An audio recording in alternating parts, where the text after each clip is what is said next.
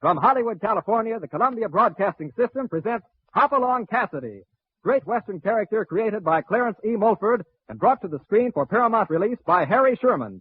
This is another new CBS program plainly marked for future reference. See that rolling cowboy riding down that lonesome trail, twilight shadows swaying to the tune of his lonesome wail. Well, he's riding home. A roving cowboy, like a knight riding out of the west, a lone figure gallops through the prairies and mountains of the land he loves, lending a hand to those who need him, solving problems in his own way. The greatest of all cowboys, in fact or fancy, the foreman of the famous Bar 20 Ranch, here he comes, Hopalong Cassidy. Look out there. Hello, Hoppy, what's up? Rustler's an Eagle Pass. Hopalong Cassidy. Everywhere in the West, that name is feared by lawbreakers. Hurry up, you birds. Change them brands and let's get this herd moving. Boss, who's that coming? Holy smoke! Get moving! Every man for himself! That's Hopalong Cassidy!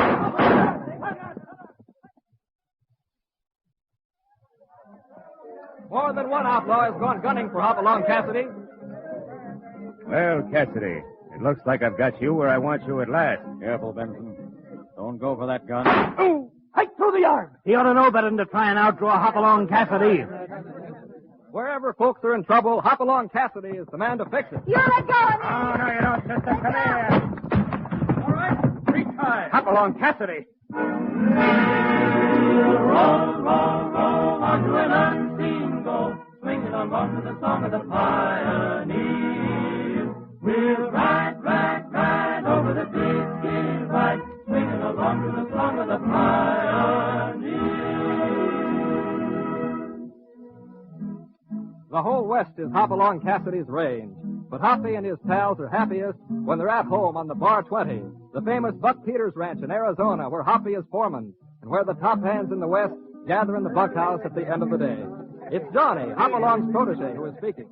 Hoppy, I found a break in the drift fence down on that west pasture. That's so? I'll send one of the boys down tomorrow. Okay. Right now, I'd like to hear some music. How about a song, boys? Sure, Hoppy. Skinny's guitar just got here. Dick brought it up from town with the mail. Sure is pretty, too, Hoppy. Listen.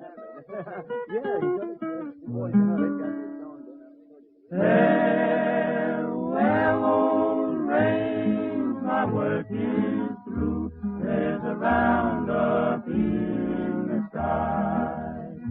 I give my pony back to you. There's a roundup in the sky.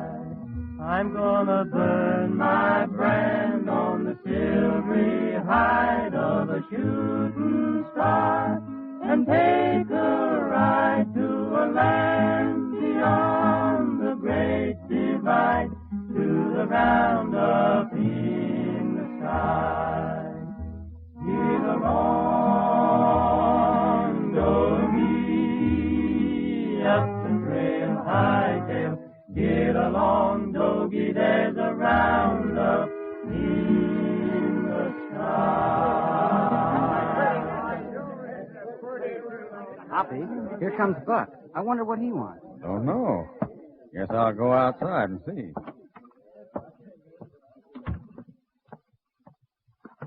Well, Hoppy, boys sound pretty happy tonight. Yes, Buck. The roundup's over. They're celebrating. That's fine. Good for 'em.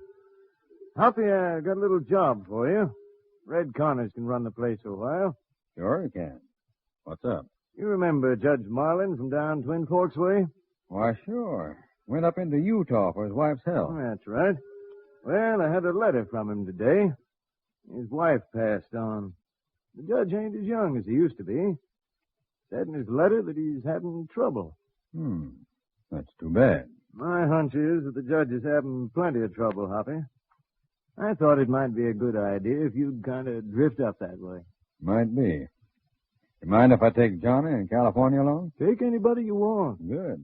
And by the way, let's just say that it's a cattle buying trip. Good idea. And give my best to the judge. I'll do that.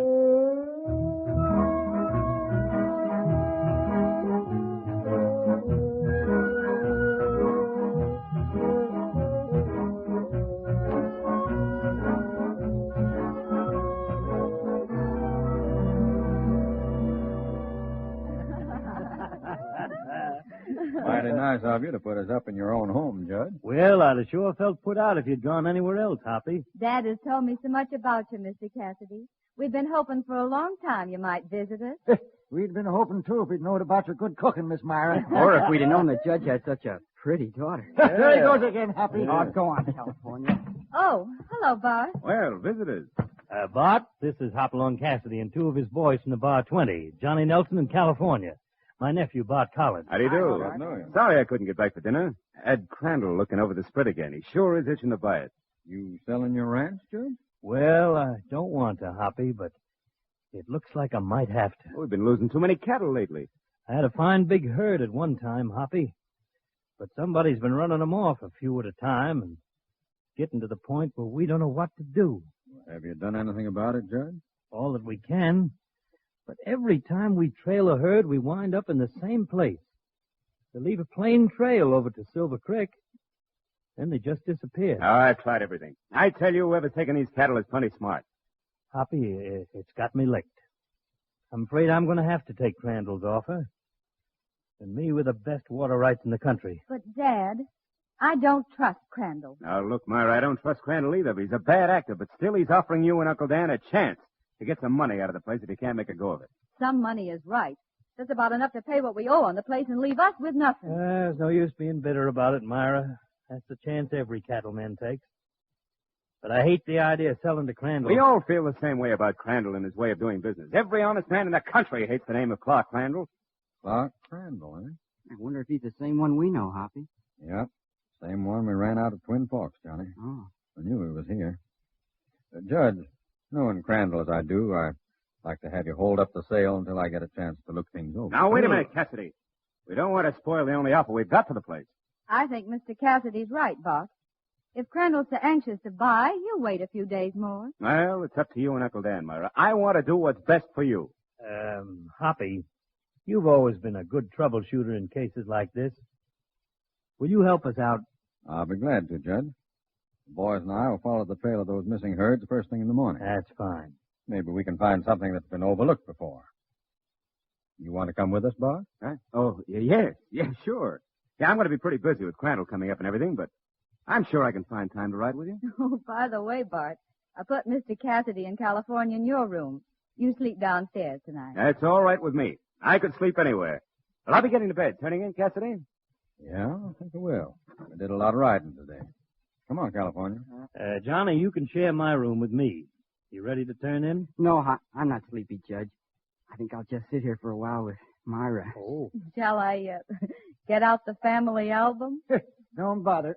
Johnny's just interested in looking at one member of the Go on, family. get out of here. Come on, California. Good night, Hoppy. Your room's right up the stairs. Thanks, Judge. Good night. Well, see you in the morning, Bart. Oh, wait a minute, Cassidy. I didn't want to say anything in front of Myra and the judge. But Clark Crandall's gunning for you. He knows you're here. He's been gunning for me for a long time. I know. But he means business. Take my tip and be on your guard every minute, as long as you're here. Well, thanks, Bart. Good night. Come on, California. Good night. Hey, that Bart's a pretty nice feller, Hoppy. Yeah. We never should have let Crandall out of Twin Forks, though. Yeah. Bad penny always turns up again somewhere. Well, here we are. You got a match, Hoppy? No, wait a minute. Stand over there. What for?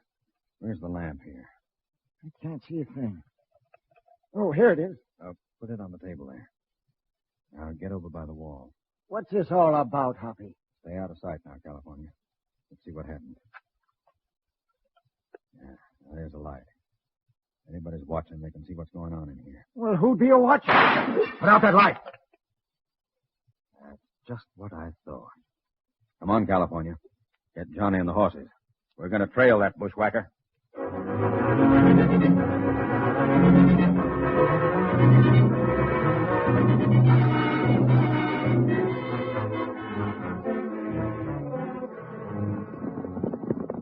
Hold on, boys. Slow down, boys. Ride into town easy. Sure, just like we're moseying along and coming in to see the sight. Shucks, Hoppy. I heard this is a tough town. Don't look like it to me. Was you ever in a tough town, California? Was I? Why, I was in Tombstone when it was booming. Now, there was a tough town. I saw 4 shooting there just while I was tying up my horse. Had to blast a couple of hombres myself. They come up to me spoiling for a fight. And I says to him, California's dreaming again, Hoppy. What are we going to do with him? Just let him keep on bragging about how tough he is, Johnny. Someday somebody will make him prove it. I'd like to see him try it. Why, Hey, Injuns! Run for your lives! Whoa, hold on, California. That's just a shooting gallery, California. Fine thing. Shooting gallery in a tough town like this. Did you see him start running, Hoppy? Step right up and hit the bullseye. Why, I remember down in Tombstone. Oh, shut up. Never mind, old-timer. Let's tie our horses here. Paradise Saloon, huh? Shore's lit up. Looks like the hottest spot in town. Yeah. I reckon the trail leads right in there, boy. Remember now, California, not too many drinks. Why, Hoppy, you know you never let me have nothing but sarsaparilla. What'll it be for you, gentlemen? Oh, I'll have sarsaparilla all around. Yeah, that's right. That's a very refreshing drink, California. Let's sit down here at this table and listen to the music. In the gloaming, oh, my darling, when the lights are dim and low, and the quiet shadows falling, softly come and softly go. When the winds are sobbing faintly with a gentle unknown woe, will you think of me and love me as you did once long ago?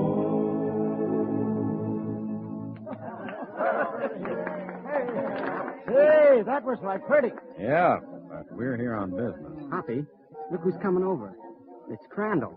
He's our business. Well, just like old times. Welcome to Stony Creek, Cassidy. I heard how well you were doing here, Crandall. Thought I'd drop in and see you. Yeah, I sure appreciate that. But I guess you'll be moving on in the morning, won't you? Maybe. I know how it is on these cattle buying trips. You have to keep moving. Sometimes. There's a lot of fine stock up in Grass Valley. A lot of fine cattle here, too. Or there was. Till the rustlers moved in. Yeah. Too bad, ain't it? I think it is. You aiming to do something about it? Maybe. Hoppy, we're collecting a crowd. Sit tight, Johnny. Cassidy, you're off your range, ain't you? I've always made a habit of riding where I wanted to, Crandall. Things are different here than they were in Twin Forks. This time I'm in the saddle. And I'm warning you to keep your hands off. Sorry, Crandall. I'm not taking your advice. If you got any more to say, you can find me at Judge Marlin's ranch. Come on, boys. Get him, men. Get Cassidy first. No, you don't. California, the light. Hey, I can't see him. Look out, Hoppy. Outside, you guys. Watch the door, Hoppy. Oh, let him go. Yeah. Looks like we got the place to ourselves, Hoppy. I don't think we want it. Come on. Yeah. Let's go outside. Hey, what you limping for, California? Who's limping? You are. Oh, it ain't nothing. One of them varmints kicked me in the shins. I bet he's sorry, though. Wait a minute. Who's this coming? All right, Cassidy? It's Bart. Sure, we're all right. Why? Well, you got away from the house in an awful hurry. I heard the shot, and by the time I got out of the house, you fellas were riding away. Yeah, we trailed a bushwhacker into town. Did you find him? I don't know. But we had a talk with Crandall. Yeah, and we had a lot of fun, too. We cleaned out the Paradise Saloon. Why, you ought to see me. 8 men. jumping You're lucky, around. Cassidy. That Crandall's a dangerous man. Frankly, he's got me worried. Maybe we can worry him some after we look over the ranch in the morning.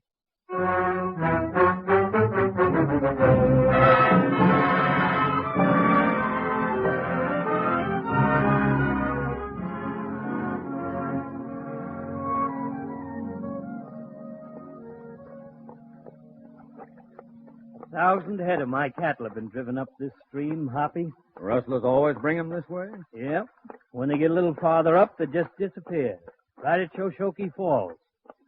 Bart's trailed them time after time. Yeah, I don't know what to make of it. Cattle can't just fly away. Well, they walked this far. Plenty of signs of them along the banks here. There's the waterfall right up ahead. Say, right pretty spot. Isn't that romantic, Miss Myra? You coming, California? Yep. What's the idea of riding in the middle of the creek? Because Hoppy says so. Come on. All right, let's ride up on the bank here. Come on, boy. Up. Come on. Come on, boy. So this is where the trail ends, right by the waterfall. Yep. Ends right here, Hoppy, right here with no place to go. We've scouted both ways from here for miles, and not a sign of a trail. Well, I'd say there's only one answer to that. What do you mean, Hoppy? Cattle don't climb the cliffs, and they don't stay here, so the only place for them to go is right through that waterfall. Well, where does that get them? On the other side of the waterfall. Tie your horses. Let's go on in. Cut some torches from that dead tree, boys. How do you aim to get through, Cassidy? That water will pound you to pieces. It doesn't pound the cattle to pieces, Bart. Besides, there's a little ledge that leads in there from the side. Oh? Hoppy, you ain't aiming to walk under that water, are you? No. We're going to climb along that ledge there and go in right behind it. It doesn't look very safe to me, Cassidy. We can get through, all right. Judge, I'll lead the way. You stay close to me. All right. I'll help Myra. You go ahead, California. I'll bring up the rear. Watch the step now. Take my hand now, Myra. Wait, Hoppy. Bart fell. Come on, let's give him a hand. Reach down there, Johnny. Get hold of him. Easy now. Oh, my leg. Easy. Lay him down. Landed right on a rock. Hey, let me see it, Bart. No. No, don't worry about me. You go ahead. I'll be all right till you get back. Are you sure you're all right? Sure. Just help me up the bank, will you? Yeah, come on. Okay, all right. We got him, Hoppy. There, Johnny. You all go on with Cassidy. We've got to find out what's behind those falls. Too bad you can't go with us, Bart. Well, come on, folks. Let's see where those cattle have been going. Take my hand now, Myra. Right this way. Hold on to me. I don't want to slip. I will. Watch out for that water now. Oh. Oh, it's cold. Too much water for me. Now, over that rock. I'll be doggone. We're in. I didn't think we'd make it. Well, there's the answer to your disappearing cattle, Judge. Looks like you hit it right on the head, Hoppy. Will you look at that? A regular cave back in here. Come on, let's get back to those falls. Huh? Sure is big in here. I got soap coming through there, but it's worth it. Where do we go from here, Hoppy? The cave just cut us off in all them tunnels. Well, that's easy, California. There's the trail the cattle left, leading right up that creek. Where do you suppose all that water comes from, Hoppy? It's way below the river that makes those falls. We'll soon find out. This stream comes from the place we're going to.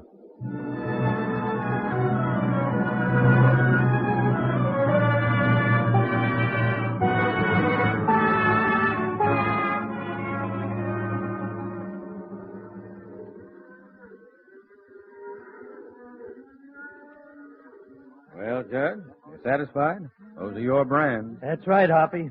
Every head of cattle that's been stolen from me is right here. And a lot of others, too. What a setup. With those cliffs on all sides, nobody can get into this canyon or out of it without going through the cave. And there's plenty of feed and water. That's the creek that flows through the cave. Well, if I ever take up rustling, I'm going to find me a place just like this. Yeah, sure is ideal for that. But we'd better be getting out again. We've been here for a long time, and Bart's waiting for us outside. Oh, I forgot all about Bart. Well, don't worry too much. I don't think he was hurt very bad. Hoppy, I wonder if there could be another trail out of this canyon. If there is, Judge, we haven't got time to look for it. We'll go back the way we came. Are we all ready? Let's go. Yeah, we're ready. Take my arm, Myra. And I'll hold on to you with one hand, Johnny, and on to Hoppy with the other. Hey, somebody shooting from that cliff. You'll never hit him with a Colt at that range, Johnny. Everybody into the cave. Come on. Hug the wall. You okay, Judge? Well, we're safe from that fella. Yeah. Here's a bum shot anyhow. I remember Come on. We got to hurry. What's up, Hoppy? That must have been one of Crandall's men. Now that we found their hideout, there's no time to lose. I don't understand. This is our only way out. We'd better get out before they get round by that waterfall. We go this way, down this tunnel. No, we don't. We follow the stream this way. Well, here's where we left the torches. Get them lighted again. All right. We got a long way to go before we get to that waterfall.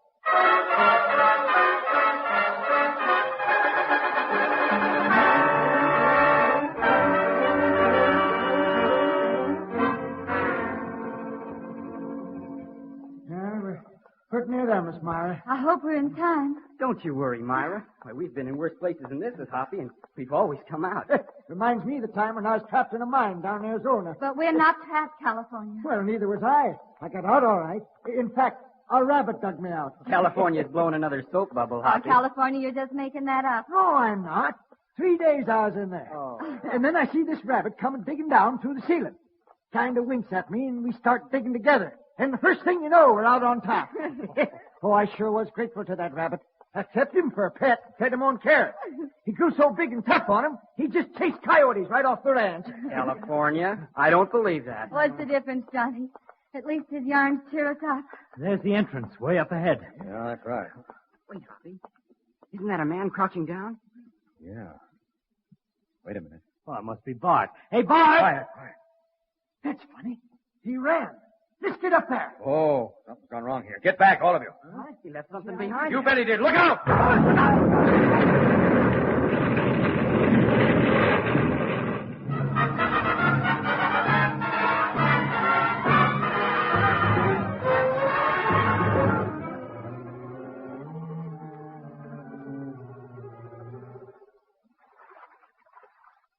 Water's piling up awful fast, Hoppy. Sure it is.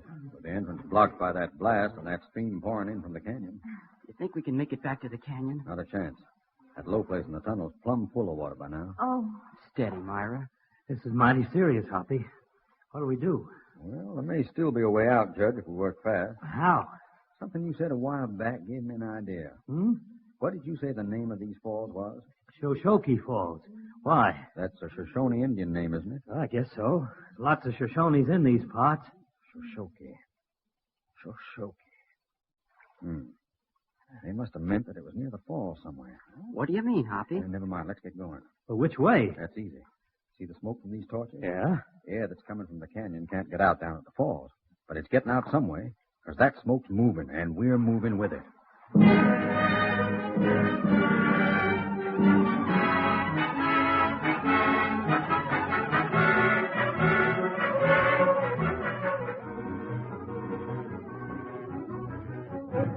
Well, here's where your smoke goes, Hoppy. Nothing but a pile of broken rock clear to the ceiling. we'll never get out of here. Easy, Myra. Come on, Johnny, California. We're going to clear this rock out by hand. Now, start right at the top. All right.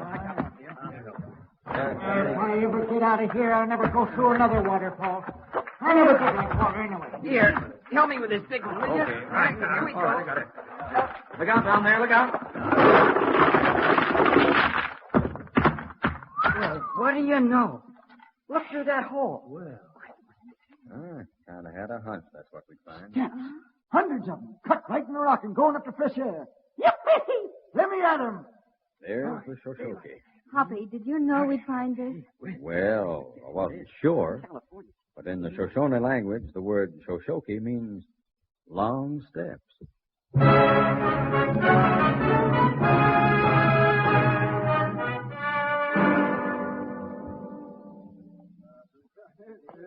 Where's Crandall's office? Upstairs, but you can't go up.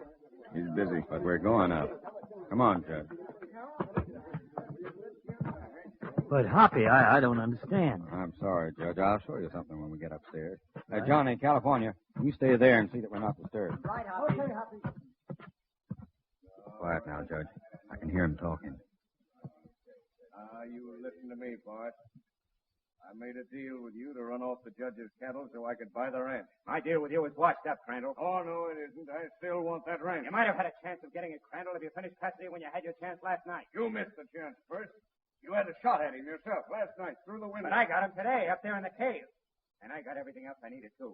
With the judge and my right of the way, the ranch belongs to me, and I don't need my deal with you.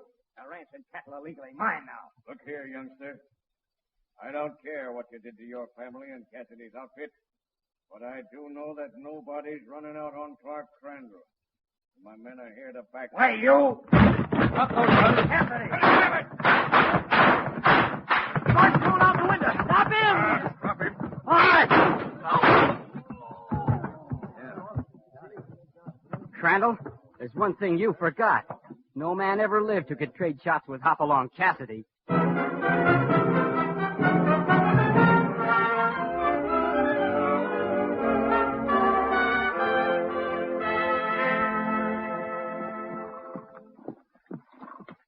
Hand me those saddlebags, Johnny.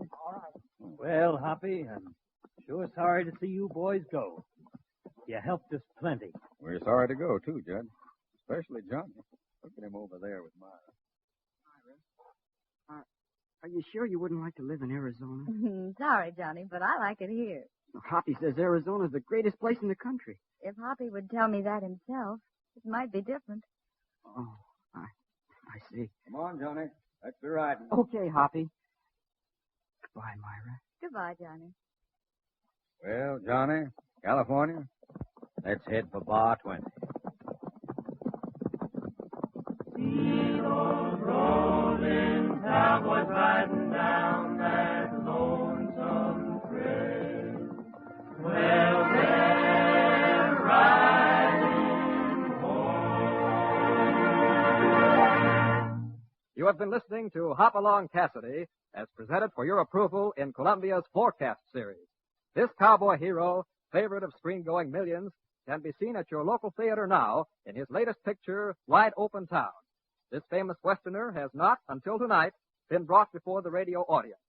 Like Class of 41, which you heard earlier, and like all other programs which Forecast presents, this was a sample broadcast intended to suggest the possibilities of a series based on an idea. If you enjoyed Hopalong Cassidy and would like to hear his adventures on the air regularly as a weekly half-hour of entertainment, we should appreciate hearing from you by card or letter to your CBS station. Tonight's production was written and directed by Paul Pierce, with music by Wilbur Hatch.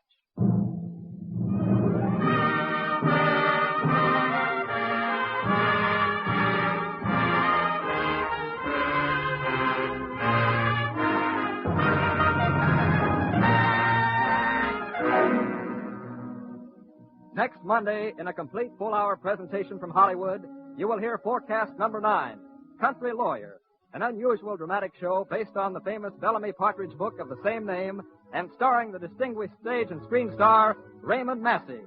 Mr. Massey, in this character, plays against the varied background of life in a small town since the turn of the century, coming into contact with the problems that confront the country lawyer in his community.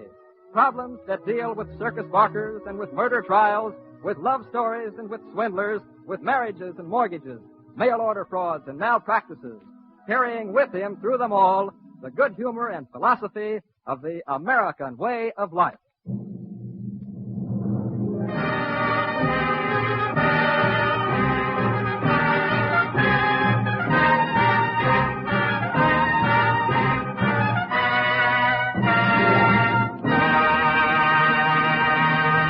Until next Monday, then, at Forecast time, this is Bob Moon speaking. This is the Columbia Broadcasting System.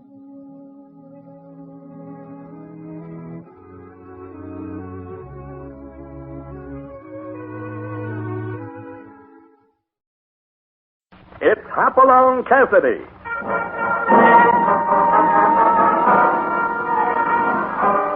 With action and suspense out of the Old West comes the most famous hero of them all, Hopalong Cassidy, starring William Boyd.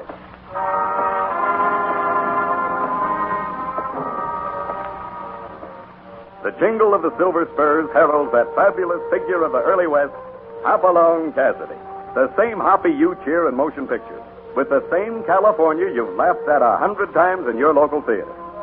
These famous partners come riding into radio just as you've asked for them. William Boyd as Hopalong Cassidy and Andy Clyde as California. Our story tonight, Dead Man's Hand.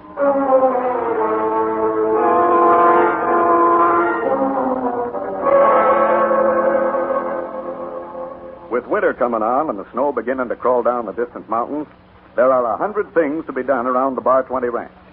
But Hopalong Cassidy knows that some of those things will have to wait, for he and California are going to have another job to do. Oh, it might be an easy job, like just giving a friend a helping hand. Then again, it might mean tangling with a treacherous gang who put gold nuggets about human life. Hoppy, how in tarnation am I going to get my work done with you snaking me in off in the range like a lamed-up dog? No, I wouldn't have sent that rider out after you without a pretty good reason, California. Well, my ears are up. Let's have her. You remember Kit Kirby? Do I remember Kit? Why, he was one of the best hands we ever had. He's in trouble. Listen to this letter I got this morning. Dear Hoppy, I'm writing you because I think you're the only friend I got left. Gold is where you find it, they say, and my partner Joe and I found it after 3 years in these godforsaken mountains. Our first samples assayed $500 to the ton. Gee, Willie, that's a rich strike. Sure is. We thought we were lucky until the day Joe left with the second batch of samples, and I found him 10 hours later in Whitewater Pass with a bullet in his back. So I'm alone now. But that's not why I'm writing you. My wife Sally is alone, too, in Indian Spring, and she needs help, Hoppy, your kind of help. That's all I can say now. Wish me luck, pal. Kit Kirby. Sounds like the boy has got himself in trouble. Yeah, I believe Kit's in real trouble. More than this letter tells.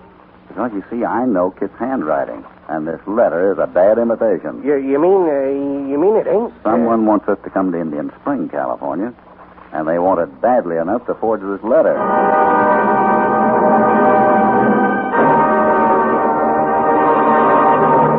Now a word from your announcer.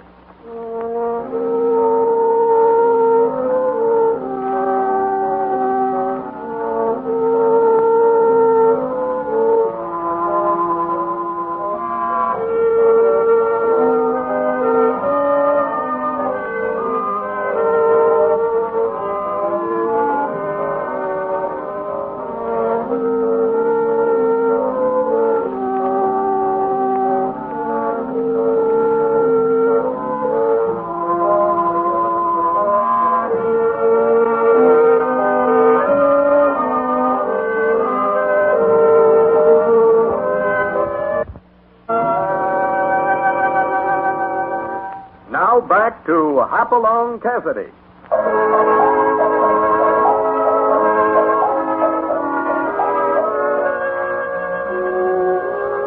There was a 4-day ride behind them when Hoppy and California pulled into the rough, dirty little town of Indian Spring. And as they walked into the town's rickety hotel, past a poker game to the bar, Hoppy knew that only gold would bring Kit Kirby to a place like this. Jack's the better to open. I'll raise you, Ed. I'm good for the limit. How many? How many what? Well, all we got's whiskey, so I don't ask what do you want. I ask how many. And suppose a fellow wants a room for the night. How long are you staying? Does that make any difference? Well, not to me, but it might to you. If I was you, I'd ride on to Sahara in the morning. You know, mister, offhand, I'd say you were scared of something. Well, it ain't only me. It's everybody around here. Look, if you're smart, you'll get right back on that horse of yours. Jerry! Yeah, Luke? You're around here to tend bar, ain't you, Jerry? Sure, Well, Luke. quit your shooting off your mouth and set up them that drinks. Yeah. You hear? Right away, Luke. Jerry the jackrabbit. Look at him jump. Talking. All the time talking. Any objections? Yeah. Talking can get a man into a heap of trouble, pal. Remember that on your way out of town tomorrow.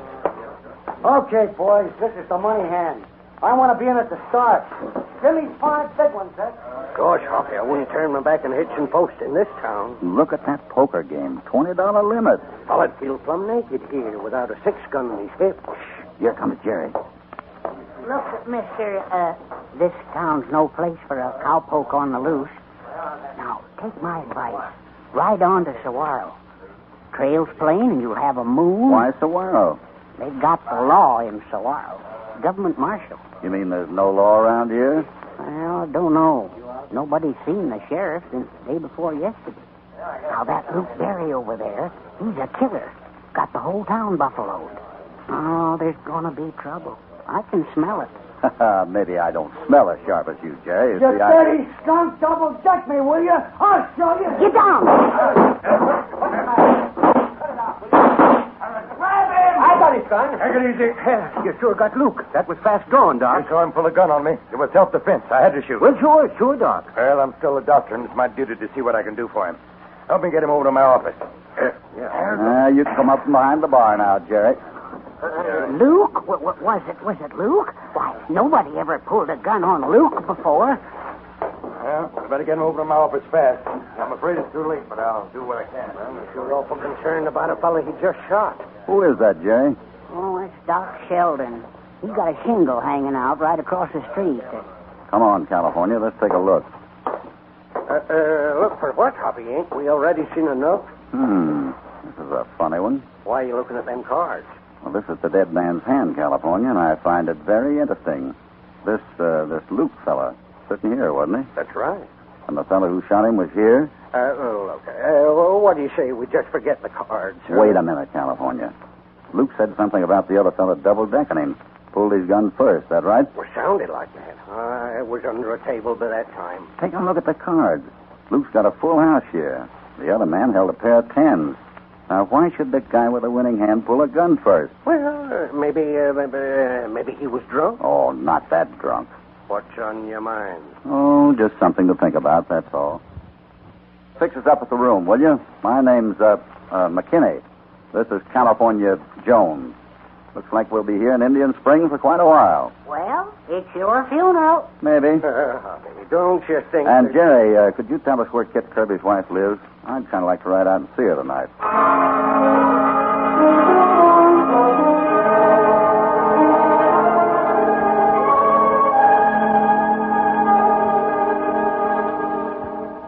I'm so glad to see you, Mr. Cassidy.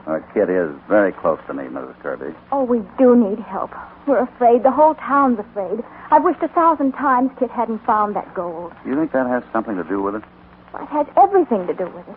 The night Joe brought in the first sample, someone broke into the assay office and stole the reports. That's how news of the strike got out. Joe went to Sheriff Underwood, but I guess someone else got there first. How's that? Well, the sheriff seemed afraid to do anything. Then Mr. Sykes at Wells Fargo called a protest meeting.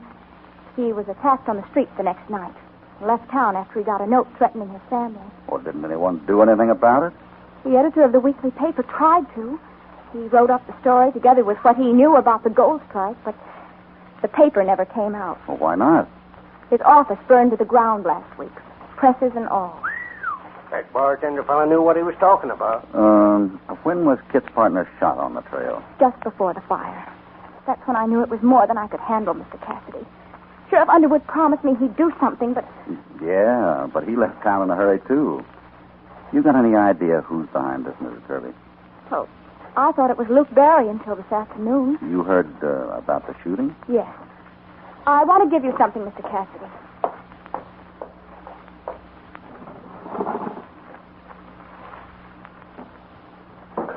It's a map that'll tell you how to get to the mine after the trail leaves Whitewater Pass. I just drew it from memory. No one knows how to get there, you see. There's a maze of mountains and canyons beyond the pass. Kit's up there now, huh?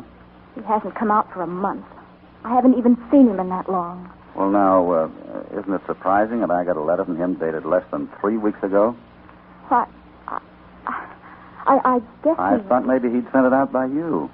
But you say you hadn't seen him. You know, Mrs. Kirby, it's awfully hard to help when you just know half the story. All right. I'll tell you. I did write that letter. But it was only because Kit needs help so desperately. And even if he could get a letter to you, you know how proud he is. He'd never ask anyone for help. I know. He's got more spirit than Topper. That's saying a lot, because Topper's a mighty fine bit of horseflesh. It was wrong of me to sign Kit's name to that letter, I know. But you do understand why I did it. Yes, I do, Mrs. Kirby, but just don't make a practice of it, or somebody else might not understand. Now about Kit. He's afraid he might get the same reception as his partner if he starts down the trail. So he's just sitting tight, huh? Yes, but he has to come out, Mr. Cassidy. It's snowing up there already, and he's almost out of supplies. What about the gold? Well, that's up there, too. Over $40,000 worth of it. And it's got to come out sometime through Indian Spring, Wells Fargo. Tell me, is there anyone in town you know you can trust? Just Doc Sheldon. He's one of Kit's best friends. Oh, I see him coming up the walk now. Mrs. Kirby, we'll be in the next room. Don't tell him we're here. But he's... Please. Oh, all right. Come on, California. Right behind you.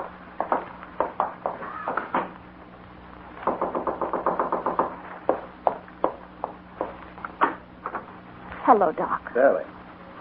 You, heard about Luke Barry? I heard he was shot. Is he... Died in my office an hour ago. He drew a gun on me first. Clear-cut case of self-defense. Half a dozen witnesses. I thought you'd want to know, Sally. Luke told me everything. What do you mean, Doc? He was back of the whole thing. That business at the assay office. The fire, all of it. Sally, honey, I think we're out of the woods now. The reign of terror is over. I'm not so sure. You still think Luke was working for someone else? Oh, I don't know, Doc. It's been such a nightmare I can't think anymore. You've got to think, Sally. That Kit. He's got to get out of the mountains before the snow bottles him up. Any news on the sheriff? Haven't heard. I think he's gone to Saguaro for the marshal. Take a look out the window there. What? That sky. Snow could hit those mountains again tonight. It doesn't make sense, Sally. We've got to go up there and get Kit out. I told you I arranged with the sheriff, Doc. I tell you, this secrecy business is only hurting Kit. Winter doesn't wait for anyone. All right, Doc. If the sheriff isn't back by tomorrow morning, I'll take you up. That's better, Sally. Now you're being sensible. I'll be here tomorrow morning at sunup. Yes, Doc, I'll be ready. Good night, Sally. Good night.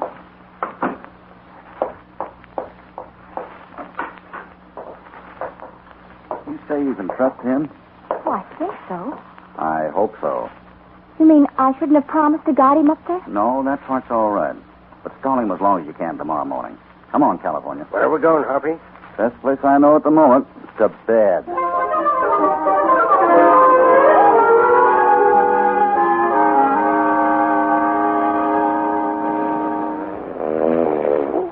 California. California, wake up. No. California. No, thank you, ma'am. No more meatballs. I get all the roast turkey I can eat. Always thinking of food. California. Hoppy, Hoppy, what time is it? Why, Get your britches on. It's dark. What, why... Get your britches on. I got an idea. Great time to get ideas, Hoppy. Run me ragged all day, ducking lead in the barroom. Then ain't got the decency... Hurry up. Can't find my boots. Maybe my eyes are still closed. Never mind the boots, just the britches. You ready? Yeah, but, Come on. What's got into you, Hoppy? What time in the morning is it anyway? It's 4 o'clock. Now be very quiet and follow me. Right down the stairway into the barroom. What is this? I want to try a little experiment. I give up. I'm going to get me a nice, quiet job in a chuck wagon somewhere. Getting up at 4 in the morning to do spearments. When a man works as hard as I do, Hoppy, he needs his 40 winch. Here we are. This is the table. What table? Well, the boys were playing poker this afternoon. Now, you sit there. That's it. And I'll sit here facing you with the bar at my back.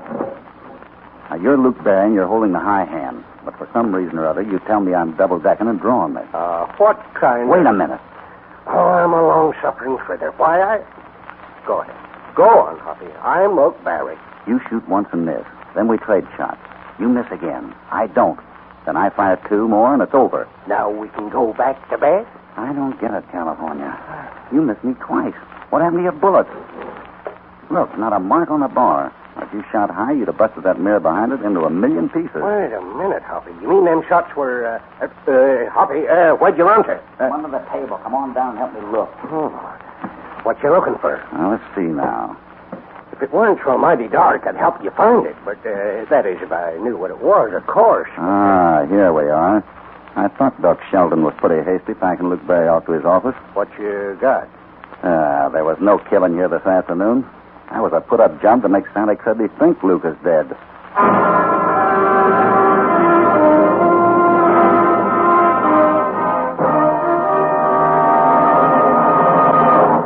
Before we continue with the exciting story, Dead Man's Hand, here is a word from your announcer.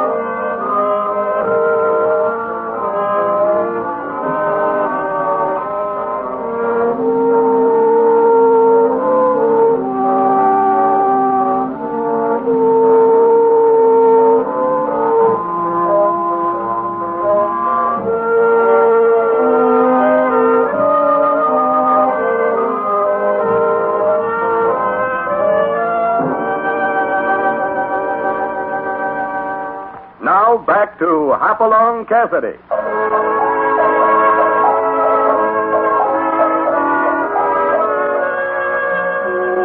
Hoppy and California have been in a lot of strange places at some very odd hours.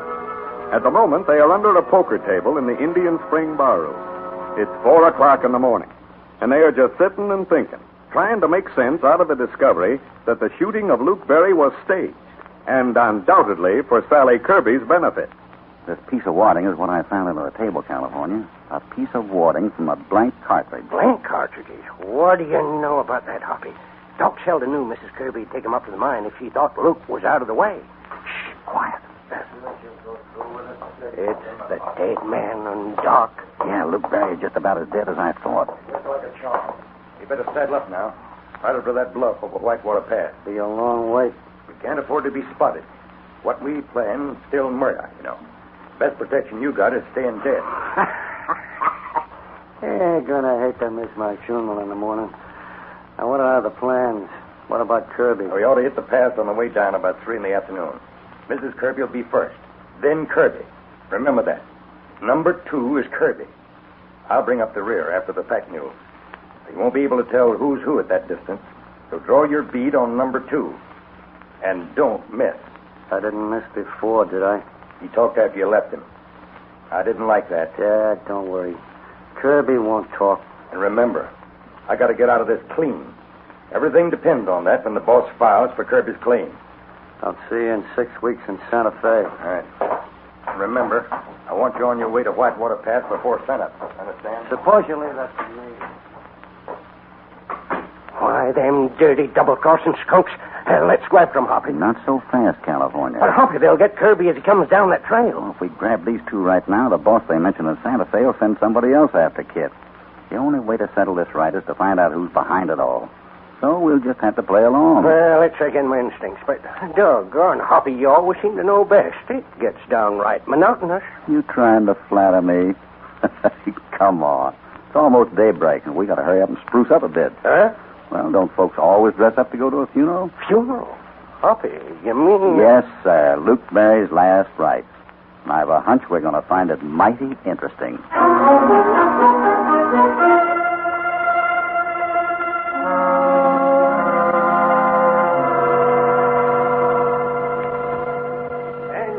Being there's no preacher in Indian Spring, I just thought that I'd get up and take charge here. Now, as you know, we're sending Luke Berry to his reward. And at a time like this, we're supposed to say something nice about the deceased. Now, being the deceased is Luke Berry, that regulation puts me at a whopping handicap. Hoppy, Lantern Nation. Take it easy. I'll tell you when. Anyone present got anything nice to say about Luke? Well, that being the case, sermon's over. Let him down easy, boys. Just a minute. What's the matter, mister? Let's not be too hasty putting old Luke away. I'm one of his best friends, and I'd like to see the body. No. I'm sorry, mister. She's nailed down to stay. Rip her up. I want to see him. You get back down You there heard what before I said. Take the lid off of that coffin. Well, you'll get tough with me, will you? And it isn't customary for the parson to pull a gun on the chief mourner. California. Yeah? Take the lid off. Right, Hoppy. Order come off easy. One of the boards is cracked. Hey, listen, stop it, will you? I'd shut up if I were you. Here she comes. There. Who's in it? I don't know. Never seen him. Good Lord. Why, it's Sheriff Underwood. Oh, my goodness. Just a minute, folks. Just a minute. I know I'm a stranger to all of you, but I'd like to say something. Well, speak up, mister. Yeah, what do you got to offer there? Since I rode into this town yesterday, I've seen nothing but fear. All of you are shaking in your boots. Now, you're only as strong as you want to be. If you want to lie down and keep taking it, there's plenty of rats who will keep walking on you. It's up to you. How much longer are you going to take it? Well, what have you got to offer? Okay, mister, we're listening. All right, you got a jail in town. I saw it. Put the parson here inside it, and I'll have another one for you by nightfall. Come on, California, we got a job to do and do fast. It's all right.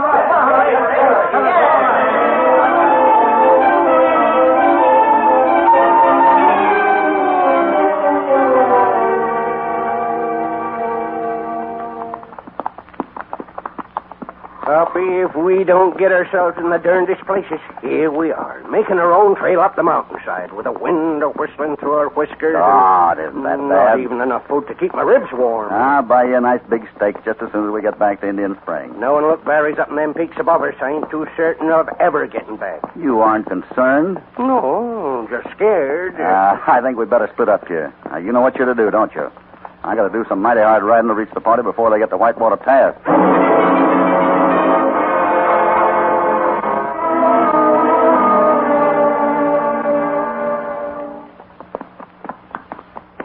We were so afraid that you might get snowed in, Kit. It's been a long week up there, Sally. Seems good to be headed down this trail. There's nothing to be afraid of now, Kit. Luke Barry is dead. Oh, is that someone coming up? Well, it's Mr. Cassidy. Hello there. Hop along. Say, what are you doing here? Oh, Topper needed a little exercise. How are you, kid? Oh, golly, it's good to see you, Hoppy. Hey, wait till you hear about my gold strike. We've had a fine trip, Mr. Cassidy. Doc Sheldon's been keeping a sharp lookout. Oh, have you two met? Mr. Cassidy's an old friend of Kit's, Doc. No, we haven't met. Howdy, Doc. Guess maybe I'll ride back to the end of the line and join you, if you don't mind. Maybe I can help you watch for any danger. No, I don't know what... Mrs. Kirby, when we round this next bend, we'll be in Whitewater Pass. Can you make your horse stumble and not hurt yourself? I don't understand. Please don't ask questions. Just do as I say. All right.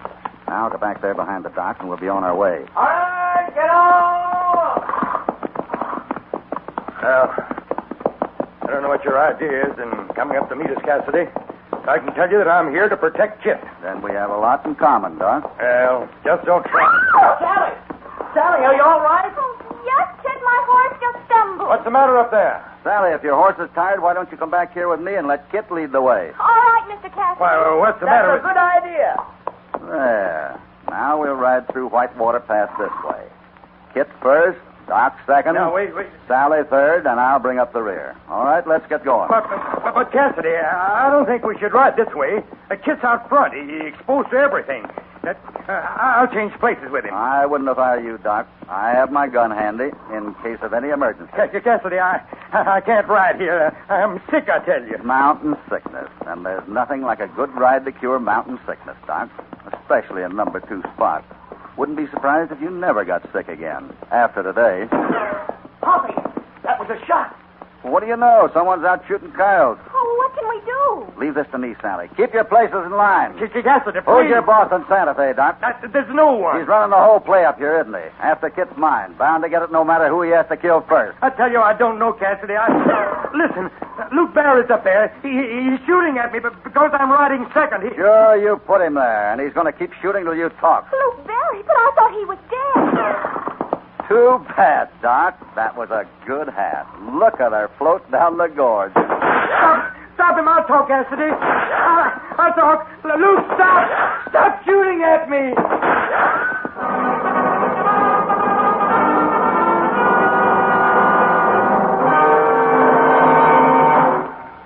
Now a word from your announcer.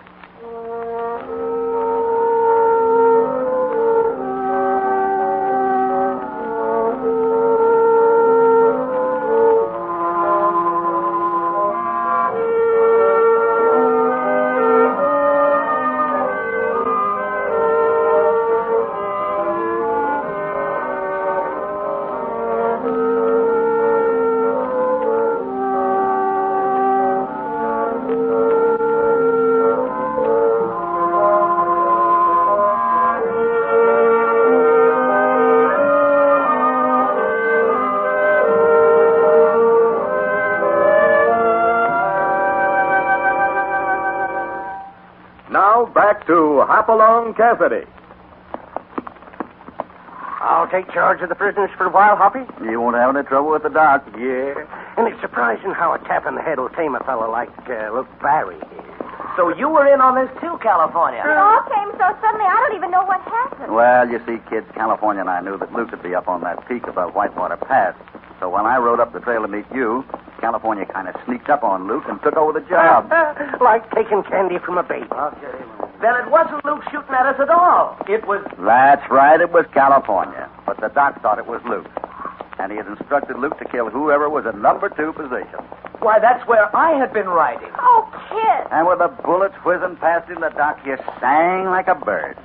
And now we know about the whole crooked mining outfit in San Jose. Good old Doc. He just needed a little persuasion. That's right.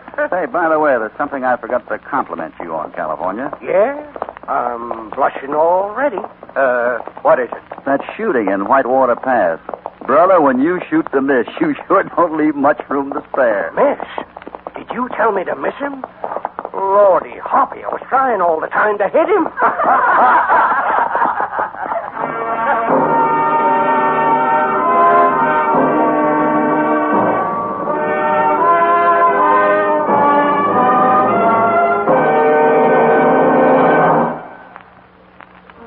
Goodbye from Hopalong Cassidy and California. Another job is done and they're heading back to the Bar 20. But they'd be mighty pleased if you join them again next week for another story of action and excitement. Hopalong Cassidy, starring William Boyd, is transcribed and produced in the West by Walter White, Jr. Dead Man's Hand was written by Harold Swanton. All stories are based upon the characters created by Clarence E. Mulford. This is a Commodore production.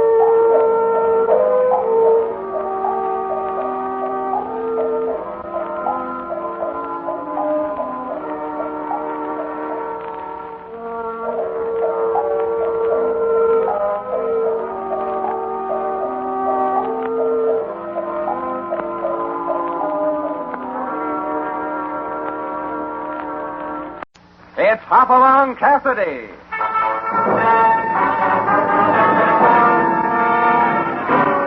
With action and suspense out of the Old West comes the most famous hero of them all, Hopalong Cassidy, starring William Boyd.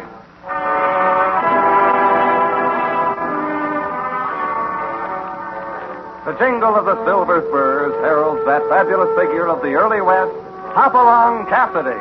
The same Hoppy you cheer in motion pictures with the same California you've laughed at 100 times in your local theater.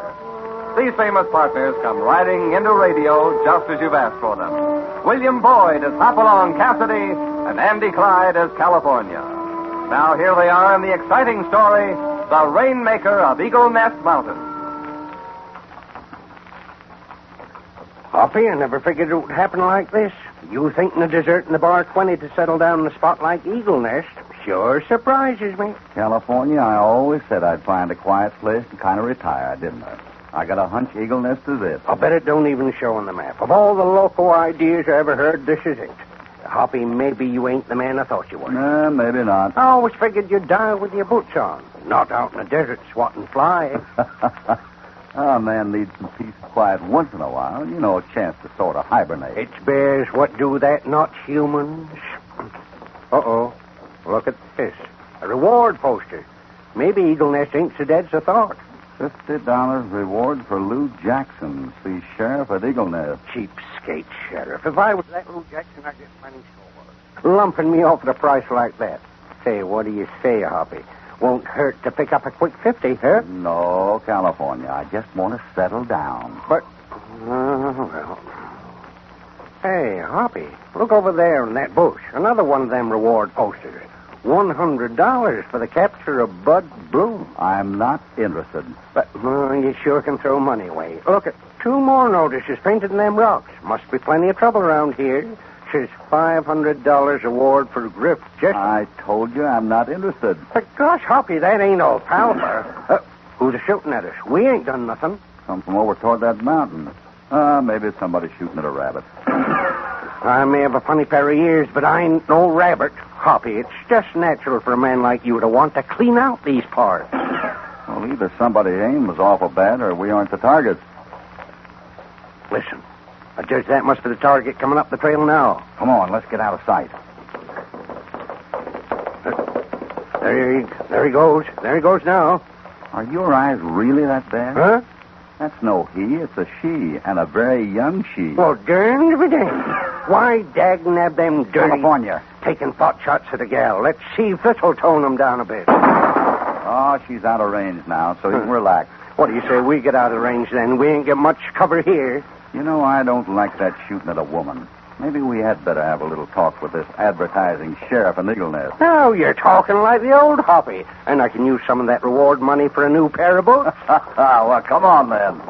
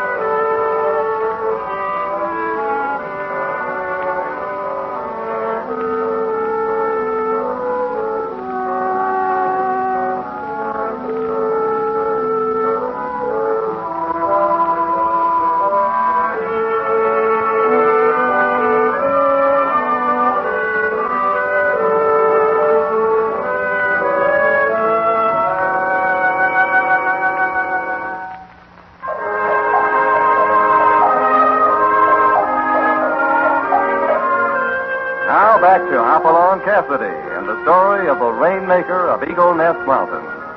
Hoppy in California have ridden into Eagle Nest and find there's not much of a town to welcome them. The Eagle Nest sure looks like a good place to feel lonesome in. Here's an eating house. Bud Bloom's place. How about a cup of coffee? Did you say Bud Bloom? Well, that's what it says over the door. Hoppy. That's the lump that was worth $100, remember? Here's our first reward money. Well, let's have a look. Howdy. Hello. Mr. Bloom? Well, that's right. What can I do for you? Tell him to throw his hands up quick, Hoppy. Shh, not so fast. Been in this town long, Mr. Bloom? Almost 10 years. Get him, Hoppy, quick. Ever hear of Blue Jackson? Why, sure. He owns that barber shop over there. You get him, Hoppy, and I'll go after the hair clipper. Don't be so fast, California. There's something funny about all this. Mr. Bloom, did you ever hear of a fellow named Griff Jessup? Of course. He runs the Buckhorn Bar across the street. Why? Is that so? This is going to be handy-dandy. Get him all in 5 minutes. It'll bring us about, let me see. But California, these are all prominent men in this town. I ain't interested in the social standing. It's the price they'll bring. I've got a hunch. You wait here. I'll be back in a few minutes. And don't do anything. But, Hoppy, no, wait a minute. Gosh darn it. Spoiling my easy money. Hey, you, Bloom? Yeah? Cup of java. They're coming right up. Well, hello, Bud. Well, howdy, Griff. What'll it be? Oh, spaghetti, I guess. Did he call you Griff? Oh, sure. Griff Jessup? That's right. That settles it. A man can just stand so much temptation. Get your mitts in the air, you two. What do you mean by that? Get him up quick, I said. Well, now, if it's money... It's money, all right. Reward money. I seen your ugly mugs tacked up to a tree just out of town. Oh, those posters. Why, you leather-headed fool. Don't pay no attention to them. That's all a gag. I'm laughing, all right. Mostly at the thought of that $600. You'll be sorry for this, Big Ears. Get moving, Fatty, towards the sheriff's house. Huh? This is the easiest money I ever made. Well, let's get to walking and get this over with. Walk? Who said anything about us walking? You do the walking. We will. Get going. I'm getting on my horse, and I'm going to drive you up there just like a bunch of dogies. Oh, boy, if the folks back there in town could only see me now. Oh, get along, little doggie, get along, little doggie.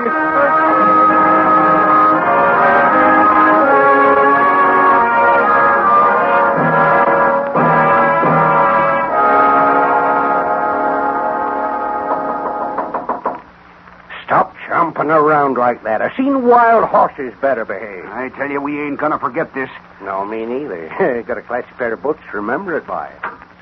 Yes? Howdy, Sheriff. I'm California Carson. I got a dangerous bunch of outlaws here, which you offers a reward for. What? Tell this man to turn us loose, Mr. Wetzel. I'd like a chance to settle Ain't this I with him. chained you two down enough yet, or will I slug 'em good, Sheriff? Untie those men immediately and stop calling me Sheriff. My name is Wetzel. Let those buzzards fly the coop. I'm hanging on to them until I see the Sheriff. Then, if you ain't him... Now, this is ridiculous. You're liable to have a long wait for the Sheriff. He hasn't been home here in 2 months. What kind of screwy The Sheriff has been working so consistently and constantly with his rain-making machine that he's grown quite eccentric. He can grow whatever he wants, as long as he gives me the reward. Oh, I've argued with you long enough, lout. Lout? This gun in my hand says you'd better turn your prisoners loose immediately. It's about time. Well, if this ain't that Better dog... do what the man says, California. Hoppy. I told you to leave it alone in the first place. But then reward post. I've explained to your stupid friend 3 times that it's all a mistake. You see, we have no need of any real law around here, and the citizens just elected Mr. Billington honorary sheriff in view of his great efforts to bring rain to this desert. And he ain't even a real sheriff? Oh, of course not. He posts those reward signs constantly, and all the people with intelligence know enough to just smile at them. I ought to take my $600 out of your hide. Turn the men loose, California. Our apologies, gentlemen. My friend here was taken in, as you can understand. Sure. But just keep this bum out of my place. I'll put ant poison in his next cup of java. Incidentally, my name is Cassidy. And I'm Wetzel. I came here to work with Mr. Billington on his scientific experiment. I just rode down for supplies. And now, if you'll excuse me... Rode down? Yes, the rain-making machine is on the top of Eagle Nest Mountain. Rain in the desert? Is that the one with the sharp peak that we passed on the way into town? Yes, and you mustn't think anything about the shooting you heard. The old man always tries to frighten people away when they come too close. Well, that's interesting, but I don't believe I mentioned the incident. Did you tell Mr. Wetzel about the shots we heard, California? I ain't had a chance to tell him nothing. He's too busy doing me out my reward money. Well, it's just that he usually... What's the trouble? Oh, there's no trouble. Get on with your cooking. All right. How do you do, miss? I'm Hopalong Cassidy. Well, hello, Mr. Cassidy. This is a pleasure. I'm Martha Billington. Hoppy, this is the gal we You saw. must be the Rainmaker's daughter. Yes, my father's working so hard on that experiment. Must be cozy up there, trying to make it drizzle and shooting at people, even his Well, own. don't let us disturb you, miss. You go right on with your cooking. But don't work too hard. You already look windblown and dusty. Yes, I... Gentlemen, if I may suggest it, you had best be on your way. You've caused enough stupid trouble already nosing into everything. We've apologized for the trouble, Mr. Wetzel. But we can't help being interested in this great experiment of Mr. Billington. He certainly requires a lot of supplies, doesn't he? If you're referring to these kegs on the porch, they contain dynamite for the experiment. So you'd better not be around here lighting any matches unless you want to be blown out of town. Oh, I don't smoke. But you'd better be careful smoking that pipe that's sticking out of your pocket. Might blow your head off and make some people awfully happy. I warn you, Cassidy, if you persist in nosing around Eagle Nest Mountain, they'll take you out of here in a box. But I like it around here. Think I might start a little ranch once it commences to rain. I wish you would, Mr. Cassidy.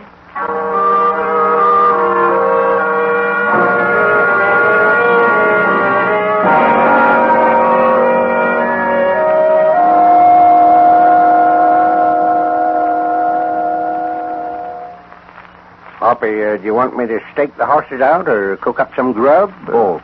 While you do the chores, I'm going to slip back to the sheriff's house and try to get word to Miss Martha. You know, I don't like that setup. Can't blame you. That Wetzel ain't exactly friendly, and that poor gal with her father shooting her off the mountain. I wouldn't judge him from Wetzel's story. This adds up to trouble, California, but I don't know quite what kind. And I was afraid you might be settling down. Well, let's see. I know the little man, and he had a little horse. And say, what'll it be tonight, Hoppy? Pork and beans, or beans and pork? Let's have both. And be sure to put a little water in the coffee. I like coffee you can pour. You insinuating I ain't a good cook? You just can't tell a cup of demi-tassy from a cup of plain coffee. I'll be back the time it's ready. If I don't get blown back.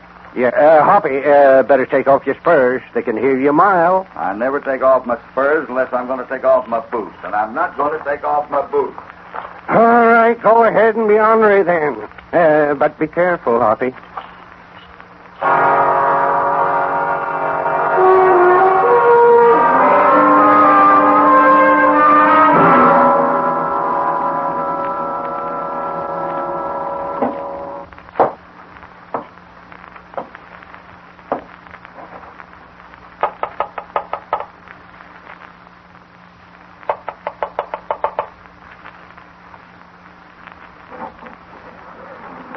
Who is it?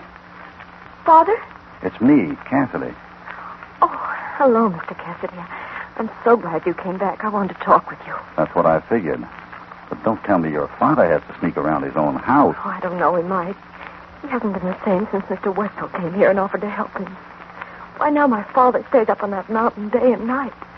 Sometimes I get so desperate I try to get up to see him. And when you do, some mysterious shots are fired at you. Why, yes. How did you know? My friend and I are riding into town and saw that little foray this afternoon. Oh, Mr. Cassidy, they tried to tell me it's my father shooting at me. I just can't believe it. Don't believe it when it's Wetzel telling you. I won't stop until I get up to see him.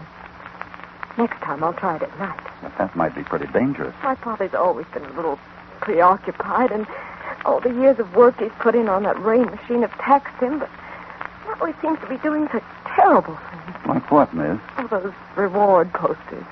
Why, those men are his friends. And now every week or so there are more of them tacked up on the trail into town. Have you ever seen him tack them up? No, I guess he does it at night. And all the men make such light of it. They won't even take them down after he's posted them. What men? Oh, Mr. Wetzel's assistant. How many are there? 3, I think. He says they're metallurgical students. But everything is kept so secret now. Miss Martha, these kegs of dynamite here on the porch. Oh, my father's always used it in his experiments, but never so much as this before. Well, there's nearly a wagon load stacked here now. They must be getting ready to do something terrible. I'm so afraid my father will get hurt. Do you mind if I have one of these kegs? Of course not. But please be careful. I never go near this stuff. Ah, it's all right. I've handled it before. Well, look at this. White gunpowder. Why, I didn't know that. It tastes good, too. Just as sweet as sugar. I wouldn't worry about any explosion with this stuff. But what's it all about?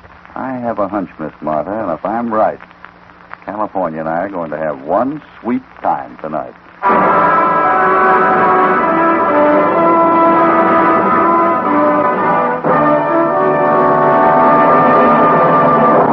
Before we continue with the exciting story of the Rainmaker of Eagle Nest Mountain, here is a word from your announcer.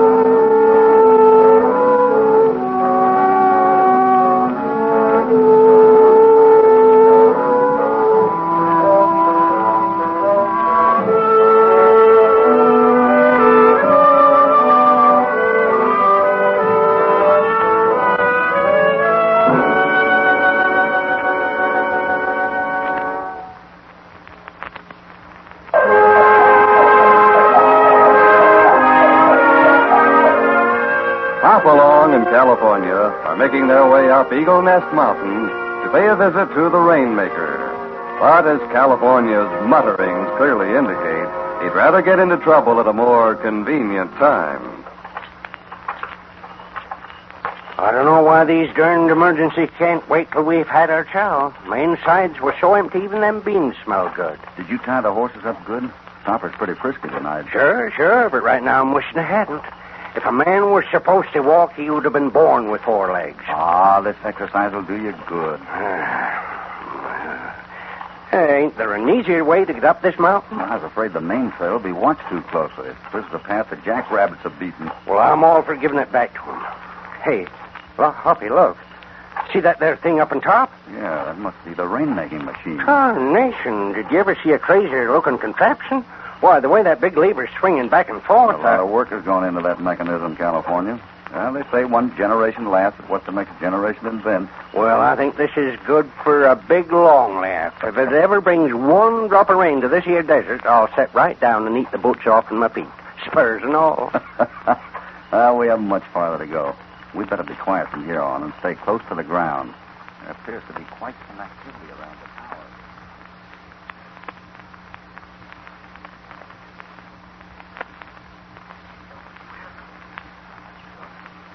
Seems like there's a rustle from behind the tower. Okay, let's go over and take a look. Hey, wait a minute.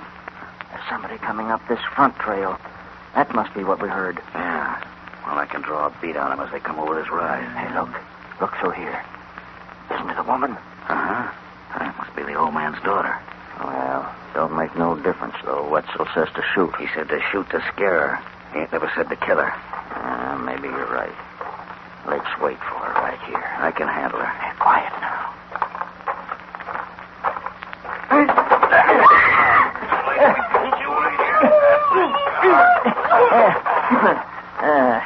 There. I guess that's done. Nicely done, man. Wetzel. Hello, boss. Didn't know you were around. I know you didn't. I was following Mark up the trail. I just wanted to wait and see how you'd handle the situation. We done all right, huh? Carry her inside the tank, Joe. Sure, boss, sure. She don't look this heavy. Slim, we got to work fast tonight. Martha's been talking. You know what that means. Yeah. This has been a good spot, but we've stayed around just about as long as we can. Especially if Cassidy's going to get snoopy. Cassidy? Yeah, rancher from the Bar 20. Always going around and getting at everybody's business. So this is how we're going to handle it, Slim. You set the dynamite with fresh caps and see that the old man is locked in the tower until we're ready. And then come and help me load the pack horse.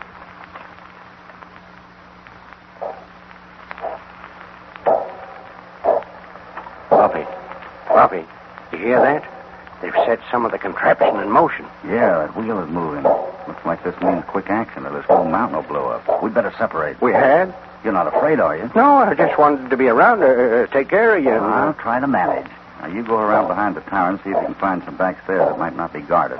I'm sure the old man must be up there. Then where'll I find you? I don't think you'll have any trouble. In a few minutes, I have a hunch it'll be easy to find where I am. Oh, gosh, I hope that contraption don't go off while we're up here in the mountain. Because then it might start to rain and me without my overshoes. Well, you can always take off your hat and soak your head.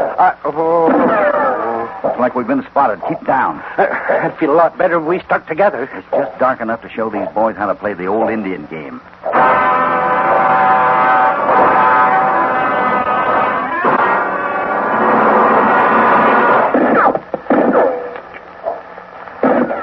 Guy out there can we ain't fighting ordinary people. Darn right we are. That's Cassidy. There he is now. All right, I got a head behind that rock. That's just his head. If I know anything about the way Cassidy operates, he's somewhere else. Well, there, Wetzel. I'll touch a match to this keg of powder. Take another look, Cassidy. Sugar won't explode. This sugar will. I rolled this keg over from the powder house.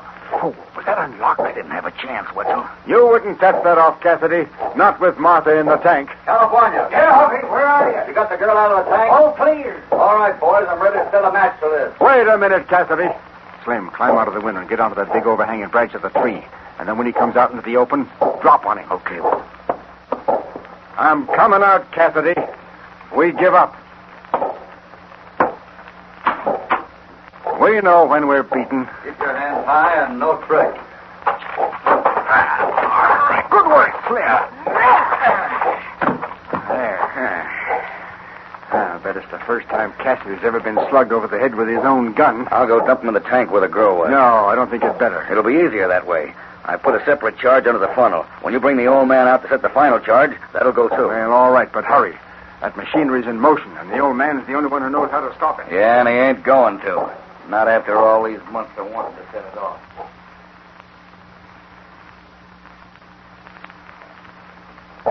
All right, Joe. Snap into it. Tie those things down. Why was that machinery started before we're off this mountain? I don't like it. I know the timing. Let's just keep moving. Now go up to the tower and bring the old man down. Well, I don't know why it has to be done this way. Hey, Slim, is that you? Yeah, it's You me. cover Joe while he goes up to the tower. Cassidy's pal might still be around here. Where are you going? I'm getting out of here. There's too much powder on this mountain to suit me. Why, you dirty The double-crosser. rest of you aren't worth saving anyway. You planned it this way. You never meant for us to get away. Now you're getting the idea. What a rat you are, Wetzel.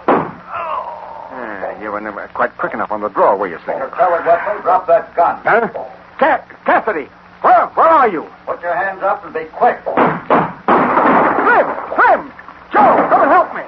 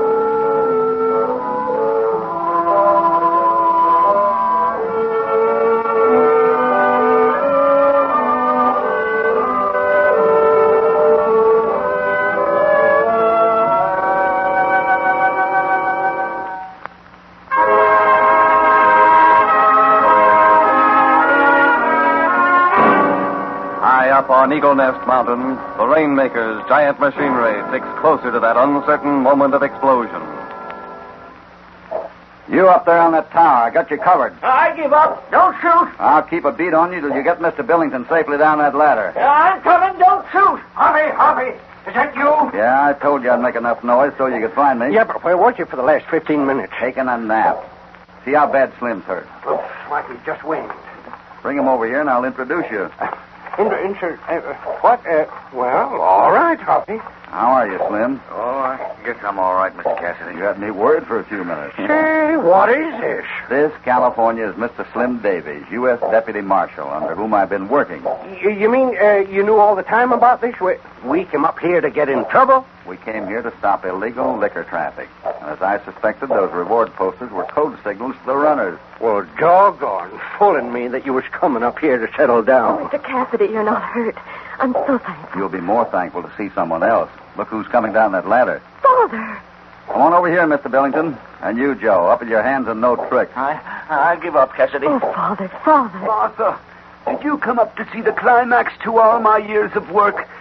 Tonight I will see success. My esteemed colleague has just informed me that everything is in readiness. What do you mean? The machinery is already in motion, Martha. There's no choice but to go through with it. I must get to the control room quickly. When the giant wheel reaches the top, the great moment will be at hand. Mr. Cassidy, isn't there great danger? Not if you get over beyond that bridge. What's my father in that control room? I don't know. All through the ages, man has sought a way to make it rain. No one has worked any harder than I have. And in a few seconds, the world will have the greatest gift science can give it, rain. I'll go in the control room with you, Mr. Billington, if you like. Delighted, my friend. But, Hoppy, there's a lot of dynamite around here. It's such a risk, Mr. Cassidy. Hurry up. The rest of you get back. Right in here, Mr. Cassidy. Now, close that door tightly. Well, I don't believe I have a match. Here's one. With the touch of this match, civilization will acclaim.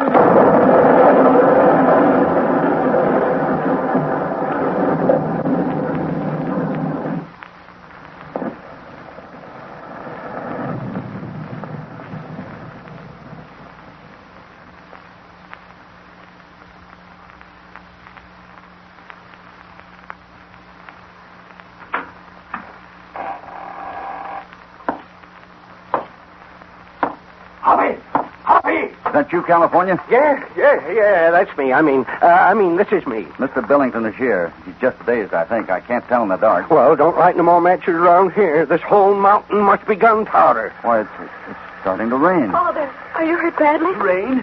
Did somebody say rain? My Jiminy, it is starting to sprinkle. I can hear the drops hitting my head. Do you feel all right, Father? Feel all right? Well, I'm the happiest man in the world. Can't you hear what these men are saying? It's starting to rain. I've done it. My machine works. Do you hear me? I can make it rain. Can we help you down the trail, Miss Billington? Well, I don't think they better try to walk, Hoppy. Well, maybe not. California and I'll go ahead and send horses back for you. Oh, that'll be fine. Meanwhile, I think Father will enjoy just staying right here and feeling the rain on him. Yes, Martha. What about you, Slim? I'm all right, Mr. Cassidy. Well, you certainly helped us clean up a bad case tonight. I'll take charge of our prisoner. It's still raining, isn't it? Yes, Mr. Billington. It's really raining. Oh, I'm so thankful. So thankful. Well, Rain. we better be saying goodbye now. Goodbye, Mr. Cassidy. Go on, Hopalong. Come on, California. Let's get going. Say, Hoppy. Yeah? Wasn't there clouds gathering overhead this afternoon? Yes. Then it ain't necessarily the rain machine that started this. No. But, on the other hand, it could be. Yes. Well, what do you think? I think we'd better get back to the Bar 20 before you decide to make a rain machine.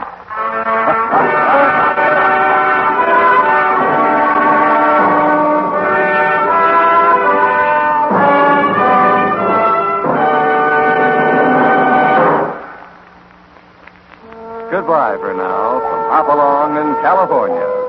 And here's a special invitation to join them next time they ride out from the Bar 20 when, as usual, I have a hunch they'll get into plenty of action that spells trouble.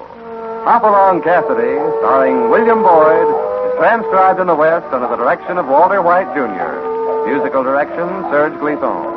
James Matthews speaking. This is a Commodore production.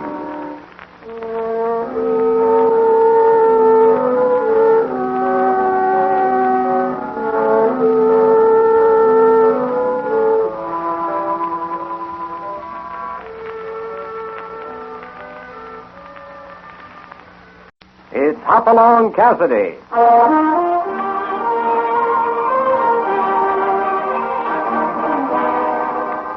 With action and suspense out of the Old West comes the most famous hero of them all, Hopalong Cassidy, starring William Boyd.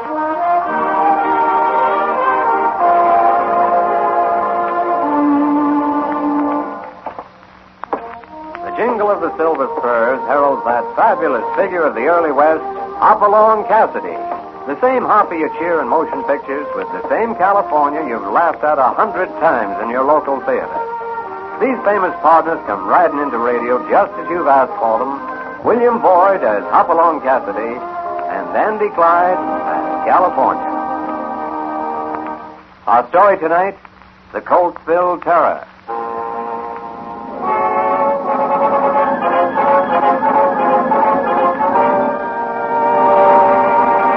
It's amazing what a threatening set of weather conditions can do.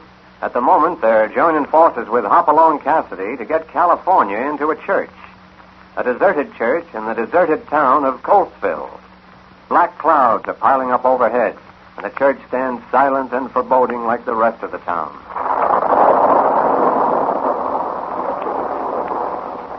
I'll take in the saddlebags. You tie the horses in that lean-to and back. Hoppy, this infernal ghost town is bad enough, but why do we have to pick an empty church to bunk in? Oh, what's wrong with that? Lots of people go to church. Well, yeah, but it ain't the church, Hoppy. It's that marble orchard out and back there.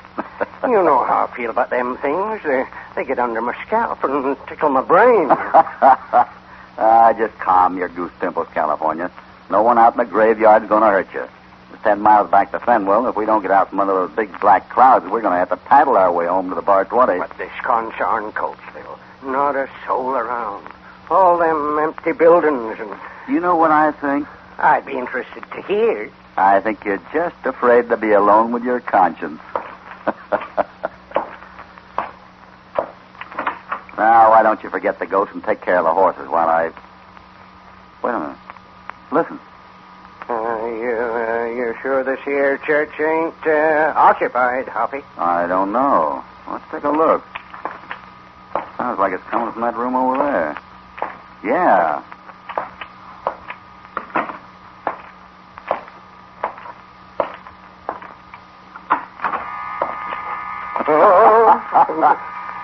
It's only the organ here with the wind blowing through the pipes up in the loft. Well,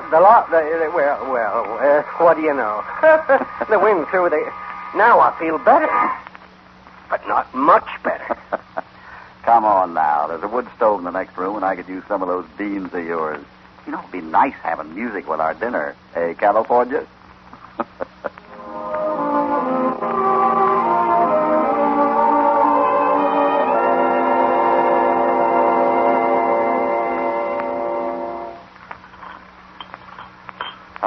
These beans. What a waste of talent, California. You know, you'd make some woman a wonderful wife. Gosh, you really think so, Hoppy? Wife? That's a good one. What's the matter? I'm either losing my mind or I'm hearing that organ play tune. Well, most organs do play tune. Doggone. Stop being so calm, Hoppy. I didn't want to come into this here spooky church in the first place. Oh, would you rather be out in that downpour? Darn tootin' I would. I didn't like it when we first come into this church with the organ howling away and you were telling me it was the wind and now it started playing a tune. Well, what do you got to say? Oh, me? Oh, I'd say Coltsville has very remarkable wind.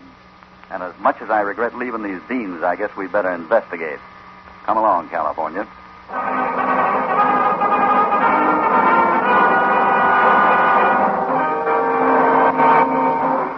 We continue with Hopalong Cassidy in just a moment.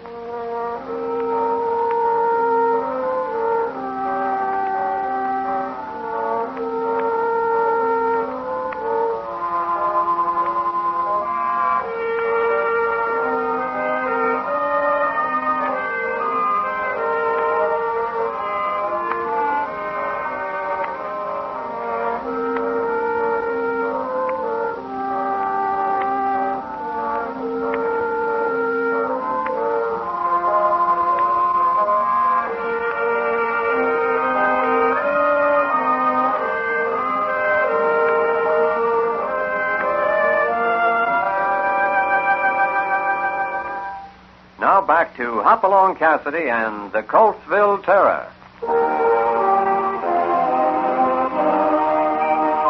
Hoppy and California have found shelter from the storm in an abandoned church in the deserted town of Coltsville. Or at least they thought the church was abandoned until a moment ago. Coming, California? Depends where you're going. Let's take a look at that organ again. Why don't I just stay here and mind these beans? Well, if you'd rather be alone. On second thought, I'm right behind you, Hoppy. I've never seen you so scared before. I ain't scared of nothing I can draw a bead on, but when it comes to Quiet. ghosts... Here we go. Oh, I'm sorry if we frightened you, miss. You see, we... Yes, you did frighten me. Would you mind telling us what you're doing here? Well, ma'am, we thought we'd spend the night here out of the storm. I'm Hopalong Cassidy, and this is California Carlson. We figured the church was deserted like the rest of the town, And, as you see, it isn't. So if you don't Just mind... a minute, Mother. This was your father's church, Susan. I see no reason why it should be used as a hotel. I said just a minute, Mother. It happens to be my church now. Father used to think of it as a place of shelter. As far as I'm concerned, it still is. If you care to spend the night here, Mr. Cassidy, you're perfectly welcome. Thank you very much. I'm Susan Crowell, and this is my mother. How do you do, Miss Crowell? Mother and I come down here evenings to play the organ. There's very little else to do around here. I see. You say this was your father's church? Yes. He's out in the graveyard now, Mr. Cassidy. Oh, I'm sorry. My mother and I and Deacon Black are the only ones left in Coltsville now. Deacon Black? Well, Mr. Black isn't a real deacon. We just call him that because he's a fine man who helped Father build the church. He's been very faithful to us since Father was killed last spring. Well, it seems to me that's about the time people began leaving Coltsville. We'd prefer not to discuss that now, Mr. Cassidy. I'm sorry. Still, I can't help but be a little curious as to what would make 100 people suddenly pick up and leave town. That sounds like we're due for another downpour, ma'am. We'd be happy to take you home I think that's a good idea. We live just down the street, Mr. Cassidy. You can see the house from this window here. Look out! Out of the way! That beam! The beam, it came down from the loft up there. You all right, Mother? It just missed me. That thunderclap jarred it loose. Oh, look! It crashed down on the organ bench. Right where you were sitting, Susan. Thunderation. That was a mite too close for comfort. Let me see that. This church is only 2 years old. I don't see how an accident like that could... Wait. Oh, it wasn't an accident, ma'am. What do you mean? Well, this timber's been sawed almost through. I think someone figured the vibration of those organ pipes had jarred loose, so it would drop right on the bench. Why, who would do that? I don't know who, Miss Crowell. It looks like somebody was trying to kill you. Kill me?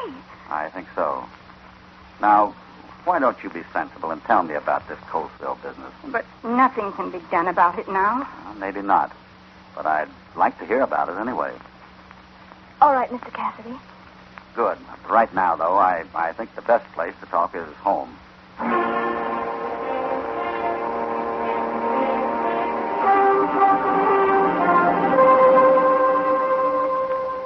Now, you say your father built the church, Miss Crowell? Yes, with his own money.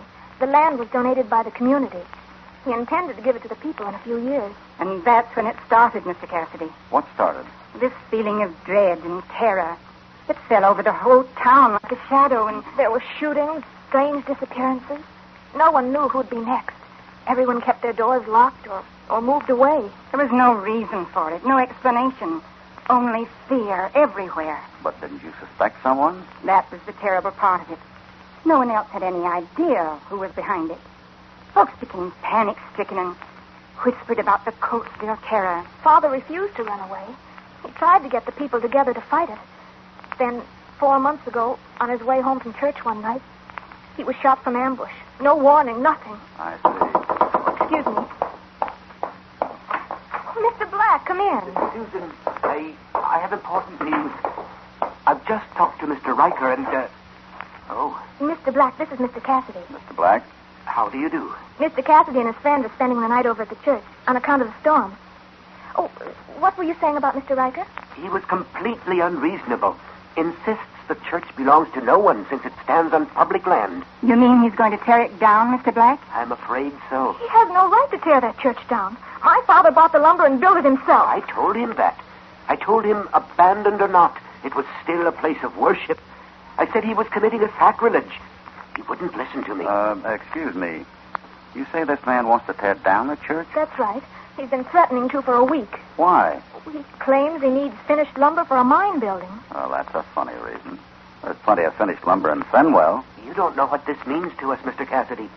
The three of us, Susan, Mrs. Crowell, and I, have stayed here in Coltsville. We've defied this terror, risked our lives, in the hope that someday the people would return, that there'd be a real congregation in that church again. Yet this Ranker fellow wants to tear it down. It doesn't belong to him, Mr. Cassidy. How can he? Well, it seems to me that's a question for the court to settle.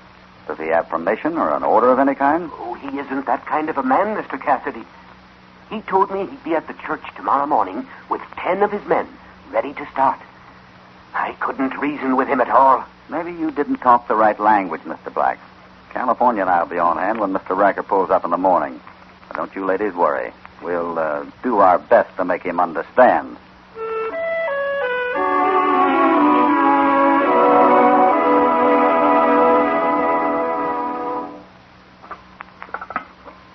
Bacon's about ready, Hoppy. Breakfast will have to wait. Come over to the window. What is it? Looks like Mr. Racker and party are right on schedule. All right, boys, let's get rolling. We'll haul out the tools, Holy cow, he brung an army with him. He's got a lot of foresight, that man. First time I knew a 6-gun was standard equipment for a carpenter. Come on, California. This gang means business.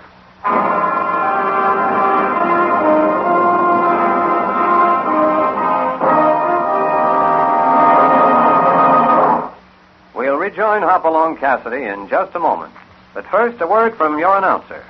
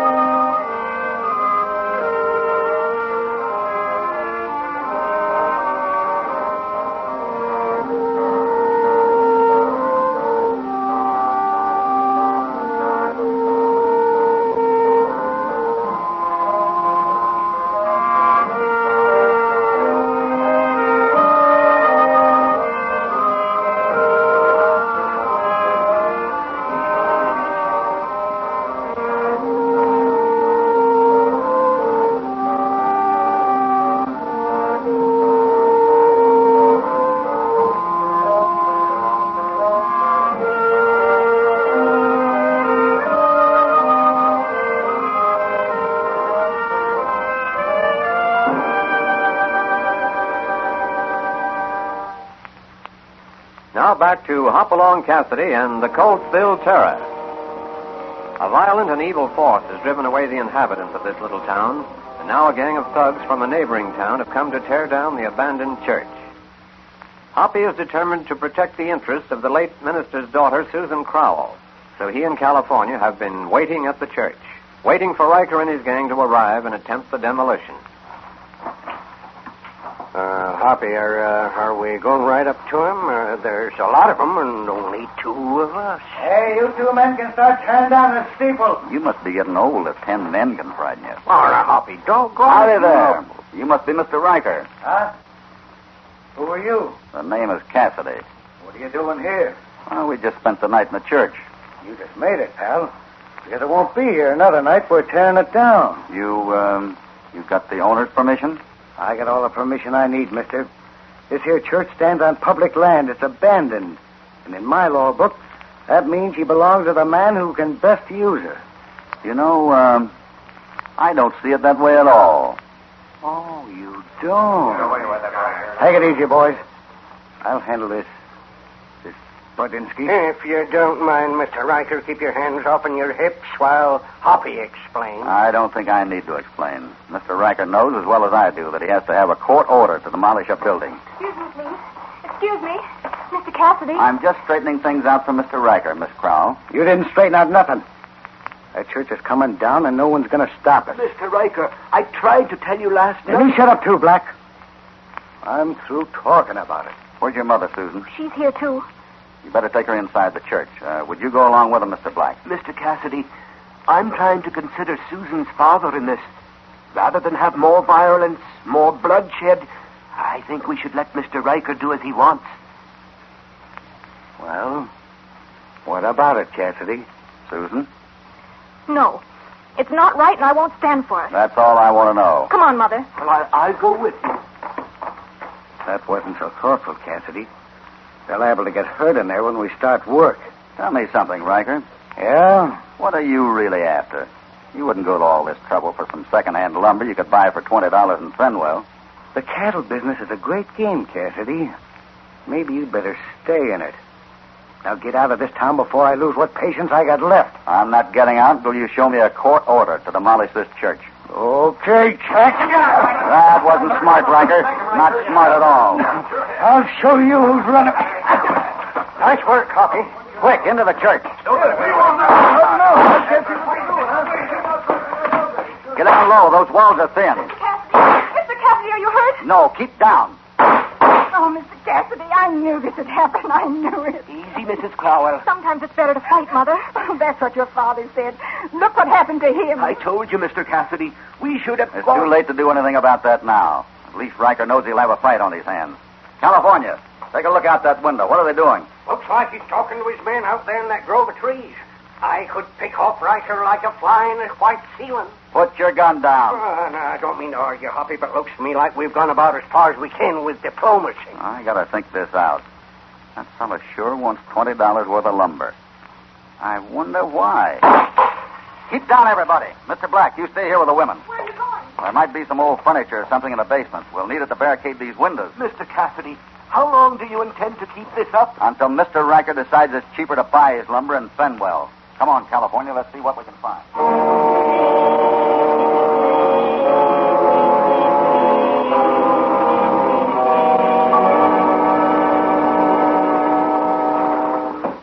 Now, that bench ought to do for the front window. I got it. Now, this thing looks like a bureau. May need some help getting it up the stairs. What's the matter? You smell something funny? I got this bench under my nose. Well, put it down. Yeah. Now. Nope. Don't smell nothing. Well, I sure do.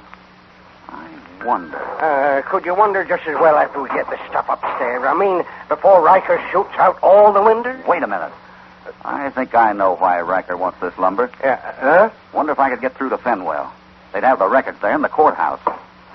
Come here, let's take a look out the window. Why, what's heating you now, Hoppy? I can hardly see through this thing. The glass is all... There. I might have known it. They run off our horses. I'll have to steal one. Oh, would you mind telling me what you're talking about, Hoppy? You're going to have to hold the fort alone, California. Give me 5 minutes. Then let go with both the Colt and the Winchester from the south side of the building. Never mind aiming. Just get their attention. What'll you be doing? Stealing one of their horses. I got a date with a man in Fenwell.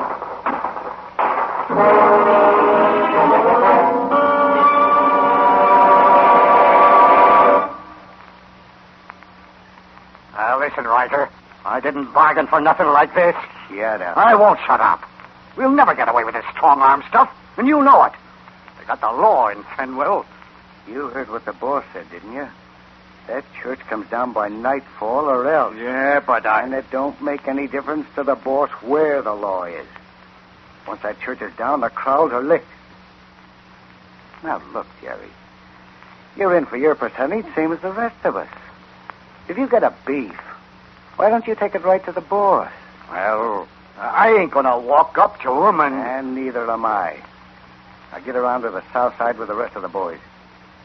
If Cassidy wants to shoot it out, it's okay with me. That won't be good enough, Riker. Huh? Oh, boss. Shut up. That'll break your lousy neck. I'm doing the best I Well, can. it's not good enough. You had Cassidy right under your nose this morning. 10 men behind you. Why'd you let him get inside that church? I couldn't shoot him down. Well, you're gonna have to do it now. Huh? I've got a hunch he's gonna try and break through. Get over to Fenwell. Well, if that's all you're worried about, boss. It's enough, isn't it? You ain't got a chance. We got the horse. Riker! What's the matter, Jerry? Cassidy! What about Cassidy? Just saw him right away. Grab one of our horses. You see what I mean, Riker? Get the boys, Jerry. Mount up and follow them. But he run off all our horses. They're spread clean out over the countryside. Don't stand there, Riker. Get the boys together. I don't care how you do it, but you've got to stop Cassidy before he gets to Fenwell.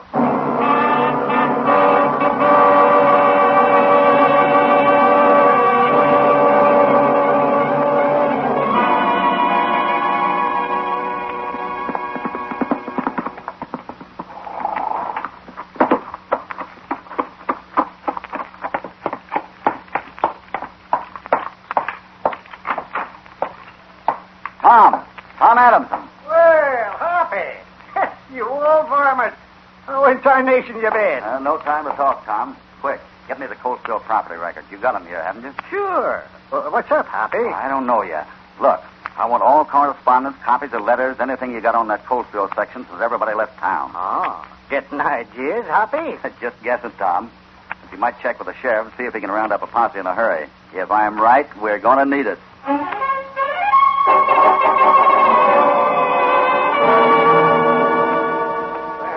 What's up, Sheriff?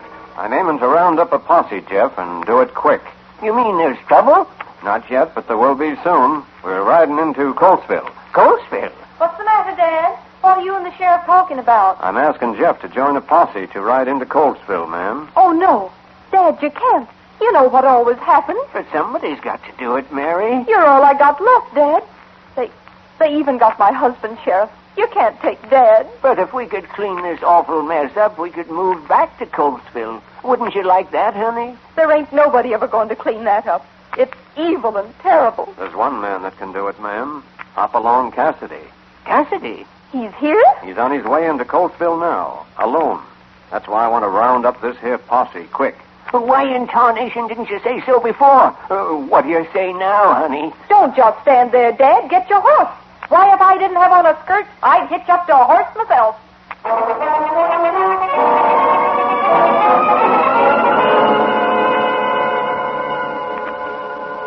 Oh, I can't tell you I can't stand any more of this, Susan. We've got to hold out, Mother. I've done all I can do, Susan. I risked my life by going outside to see Mr. Riker. I pleaded with him, and he's finally agreed to let us all go in peace if we leave now. Mr. Carlson, I refuse to stay here a minute longer. I'm sorry, ma'am. Hoppy told me to hold the fort till he got back, and we're staying right here. Good heavens, Mr. Carlson, can't you be reasonable? It's dark outside. We've been here all day. And maybe you can tell us why Mr. Cassidy walked out without so much as a word to us. Mrs. Crow, I don't know how long many years 'tis since I took to riding with Hopalong Cassidy. I trusted him the minute we met, and I've been trusting him ever since. So far, I ain't ever been wrong. Mr. Carlson's right, Mother. This is no time to give up. But how do we know he got through? He might have been shot. They might be holding him. Anything. Oh, it's not quite that serious, Mrs. Crow. What? Hoppy? Where have you been? Over in Fenwell, trying to find out what made Mr. Riker so anxious about getting this lumber. It's an interesting question, Mrs. Crow, and I found a very interesting answer.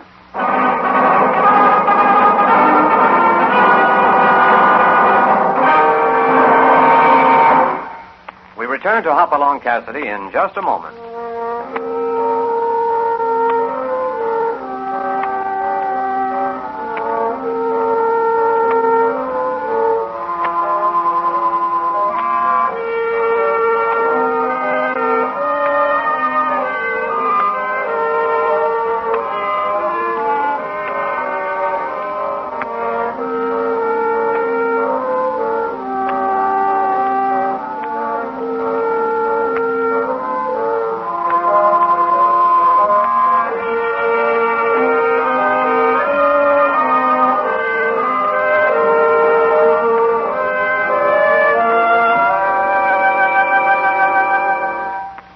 To conclude the story, the Coltsville Terror. Hoppy has just returned from Fenwell. Sure now he has found the answer to the riddle of Mr. Riker's lumber, and the answer, too, to the terror that has struck the little town of Coltsville. What do you mean, Hoppy? What about the lumber? It wasn't the lumber. It never was. What is it, Mr. Cassidy? Why? A few minutes after I got the Fenwell to look at the property records on this land, the stage pulled in. There was a man from the east on it, a fellow named Edward Hines. Anyone ever heard of him? No. Well, I had a talk with Mr. Hines. I found out that all the land in Coltsville, except for the 20 acres of church property here, had been bought up by one man. What? I thought the land was worthless. Well, this one fellow didn't. He planned to sell it to Mr. Hines for over $100,000, provided he could deliver the property on the dome itself. Dome? What's a dome, Hoppy? It's what the church sits right on top of, California. An oil dome. So rich that the oil is seeping into the basement. That's what I smelled this morning. Well, doggone it. And who's been buying up the property? Well, it's been bought in the names of a dozen men. Most of them in that bunch with Riker, working for a percentage. But there were private arrangements between them and the fellow they called the boss. And this man was responsible for what happened here? Of course he was. He's the kind of a man who will stop at nothing. Murder, robbery, terror. That's enough, Cassidy. Mr. Black. So it was. Never mind that now. Put out. Hoppy. Hoppy, you hurt? Oh, I'm all right. That second one did it, California. Oh. Well, I think Mr. Black's career is about over. Is he dead? Yes, Susan. The deacon. I can't believe it. Neither could I until I saw it in black and white. What about Riker? They got the Fenwell just in time to meet the posse. Well, looks like you got a job on your hands, Miss Susan, convincing the folks who left town that Coltsville wants them back. Only this time to live in peace. I don't know how to thank you, Mr. Cassidy. Then just forget it. I like doing favors for people. Hoppy. What is it, California? As a special favor, us being partners and all. Yeah? Next time we get caught in a thunderstorm and we run across an empty church, what do you say we just get wet?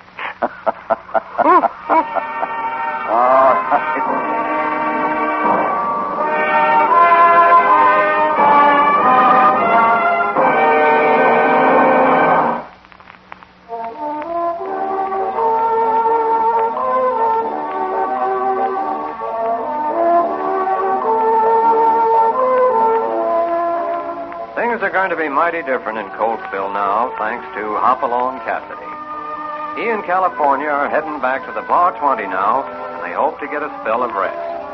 But you can just bet that won't last for long. There'll be somebody in trouble, and then Hoppy'll go into action again. Hopalong Cassidy, starring William Boyd, is transcribed and produced in the West by Walter White, Jr. The Coltsville Terror was written by Harold Swanton. All stories are based upon the characters created by Clarence E. Mulford.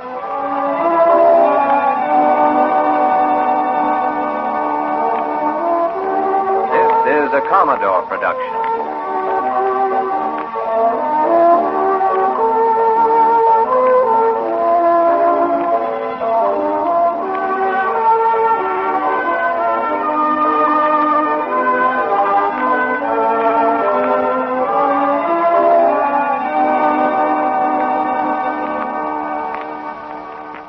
It's Hopalong Cassidy.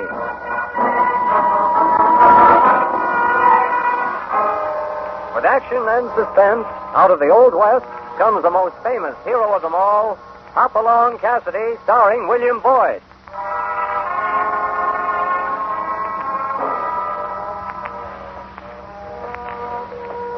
The jingle of the silver spurs heralds that fabulous figure of the early West, Hopalong Cassidy. The same Hoppy you cheer in motion pictures with the same California you've laughed at 100 times in your local theater. These famous partners come riding into radio just as you've asked for them. William Boyd as Hopalong Cassidy and Andy Clyde as California. Our story tonight, The Mystery of Skull Valley.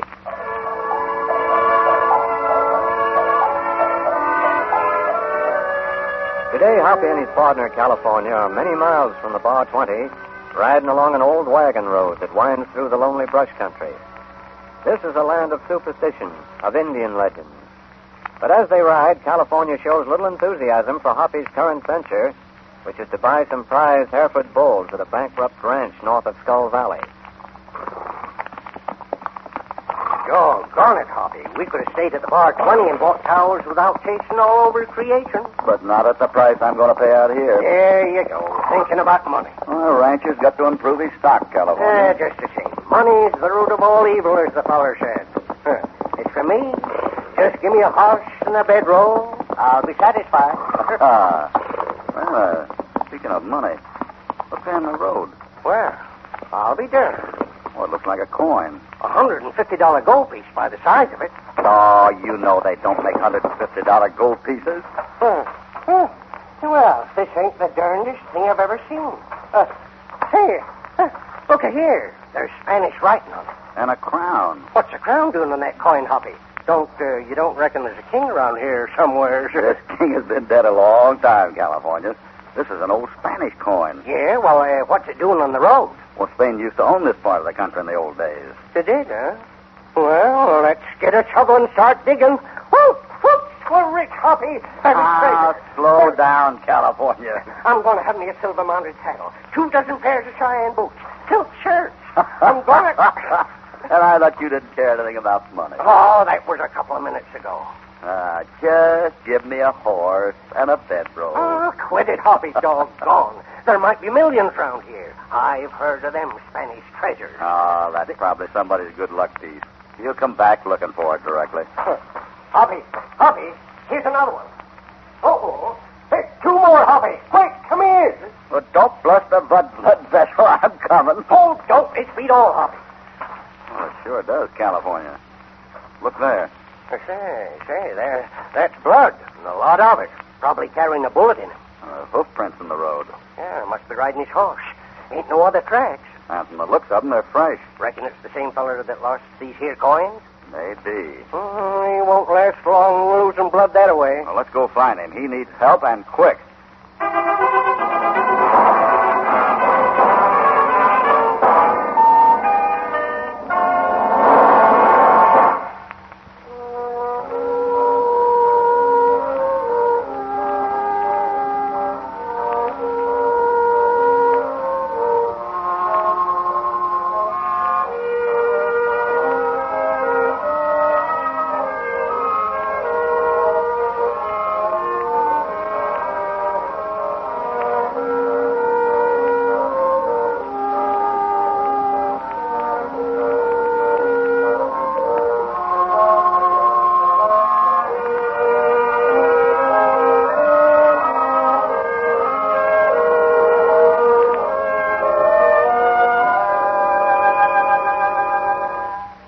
Now back to Hopalong Cassidy.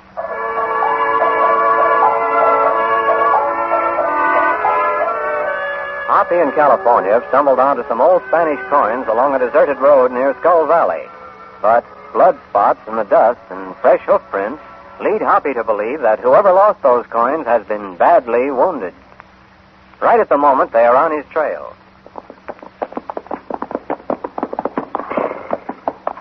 Look there, California. The tracks lead off into the brush. And there's his horse. Probably fell out of the saddle. Easy, Topper. Easy, boy. Oh, I see him. Under that mesquite yonder. Looks like he's dead. Well, he's either dead or passed out. Poor fella. Reckon he's a gunner, Hoppy? Give me a hand. We'll turn him over. Yeah. Easy now. There. He's still breathing. No telling how bad that wound is. Somebody got him in the back, high on the shoulder. Look, Hoppy. More of them coins in his shirt pocket. And the pocket's torn. No wonder he was losing his money. Where'd you figure he got them coins? That's what I aim to find out. Find this rock, California, quick. Oh, that's less than like to burn my whiskers. Doggone it.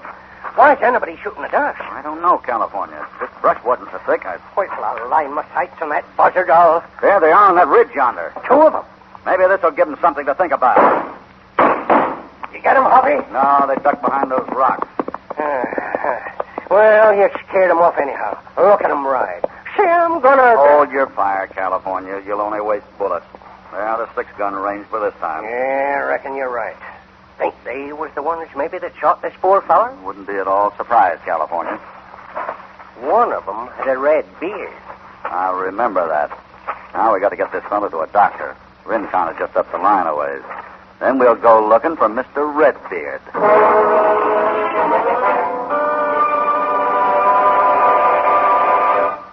You think he'll pull through, Doc? Barring complications. First, I'll have to get that bullet out of him. You happen to know him? His name is Melendez, a sheep herder. Works for Sam Carradine. Sam Carradine, huh? Has he got a red beard by any chance? Hardly. Carradine has black hair. Why? Oh, nothing. Oh, looks as if he's coming around. Well, maybe we'll find out what this is all about. Voz de la muerte. Voz de la muerte. Listen, old-timer, we're your friends. Who shot you? Voz de la muerte. Voz de la muerte. The poor feller died. No, he just lost consciousness again. Voz de la muerte. That means voice of the dead in Mexican. Yeah, I know. Doc, why would Melendez talk about a voice of the dead when I ask him who shot him? It's just a superstition. There's a legend that an old Spaniard, Don Pablo, was buried in a mine cave-in years ago. The Mexicans claim they can hear him wail on a stormy night. An old Spaniard named Don Pablo. Maybe he's the one that owned them coins. Quiet, California. Did you say something about coins? Yeah. Ever see any coins like these before? As a matter of fact, I have. Mind telling me where? Just a moment. Who are you, anyway? The name's Cassidy. Cassidy? Not Hopalong Cassidy of the Bar 20? That's him, all right. Well, I've certainly heard a lot about you, Cassidy. Sure, I'll tell you where I saw one of those coins. Tom Travers had one last week. And who is Travers, Doc? An archaeologist. He came here with his sister about 3 weeks ago to put her around the Indian ruins. Where can I see him? Travers has been missing for several days. Maybe he found one of them Spanish treasures. Quiet, California. Yeah, any idea where Travers could be, Doc? Well, this is wild country, Cassidy. It's hard to tell. I've tried to comfort his sister, but... His sister? I'd like to have a talk with her. Where can I find her? She and her brother are staying at the Carradine Hotel. Carradine again. He just bought the place. Made his money in sheep. I reckon I'll see what she has to say. I'll drop back to hear Melendez tell his story. Come on, California. Yeah, sure. Take good care of Melendez, Doc. Somebody might want to silence him permanently. Hoppy. Yeah? How come you didn't tell the doc that Melendez had them coins? He didn't ask me. Yeah, no. You scout around town and see what you can find out about Redbeard. I'll see the girl. Doggone it, Hoppy. You have all the fun. I sure do, don't I, California?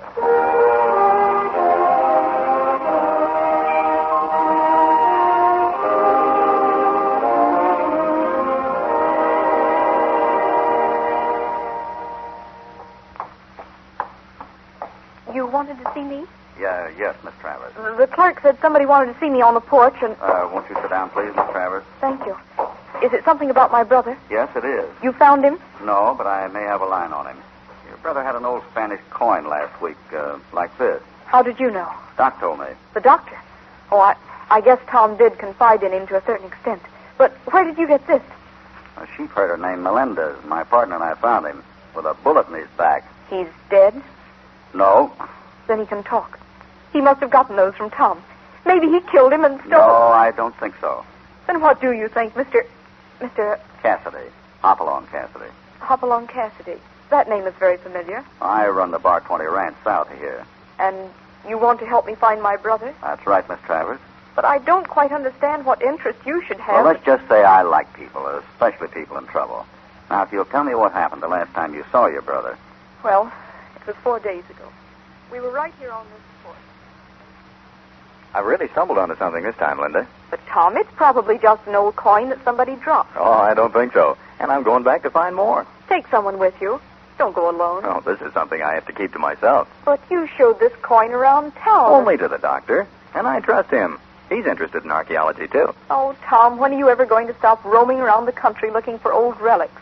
Why don't you marry some nice girl and settle down? And the same goes for you, Linda. You want me to marry some nice girl? Oh, you know what I mean. Hey, how about Sam Carradine? Be serious, Tom. Now, when I come back, I'll have more money than we can ever spend in a lifetime. Please tell me where you're going. Well, here comes Carradine now. Don't let on what I've told you. Morning, Tom.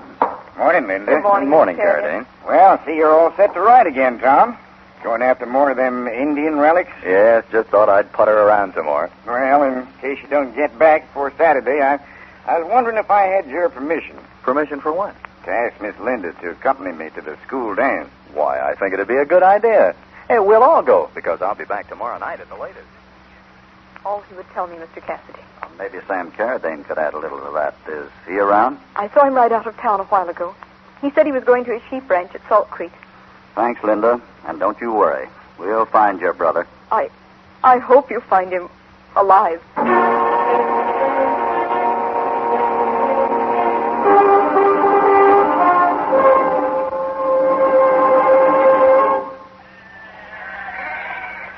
Well, like I said, Cassidy, Tom Travers is loco. That's the way I got him figured, Hoppy. Quiet, California. Carradine, just what makes you think Tom Travers is crazy? Why, any fella that'll go around with a shovel and dig up engine arrows and pottery and such junk has to be loco. Well, he seems to enjoy doing it. Well, every man to his own taste, I reckon. And him with such a pretty sister. Any idea what could have happened to him? Injuns, maybe.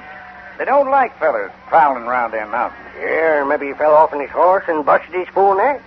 That's rough country for a tenderfoot to be riding in. Carradine, have you tried to find him? Sure. I've had my men out twice combing these mountains, but it's mostly lava rock. You know a horse don't leave tracks on that stuff. Hoppy could trail ant tracks across the eggshell. That's enough, California. No man can track a horse across lava.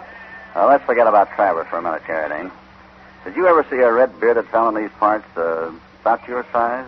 Redbeard? Why, no, don't reckon I have. See, Hoppy, just like they said in town. Ain't nobody ever seen this critter. Probably a drifter. Well, why you ask about him? He and his partner bushwhacked one of your sheep herders. One of mine? Who? A fellow named Melendez. Melendez? Is he dead? He's at the docks, but he'll pull through. Has he talked any? No, not yet. Oh, I see. And this red-bearded gent tried to kill him. Yeah, he was set to finish the job when California and I rode up.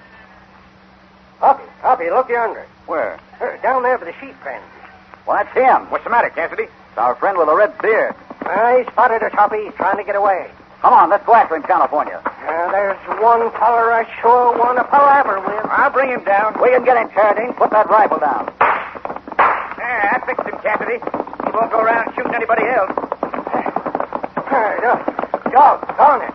Carradine, you hadn't ought to use that rifle. Let me handle it, California. Well, looks like I got him dead center. And that looks like the end of Redbeard. Yeah, too bad. I only meant to wing him. Probably just a grub line rider looking for a handout. But he hadn't ought to try to run away. But, Hoppy, that doggone... Come on, California. Yeah, but just the same that... We'll see you in town, Carradine. Yeah. As soon as I bury this hombre, I'll be in.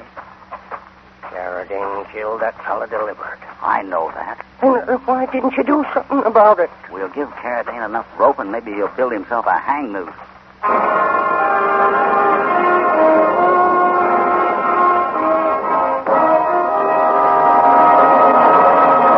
Before we continue with this exciting story, here is a word from your announcer.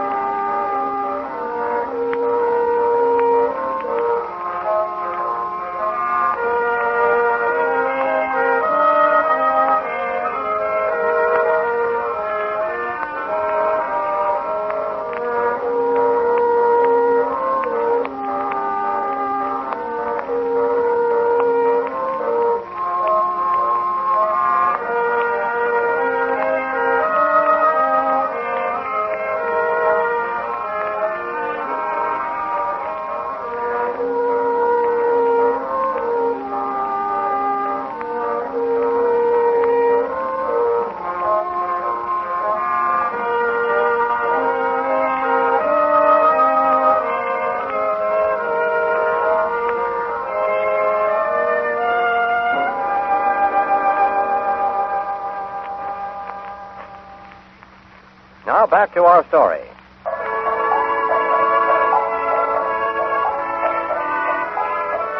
Hoppy in California seemed on the verge of getting their first break in the mystery of the Spanish coins and the disappearance of Tom Travers. The red-bearded man who had shot at them earlier in the day rode into Sam Carradine's sheep camp, but before the partners could overtake him, Carradine shot him dead. We now find Carradine in his cabin questioning one of his men. You wanted to see me, Carradine? I sure do. I'd have been out to your shack sooner, boss, but my horse threw a shoe. Is that all? Yeah. Hey, where's Red? Where you'll be if you don't talk. Now, what about Melendez? Well, he come along with his sheep, see? Never mind the details. What happened? Well, me and Red was keeping an eye on Travers, like you said. Go on. We went up on the ridge looking for a deer we seen. Is that keeping an eye on Travers? I just figured on some fresh meat for tonight, boss. But while we was up there, we seen Melendez come by. I watched him through the glasses and seen him pick up some of them gold coins. How'd he find those? Doggone if I know, Carradine.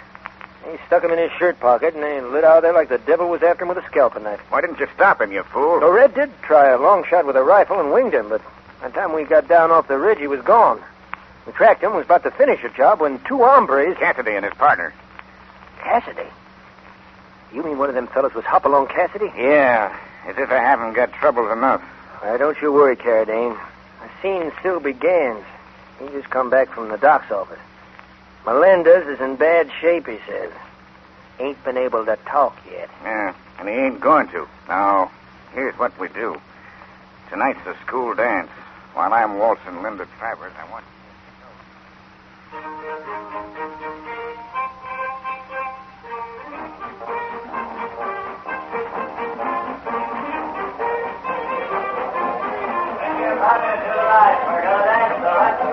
Well, how about dancing this one, Linda?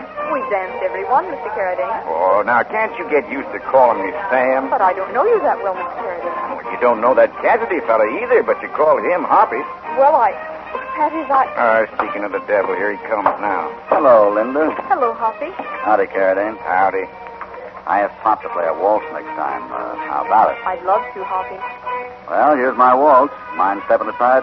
No, I don't mind stepping aside. Carradine looks angry. Not half as mad as he's going to be. The trap's all set. Then you do think Carradine is behind this? By keeping my eye on him, I'll soon know. I felt he was evasive about Tom's disappearance. I have an idea you had the right feeling, Linda. Oh, I wish Tom had never found those old Spanish coins. But they may lead to a fortune. A man like Carradine would kill for a lot less. I'm so worried, Hoppy.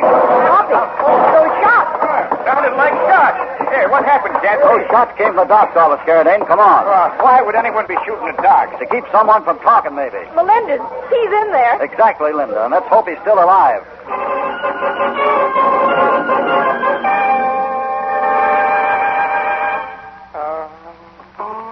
Oh, my head. What happened, California? Well, I waited in the doc's office like you said. Two fellas sneaked in. I was standing there in the dark. And... Who were they? Did you see them? No, not till I saw them leaning over them rolled-up blankets in the bed that they thought was Melendez. There they was, pouring the lead into You mean Melendez wasn't in the bed? No, Carradine. Thank heaven. He's in another part of the house. Well, why would anyone want to hurt an old man like that? Maybe he knew something someone didn't want repeated. I'm sure sorry, Hoppy, about the way I ruined things. How'd they get away? Well, just as I was going to corner him, I tripped over this here darn box. I'm glad they didn't do more than bend a gun barrel over your head. Doggone me, anyhow. We could have got them fellers and made them talk, and then... Well, forget it. What do you do now, Hoppy? We'll make other plans, and they'll start with Carradine. Carradine? He's gone. I figured he would be. Hoppy. What's up, Doc? I was going to send for you just before the shooting. Melendez talked a little. What did he say? Oh, he kept muttering about the Voce de Muerte, voice of the dead. What else? Something about Valley of the Skull. Where's that? It's north of here, full of old mines that have petered out. They were first worked by the Spaniards. Wait a minute. What is it, California? When them two gunmen come into this room, I heard them say something about the Silver Queen mine. And the Silver Queen is in Skull Valley. That's where we're going, California. Please be careful, Hoppy. Don't worry about me. Doc, tell me how to reach this mine, and we'll be on our way. Good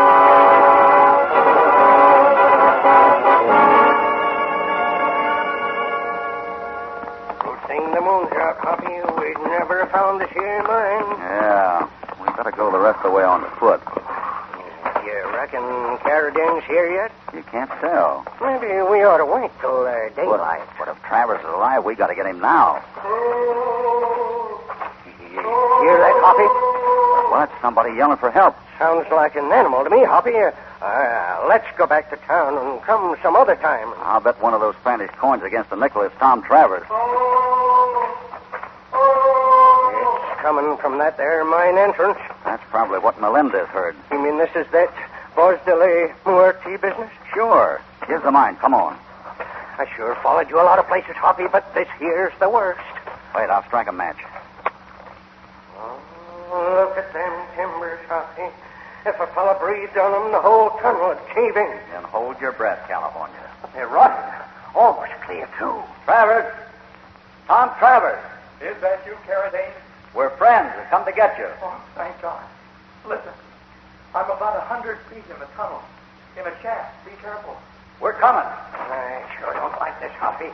I don't suppose Travers likes it much either. I walked into something. A timber. Look out! Oh! I thought we was goners. Shoring's almost gone in here. You all right, Travers? Yeah. But hurry. You're almost here. Be careful. Careful now in this tunnel, California. I'm feeling my way careful, like. I'm just ahead.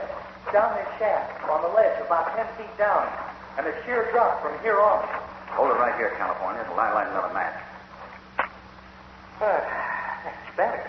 Our buddy can see now. We can see you, Travers. We'll have you out in no time. Careful, the sides don't cave. I'll watch that. Now, California, I'm laying down on the edge here. You hold my feet. I think I can reach you. No, wait, Hoppy, wait.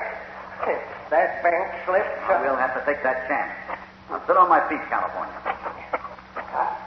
I got it. If you go, I go with you, Hoppy. Now, Travers, can you reach up till you touch my hand? I'll try. Yes, I can just reach. That's good. Now, let me grip your wrist. And come up easy like. And don't kick the side of that wall. I'm ready, Hoppy. Easy now. Up. I'm making it. Steady now. A little more. There. You're up. Oh, thank heavens for you. Carradine left me here to rot because I wouldn't tell him where the coins were. Good thing you didn't. I couldn't tell him. I only found a few old coins in a wine cask, probably left by some Spaniard who worked the claim. You think you can walk? I'll try. I haven't had any food or water. Carradine ought to get a taste of the same medicine. He'll get worse. You came in the long way through that tunnel, same as I did, before I discovered this side tunnel. He's right, Hoppy. Brush has grown over it, but I can see moonlight. Well, then let's get out before we have visitors. You already got visitors, Cassidy, but you ain't going to enjoy their company. Carradine. Right. I followed you in here. Now we had you cornered in the dark, Cassidy. Try to get out of this. What do you intend to do, Carradine? I'm no fool, Cassidy. You ain't keeping me talking till help comes. I'm too smart for you. Get you out that side tunnel with Travers, California. But listen, I ain't budging with you left behind, Hoppy. Do as I ask, Hoppy. All right, go on fast. I ain't hear you whispering, Cassidy, and it won't get you nothing. There's three of us against you. Yeah, I know, but you can't shoot, Carradine. These old rotten timbers that cave in, and a vibration of a shot would do it. And I'll take that chance. I got it. You saw me kill Red. The whole mountain will be in on you, Carradine. All clear, California? Clear, hurry. Oh, no, you don't, Cassidy. Let him have it, Buck. He's right, boss. The shore is pretty rough. He's getting away. Shoot, you fool.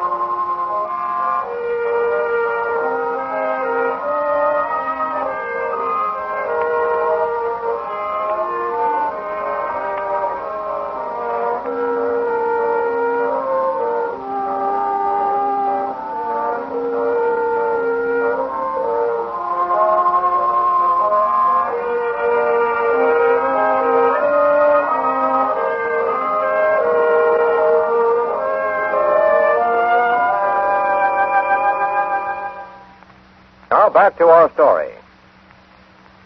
You're all right, Hoppy? Yeah, I'm all right. But I'm afraid Carradine and his men wish they'd taken my advice. It was Carradine who did the shooting. Yeah, And he won't ever worry about Spanish gold anymore. Oh, but for you, I'd have been buried along with him. Hoppy, I don't even feel sorry for that Carradine. Greed like he had ain't good for a man. How you talk, California. Well, when you found those coins, you were going to buy a silver saddle, Cheyenne boots. You know darn well you wouldn't have had no use for me lolling in front of a barber shop with nothing but money. Then you've changed your mind about being rich. Oh, sure have. But like I said before, I found them coins. Just give me a bedroll and a good horse. Is that all? And $1 every Saturday night for tobacco.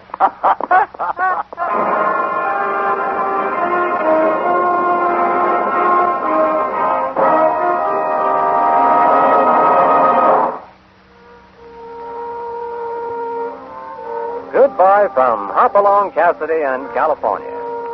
Another job is done, and they're heading back to the Bar 20. But they'll be riding out again soon, and they'd be mighty pleased if you'd join them for another story of action and excitement. Hopalong Cassidy, starring William Boyd, is transcribed and produced in the West by Walter White, Jr. The Mystery of Skull Valley was written by Dean Owen and Howard Swartz. All stories are based upon the characters created by Clarence E. Mulford. This is a Commodore production.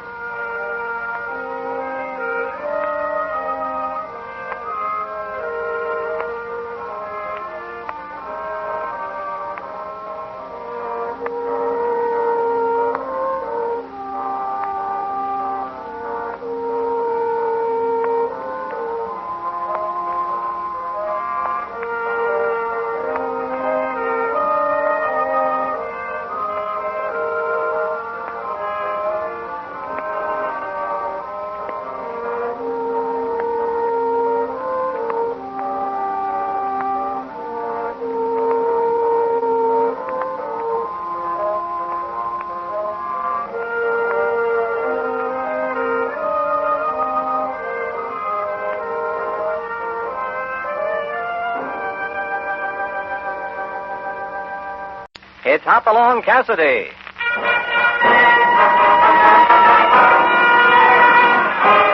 With action and suspense, out of the Old West comes the most famous hero of them all, Hopalong Cassidy, starring William Boyd.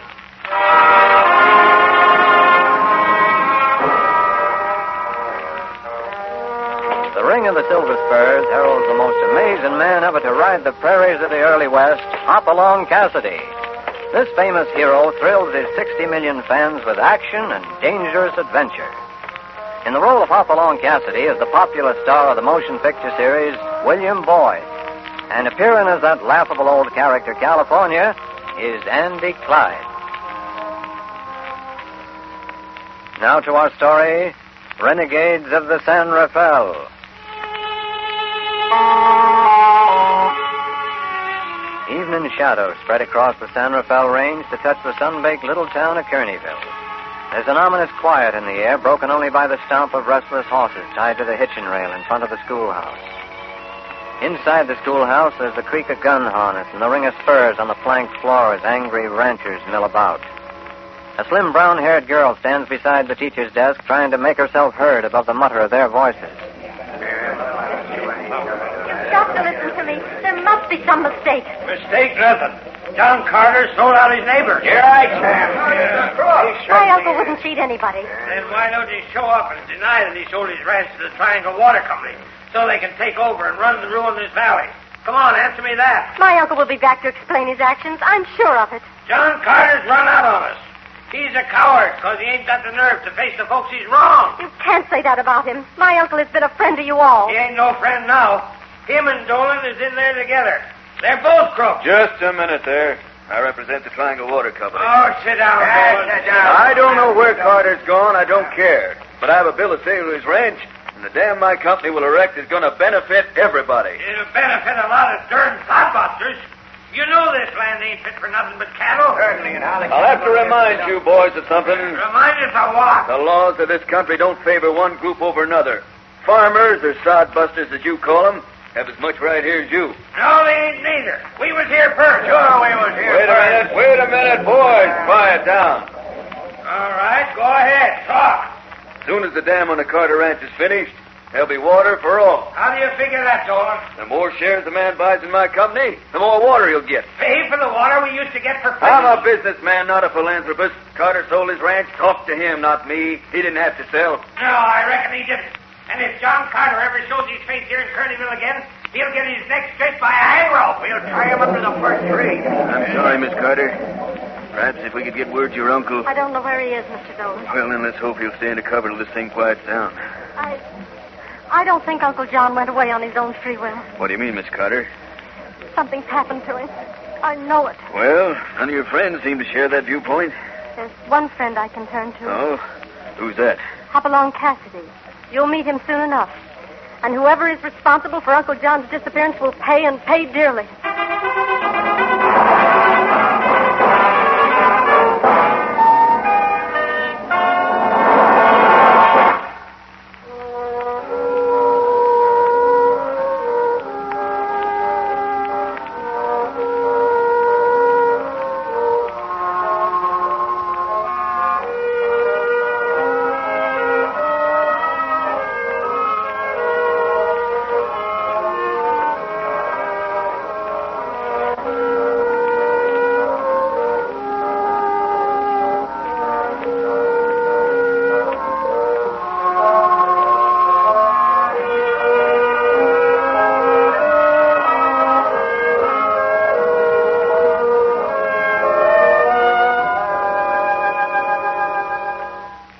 Now back to Hopalong Cassidy.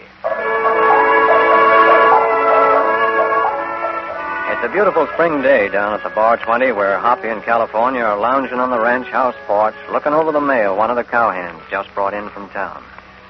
California gives the half-dozen envelopes an idle glance, then suddenly picks one out of the bunch. Doggone it, Hoppy. That's all we need to disturb the tranquility of this here ranch. You mean tranquility, California? Well, supposing I do. Look here. Oh, it's just a letter. What about it? What about it? It's a letter from a gal. Smell the smell 'em. You mean the perfume? Yeah. Oh, it's from Miss Carter, Laura Carter. I wonder if... Well, that must be old John Carter's niece. Envelope postmarked Kearneyville. Well, I sure hope they ain't inviting us up there. You promised we wasn't going to leave the Bar 20 for a whole month. Well, let's see what she has to say before you start worrying. Doggone it, Hoppy. All I want to do is just sit right here. The spring fever's got me... really got me something terrible. You might as well read the bad news yourself, California. Here. Bad news, huh? Sounds mighty odd to me. Well, I'll be darned. So John Carter up and sold his ranch and lit out for the back country, huh? And his friends are going to lynch him if he returns. Looks like the gal's in trouble, huh, Hoppy? Yeah, too bad, too. And I promised we wouldn't be leaving the ranch. Oh, no. Who said they wanted to stay around here? You think I want to grow old laying in this hammock? Throw a saddle on top of it while I get my horse and let's go see what's happened.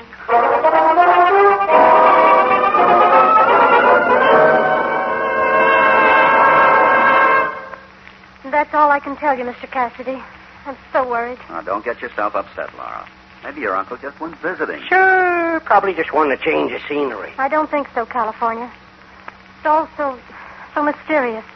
No one saw Uncle John leave town. I inquired at the stage depot and everywhere I could think of. Well, John might have had to go someplace to take care of business. I'd have known about it if he had.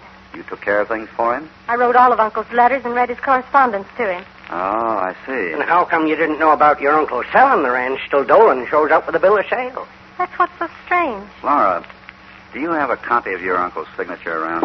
Why, yes. There should be something in this desk. Hoppy, why do you want that signature? You figure there's something funny about all this? Funny isn't the word for it, California. Here's an old receipt. Will this do? Sure, just the thing. Only, What's the matter, Hoppy? are you sure this is John Carter's signature? Of course. I know it isn't very legible. Uncle wasn't. I mean, isn't very good with the pen. You go ahead and cry, Laura. It'll do you good. Come on, California. Yeah, a sopping woman sure does sadden a feller. Where are you going, Hoppy?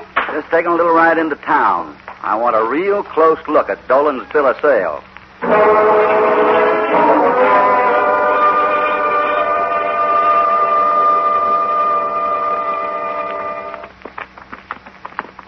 Let's try up here in front of the mercantile. I'm getting you a bottle of sarsaparilla. Oh, it sure is hot.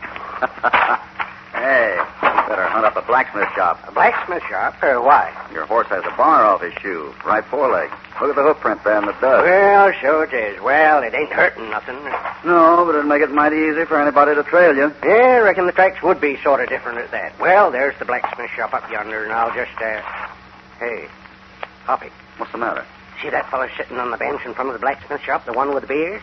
Yeah, what about him? Well, he kind of looks familiar, that's all. Well, don't let it worry you. No, but it does worry me, Hoppy. Somehow that fella and trouble go together. I can feel it in my bones. I've seen him somewhere. By golly, I got it. His name's Milo. Milo Birch. Well, I'm glad that's settled. Knowed him about 15 years ago. Oh, he was a bad one then. And it doesn't look like he's improved much. Now, what's Milo doing in a one-horse town like this, Hoppy? His gun was always for sale to the highest bidder. Maybe he's between jobs. No, Milo ain't very bright. But he'll always be where somebody's shelling out the money. Well, suppose you renew an old friendship when I see what there is to learn about the Triangle Water Company. You know, Hoppy, a talk with Milo might be interesting. Yep, real interesting.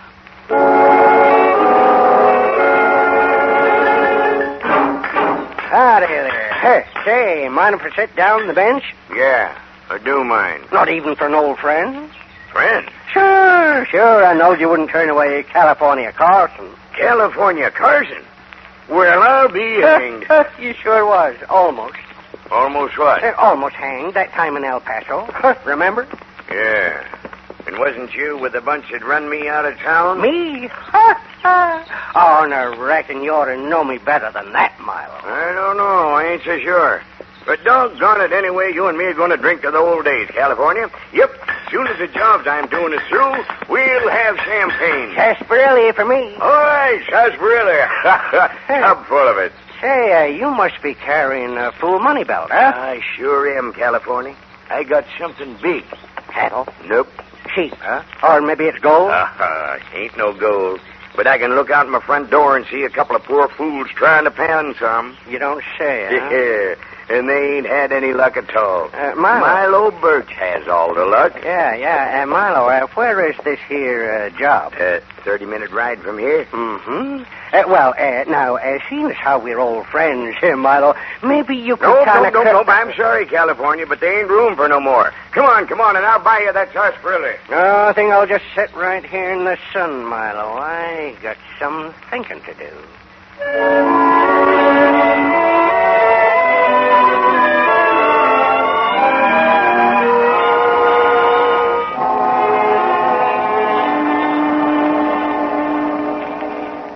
Thanks for showing me the bill of sale, Dolan.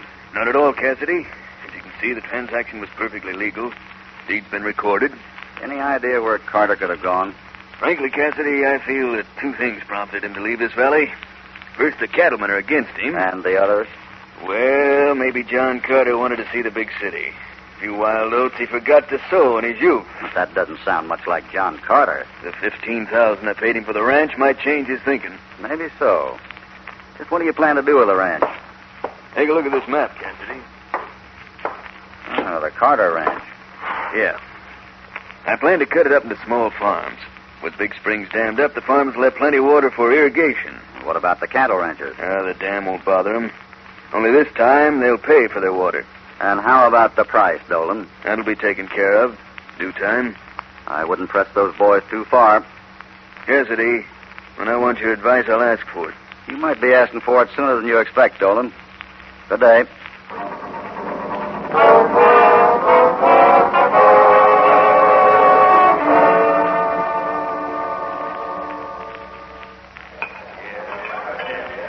Hoppy, I ain't a bit hungry. I'm not either, but a hotel dining room is a good place to talk and look over the citizens of this fair town.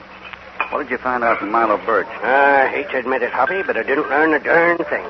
Well, you must have found out something. What did Milo say? Nothing, except he was going to make a lot of money, but he ain't going to work very hard for it if I know Milo.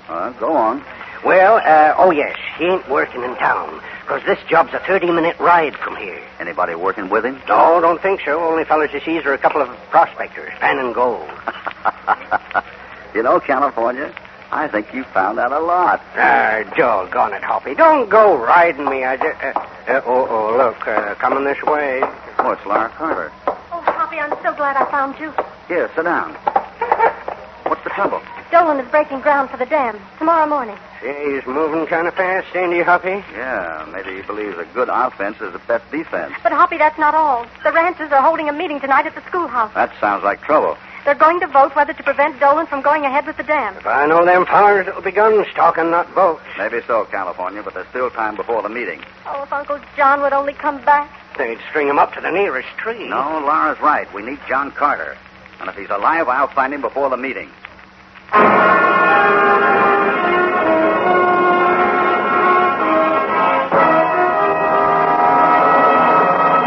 Before we continue with this exciting story, here is a word from your announcer.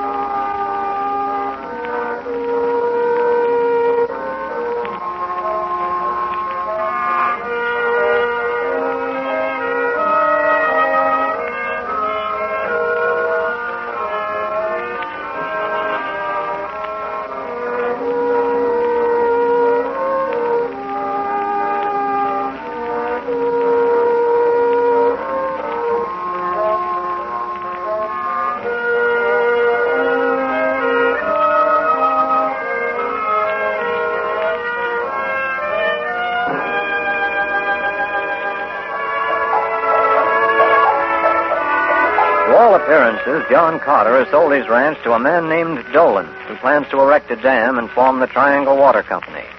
Enraged by this, the Valley ranchers are threatening to take a rope to Carter if he ever sets foot in the district again. At the moment, Hoppy and California are talking to Laura Carter in the hotel dining room. Oh, Hoppy, did you see Dolan? Yes, and the signature on Dolan's bill of sale is genuine. It compares with the receipt you gave me. I just know Uncle would never sign away his ranch and then... That man out there. I don't see nobody. Through the front window. Well, she's pointing at your old saddle part, California. Oh, Milo Birch. I'd forgot about him until now. He's the man who came out to the ranch and bought a horse from Uncle John. Well, there's nothing strange about that. I don't know. About 2 weeks ago, he bought a broken-down old gray that Uncle had been trying to sell. I wasn't at the ranch, but Uncle pointed him out to me on the street one day. A broken-down gray. Hoppy, I told you Milo was kind of stupid. I wonder if he's that stupid. Uncle fancies himself quite a horse trader, and it tickled him to put something over on his back. By any chance, did your uncle give Birch a bill of sale for the horse? Why, yes. Come to think of it, he did. Laura, you get back to the ranch and stay there. But what if the ranchers come out and start trouble? The meeting's right after sundown. If everything goes right, those ranchers may have a surprise when they call that meeting to order. California, I have a job for you. Yeah, Hoppy. When Milo Birch leaves town, see if you can trail him. Sure. But wait until after I've talked to him. You're going to speak with Milo, eh? Yeah, and you keep out of sight. Don't let him know we're working together. Reckon Milo Birch will be plumb surprised to know I was the partner of Hopalong Cassidy. He'll know in due time. Please be careful, Hoppy. I'm sure that man is dangerous. Don't you worry about me. It's Milo Birch that'll have to do the worrying.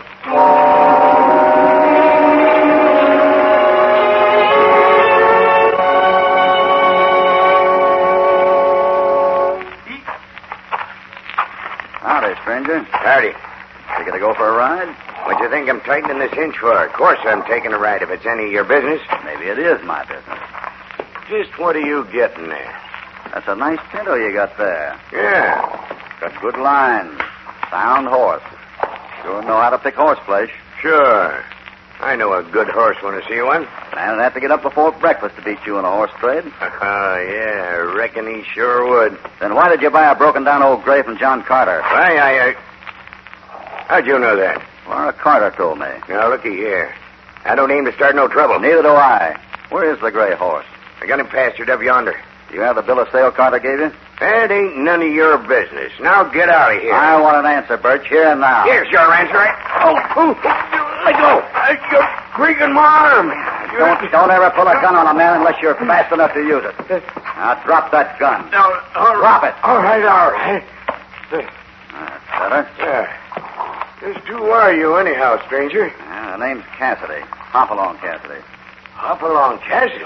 And if you were a younger man, you'd have come out worse than you did. Next time we meet, it'll be different. It sure will. It's liable to be at that, Milo. Your kind usually winds up at the end of a rope. Go on, get on your horse while you're still able. I ain't forgetting this. Hoppy, California, where are you? over here in the alley. Milo's riding out of town. Yeah, I'll follow him. But you better do something. What do you mean? I just seen some of them ranchers ride in. They're packing rifles and spoiling for trouble. Well, I'll go have a talk with them, see if I can cool them off. You take care of Milo. Sure, Hoppy, I'll find his hideout, or my name ain't California Carlson.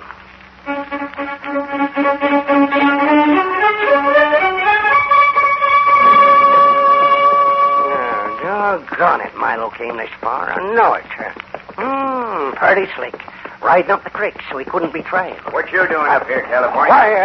Why, Milo, I was just getting some fresh air. I figure that you've been following me. Why, that ain't so, Milo. I've been sitting up here watching you come up the trail. Now, would I be doing any harm to an old friend like you? And another thing. I've been thinking it over.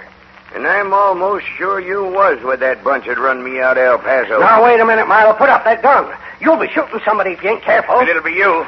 Unbuckle your gun belt. Now, Milo. What did I say? Well, yes, sure. All right. What else can I do with a gun muzzle staring at my wishbone? There. That's better. Now get on up ahead and don't try nothing. No, where are we going? To see the boss. He'll know what to do with the likes of you.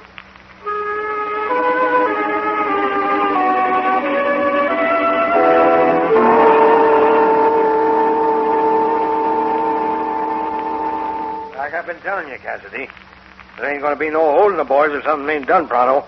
Us ranchers is plumb sick of things. Well, flying off the handle won't solve anything. Well, I never said it would.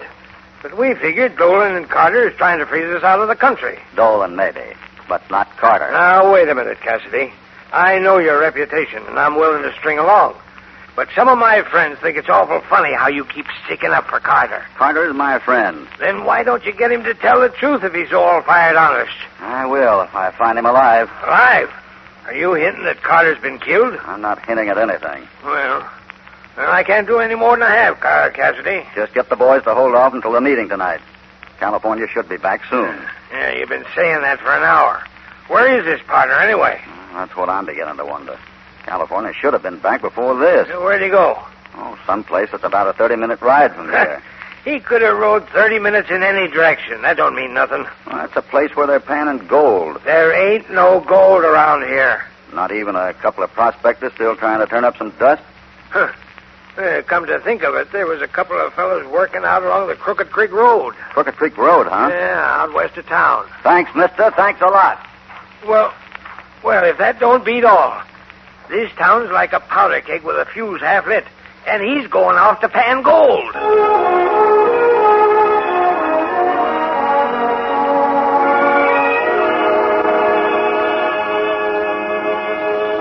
Why, I just can't understand you, Milo. Me and you being friends for so long. Shut up. And quit looking at that rifle by the door. I'll put a slug in you before you can get off that chair. I never seen the beat. You sure are a suspicious hombre. There's that thumping sound again. Under the floor. It's the wind. Yeah? It couldn't be old man Carter down there, could it? If you don't shut up, you'll go down there with him. So it is John Carter. You've been holding him prisoner. If you don't shut up, you... Somebody's coming. Yeah. You sit there in that chair and don't move. I'm taking a look out the window. It's the boss. I came a long way around so nobody can follow me. I gotta work fast, Milo. Ranchers to hold them. Who's that? A feller that... I knew you were short on brains, Milo, but I didn't know you were that stupid. But Dolan... I told you never to bring anybody out here. But he was following me, so I brung him along. Oh, following you, huh? Who are you working for, anyway? Myself. Dolan. I will take care of you and Carter. But, Dolan, I thought you wanted to keep the old man alive in case you wanted him to sign something. We don't need his signature now. Get your hands up, Dolan. You too, Milo. Hoppy. What's the idea, Cassidy? I've been out there in the brush for 10 minutes. I figured Milo was waiting for the boss, and I knew that his name was Dolan. Why, you've been eavesdropping, Hoppy. Well, I'll be doggone. Get their guns, California. It'll be a pleasure. You're not going to get mine? Look out, Hoppy. Your fingers will sting for a while, Dolan, but you're not hurt. You'll pay for this, Cassidy. Now, don't try to pick up that gun. Next time I'll do more than shoot it out of your hand. Hoppy, they got Carter downstairs. So I heard. We'll get him and right into town. What do you figure to do with me? You and Milo will have a nice long time to think of your sins. Up in state prison. But first, we're all going to attend a meeting in Kearneyville. The ranchers you tried to swindle are going to be very happy to learn the truth, Dolan.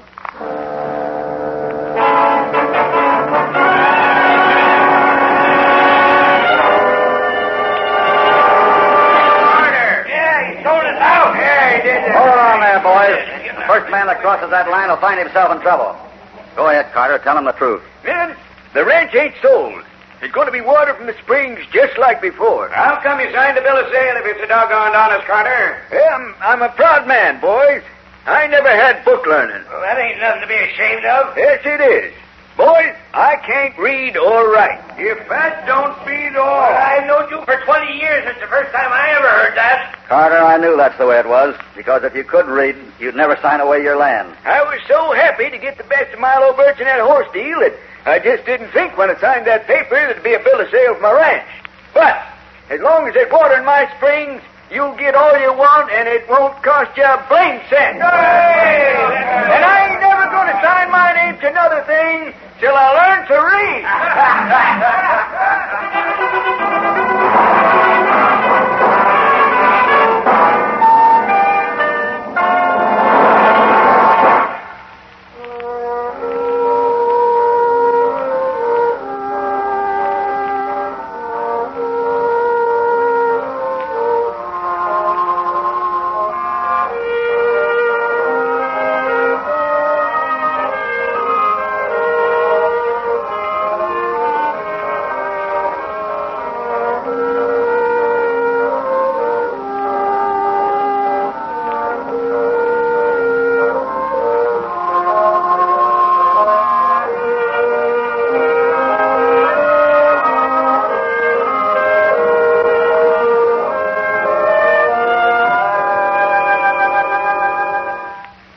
Now back to our story. Hoppy, what made you so darn sure that Dolan and Birch was working together? Birch wanted to fight when I asked to see the bill of sale for the horse he bought from Carter. An honest man wouldn't do that. Doggone it, Hoppy. Quit grinning and tell me, how come you found the hideout so easy? I just looked where you'd be, and there you were. It wasn't as easy that. I seen other hoof prints along that creek bank. Sure. There was only one set that belonged to a shiftless, lazy fellow who wouldn't take the time to have a new shoe put on his horse. By golly, you're right. I plumb forgot about that missing bar. But how'd you know where to look? You told me. Oh, what? I told you? Well, sure. You said 2 prospectors were panning gold. And you said that Milo claimed it took him 30 minutes to ride to his job. I found out the prospectors were working on Crooked Creek, and sure enough, there were the tracks of your horse. Well, doggone. I sure helped, didn't I? Oh, you helped a lot. Oh, another thing, Hoppy. How come you knew Carter couldn't read or write? Laura told us she read his letters to him, remember? Yeah, that's right. Never thought of it. If Carter could read, he'd have read his own letters. Well, I guess there ain't nothing else to do but head for home. Yeah, how about getting a new shoe for your horse? Uh-oh, there ain't no hurry about it. Never put off till tomorrow what you can do today. What's so funny, California? That putting off business. Say, it's a good thing I didn't think of that yesterday. How do you mean? Well, if yesterday I'd have done what I could have done today, if I'd done today what... mixed up, huh? Well, doggone it, yeah. What I'm trying to say is this. If I'd have had that shoe fixed yesterday, you wouldn't have seen that missing bar and never found me. And look at what would have happened today. I have nothing to say. I got you, Hoppy, huh? For once, you ain't got an answer. You ain't got a word to say.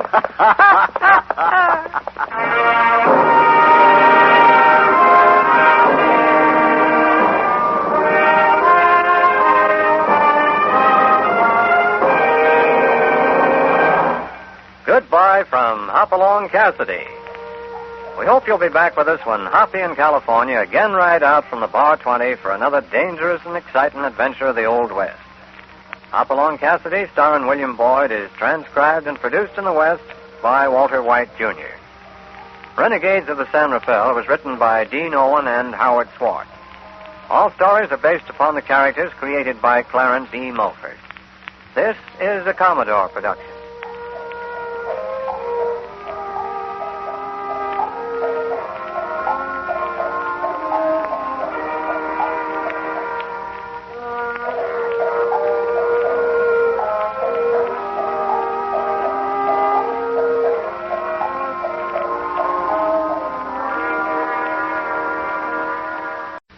Hopalong Cassidy.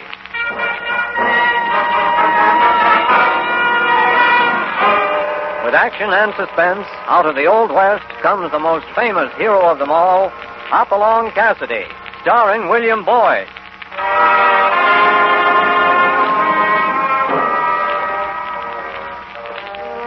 The Ring of the Silver Spurs heralds the most amazing man ever to ride the prairies of the early West, Hopalong Cassidy. This famous hero thrills his 60 million fans with action and dangerous adventure. In the role of Hopalong Cassidy is the popular star of the motion picture series, William Boyd. And appearing as that laughable old character, California, is Andy Clyde. Now to our story, The Phantom Bandito.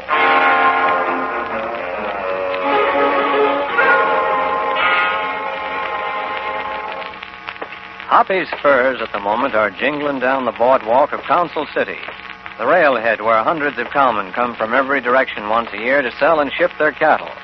And Council City does everything in its power to accommodate them. The honky-tonks, the hotels, the gambling joints abuzz with activity. The marshal and his deputies on double duty. And the cowmen, too many of them, looking for a handy place to squander a year's wages. Concern it, Hoppy, I'm reaching the end of my tie rope. Now, take it easy, California. Ain't we partners? Right. Ain't I sighted you clean from Pawnee Junction to Pecos since you was the greenest hand in the bar 20? Sure. And every time some outlaw run us up a tree, who was right there hanging to the next branch? California Carlson. He raked. Then why internationally you keeping secrets from me? Secrets? Oh, now, don't give me them innocent blue eyes, and don't tell me we're here in Council City just to sell them cattle. Now, you know as well as I do that Baker's Crossing's a darn sight nearer the bar 20. You've been selling cows there for 10 years. Now, here we are. The Arcade Saloon. Now, what's that got to do with it? It's run by Mr. Sanderson, California, the man who wants to buy our cattle. Come on, let's go inside.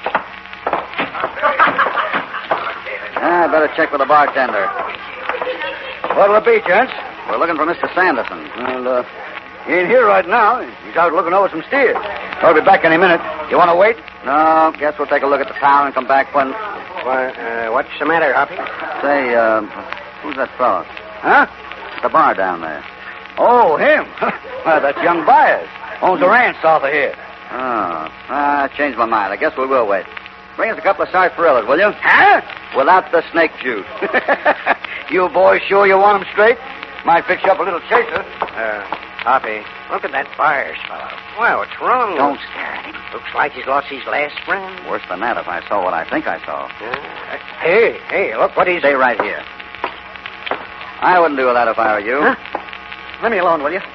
What I do is my own business. I'm just asking you to think it over a minute. I've thought it over all I want to. Now, beat it. Will you get out of here? Not till you give me that. Nobody's going to stop me now, do you hear? I'm afraid that's just what I'm going to do. Like that. Now, look, mister, I didn't like that. I didn't like that at all. Okay, Sonny. I hate to do this, but... Shut it down, boys. Shut it down. What's going on here? Oh, that's sarsaparilla, huh? The big man from out the west. I'm sorry. I didn't want to raise a ruckus, but I... But what? California. Yeah, Hoppy? Get this boy over to our room at the hotel. Put him on the bed. I'll be over in a minute. Sure. Looks like he could use a bed right now. Come on, Sonny. I'm still asking my questions, sarsaparilla. What's this all about? Take a look at that glass at your feet. Sure. You bought a drink. It's one of our glasses. Only look at what he poured in it. Huh? Let's see that. Gosh, old hemlock. Poison. The kid was trying to kill himself.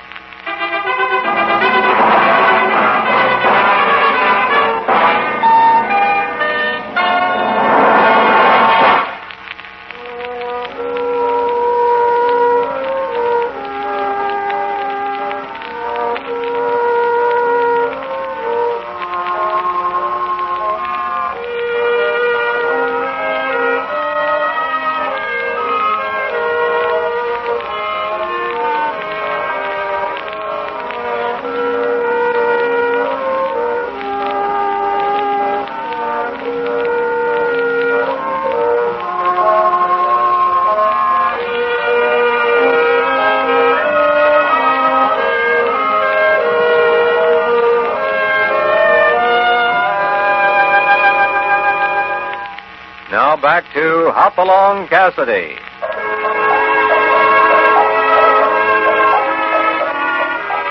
Hoppy in California are in Council City to sell 500 head of prime bar 20 steers to a Mr. Sanderson.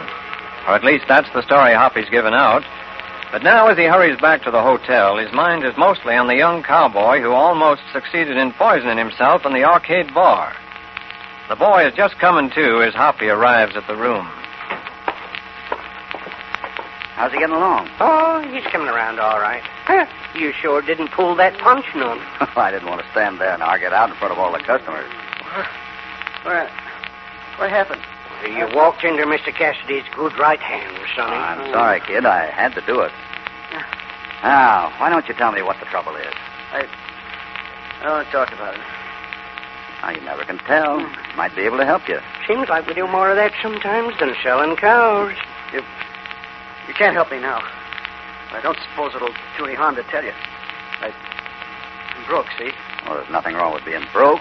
If you need a job, why... I got a job. Got a ranch, too. Well, I had one. What do you mean? 1,000 acres. Prettiest range land you ever saw. I come here to Council City 6 weeks ago with my first cattle. 300 head of Herefords. Everything depended on the money I got for them. Then what? I sold them for $20 a head. That's $6,000. Cash. I was pretty happy and pretty foolish, I guess. I started home that afternoon. The ranch, the Circle B, is 20 miles south of here.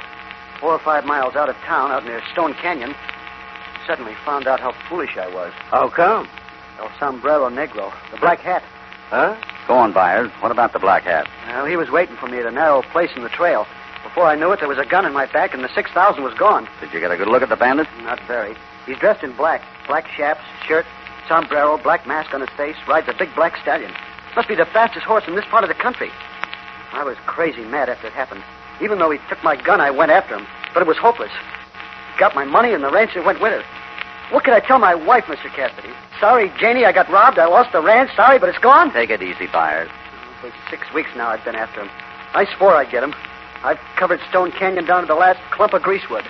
It's like chasing a phantom. That's why tonight I guess I gave up. Well, that's a tough one, Byers. The answer you hit on over at the arcade isn't the right one. I guess I know that now. You say you lost your ranch? I got 2 weeks left. There's a loan on it that has to be paid off. Who holds it? Mr. Sanderson. I see. Did you ask for an extension? Why should he extend it? He wants that land. Finest piece of cattle range in the county. Yeah. Who'd you sell the cattle to? Sanderson. That's interesting. Why didn't he write off the loan right there? Why'd he give you the cash? I thought it was funny at the time. He said I'd better take the cash. That he had to send away for the papers. And he'd come down to the ranch on the due date and close it up official. You know, Hoppy, I'm beginning to see why we come to Council City to sell them. Never mind, California. You keep Byers company for a while, will you? It's about time I looked up an old friend.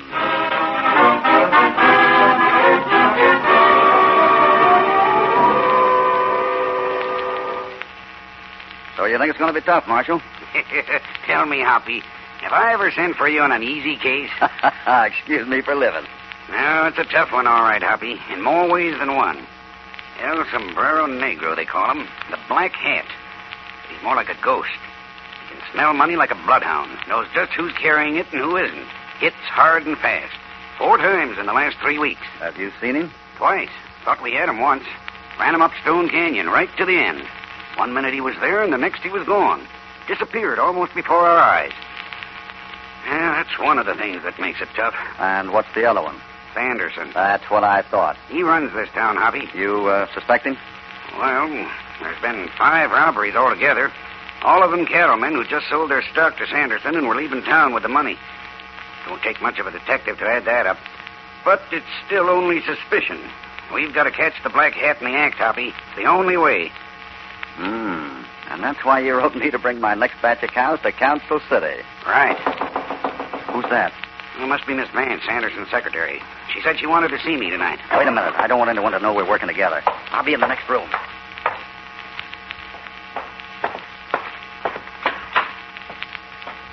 Marshal, Come in. I can only stay a minute. I can't let him know I'm here. You heard about Fred Byers. Tried to kill himself in the arcade an hour ago. I see. How much longer are you going to allow this to go on? Until I get proof, Miss Vance. Well, I don't need any more proof. What do you mean? While Sanderson was out this afternoon, I went to his desk. I found this. Well, Black mask. Is that proof enough for you? I don't know. Well, I do. The townspeople are ready to lynch someone, Marshal. They're tired of waiting, and so am I. If you insist on sitting up here in your office Now, just a minute, Miss Vance. Until the United States government tells me different, I'm in charge of the law here, and I'll conduct my office as I see fit. When I get a case against Sanderson, I'll move, and not until. All right, Marshal. But I hope for your sake you move soon enough. Good night. Good night. Well, what do you think, Hoppy? Hard to say. There it is. Prettiest piece of evidence a man could want. Wonder if Sanderson's in his office now. Why, sure. The arcade runs till midnight. Why? Thought I might run over and talk business with him. After all, he's the boy who's going to buy my cows, isn't he?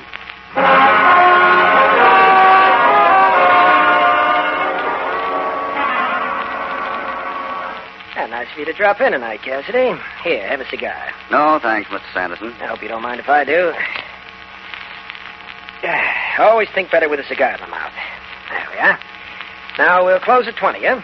20 satisfactory to you? That's a fair price. Good. Hate to haggle. I could see you hate it too, Cassidy. The minute you came in tonight, I said to myself, now there's a man who's got a price in his mind. If I meet it, fine. If I don't, no deal. Kind of an amateur student of character, Cassidy. Usually come up pretty close to. And you're a mighty good businessman, aren't you, Mr. Sanderson? Oh, I do my best. Make a pretty good go as a cattle broker, or run a couple of saloons. Well, I like to keep busy. And I see you play around with mining, too. You mean the map on the wall? Yeah, and those gold nugget cufflinks you're wearing. Well, I'll tell you a secret, Cassidy. As a mining man, I'm a flop. Put a lot of money in it, too. That map on the wall up there is to remind me I can lose money faster than I can make it sometimes. Is that so? Mm-hmm. It's called the Gold Arrow. A few miles out of town, just over the ridge from Stone Canyon. Spent a fortune, put in 6 miles of tunnel. But all I got was this pair of cufflinks. Pretty expensive cufflinks, huh? Well, back to business. Here's the bill of sale. And 500 head at 20 is 10,000 each. There you are. In cash? Oh, why not? Seems like a lot of money for a fellow to pack around in greenback. How about a check? Sorry, I don't do business that way, Cassidy. Don't even carry a checking account. Any particular reason? Yeah. I don't trust banks. My father lost everything he had in '73, and I don't intend to do the same. I see. So if you want to do business with me, it's cash on the barrelhead. Take it or leave it. That what you told Fred Byers? Yeah. Anything wrong with that? I think so. You could have written off that mortgage on his ranch with a bill of sale on his cattle. Now, wait a minute, Cassidy. I'm not through.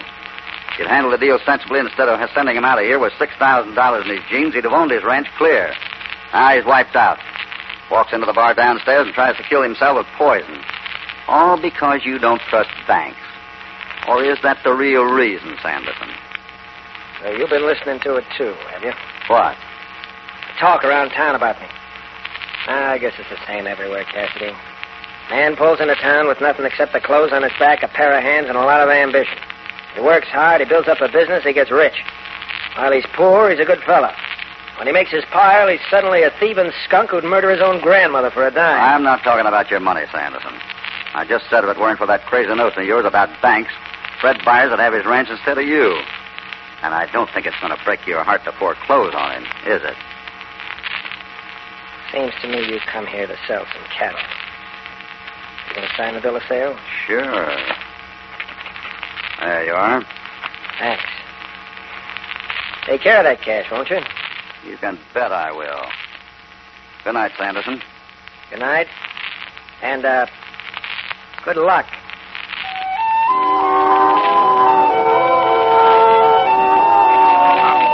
You don't mean you're going to risk the whole 10,000? Hand me that bundle of bills there, California. Here you are, but danged if I know what you're doing. I think 1,000 ought to do it, Marshal. We'll leave the rest here in your safe.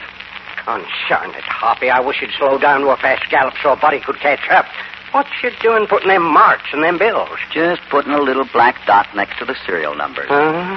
Sure I can't help you? Look, let me sit down beside you and put Whiskers and Andy Jackson's picture there. I'm going fishing, California. Good Lord Almighty. Fishing? And I'm telling you, you ain't going to get a bite, Hoppy. And I ain't going to stand for this another minute. What's going on here? What? There's a big fish swimming around out in Stone Canyon, and I'm going after him with this money here as bait. You mean the black hat? That's right. Hoppy figures the Bandito will tackle him if he starts back to the Bar 20 tonight with that money. I don't. Why not? Because he's too smart to tackle Hopalong Cassidy on a dark trail, even Steven, that's why. He knows he'd get run off with more holes in him than a Swiss cheese. Well, maybe you're right, Marshal. But it's a cinch he wouldn't tackle you. So? I don't like the direction this conversation is going. Now, why are you looking at me? No. California wouldn't work either. I reckon not. Why not? Well, you can't send a boy out to do a man's job, California. No, wait a minute. Bandito's a mighty tough hombre. Can't tell what might happen. I ain't afraid Forget it, California. I wouldn't risk your neck for anything.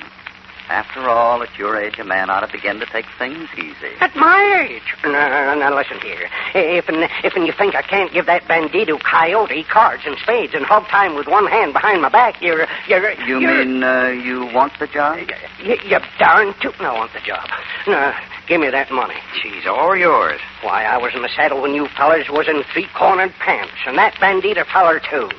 Just let me see him face to face. You will, California. You will. Huh? You just got yourself a job. Huh? You know, I get a feeling I was euchred into this.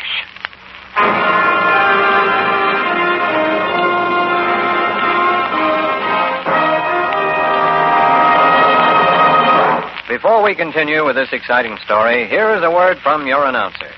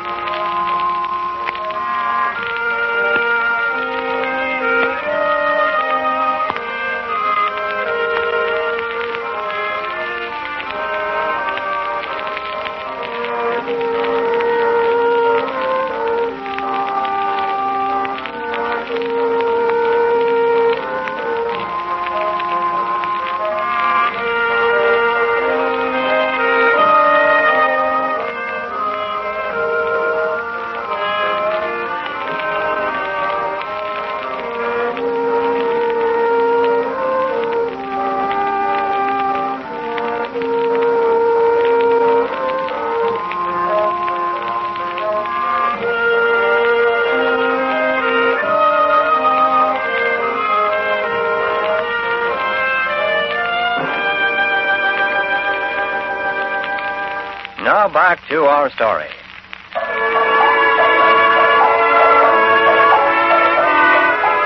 It's now almost midnight, 3 hours since California, carrying $1,000 in marked money, set out on the trail leading north from Council City, supposedly on his way back to the Bar 20. Hoppy and the marshal, high on a rocky peak, are watching the moonlit valley below. Take it easy, Hoppy. I can't help it, Marshal. I'm beginning to get jumpy. He's a half hour overdue. Oh, you told him to take his time. Yeah, I know, but... Well, we're in luck in one way at least. Huh? That moon. Bright as daylight down there. I hope you're right about the black hat. If anything happened to California, Forget it, Hoppy. There are two kinds of outlaws. The killers and the smart ones. And the black hat, the smart kind. California ain't gonna get hurt. Well, I'd feel better if I was down there instead of... Wait. What's up? Look, where the trail comes out of that shadow down there. Yep, it's California, all right. He's moving into the shadow again. Ought to come out on the other side of that boulder.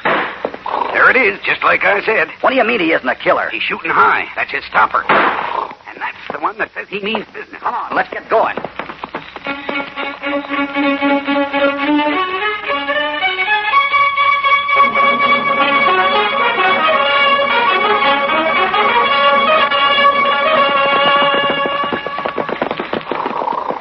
Where'd he go? Ran him right up the cliff here. Then it seemed he dropped out of sight. That black stallion of his is the fastest thing on 4 feet. Where's California? Right behind me. He's okay. Good. It doesn't make sense, Marshal. A man and a horse just don't vanish into thin air. He's got to be around somewhere. You sure there's no trail leading up to the rim? Positive. There's no way out of Stone Canyon but the way we come. I've been over every inch of it with Fred Byers.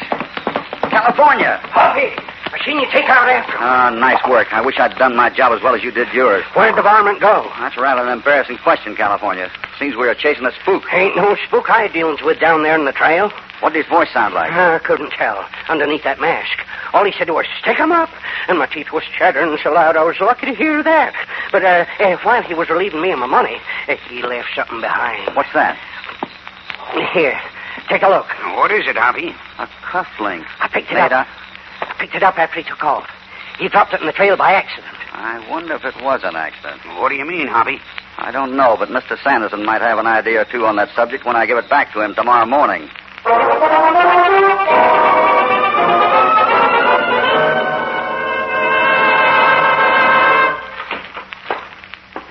Good morning, Cassidy. Oh, hello, Mr. Sanderson. I was just looking at the map of your mine here. So I see. Looks like you tunneled almost through the ridge here from Green Valley to Stone Canyon. That's right. I suppose you tell me what you're doing in my office. Oh, come now, Mr. Sanderson. I'm not holding any grudges about yesterday. There's no reason why you should. I asked you what you were doing here. Trying to do you a favor. Ever seen that before? Where'd you get it? Answer my question first. Of course I've seen it before. It was stolen from my home a few days ago. Oh, seems to me I saw you wearing a pair of nugget cufflinks yesterday. That was the other pair. I have two. Where were you last night at 11 o'clock, Sanderson? At home? Anyone with you? No. I'd like to know where you got that cufflink. I know you would. See you later, Sanderson.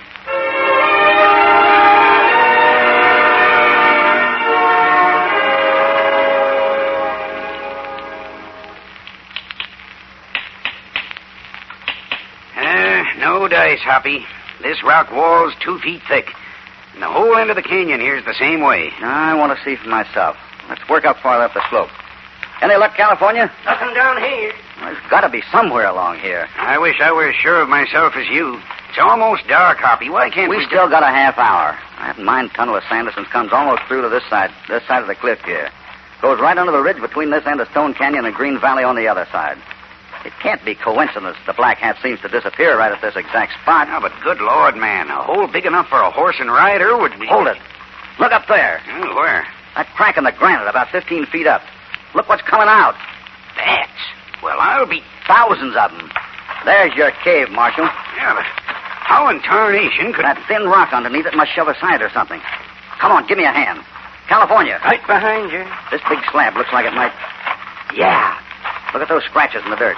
Come on now. All together. Well, satisfied now, Marshal? I'm eating crow, Cassidy. Let's go in. Light up the candle, California. Yeah. And I'll bring up the rear, if you don't mind. Just as soon as... I don't want to meet that critter face to face in his own hole. Let's pull the stone back the way it was. Yeah. And leave us all shut up in here? Oh, yeah, sure. All right. Okay, let's go. How far do you think the tunnel goes, Hoppy? It ties in with that blind drift Sanderson told me about. From there, you could go right through the ridge to the Green Valley. No wonder he was able to disappear so easy. You reckon he went right through, or... Wait a minute. Watcher, take a look. In this pocket of the tunnel. Well, cigarette butts, a lamp, boxes. Hold the candle, Marshal. Yeah. Let's see what's in this box. Look at them greenbacks. Gee, that's it, Hoppy. There's the Wells Fargo pouch. The envelope Fred Byers kept his money in. It's all there. Yeah. Looks like we found out where our friend hangs his black hat.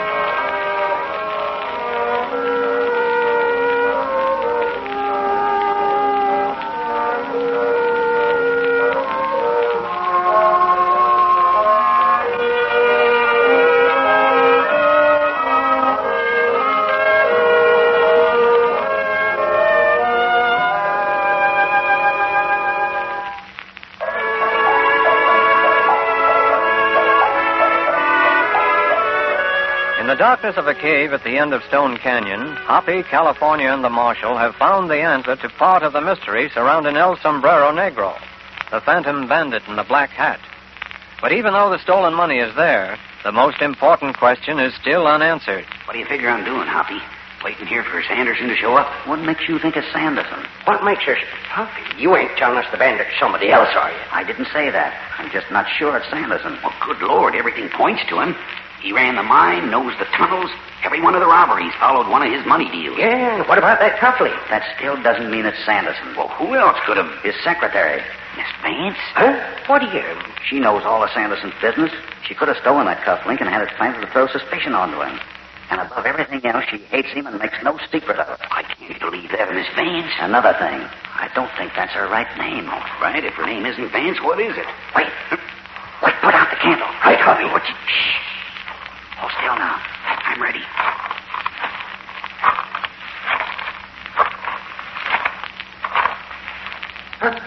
Janet, who's there? Put up your hand. No, you don't. Oh!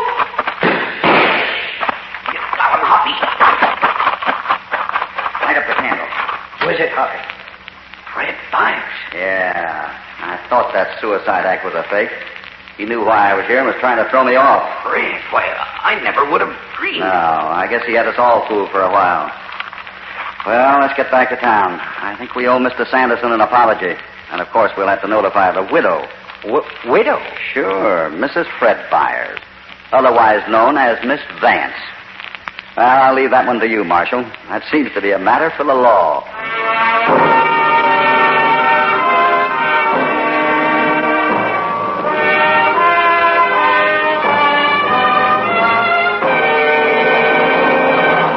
We hope you'll be with us next time when Hoppy in California will again ride out from the Bar 20 for another dangerous and exciting adventure of the Old West. Hopalong Cassidy, starring William Boyd, is transcribed and produced in the West by Walter White, Jr. The Phantom Bandito was written by Harold Swanton. All stories are based upon the characters created by Clarence E. Mulford. This is a Commodore production.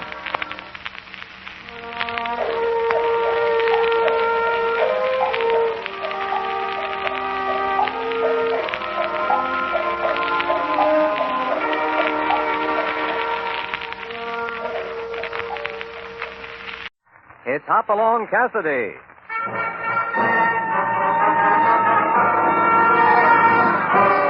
With action and suspense, out of the Old West comes the most famous hero of them all, Hopalong Cassidy, starring William Boyd.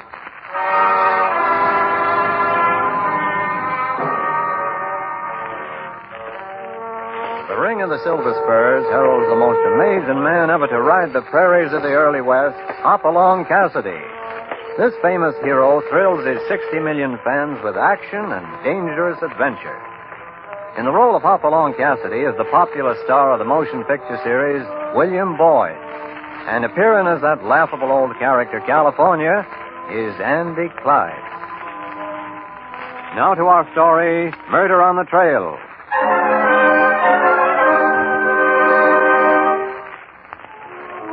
Some folks always seem to be right in the center of excitement. And that may be because some folks look for it. Of course, you'd never get Hopalong Cassidy to admit that, but his pal California strongly suspects it. And especially now that they interrupted a peaceful ride back to the Bar 20 to hitch over to Rapid River for the night. Well, there's the Rapid River Hotel up ahead on the right. Let's see if they have a couple of empty sacks. I'd sooner be out under the stars, and so would you, Hoppy. You can't fool me why we come here. You decided awful sudden after you heard there was a little trouble. Me? Walk into trouble? Why, California, you hurt my feelings. Well, you're going to hurt my stomach if we don't get some grub pretty soon. Soon as we get a room lined up. Folks there in the lobby seem pretty excited. Yeah, I guess they're talking about the killing. Who was it? Mr. Mills. He owned the stagecoach line. Robbery, I suppose? No, he was... Hey, you! Hey, you're Hopalong Cassidy, ain't you? That's right. You're wanted at the museum. Really? Well, I hadn't figured on being put under glass quite so early in life. You tell him, Hoppy. Go on over, pal. You'll enjoy yourself in a museum. What makes you think so? Well, Well, you seem to like keeping an old relic around. Huh? What do you say? Why, if that ain't they did, I ought to, of all the doggone you out.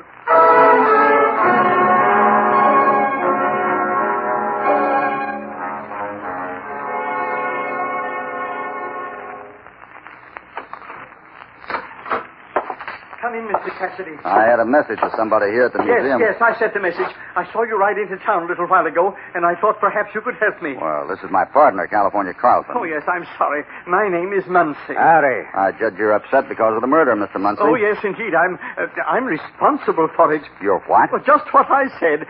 Mr. Mills would be alive now if it weren't for me. I deciphered a map showing the secret passage into Lost Canyon, and I showed it to Mr. Mills. He had always been so interested in the canyon. He started for there at sunup, and by noon a rider found him dead. Well, that doesn't make you responsible. No, but I knew it would happen to anyone who tried to go up into the canyon.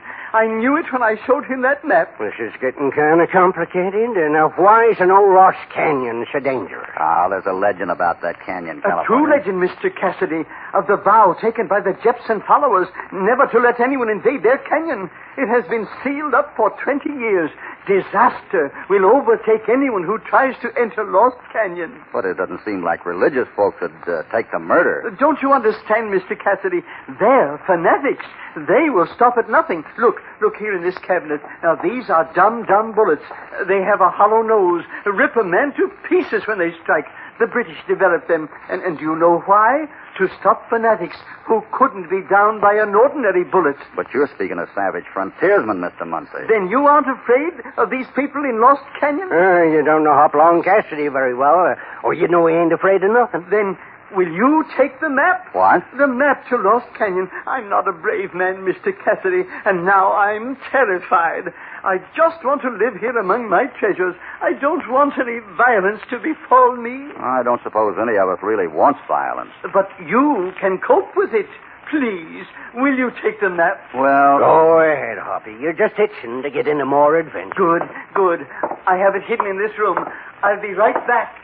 I know something like this would happen, Hoppy. You head for danger like Topper does to a field of wild oats. Oh, there's no danger in this. Mr. Muncie is just an excitable little man. What in blazes? Mr. Muncie. Hoppy, look. This axe, this split his skull. It's out from the wall, or maybe... I know what you mean. Go get a doctor, quick.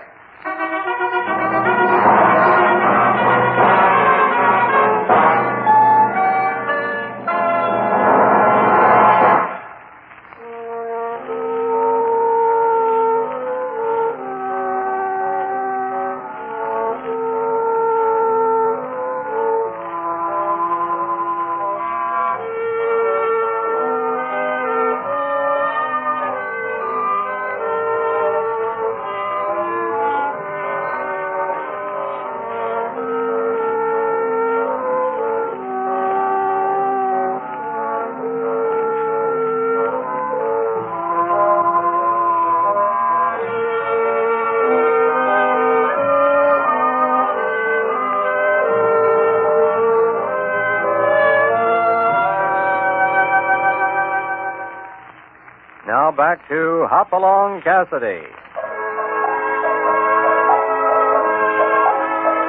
Hoppy rode into Rapid River because he was curious about one murder, and now he's mixed up in another. The town is in a nasty mood. They want somebody to pay for the killings, all of which puts Hoppy in California in a pretty tough spot. The dark little museum is now bristling with outraged townsfolk, and the sheriff is not having much success keeping order. Get the two men who did it. Enough of this killing. Yeah, string them up before somebody else gets it. They were the only ones in the museum. Men, get back. I'm the law around here. This is my business. When our friends go getting killed, it's pretty much our business, I figure. So do I. Bring them two men out of the other room and let us tend to them. That's what we want. We'll give them justice. Now, quiet, all of you. I'm drawing my gun, and the first man that interferes with me is going to get it, you understand? What do we say? It's mobs like you that hang innocent men. And there'll be none of that in Rapid River. Then stop this murder. I will stop it. I will. In the right way. All right, Deputy. Bring them two men out. Yeah. There's the folks.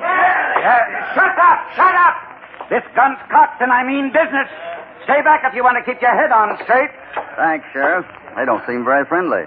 I'm here to keep the law, and if you're guilty, you'll hang just as they want. Now, look here, Sheriff. You don't know who you're talking to. Oh, am I supposed to bow when I meet you? No, but by golly, you'll take off your hat when you meet my partner here. This is Hopalong Cassidy. Uh-huh. How do you do, Sheriff? You're Hopalong? Don't let him trick you, Sheriff. Shut up! Nobody tricks Sheriff Richards. So you're supposed to be Hopalong Cassidy, huh? No, Sheriff, I'm not supposed to be. I am. Ain't you never seen his picture? The only pictures I ever see are the ones with wanted on them. Ain't true. He ain't Hopalong. Ain't nobody here ever seen Hopalong? Huh? Oh, shut up, Jake. A lot of good you'll do us. Well, if the fella knows me, bring him out, Sheriff. Nah, that's old Jake Peters, blind as a bat. I don't need eyes to know Hopalong Cassidy. Let me through here. How in tarnation you gonna tell, Jake? I got ways. Where is this fella? Here I am. You must be the Jake Peters that used to ride range in Cheyenne. Now don't confuse me with talk. There's one sure way I can tell Hopalong. Don't matter now if I don't have eyes to see him. I'll still know him if I can just hear him walk. Huh? Doggone if this ain't something. Go ahead, you walk. Like this, Jake? Yeah. A little more. It's him, Sheriff. That's Hopalong. I'd know the ring of his spurs anywhere. You sure, Jake? Of course I am. Well, that's good enough for me. You're welcome to Rapid River, Hoppy. Thanks, Jake. Your friends were hard to convince. Well, I'm right sorry, Mr. Cassidy. But you know, a feller can't be too careful, especially when he's the law. Hoppy ain't used to treatment like this. I understand, Sheriff, and I'll be obliged now if I can help in any way to clean up this murder. Oh, thanks, but we don't need no help. We're used to handling our own affairs in Rapid River. Come on, men. Way out of this museum. We ain't getting nothing done hanging around here. Oh, Sheriff. Yeah? Do you mind if my friends and I stayed here for a while and looked over the displays? Seems to be quite a fine collection. Well, I don't know. Well, we rode quite a ways to see this museum. We'd be grateful if we could stay and look it over. Well, just because you're Hopalong Cassidy don't think you're privileged character around here, I'd do the same for any citizen. You can stay for 10 minutes. Thanks, Sheriff. That'll be fine. Why, that insulting tin-horn sheriff. The idea, him talking to you the way he did. Oh, forget it. He was just trying to impress us. I don't know why you went to all that trouble to stay in this here museum anyway. Don't you know California? Really? Oh, all right. Of course I know. You think you can find something that the sheriff didn't in his investigation? I'm sure of it. Mr. Muncie was a nice little fellow, and I'm pretty put out that somebody would go to the trouble to murder him. But there ain't nothing to prove it was a killing. There's axes all over the room he was in. It could have been an accident. Do you think it was? Well, I don't know. Come on in here. I noticed something that may help you decide. Oh, this blood all over the floor is giving me indigestion. That's impossible, California. You haven't eaten anything. Doggone, that's right. That's what I'm feeling. No supper. Now, look here. See these axes? Go on, take one off the wall. I'd rather just as well look at them from here. Don't you see something pretty obvious? Look at this one. And this row over here. See? I don't see nothing except a bunch of axes. But don't you realize that there's not one of them in here that is like the one that fell and killed Mr. Muncie? Well, sure there is. It was just like these red-handled ones. I don't mean the handle. I mean the other end. The blade. That's right. Every axe in here is so dull you couldn't cut summer butter with it. But the one that fell was sharp enough to slash a human skull. Oh, you're right, Hoppy. Gee willikins, what do you think of that? Shh, quiet. Huh? Howdy, boys. Howdy. Mind if I go along on this little tour? My education has been kind of neglected. Come on in, mister, but don't hide behind doors. You might get into trouble. Oh, I never get in trouble. But you might. Especially if I was to tell the sheriff that about an hour ago I delivered a message to you from Mr. Muncie. And how is that going to cause trouble? Well, it depends on what the message was. If I was to say that Mr. Muncie wanted you to please leave him alone, and he couldn't possibly make the payoff that you demanded. Why, you California, dirty... stop that. Fighting ain't the answer, cowpoke. No, I can see that. California, how much do you have with you? What? Get out your pouch, California. Hoppy. Well, we understand each other, eh, Mr. Cassidy? Yeah, we certainly do. I don't believe I know your name, though. Oh, the folks just call me Brick. Gold Brick, maybe. Now, listen, you old goat. Yeah, Brick. Brick. A crack like... Yeah, something to make you feel better. And don't go causing any trouble, will you? We just want to stay out of this. That's better. You know, I was watching through the window all the time. Oh, you were? Huh? Well, don't say anything about our taking the map, will you? We're just collecting curios for our ranch. Yeah. Yeah. Thanks, sucker. Thanks. Now I think fine. Hoppy. Are you stark raving mad? What do you mean by paying off that little chiseler? And why did you tell him about finding the map? But I didn't find it, California. I just thought it might be interesting to see what he would do if he thought I did.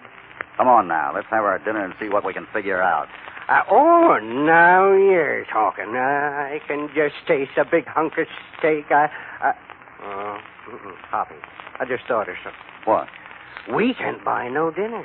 You gave that chiseler all the money we had. What do you think of that?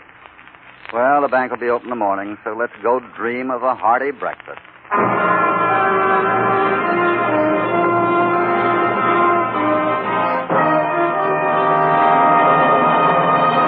Before we continue with this exciting story, here is a word from your announcer.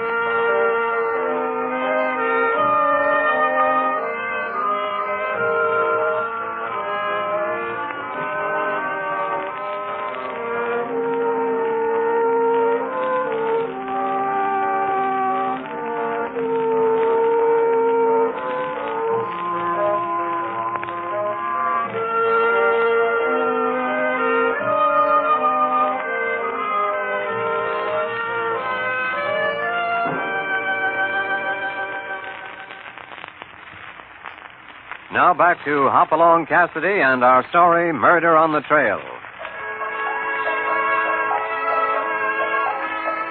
One of the leading citizens of Rapid River has been murdered because he started up into Lost Canyon. Then Mr. Munsey, curator of the museum, was killed by a fallen axe as he was about to give Hopalong Cassidy the map showing the secret passage into Lost Canyon. So now Hoppy and California are camped out on the edge of town, and they're trying to figure out two things. Who is doing the killings and why? It doesn't add up, California. Just 2 men have been killed for no apparent reason. But the little fellow at the museum told you the reason. They're religious groups. No, California. I don't think that's the answer. It's very seldom that wars are fought or murders are committed because of religion. People generally kill for a very earthly possession. You mean money? Uh-huh. But in this instance, I can't figure out who will gain and who will lose because of this map showing the secret passage into Lost Canyon. Sure wish you hadn't told that brick fella that we have the map. But that may bring the murderer out into the open. Why, we may even have visitors before the night's over. You think so? Say, maybe we should have gotten a hotel room after all. Why, California. You said you didn't want to ask for a room without having the money to pay in advance. You were afraid of being embarrassed. Well, I'd rather be embarrassed than dead. Do I detect a note of fear someplace? I just don't want to die on an empty stomach, that's all. If I'd had supper, I wouldn't have mind laying out here to be shot. But think how much you have to look forward to. As soon as the bank is open in the morning, I'll buy you the biggest breakfast in Rapid River. You will, Hoppy? You bet. Buckwheat cake stacked a foot high. You dream about that. Mm-hmm. Swimming in syrup and gobs of butter. That's right. And brown little sausages to spice them up. Buckwheat cakes. Sausages. And a pile of scrambled eggs. Scrambled eggs. Sausages. Sure. Sweet dreams, California. I'd better shut up and get to sleep myself. All this talk of food is killing me.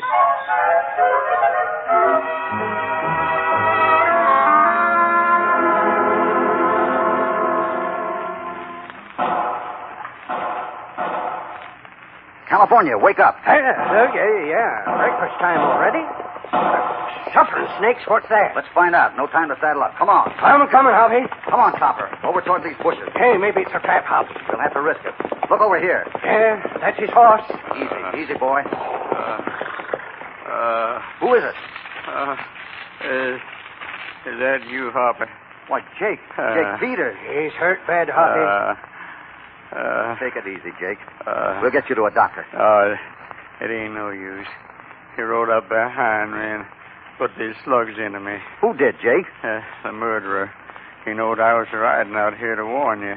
He's after you now, Hoppy. If I'd had eyes, I could have found you. The fella at the forge told me you camped out on this road. Jake, who put the slugs in you? Who was it? No use, Hoppy. He ain't hearing you now. Poor old Jake. California, we're dealing with someone who will shoot a blind man in the back. I'd sure like to get my hands on the varmint. I've got a hunch Mrs. Mills may know something about these murders. You meet me there later. Where are you going now? To the bank as soon as it opens. If it's for breakfast money, Hoppy, forget it. I ain't hungry now. No, I'm going to try to find out who is the wealthiest man in this town.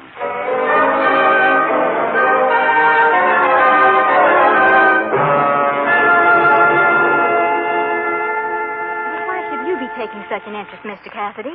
You didn't know my husband. No, Mrs. Mills, and I didn't know the man at the museum. And I'd only met Jake Peters, but it still winds me up inside to see cold-blooded murder. The whole town knows that there are religious fanatics up in Lost Canyon. The whole town may know that. But what about you? Do you know it? You don't I... believe that story any more than I do, Mrs. Mills. There's someone right here in this town that's doing the killing. I only want to know the route into Lost Canyon so that I might be able to bring the murderer out into the open. Yes, I want that, too. I'll tell you what I'll do. I won't give you the route, but I will act as your guide and lead you up there. Oh, but that's too dangerous. There's no man in my family now, Mr. Cassidy. I've got to be father and mother both to my children, and their father would ride up and gain what Lost Canyon has to give us. All right, Mrs. Mills, with spirit like that, come along with me, and we'll clean up this whole dirty mess.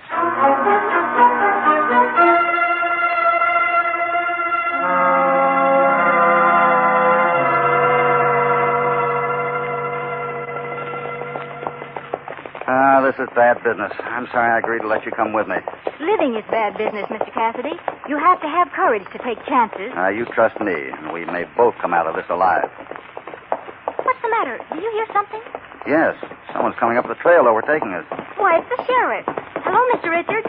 Hello, Mrs. Mills, and it's you, Cassidy. That's right, Sheriff. Who did you expect? I expected you to have better sense, I'll tell you that. Or maybe you mean I shouldn't have had such good sense. You saw what I did with that mob back in the museum, Cassidy. I cocked my gun like this, and I threatened to use it on the first man that tried to take the law into his own hands. Oh, but, Sheriff, you don't understand. Mr. Cassidy If this is Mr. Cassidy, the only man in Rapid River that vouched for him was blind Jake Peters. You mean dead Jake Peters? If he's dead, you're the only one that knows about it, Cassidy.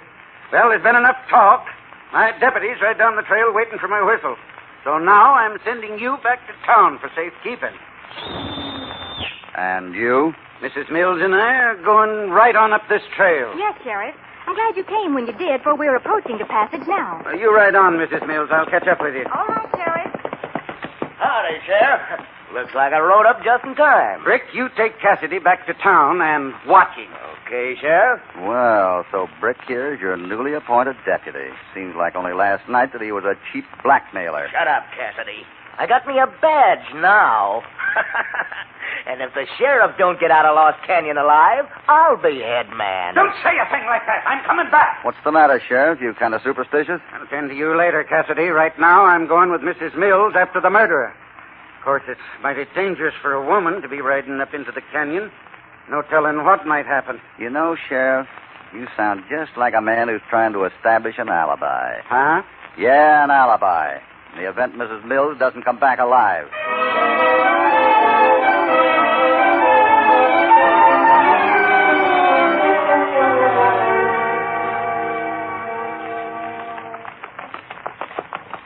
You know, Mrs. Mills, it was a sad day that your husband found that map showing the secret passage into Lost Canyon. Oh, it was a horrible day. But how did he know it would cost him his life? Yeah? No, I guess he didn't. But that Mr. Munsey at the museum knew the danger. He wanted to get rid of the map. He wanted to give the map to Mr. Cassidy. Yeah, but he never did. Because I killed him and took the map myself. What? Yes, Mrs. Mills, I killed Mr. Munsey and I killed your husband. I thought they was the only two that knew the passage. Sheriff, what are you saying? That I can't let anybody living know the passage, Mrs. Mills. But I know it. That's right. I don't like doing this. In fact, I never enjoy killing. Jake Peters, you killed him, too. Oh, he was a worthless old coot, but he was nosy and got to suspecting things. He was on his way to blab to Cassidy, so I had to get rid of him. Sheriff, this is incredible. How can you go on killing and killing and... You're the last. Then I'll be safe. Everything I've got will be saved. What do you mean? I'm a rich man, Mrs. Mills. I ain't just a tin-horn sheriff like folks think. I got a barrel full of money. But I'd lose it all if this here secret passage is found. You're really going to kill me? Get off your horse, Mrs. Mills. No! Come on, Lawson, that horse. Let's get this over quick. No. Sheriff, I have children. You can't. Maybe I'll adopt them, Mrs. Mills. Oh, forget the passage. I'll leave Rapid River. Let me live. Say your prayers, Mrs. Mills. This is it. What's that? Who's over there? Get up here, you. Take your hands off me. Now, stay right here. We got visitors out in the bushes. Let me go. You stay right in front of me. I come back after you, Sheriff. I thought it was you, Cassidy, hiding behind them bushes. You're wasting your bullets, Sheriff. I got you covered. Your little game is up. If you shoot me, Cassidy, you shoot Mrs. Mills first. Come on, behind these rocks. Oh, be careful. You're too close to the edge. I see you sneaking for the trail, Sheriff, but I'm sitting up here to see you don't make it. Why, you sniveling skunks think you can trap me, do you? Hey, you Mr. Miles. Let me go. You're hurting me. Why, I see your hat, Cassidy.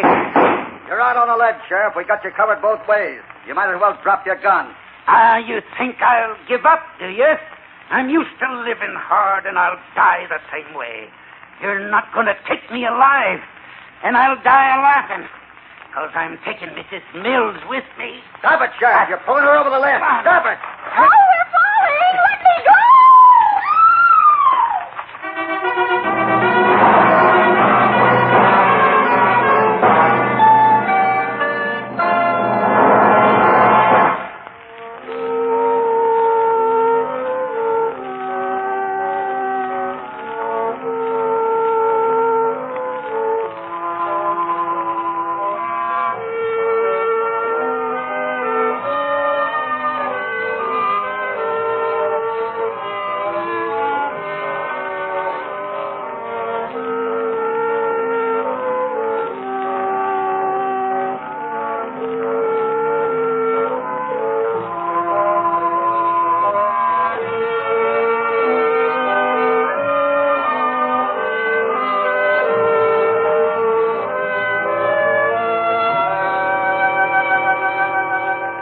Back to Hopalong Cassidy. Oh, darn it, Hoppy. That was the fanciest roping I ever seen. Did I hurt your arm, Mrs. Mills? Oh, I don't think so.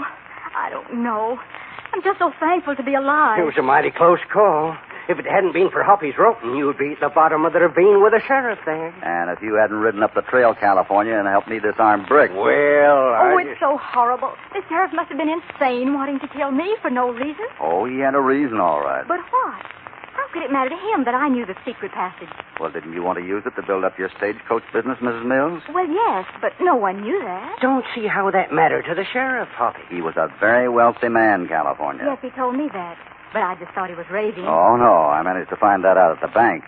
He owned controlling interest in a railroad that runs from Rapid River to Dodge City. What? That's right. The railroad had almost run your stage line out of business. Now, if you were to route your stages through Lost Canyon, you could beat train time and get the business back again. Well, if that ain't the dag busted, doggone. Why, it's incredible.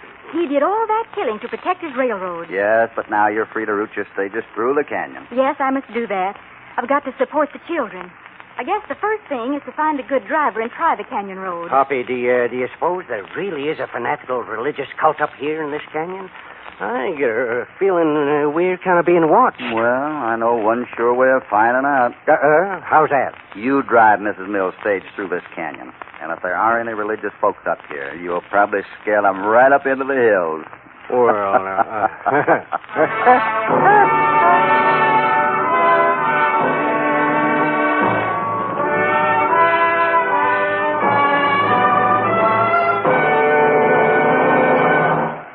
Hoppy and California are heading back Bar 20 way. Got a lot of things to take care of at the ranch. But it won't be long till Hoppy gets that feeling, and they'll be heading out again for more excitement and adventure. We'd like mighty well to have you along. Hopalong Cassidy, starring William Boyd, is transcribed and produced in the West by Walter White, Jr. Murder on the Trail was written by John Barclay. All stories are based upon the characters created by Clarence E. Mulford. This is a Commodore production.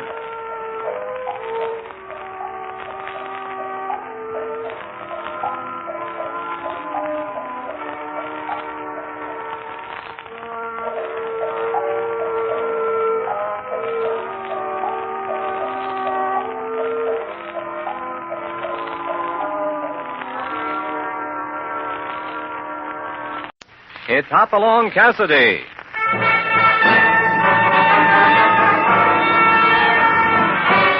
With action and suspense, out of the Old West comes the most famous hero of them all, Hopalong Cassidy, starring William Boyd.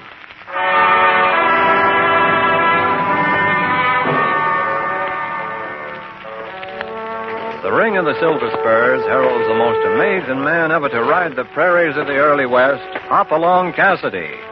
This famous hero thrills his 60 million fans with action and dangerous adventure. In the role of Hopalong Cassidy is the popular star of the motion picture series, William Boyd.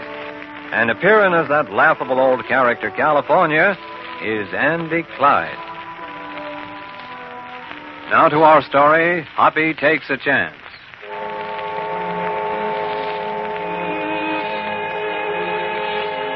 September at the Bar 20. Like all cattle ranchers, is a happy month for the line riders. The lonely cowboys whose duty it is to patrol the boundaries of the ranch and see to it that the outfit's stock stays on the reservation. It's a happy time because it marks the end of the season for them and the friendly atmosphere of the ranch house just around the corner. But Bob Cranston was different from the rest. There was a frown on his face as Hoppy rode up to him on the ridge south of the Bar 20 ranch house. Hi there, Waddy. How's it going? Can't complain, Hoppy. Good. I figure on sending you out at sunup tomorrow. Make a circuit of the ranch boundaries, run down the strays, and kick any of Salinger's cows back onto their own territory. Take you a week or so. Okay, boss. How do you like the new job? Fine, I reckon. Wondered if I might keep right at it on through the winter after cutting out in Brandon.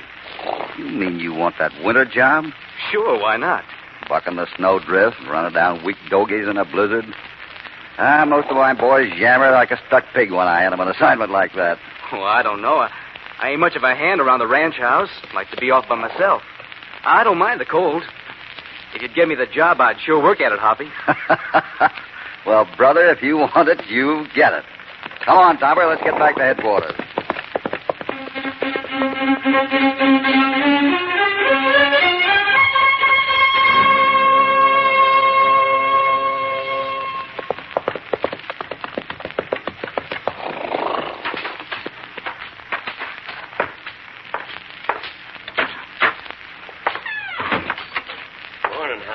Sheriff, what are you doing here? Oh, just dropping by on a friendly call, Hoppy.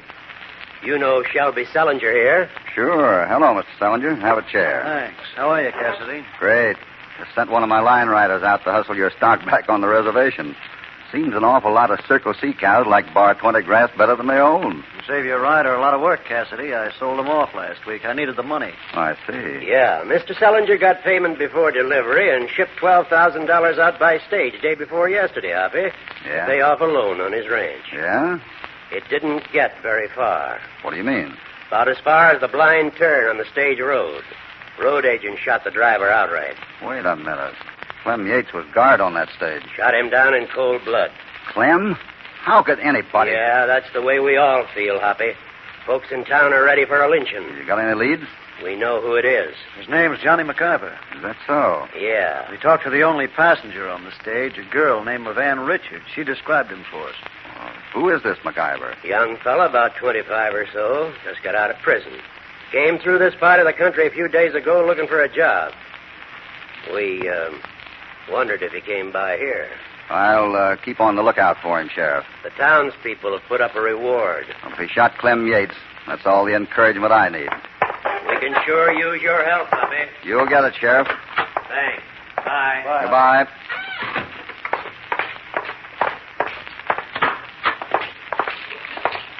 California. Huh? Hiya, Hoppy.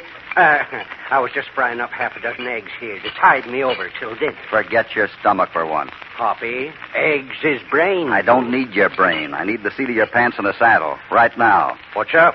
I want you to ride down the South Ridge and pick up Bob Cranston. You mean the new hand you put on yesterday? That's right. I want to find out why he calls himself Cranston when his real name is Johnny McIver.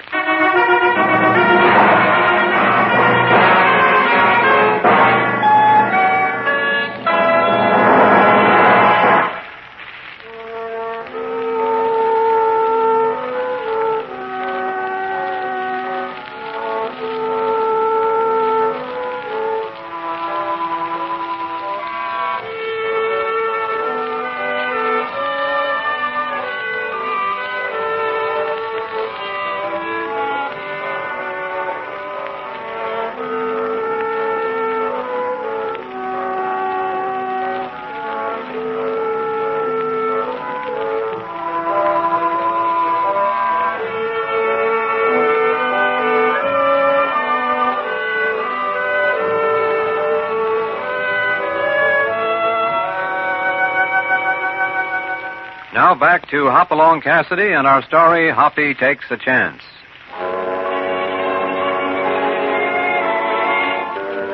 Two men have been murdered. One of them, the beloved Clem Yates, when the mail stage out of Baker's Crossing was held up and robbed by a masked bandit. The sheriff and the townspeople are sure the robber is Johnny McIver, a young ex-convict. And while they scour the country for him, Hoppy is talking to him in the main room of the Bar 20 ranch house. You've got to believe me, Hoppy. I had nothing to do with this. I didn't Take it easy, Bob. I'm not accusing you, yet. How come you changed your handle, Sonny? Seems to me we hired a hand named Bob Cranston. I told you, California. People just can't deal an ex-convict a straight hand. I can understand that. But you didn't need a new name around here. We take a man for what he is, not what he used to be. I wish they were all like you. Mr. Selinger didn't look at it that way. Selinger? Yeah. When I first got to town a few days ago, I hit him for a job. When was that? Let me see. Wednesday afternoon. And the stage was held up that night at 8. What did Selinger tell you? He told me to come back about 10 o'clock. Said he'd let me know then. So you went back, huh? Yeah, I started back from town about 7. Didn't see anyone till I got to that place where it fords the creek. You know, there's a grove of cottonwoods there. Yep, I know the place. There was a fire going and a couple of men boiling up some coffee. They said they were from Selinger's ranch. What did they look like? One of them was heavy set, wore a pair of side whiskers. That'd be Sam Wellman. Who? Selinger's ranch foreman. What about the other one? He was red-headed, kind of short. Yeah, it's Red Conroy. What happened then? They told me Selinger wasn't back to the ranch yet. Asked me to have a cup of coffee with them. It was pretty chilly, and I figured a cup of coffee would taste good, so... So you accepted the invitation? Yeah. They said Mr. Selinger had passed right by there on his way back. Well, we sat around a while, then the redhead pulled out a pack of cards and suggested a game. Uh-oh. Them fellers are sure death at poker. Huh? Red and Sam are a couple of pretty slick poker players. How much did you lose? I didn't lose. I won $300. Huh? Sonny, you're wasting your time as a cowpoke. Anyone who can skin them coyotes that draw pokerers... Wait a minute, California. You pretty good at poker, Bob? Oh, just fair. They played pretty stupid. I took $100 pot with a pair of tens. Huh? Playing against Red Conroy and Sam Wellman? Oh, wait a minute. Maybe this makes sense. What did you do with the $300, Bob? I saved it. They told me a lot of places I could blow it in town, but I didn't. They did, huh? Oh, now what's that got to do with it, Hoppy? I'm not sure yet, but I got an idea. A coach was robbed at 8 o'clock. Where were you at that time, Bob? That was about 30 minutes before I met the two men. I was at the trail quite a piece. Alone. No alibi. I guess not.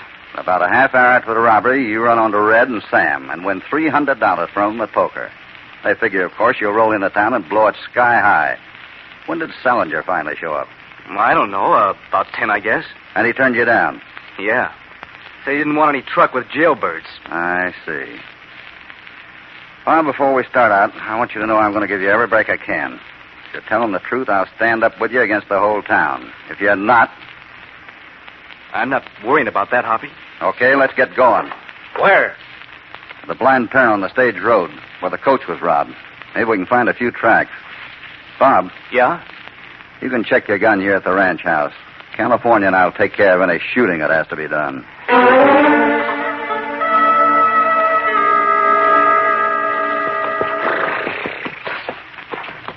Any luck, Hoppy? No, not a chance of finding any tracks on the road here. Someone came through here with a bunch of cattle after it happened. That was Selinger. That bunch of steers he just sold. Tell me something, California. Anything you want, Hoppy. My brain's at your service. Well, harness it up for a minute. You planned to hold up the mail coach here. Where would you hide out? Well, that's a cinch. Right behind the tree yonder. That's what I thought. Come on. Hey, I sit over there behind the tree. Sure. So naturally, a smart bandit would hide up in those rocks above the turn. Hopalong Cassidy, so help me. Don't get insulted, California. You got a wonderful pair of feet.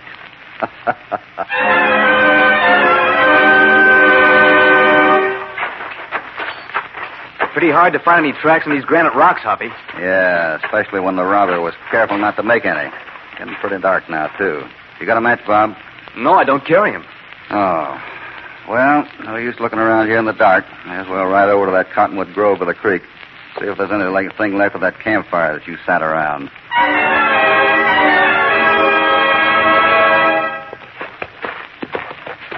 No dice, Hoppy. There ain't a thing to show anyone's been here. Not a track, not a sign of a campfire. But I told you the truth, Hoppy. I was here. Someone's cleaned the place up. I know it. Huh? You mean you believe me? I think I believed you from the first, Bob. Now I got proof. But we ain't found a thing, Hoppy. Now, how can you... That's just it. It's not what we found, it's what we didn't find. What do you mean? One of our line riders uses this place regularly. Builds his fire right here in the clearing. The ashes would be here if someone didn't have a reason for cleaning them up. They knew Bob had come here with his story. They wanted to make a liar out of him. You mean Sam and Red? Yeah. And back there at the blind turn, we didn't find any tracks on that granite. But I found something else. What was that? That's why I asked you for that match. I never saw a cigarette smoker yet who didn't carry matches. One of the robbers left this behind. Well, I'll be a cigarette butt. Yeah. You think it was Sam and Red? And someone else. The man who planned the job. I can't think of a single reason why a man would drive a herd of cattle 6 miles out of the way. Unless there were some embarrassing tracks he wanted to cover up. Lord Almighty. Salinger. That's right. Salinger.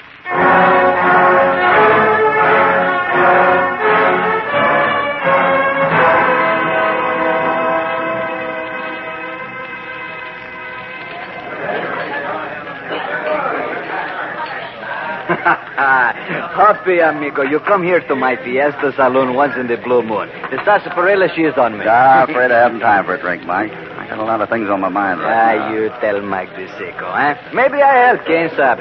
What do you know about Salinger, Mike? Seems to me he was up against us for money for a while back. Why do you ask, Hoppy? That's pretty important right now to a kid named Johnny McIver. That kid, he make one big mistake when he killed Clem Yates. You think he did it? The whole town thinks so. His life, she's worth 2 centavos, maybe less. You know why, Mike? Because the kid has a prison record. See. He's the second man who came to Baker's Crossing with a record, Mike. See. And he feels like you did when you got out. He wants to go straight if the people here to let him alone. You have kept our secret well these 10 years, Hoppy. But why do you ask about Salinger? Because I think you know how bad he needs money. See, he tried to borrow $10,000 from me 2 weeks ago. His rancho, the Circle C, she's in one bad fix. That's what I thought. But he got his money, Mike. Yeah? What do you mean? He figured by shipping that cattle money express and robbing the stage, he'd collect from Wells Fargo, too. A nice way to double your money. He got a young ex-convict handy to take the blame. Madre de Dios, you mean Salinger? Yeah, with Red Conroy and Sam Wellman to give him a hand. Hoppy, you can prove this? There was one passenger on the stage, a girl named Ann Richards. I think she knows more than she's telling. Oh, but the word of a young senorita against Salinger. No, she's no good, Hoppy. She's not enough. Mike. See? That's just why I came to see you.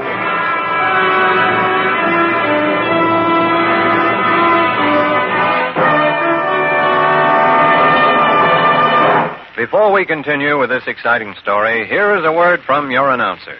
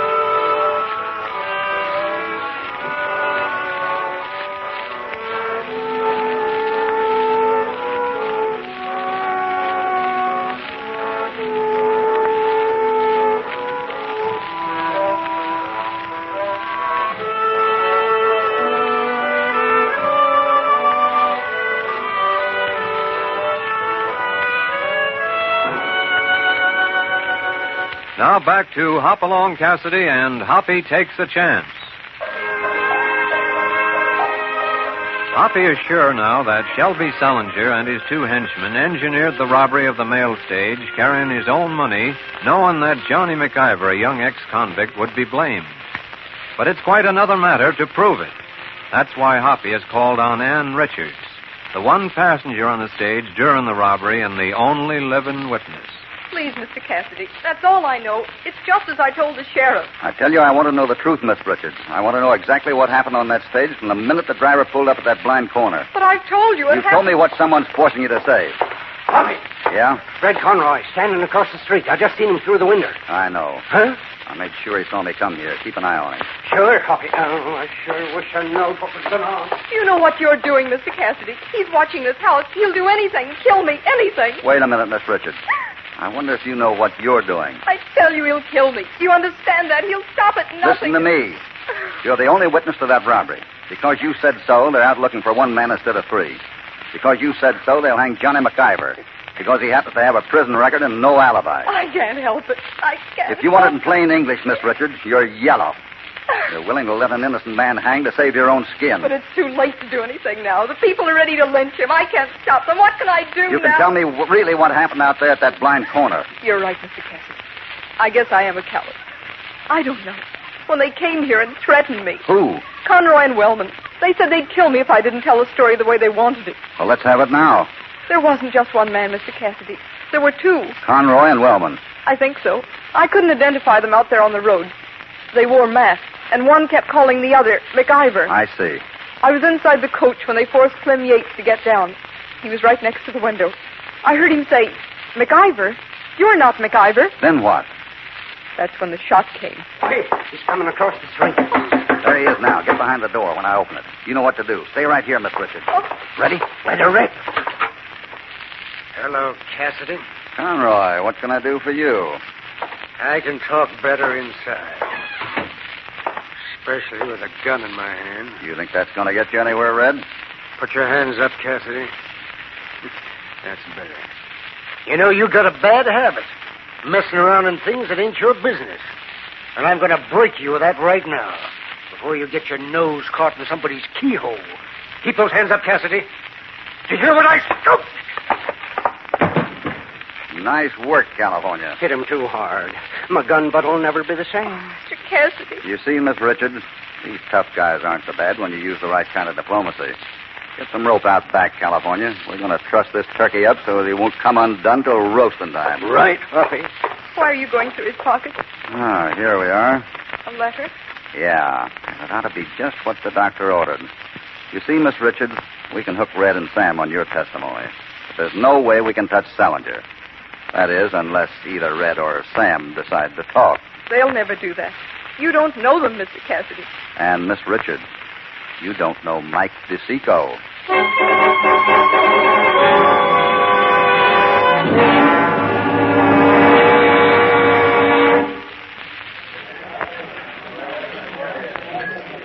So, she's changed the story, Hoppy. Yeah. Muy bueno. But not good enough. I want Salinger, too. And if she tells her story now, we'll lose any chance of getting him. Wait. Huh? Don't turn around. The sheriff just came in. Quick, take this. Okay. A letter Red Conroy wrote to a girl in Council City. Bueno. Morning, Hoppy. Oh, howdy, Sheriff. Anything new? Been keeping mighty busy, Hoppy. Me, too. Got no business hanging around the fiesta here. Gotta get on back to the ranch. Just a minute, Hoppy. Huh? Don't run off. Thought you might like to know Johnny McIver was spotted by a posseman an hour ago, riding line on the Bar 20. Which means what? Which means you're under arrest, concealing and giving shelter to a public enemy. Sorry, Hoppy, but you're going to jail.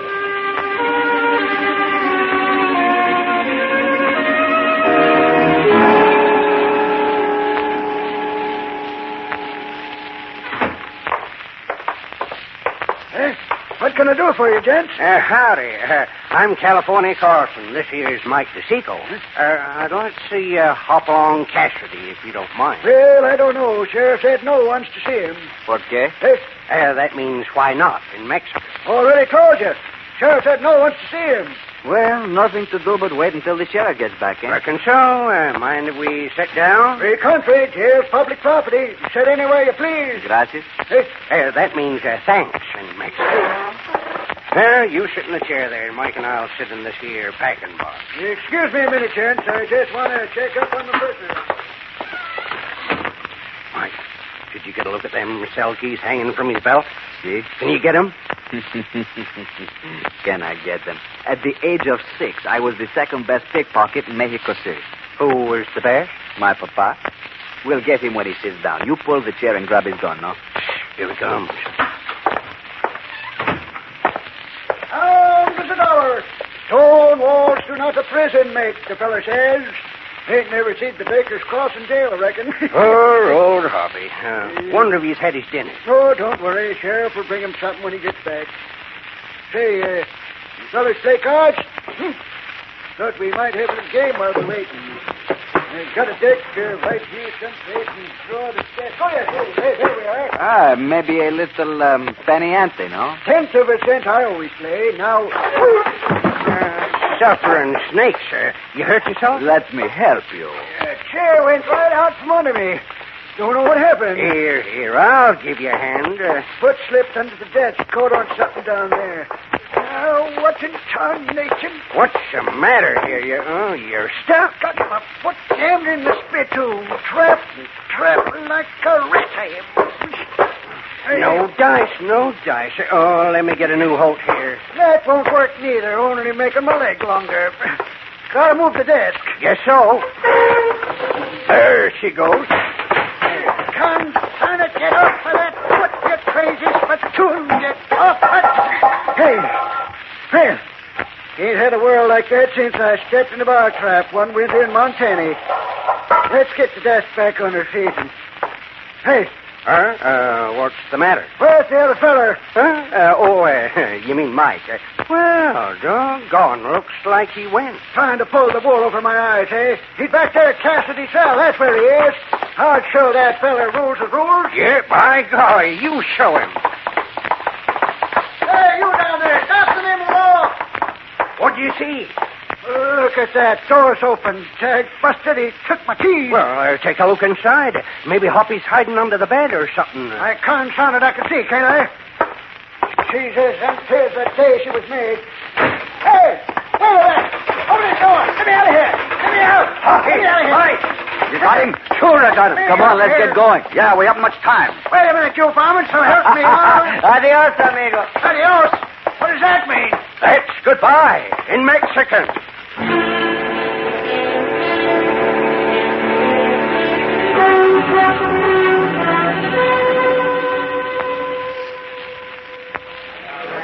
Let's show you my pair now. We'll show you what justice is, Sheriff. Quiet, everyone. It's my duty to see justice is done. That's why I've come out here to the Bar 20 after Johnny McIver. If he's found guilty by a jury after he's had a fair trial, he'll get the full punishment under the law. And not until... We'll give you 5 minutes to turn him over, Sheriff. Yes, just 5 minutes. Getting mighty rough out there, Sullinger. Don't think we can hold out much longer. He hasn't got a chance. He don't deserve a chance. The law says he gets a fair trial, Sam. That mob ain't going to take him without a fight. 12 men against that mob out there? You're out of your mind, Sheriff. You got any ideas, Sullinger? Yeah. If you went out on the porch there and grabbed their attention, the kid and I might be able to get away from the rear. Say, that might work, Sheriff.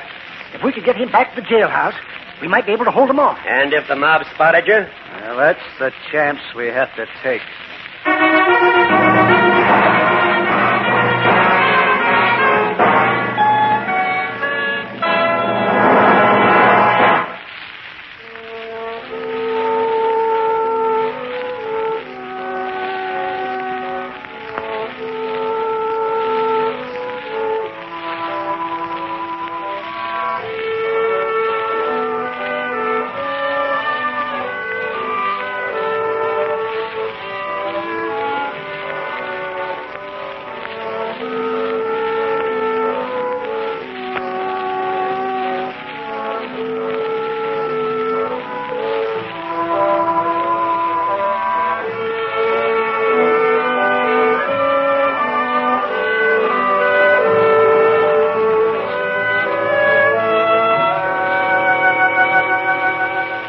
Now back to Hopalong Cassidy. I don't know about that, Sullinger. If you take Johnny McIver out the back way and make a run for it... Now, don't you see it's the only chance? The men you got won't stand up against that mob for 2 minutes. Well, I guess we'll have to try it. But an awful lot depends on you. You just leave it to me, Sheriff, and things will turn out just fine. I'll bring the kid in. Come here, McIver. I want to... Cassidy! Hello, Sheriff. What are you doing here? Oh, I got kind of bored down at the jail. Hello, Sullinger. And Sam Wellman. Welcome to Bar 20. You're just in time for the payoff. What are you talking about, Cassidy? This. What's that? A little billet doux from your pal Red Conroy. Starts out, the following is my true and complete confession on the hold-up and murder at the Blind Turn at 8 o'clock on the night of September 12th. Let me see that. Not so fast, Sullinger. Want to take a look at it, Sheriff? Yeah. It's a trick. Shut up, Sullinger. It's Red Conroy's handwriting, all right. I can tell it a mile away. What'd you do with him, Cassidy? He's taking it easy in town. And while I stood guard at the bend, Sam Wellman walked up to Clem Yates. It's a lie. Conroy killed him. Shut up, Sam. That double-crosser ain't going to frame me, and you ain't either, Sullinger. I never pulled a trigger. Sam! Get away from him, Sullinger. Sullinger shot the driver, Sheriff. It's the truth, so help me. I was keeping watch. And it was Red who walked up to Clem Yates, huh? Yeah. Stay where you are, Sullinger. Keep your hands up. I'll get you for this, Wellman, so help me, or... You ain't getting anyone now, Sullinger. You're going to turn around while I march the two of you out on the porch and read this confession to the crowd. Come on now. Get going.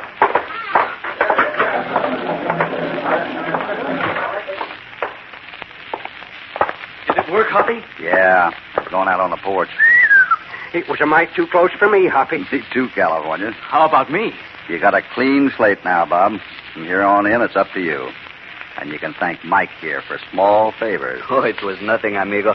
As they say in Mexico, la cuerda se rompe por lo más delgado. The rope she break at the weakest point. Es verdad, no? Yeah. And we all have another secret to keep. Eh, Mike? What's that, Hoppy? That confession of Red Conroy's. Or maybe you didn't know that Mike DeSico, in his heyday, was the best forger west of the Mississippi.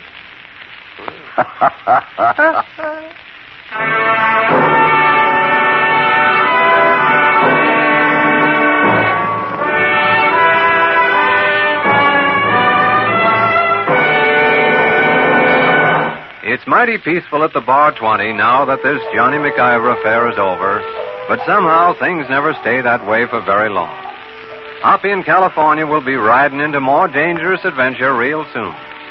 Hopalong Cassidy, starring William Boyd, is transcribed and produced in the West by Walter White, Jr. Hoppy Takes a Chance was written by Harold Swanton. All stories are based upon the characters created by Clarence E. Mulford. This is a Commodore production.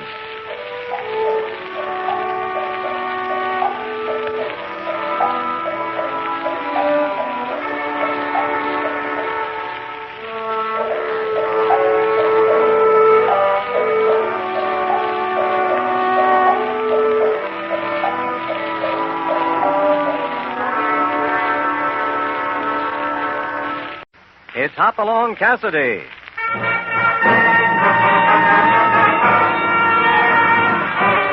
With action and suspense, out of the Old West comes the most famous hero of them all, Hopalong Cassidy, starring William Boyd.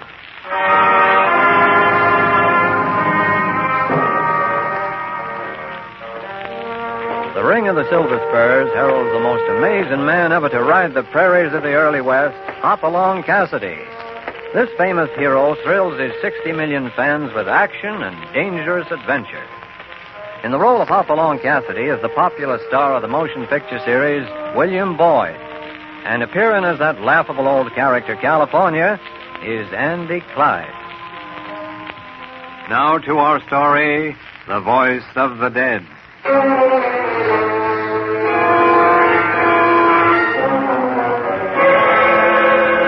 California Carlson doesn't often get letters, particularly since he withdrew his application from the Matrimonial Bureau. So the legal-looking envelope that came to the Bar 20 addressed to him was something to get excited about, even before he looked at its exciting contents. Dear Mr. Carlson, I regret to inform you that your cousin, Mr. Thomas Baxter, has passed on. Your presence is required at the Box O Ranch in the above county 2 weeks from date for the reading of the will. The other beneficiaries have been notified. I'm looking forward to serving you in any way possible. Very truly yours, David J. Potter, Attorney at Law, Executor.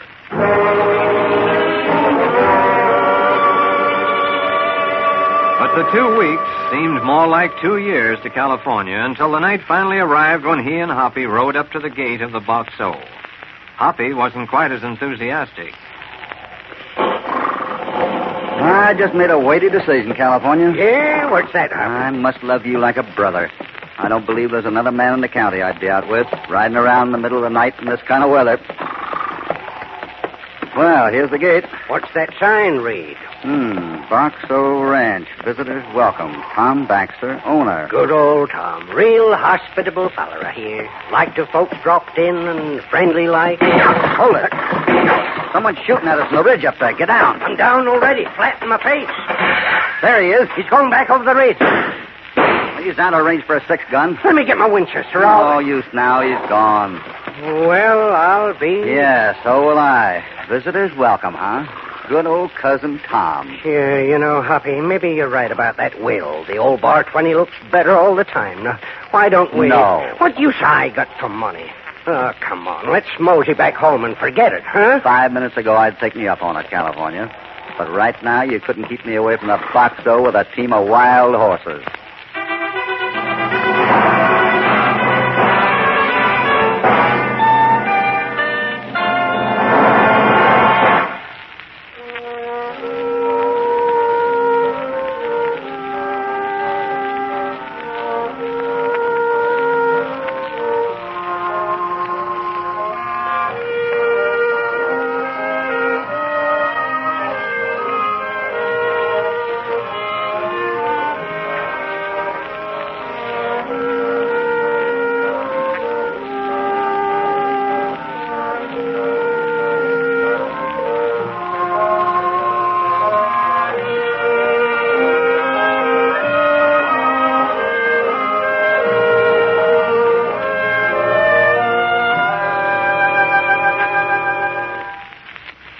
Now back to Hopalong Cassidy and The Voice of the Dead.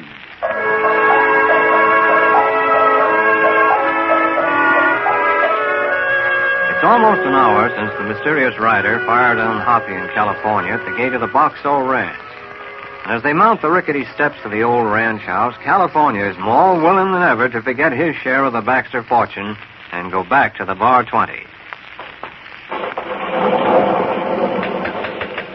Listen to that thunder. Consarn it, Hoppy. We got no business here. I don't like this place. You better learn to like it, California. For all you know, you might own it. Well, I'll sell it right now for 10 cents. And if you try hard, you could work me down to a nickel. Good evening, ma'am. What do you want? How do you do, ma'am? We're, I'm sorry, we don't take in strangers. You got caught out in a storm. It's no fault of mine. Oh, now, wait a minute. I'm California Carson. I'm supposed to be here. Oh, what about your friend here? I'm Hopalong Cassidy, ma'am. We'd appreciate it if you could... That will be up to Mr. Potter to decide. This is a ranch house, not a hotel. Well, don't stand there. Come in. Yes, sir. It's a sin, that's what it is. Poor Mr. Tom hardly cold in his grave, and everybody flocking around to see what they can get, like a pack of coyotes. Coyotes? No, wait a minute. Take it easy, California. Where do you want us to put our things, Mrs. Hackett. Miss Matilda Hackett. Hmm. Your room's at the head of the stairway, and you can take your horses out there to the barn. Mr. Potter's in the study. You better see him first. I wash my hands. Box Hole Ranch. Visitors welcome. Nice, friendly reception we got, California. First time I've been called a coyote by an old buzzard like that. Come on, we better talk to Mr. Potter. And keep your hand close to your hip. He might be even more hospitable than Miss Hackett. Wait a minute, what's that? Must be Mr. Potter. Sounds like Quiet. it was... I want it now. I'm simply trying to be reasonable, Ralph. I'm through being reasonable. I need that money, and there's no reason why I can't get an advance. My father left me a share of his estate, and I want it now. Why can't you wait until the will is read? That's none of your business, Porter. I think I know why, Ralph. You've been gambling in town. All right, so I have. And I've got to pay Ogden off tonight. Well, you can't pay him off. That's all there is to it. All right, Potter. Call me when Cousin Phineas gets here. I don't want to be late for that reading. Well, I'm Cousin California Carlson. This here's Hopalong Cassidy. How do you do? Hello. I'm afraid I must apologize for Ralph, gentlemen. He's not like his father. I'm David Potter. How do you do? We just got in, Mr. Potter. I wondered if you've got an extra place for me. Of course. There's a double bed in the room upstairs. You're perfectly welcome to it. Thanks. According to Mr. Baxter's instructions, the will's to be read tonight. We'll proceed with the reading when all the beneficiaries are here. When do you reckon that'll be, Mr. Potter? Well, they've all arrived except Cousin Phineas Phipps. He ought to be here any minute. Then we'll get together in the library. Good. Shall we take our stuff upstairs, California? You go ahead, Hoppy. Reckon I'll go out to the barn and look after the horses. At a time like this, I always feel like I ought to be in the good side of my horse.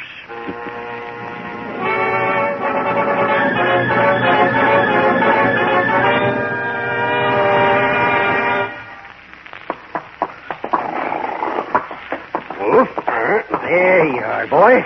Feel a mite better without the heavy pack, huh? Now, hang the pack saddle up and... Can't do that. Who are you? Josh Coulter. I can't do what? What you doing, Ken? Hang no tack on the walls, and if you got the sense of a barn-born doggy, you'll heist your saddle back onto your horse and get. Both you and that gun-toting cowboy you rode up with. Joshua? Yes, Miss Ruth? I think Miss Hackett needs you at the house. Yes, Miss Ruth. Remember what I said. Top. Why, Don't mind Joshua, Mr. Carlson. He's been acting that way ever since my father died. Well, maybe so. You would be Ruth Baxter then, huh? Mighty glad to know you, miss. I'm afraid I'll have to apologize for all of us.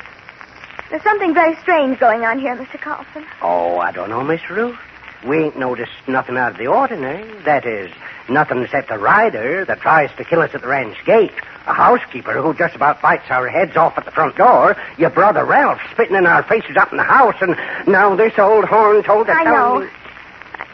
I'm glad you and Mr. Cassidy are here. I think we're going to need you. California. Yeah, Hoppy? Cousin Phineas just arrived. We're meeting in the library for the reading of the will in 5 minutes.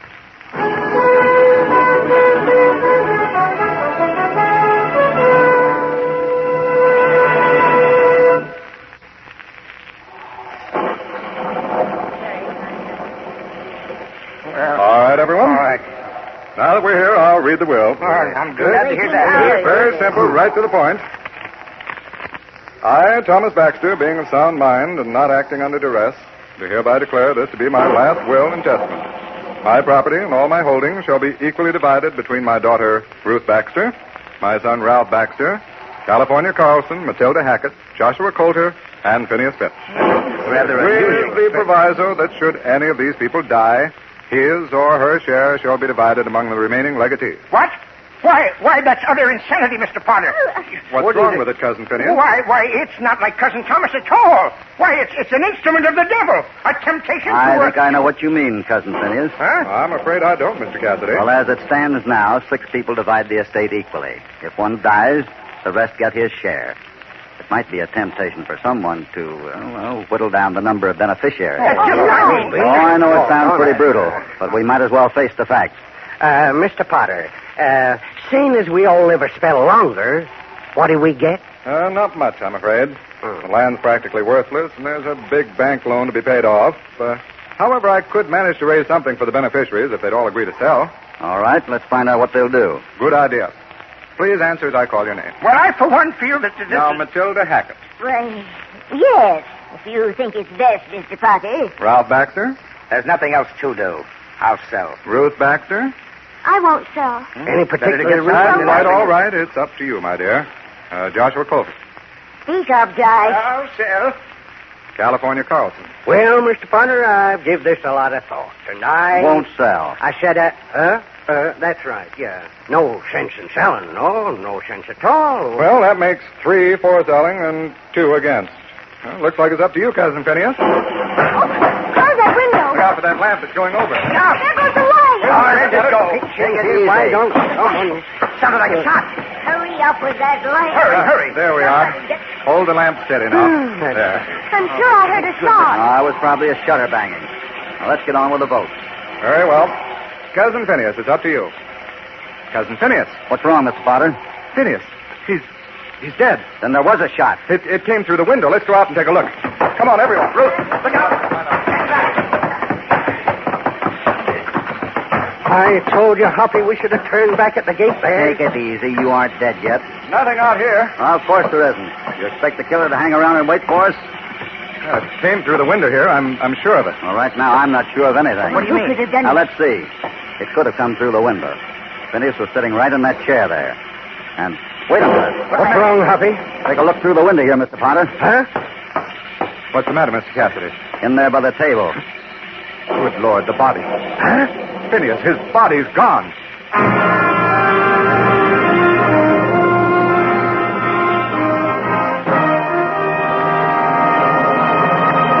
Before we continue with this exciting story, here is a word from your announcer.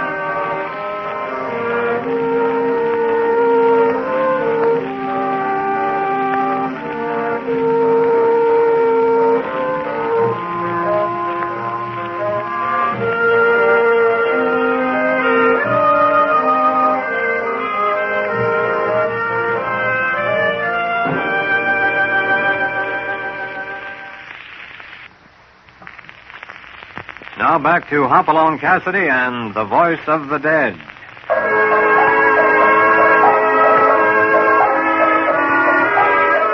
There is tension and fear in the Boxall Ranch house now as the 5 remaining heirs to the estate of Tom Baxter retire for the night. California is less willing than ever to claim his share of the estate now as he and Hoppy talk to Ruth Baxter in their room. So you think there was something strange about your father's death, Miss Ruth? I know there was, Mr. Cassidy. I think my father was murdered. Murdered? But he died right there in that bed. Because someone poisoned him. Slowly, over a long period of time. I think he knew it, too, toward the end. But why would anyone kill him? They wanted the ranch. Yet, according to Mr. Potter, it's practically worthless. Well, that's what Mr. Potter says. I don't believe it. I tried to get an accounting of income and expenses, but Mr. Potter says there isn't any such thing. My father was a businessman, Mr. Cassidy. He wouldn't run his ranch without a set of books. But your father never said anything? Oh, no. He couldn't talk near the end. Just lay in his bed here reading that book of Channing's essays on the table there. You see, he was partly paralyzed. It affected his speech. Poison, huh? I wonder It's that Matilda Hackett critter, Hoppy.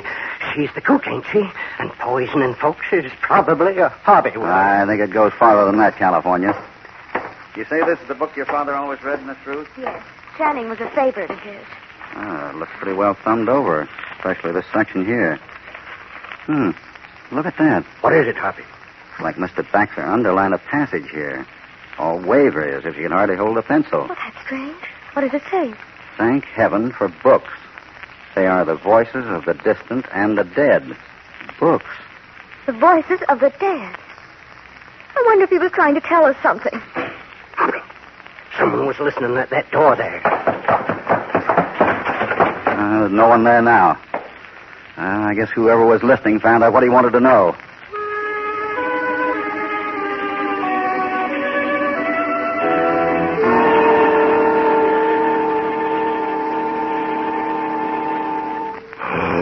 California, wake up. Hoppy, what in tarnation there? Listen.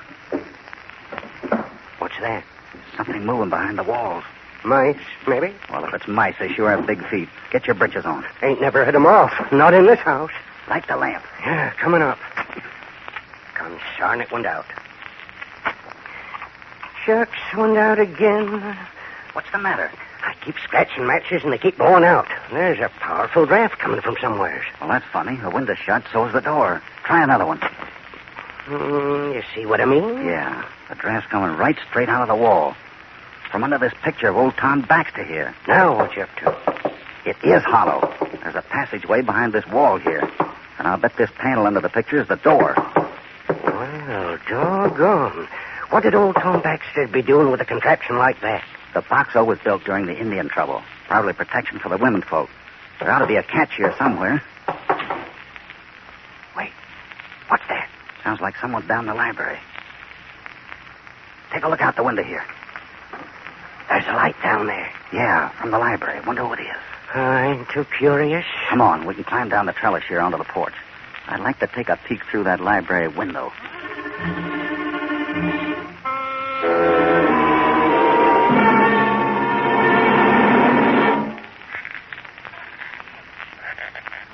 Easy now. Can you see? Not yet. Now. What is it? Take a look. Well, I'll be... It's Ralph. Yeah. What's he doing at the desk? Looking over a set of books. Miss Ruth was right. The old man did keep records on the ranch here. Look, he's walking over to the fireplace. He's going to burn them. Hold it. You ain't going to let him. Wait, I said. Yeah, that's what I thought. He's putting them away. Those stones under the hearth are loose. The old man kept these books hidden underneath. What you going to do, Hoppy? Wait here till he's gone. And I have a look at those ledgers.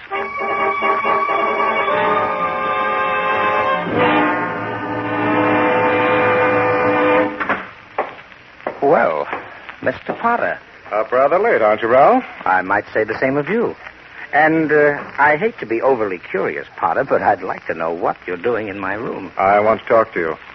Oh? Yes, I have certain suspicions about what's going on here, and I think it's fair that I face them out with you before I take them elsewhere. Go on, Potter. I'm interested. Where did you go just now? To the library. Why? I couldn't sleep. I thought some reading would relax me. Any more questions? You'd better ask them now, because when you're finished, I've got a few myself. One more question. Why did you kill Cousin Phineas? Oh, that's very strange. That's the first question I was going to ask you. Drop it, Ralph. I think I know why you went down to the library. Go on. Phineas was shot from inside the room. I found this on the floor. A revolver cartridge case. It was under your chair. Well, you're changing your tactics a little, aren't you? Now it's a frame. You're trying to hang that killing on me. Well, you won't get very far, I'm afraid. I told you I'm trying to be fair with you, Ralph. There's an old saying, Potter. Thank heaven for books. They are the voices of the distant and the dead. Mean anything to you? Where'd you hear that? Oh, yeah. Just happened to overhear it tonight, and it gave me an idea. I looked up my father's ranch accounts down in the library. Accounts? How did... Never mind how I found them. And they told me a lot. Number one, there are 1,500 head of cattle missing. Run off somewhere waiting for the beneficiaries to sell out. Number two, there's oil on the property. 5 Eastern outfits are angling to buy it right now. And number 3, you're the crook who killed my father and who's trying to hoodwink us into selling. That's a pretty serious charge, Ralph. I'm glad you're laying it on the line, because the one thing I want to do is get you up in court to repeat it. Don't worry, I will. You know, there's another old saying, Ralph. The best defense is a first-class attack. You've heard that one, too, haven't you? Get out of my room. I advise you to be around in the morning when the sheriff gets here. Good night, Ralph. Going someplace, Mr. Potter? Oh, Cassidy. He put traffic around this house for 3 in the morning. I've been talking to Ralph.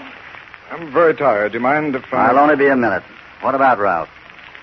I knew he was a disgrace to his father, Cassidy, but until now I couldn't believe he was a murderer. Are you sure? Absolutely. I'd rather not say any more until the sheriff gets here in the morning, so if you don't mind... What was that? Came from Ralph's room. The door's locked. Stand back. Hoppy. Well, Potter, do you still think Ralph's a murderer? Good Lord, he's dead. Yeah. Shot while he was sitting in this chair here. But the room was locked. Doors and windows both. How could anyone get in here? I got a pretty good idea how, California. Come on out in the hall. Stay right there, Potter. I'll do no such thing. Did you hear what I said? Well, all right, Cassidy, if you think so. What is it, Hoppy? That secret passageway runs right through the wall opposite the chair. Stay flat against it and you'll be safe. Now listen. I want you to put Potter in the other chair. Keep him there, you understand? Then start asking him questions. You know what to say. Yeah, but what are you going to... Wait a minute. Oh, Miss Ruth. Mr. Cassidy, I heard the shot. It's your brother. Ralph? What's happened? I've no time to explain now. I need your help. Do what I told you, California. And you better keep your gun handy. I don't think Potter will like sitting in that chair after you start asking those questions.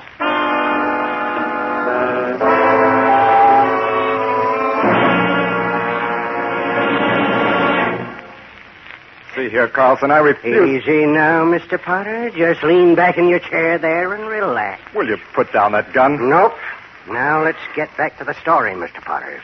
Hoppy and I seen in the books that someone struck oil up in Boulder Canyon and ranch property. Right? Right. Then someone figures how handy it'd be if old Tom Baxter was to up and die. Right? Will you shut up? Nope. So someone sees to it that old Tom dies of a mysterious stomach ailment. Runs off his stock and tries to bluff the heirs into selling out. Please, Carlson, not here, I tell you. Nope.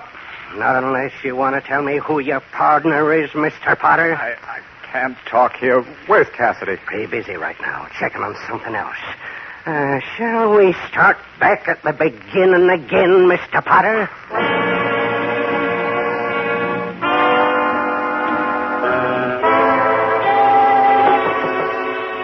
I'm sure the door to the passageway is here under the picture. You say you can't remember? I don't know anything about it, Mr. Cassidy. What beats me how you could grow up in this house and not know about it. We weren't allowed in here as children. Why? Father had a strange feeling about that picture. We were never allowed to touch it. Wait, that's it, the picture. What do you mean? Let's see now. Spring is obviously underneath. I can't move it. Look. There she goes. A sliding panel. Why, I never would have believed. Think he's in there? Yeah. Trying to decide whether or not to kill Potter before California makes him talk. Maybe you better stay here. It's not on your life. I'm going with you.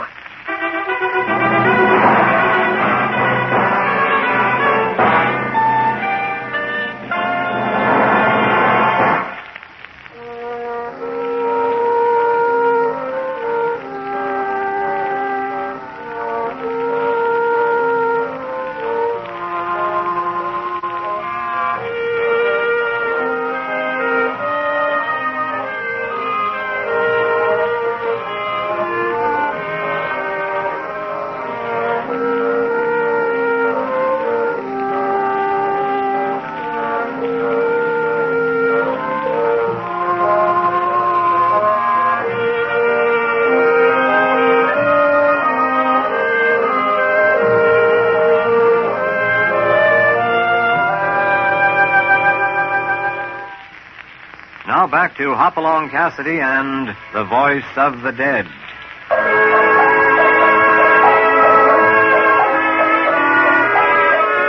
The answer to the mysterious murders at the Box Hole Ranch House isn't far off now as California holds David Potter at gunpoint in the room where Ralph Baxter was killed, knowing that behind the wall at his back the killer is ready to fire if Potter starts to talk. Meanwhile, Hoppy and Ruth work their way down the secret passageway toward the murderer's hiding place. Hold it. Can you see anything? Listen, I'm getting tired of waiting, Potter. When you reckon you're going to tell me who your partner is? Will you be reasonable, Carlson? No. It's right around this corner. Stay right here. All right. Good luck, Hoppy. Thanks. I ain't no reasonable move. You're conniving with someone to grab off this ranch. You wasn't exactly reasonable about poor old Finney's picture, Ralph Baxter, there, was you? Please, Carlson, he'll kill me if I... And maybe if he don't, I will. It's half in the morning, and sometimes I don't think straight when I miss my sleep. Now you're going to talk or no? All right. All right, I'll talk, Carlson. Put down that gun. I said put it down. Hoppy! It's all right, Miss Ruth. Hoppy, all right? Yeah, take Potter back to our room and tell him his partner just retired from business.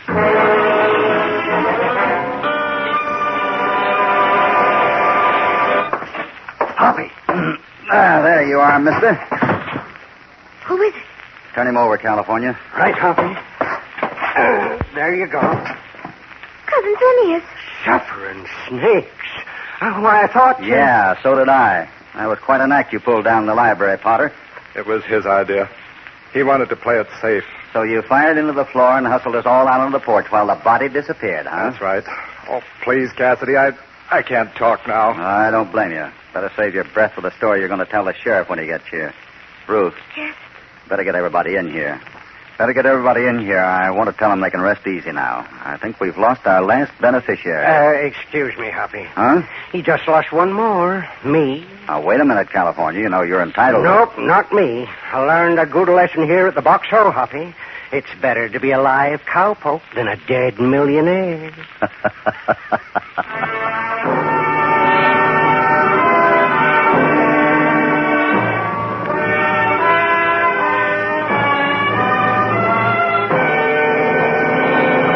It was really turnabout California leading Hoppy into trouble.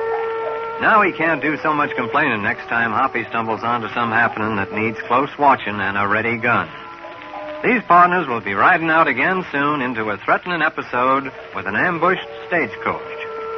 Hopalong Cassidy, starring William Boyd, is transcribed and produced in the West by Walter White, Jr. The Voice of the Dead was adapted for radio by Harold Swanton.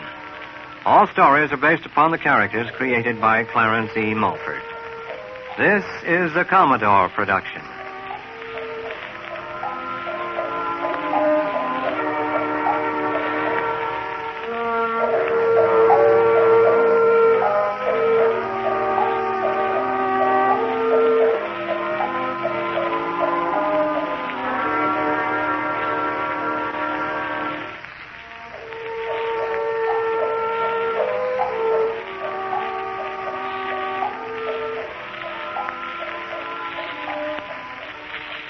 It's Hopalong Cassidy.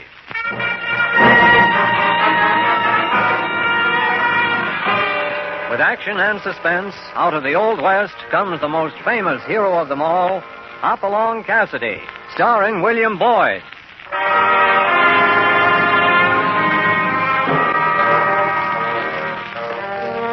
The Ring of the Silver Spurs heralds the most amazing man ever to ride the prairies of the early West, Hopalong Cassidy.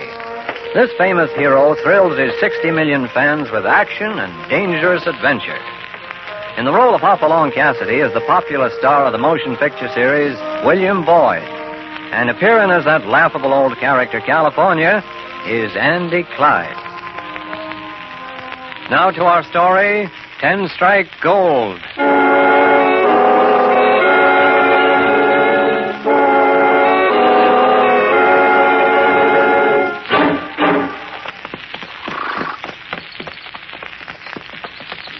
Gum, that's just how I figures it. What did you figure that way, California? Why, didn't I say, Hoppy? Nope, not a word. Funny, must have figured it myself. Must have. Well, I was thinking, something's come over Hopalong Cassidy. You don't say. Here we are, come all of 60 mile, nigh on to 10 strike, and nary a bit of trouble do I have to haul you out of. Well, a man has to tend to his business sometime. If the Bar 20 ranch can buy a string of blooded horses, we hear it's for sale at 10 strike. Well, it doesn't seem so peaceful now, California. Probably some fella just hunting himself a rabbit. California, you know nobody hunts rabbits with a Colt. Hold on there, boy. Ho. Maybe the poor fella don't own a rifle. Now, let's not get mixed up in nothing, Hoppy. Look down the arroyo, California. Pretty, ain't it? Awful dry, though. Along the road. You can see as well as I can. And dusty, too. The stagecoach and a road agent. So hold up. Let's go. Looks like he shot up the express messenger already. And the driver's getting in the strong box. Guess we better stop that right now. Steady, boy. Right with you, Hoppy. Looks like he's scaring off. That don't indicate he's so mighty scarable. Leastways, it don't bother his shooting hand none. He's had enough. He's running off. Hightailing it for the hills. Anyway, he's dropped the money box. Hold your fire, California. He's out of range now. Hey, driver, how's your partner? He's shot. Can't you see? Sure, we can see, but how bad is it? Not too bad, fellas. Just wing me in the arm. Hoppy, how about going after that confounded road agent? No chance with our tired horses, California. That fellow was riding a blooded roan, and our horses haven't had a handful of grain for 2 days. Doggone, I'd sure like to catch me a stagecoach robber, I would. Better move over, driver, so I can climb up there and look at your pal's wound. Who are you, stranger, to give me orders? The name's Cassidy. He's Hopalong Cassidy. Yeah? Feller from Bar 20 who gets around a lot, eh? I get around some. Yeah, so they say. Always around. Mind telling me your handle? No, not at all. Hardhead Brophy, they call me. Very appropriate. Now, do you mind moving over? Yeah, I guess not. He wouldn't have got shot if he'd had any sense. Bandit had a drop on us, and this fool kid went for his gun. Well, that was his job, isn't it? And a fella might have shot me, too. My, that would have been too bad. What's that? Me? I'm California. Pleased to meet you, Hardhead. Say, how come you don't have no passengers? A special gold dust run. Passengers might get shot up. Now, let me see your arm, messenger. Rance Morgan's the name, Mr. Cassidy. I've heard a lot about you. This doesn't look too bad. If we can stop the bleeding, I'll just cut your shirt sleeve here with my knife and tie a tourniquet around the arm for a while. Fool kid, messenger. Might have got both of us killed. You got any real big objections, Brophy? Save them for later. This boy should get to a doctor. Sort of quick, if you don't mind. Trying to be a hero.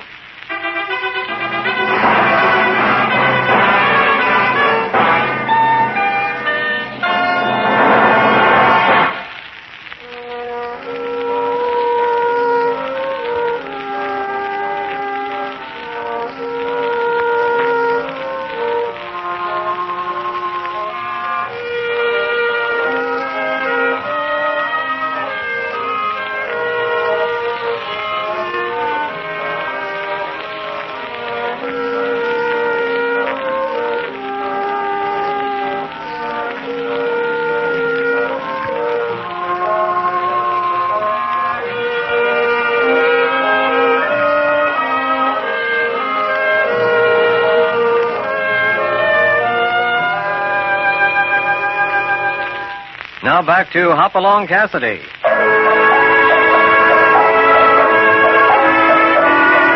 Hoppy and California have just interrupted a stagecoach holdup in time to prevent the theft of the strong box. But not before Rance Morgan, the express messenger, is shot.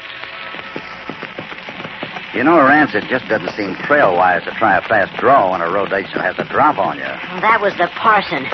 Local bad man, huh? Plenty bad. He wears a preacher's frock coat, a black hat, and mask. And I intend to get him. Looks like you invited him to get you first. You're sort of young to be an express messenger, aren't you? I'm 20. That's old enough. I've got a special reason for doing this job. Oh? That sounds like revenge. My brother was a messenger, and my girl's father drove stage. The parson shot both of them. In the back.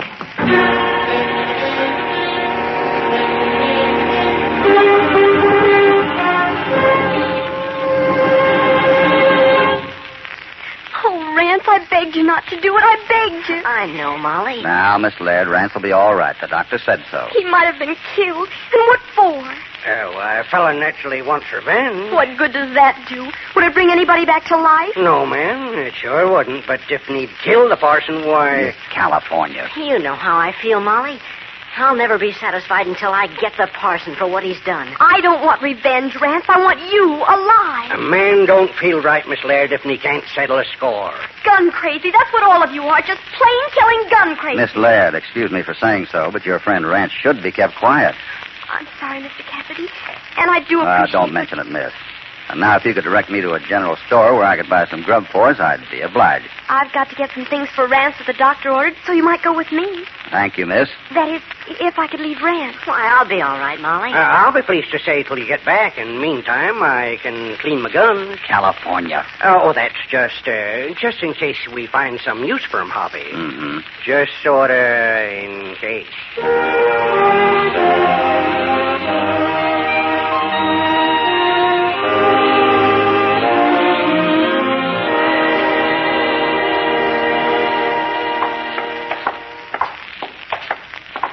Mighty unfortunate introduction, Miss Laird, but you know we came to 10 Strike to do some business with you. With me, Mr. Cassidy? We heard down at the Bar 20 that you had a string of fine riding stock for sale. Oh, I do. You see, Dad had saved for years to buy our little ranch, looking forward to retirement. He was just about to... I know, Miss Laird. I shouldn't let it get me like this, but Dad's hobby was fine horses, and now I have to sell them all. Oh, if he knew Hopalong Cassidy was interested in his horses, he'd be real proud. Well, they'd get gentle care at the Bar 20. Could you come out to the ranch this afternoon to look them over? I think California and I'd be pleased to. Fine. Oh, this is Lou Gribble's general store. Well, do stores stay closed in the middle of the day on 10 Strike? Things have been awfully quiet since some of the mines closed down. I guess there's not enough trade for... Oh, there's Lou coming down the street. Oh, I hope he's got the supplies I need. He's been so good to me since Dad was killed. Treats me like a daughter. I'm coming, Molly. Coming. Hasn't Lou a funny walk? Just like a little boy. Don't hurry, Lou. We won't run off. You closed up to go fishing. I just heard what happened to Ranch. Awful. It's awful. It is. But he was lucky this time. Well, I'll open up here. We'll be in business in a jiffy. You've heard of Hopalong Cassidy, Lou. Hopalong Cassidy? I sure have. It's a real pleasure to know you. Yes, sir, a mighty real pleasure. Thank you, Mr. Gribble. Now, enter my emporium. What you don't see, we ain't got. Shall it be, ladies first? Oh, no. Mr. Cassidy's in a hurry, I know, and I've time. Well, our wants are simple. Just a side of bacon, 10 pounds of flour, same of jerked beef, and a sack of oats for the horses. Yes, sir, Mr. Hopalong. Say, was it really the parson what robbed the stage? So they say. I don't know too much about this parson. No, nothing but a brief shooting acquaintance, Mr. Gribble.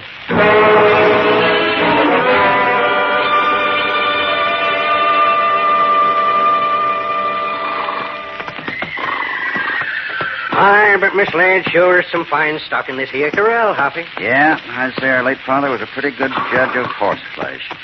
I bet she doesn't take care of her stock, though. Oh, no, Hoppy. Seeing she's a female, I think they look right smart. All curried, combed, and grain-fed. And... All except one, California. That big jumpy roan on the other side of the corral. Say, now, he do look like he's in a sweat. I'll just drop a loop around him and get acquainted. Think Miss Laird will see us from the house? Well, what about it? Aren't we inspecting her horses? Well, here goes. Smack dab around his neck. Yeah, boy. Nothing to be nervous about. He sure is a beauty. Take it easy now, old fella. Take it easy. You know what I'm thinking? I don't know, Hoppy, but this here horse has been rode hard and unreasonable not long ago. Right.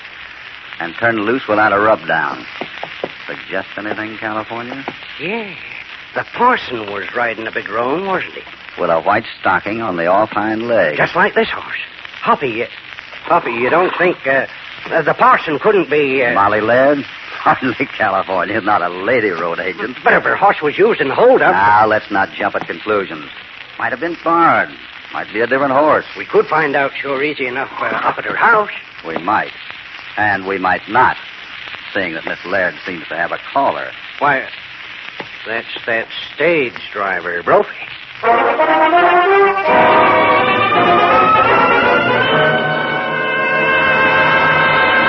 But, Mr. Brophy, I don't really know what business we have to talk over. Well, you know, your pa was a special friend of mine. I got to take care of his daughter. I'm doing very well, thank you. But you might not, honey, when you find out what I know about you and that holdup today. I don't know what you mean. Please.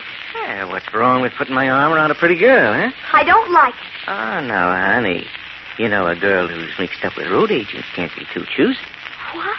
Not so innocent, little sweetheart. Now, how about us getting to be real good friends? No. Little kid? Get away. Get out. You quiet down. I happen to know the horse that was used in the hold-up today was your horse. Let me go. Stop. You're the lady, Brophy. Let her go. Oh, Mr. Cassidy. What's it to you, Cassidy? I'll teach you to butt in, you. Look out, Hoppy! I saw that haymaker hardhead. Now catch there. Look, this is the last one you'll see. Try to upset your home this way. They don't call me hardhead for nothing. Hoppy, you knocked him plumb through the screen door. You aren't hurt, are you? No, thanks. But his head is kind of hard. Look at him, laying outside there in the grass, just as sweet and peaceful as if he was a snoozing. The no-good sidewinder. Oh, you skinned your knuckle. It doesn't hurt much. We heard that mule skinner pestering you as we was walking by the porch. He mentioned one of your horses, I believe. Oh, it was nothing. Nothing at all worth repeating. Well, I was just a little curious. One horse in the corral's been ridden hard and not even rubbed down. Really? Just thought I'd mention that someone's been mighty careless of your stock. Oh, I didn't know. Thanks for telling me. You ride much, Miss Molly? Me? Oh, I don't get the chance. You see, the horses get so little exercise, I let most anybody who happens to need a horse borrow one. Well, Miss Molly, with all the mysterious holdups and killings that are going on, it might be wise to be careful about who gets a hold of your horses. Yeah, might be somebody who traces stage robber's horse to its home corral and figure the wrong way about. And it might also be that if some folks wouldn't get so interested in other people's business, there wouldn't be so many killings. Well, when a man shot at, he naturally wants to get the fellow who tried to kill him. He'd show more sense if he'd leave us alone. I don't quite follow you, Miss Molly. I think it's clear enough. You're doing nothing but stirring up more hatred and revenge and death. Then you'd rather we just leave the whole thing alone. That's exactly how I feel. And the sooner you learn that, the quicker we'll find peace around here.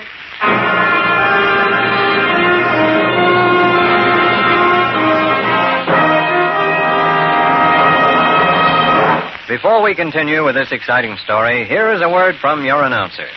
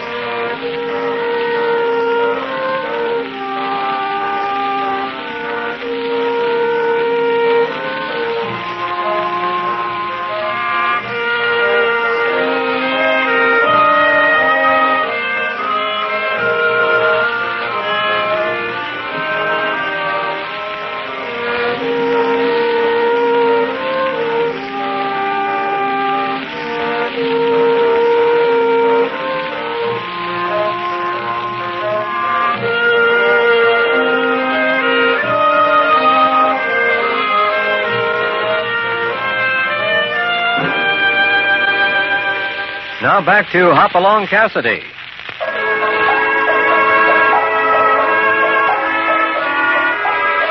Despite the fact that Molly Laird flared up and demanded that the matter of the killings not be pursued, Hoppy still intends to transact his business deal with her. He is arranging with Mr. Bowers, the banker, to buy the herd of horses that roam Molly's range. Well, that signature seals the bargain, Mr. Bowers. Not as high a price as Molly Laird might have gotten, nor as low either. If I was in Hoppy's boots, I wouldn't be buying at all. That's the way she talked to us. You can take the horses any time it's convenient, Mr. Cassidy. Now, I'm a busy man, so if you'll excuse me... Just a minute, Mr. Bowers. I'm a stranger in these parts. So I noticed. Observing man, ain't you? California. I was a little curious about that holdup I witnessed today. Were you? Yeah. Do you think this frock-coated masked road agent is a local man? How should I know? You might be interested, seeing as how 2 citizens of 10 strike has been planted in Boot Hill because of his playful use of their backs as targets. How do you know it was the parson who shot them in the back? Well, that's what Rance's brother said when he was dying. Well, bandit though he is, until that time he had a fair and square reputation, as road agents go. He was known as a man of courage. Seems like I'm attacking the reputation of a favorite son of 10 Strike, California. Mayhap this here hold-up man's a sort of local hero. Yeah. You two are strangers here, and I'll give you credit for not knowing that we like to take care of our own trouble. So I see. This here's the second person to get sore when you criticize this parson, fella. Now, is there anything else? I guess we can take a hint. Come on, California. Bald, the saddle, bird, sunfishing, mean, cantankerous, rambunctious, ornery cayuse as I ever saddled up to. Why, why, Hoppy, I'm so darn sore I'm speechless. Well, if you're speechless, California, I hope I never find you in a talkative mood. Why, that pigeon-toed rascal. Say, did you notice how he laid his ears back when you mentioned that bandit? Yeah, he is pigeon-toed, isn't he? Oh, say, here comes Rance Morgan himself. Well, must be feeling pretty good to be up and around. Oh, I was afraid I might not see you before you left 10 Strike, Hoppy. Oh, I get a feeling we'll be around a short spell. Is that what got you up and around, Rance? Oh, actually, no. The stage superintendent wanted me to come to the office for an emergency. You want to take care of that arm. Well, thanks to you, I didn't lose much blood, and as long as I carry it in a sling, it doesn't hurt too much. Your emergency doesn't include another holdup, does it? Well, we're afraid of one. You see, there's an extra-large shipment of gold dust that has to go out tomorrow. Special run, no passengers. Oh, you ain't in no condition to ride express messenger. No, and we're short-handed. But I can drive the team. Even Brophy's supposed to have a day off tomorrow. Expect he's going to have an off day, too. Huh? I don't follow you. We'll explain that later. Were you going to suggest something? Now, Hoppy, don't talk yourself into nothing. We get horses to drive back to the Bar 20. Mm-hmm. We already had a shooting scrape, a fight, and got the banker mad at us. We already... Well... Yes, California? We're interested. Well, Hopalong, I told the superintendent about you being here, and, well, he wondered if you two might do us the special favor of riding that gold shipment through. We do have a lot of work to do at the Bar 20, Rance. There's no denying that everybody knows about this gold. About $50,000 worth. I guess that's enough to tempt the parson. Yeah, and I'd like one more chance to be around when that parson is tempted, son.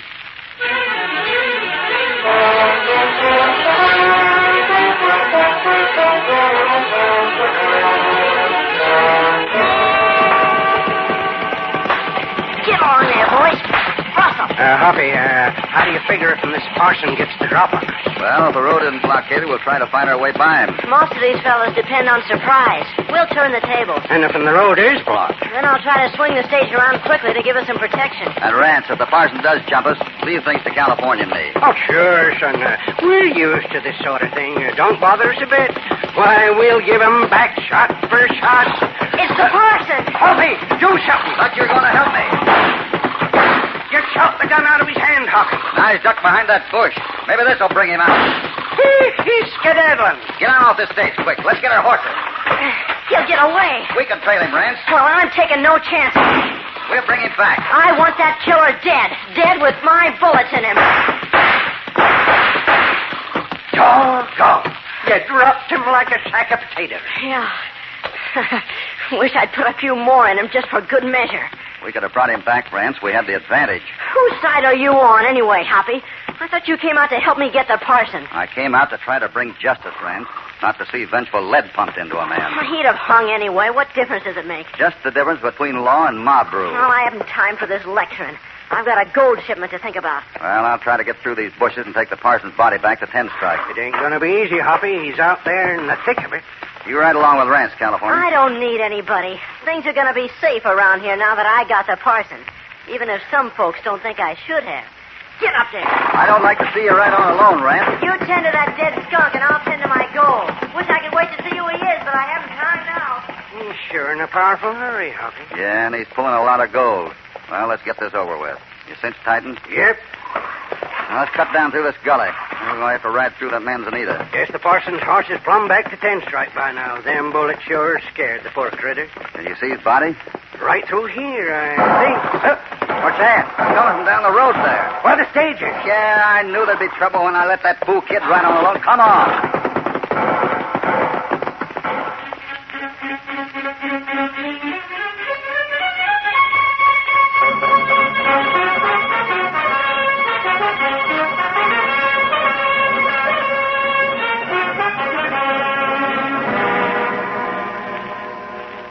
But, son, there's $50,000 worth of gold missing. But I tell you, it was the parson. I killed him, and still he robbed me. Well, weren't you alerted against attack? Well, he was on me before I knew it. He took my gun. There's something that looks mighty like a gun right here. Oh, this is another one I had in the stage. I shot at him as he was riding off. Then those were your shots we heard. I guess so. The parson didn't fire any. Most dead men don't. But you've got to believe me. He rode up here. The parson. I believe you, Rance. Well, You Hoppy, see the footprints here? But that bandit's dead, Hoppy. Out in them bushes in the road, dead. Nobody lives with that much lead in him. But he came back. I've got to finish the job I started, California. I've got to go back and get that body. Huh? Well, I'm stark raving mad, I guess. Here you tell Rance you believe his story about the parson holding him up. I do. Then you want to go out and get the body of the parson who's been dead all the time. Can't you do anything but ask questions? So long, California. I'll see you back in town.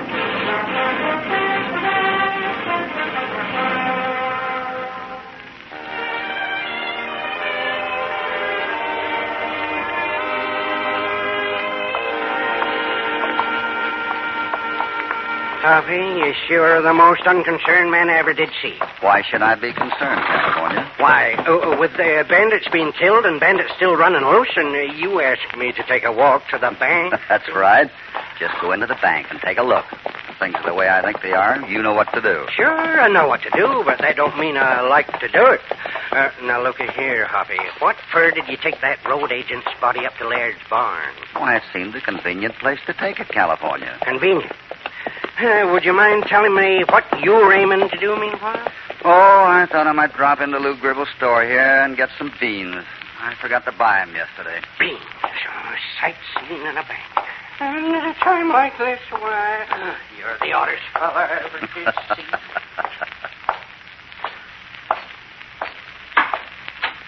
Why, hello, Mr. Hopalong. What can I do for you? I came in to buy some beans, Mr. Gribble. Beans, eh? Say, you're quite the hero around town now you killed the bandits. I didn't kill anyone. Rance shot the parson. The parson, eh? Tell me now, who was he? Well, I think we ought to wait until the county sheriff arrives before we start announcing all the details. After all, there's another bandit loose, you know. So they say, so they say. You got any IDs? Only that I need about 5 pounds of beans before I start back to the bar 20. Oh, sure. I almost forgot. I'll get them right away. Mighty fine weather we're having, isn't it? I've been noticing that. Hasn't rained for a week, has it? No, sir, it sure isn't. Pick him up! The parson. A masked parson. No, it can't be. You're a ghost. I'll just relieve you of that $50,000 in gold, Lou Gribble. Brophy. No, they killed you. I saw you dead myself. It's my gold now. The gold? Give me the gold. If you're not dead, I'll make sure. I'll kill you. Get out, California.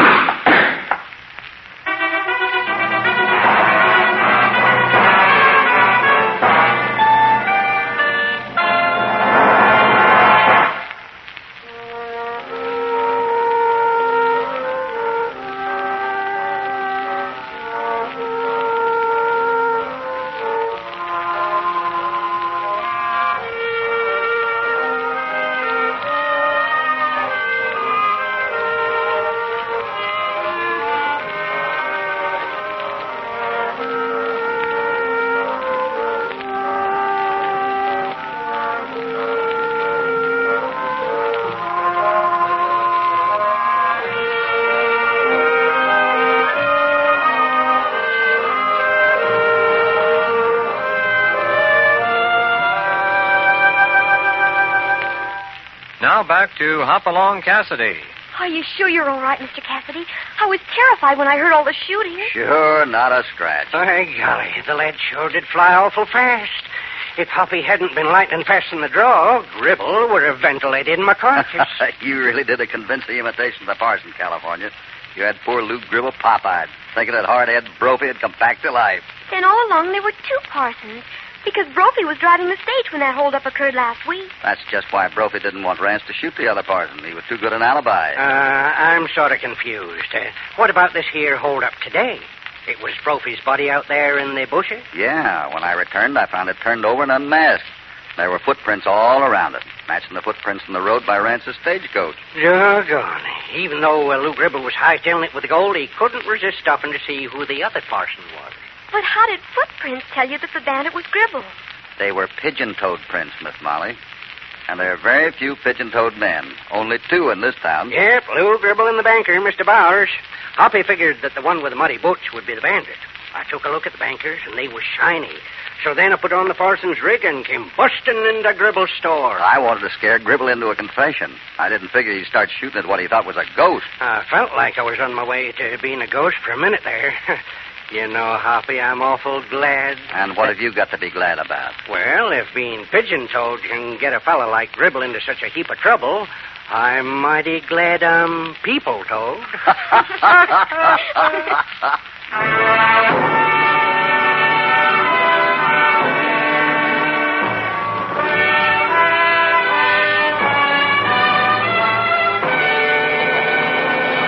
And so an exciting adventure ends for Hoppy in California.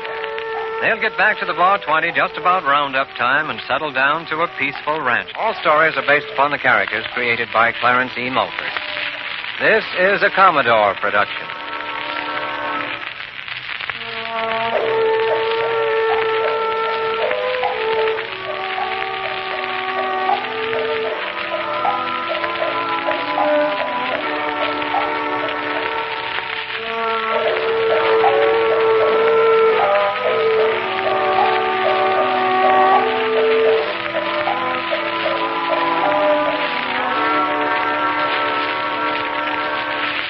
It's Hopalong Cassidy.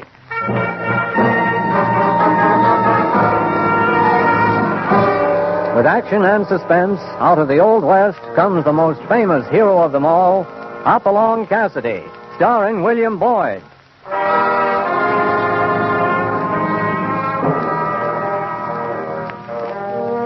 The ring of the Silver Spurs heralds the most amazing man ever to ride the prairies of the early West, Hopalong Cassidy.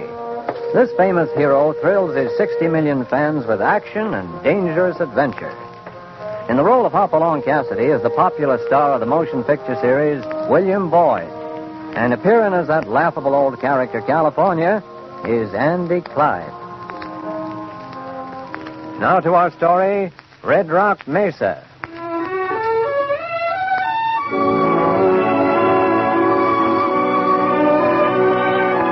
Below them, shimmering in the heat of a noon sun, lay Mescalosa Plain, stretching as far as the eye can see. The squat settlement of Mescalosa in the center, the pine-covered hills of the Indian Reservation to the right, and far in the distance, beyond the white sands of the desert, the flat-topped tableland called Red Rock Mesa.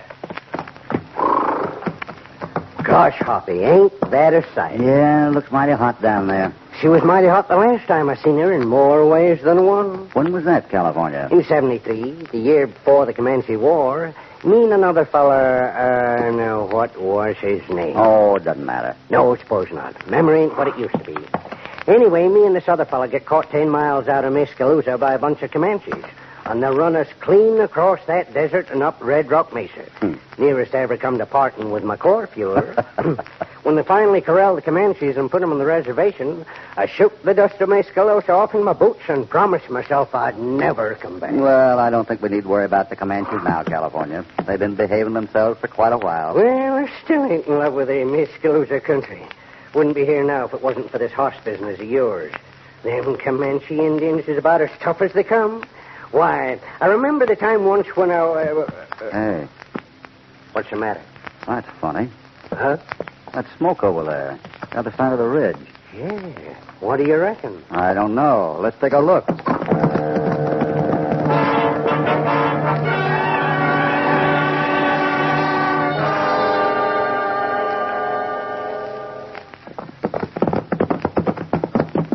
Well, what do you make of it, California? Don't know. Looks like somebody's ranch house got burned down. It's still smoldering.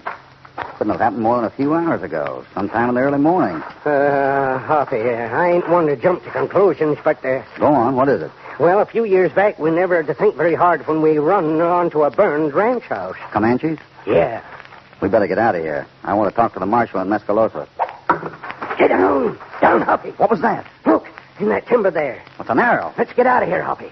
Keep down. We might get out the back. Let's go. Hold it. They thought of that, too. Well, they'll have to come and get me. Oh, put your gun away. We're surrounded. If we get out of this at all, it won't be by shooting. There ain't nothing else to do, Hoppy. Maybe not, but we got to try. This is one spot we're going to have to talk our way out of.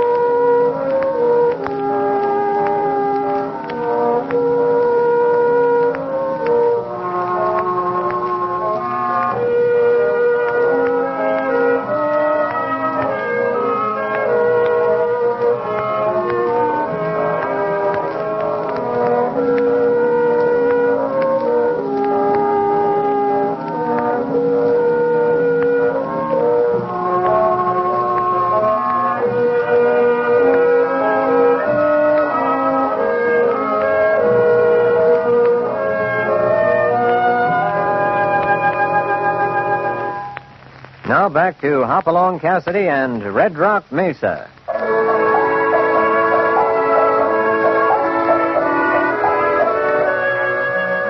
For 5 eternal minutes, Hoppy in California crouch in the blackened ruins of the ranch house, waiting for something to happen.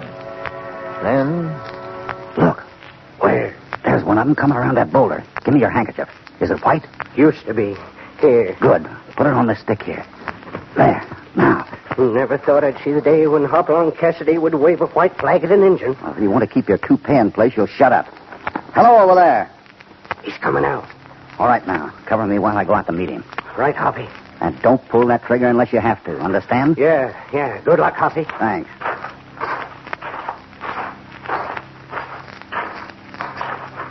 Howdy. You speak English?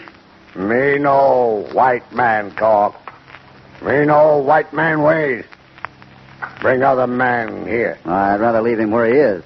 We said bring other man here. What do you want? Guns. You have guns? Yeah, we have guns and we're going to keep them. Like magpie, you make big talk. You tell other man... Chief, wait a minute. A white girl. What happened? Tell me. You ask white man, he make big talk. Who are you? My name's Cassidy. Where are you from? From the Bar 20 Ranch, quite a ways north of here. My friend and I just got here a few minutes ago. Pulled up on the ridge over there and saw the smoke. Came over to take a look. What are you doing in Mescalosa County? Just come down here to buy some horses. I see. Chief, these aren't the men. You must let them go in peace. Bring your friend out here, Mr. Cassidy. All right, miss. California. Here, Hoppy. What in tarnation's that white gal doing here? I don't know, but she sure came at the right time. Come on. This is my partner, California Carlson. Howdy, ma'am. How do you do? This is Chief Broken Lance of the Comanches. He's sorry he made the mistake. Where do you like when you go there? He wants you to go in peace. Mind if I ask what this is all about, miss? Oh, it's simple enough. Someone's trying to stir up another Comanche war. What do you mean? Almost every ranch bordering the Indian reservation has been raided during the last few weeks. The cattle run off, buildings burned. This is one of them right here. I see. Do you mind if we, Oh, of course. Chief, we'd like to talk. You'd better get back to the others. You tell white man our story, miss. I will. It is well. Now, what makes you think these raids aren't the work of the Comanches? I ought to know. I live with them. I keep an Indian school on the reservation. When the trouble started, I refused to leave with the others. I know the Comanches are innocent, but it's useless to plead with the ranchers in Mescalosa. They're ready to fight now. Our only hope is to catch whoever's behind these raids. So when they saw California and me fooling around this ranch house here, they thought... Of course they did. You're lucky you weren't killed. Thanks to you, Miss, Britt. Martha Britt. You'd better be on your way now. It's a 2-hour ride to Mescalosa. Just like that, huh? What do you mean? Going to stay up here and take care of things all by yourself. Fight every white rancher in the county with a bunch of Indians and a lot of nerve? I'm not asking anybody for help. Well, you're going to get our help, whether you want it or not. You're darn tootin'. Thanks. Thanks very much. I would like you to do something for me. And what's that? The marshal in Mescalosa. His name's Bob Nolan. Keep an eye on him for me, will you? Sure. I want to look things over in town this afternoon. I'll be back here tonight. Will you meet me? All right. I'll be here.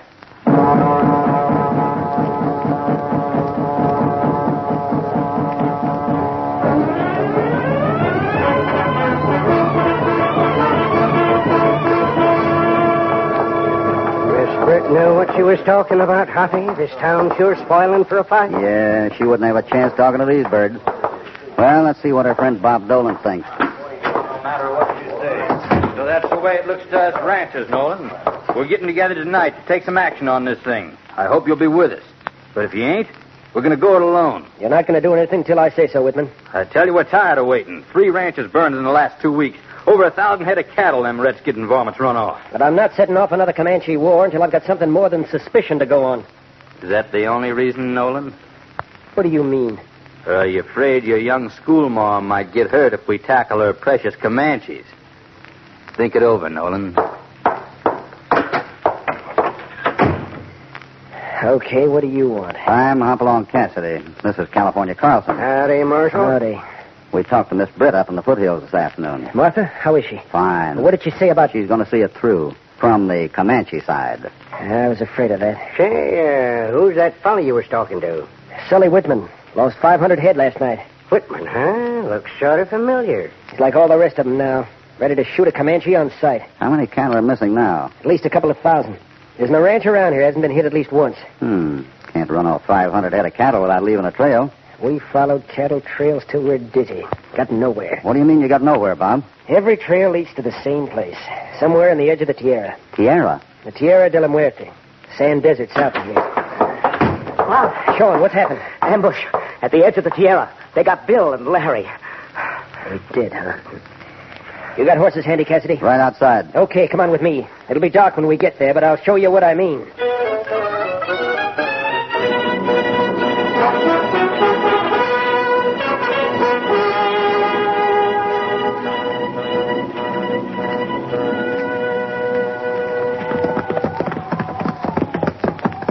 This is the place. Where'd they fire from, Sean? The rise over yonder.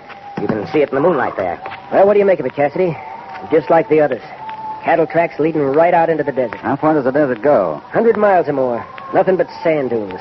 Wind washes out the tracks 5 minutes after they're made. Well, those cattle got to be somewhere. You can't make a couple of thousand head disappear. You say you couldn't see who fired on you, Sean? Nope. The shots came from that rise over there, and... Wait. Huh? Look. There in the moonlight. It's an engine. Get down. There he goes. Come on!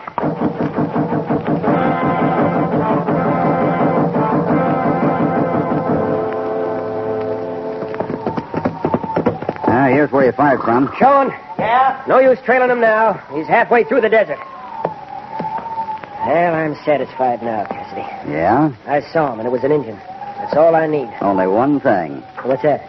Take a look at these tracks here. Huh? First time I ever heard of an Indian riding a horse with iron shoes. He might have stolen the horse. Maybe. And maybe it was a white man dressed up to look like an Indian. Huh? I think he wanted us to see him. There's brush cover all over the hill here. A half-witted no better than to ride up the hilltop against a full moon and start shooting. Say nothing of a Comanche. Hey, maybe you're right. Come on, let's get back to town.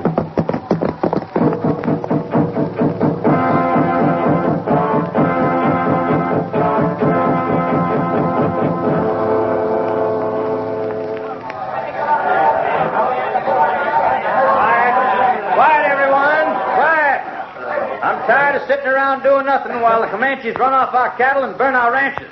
I know you are, too. They're with you, Whitman. They got Bill Connors and Larry Baker at the edge of the desert this afternoon. They did? As far as I'm concerned, that's the last straw. I'm ready to move. Now, wait a minute, Sully. Listen, all of you. First blow struck against the Comanche Nation will start it up all over again. He's right. I know there isn't a card in the lot of you. I'm the last one who's going to run out on my duty here. But Hopalong Cassidy and I were down to the scene of the shooting tonight. And we still aren't satisfied it was done by the Comanches. Now, look, boys, all I'm asking you to do Wait a minute. I'd like to ask the marshal here one question. I'd like to know if he is holding back because he wants to do right by the Comanches or because he's afraid a certain little schoolmarm might get hurt in the fighting. Okay, Sully. Pick him up and back. All right, boys, now get this. There's only one way I can answer that kind of a charge. Be saddled and ready by dawn. Well, we were waiting to hear that. The war's on.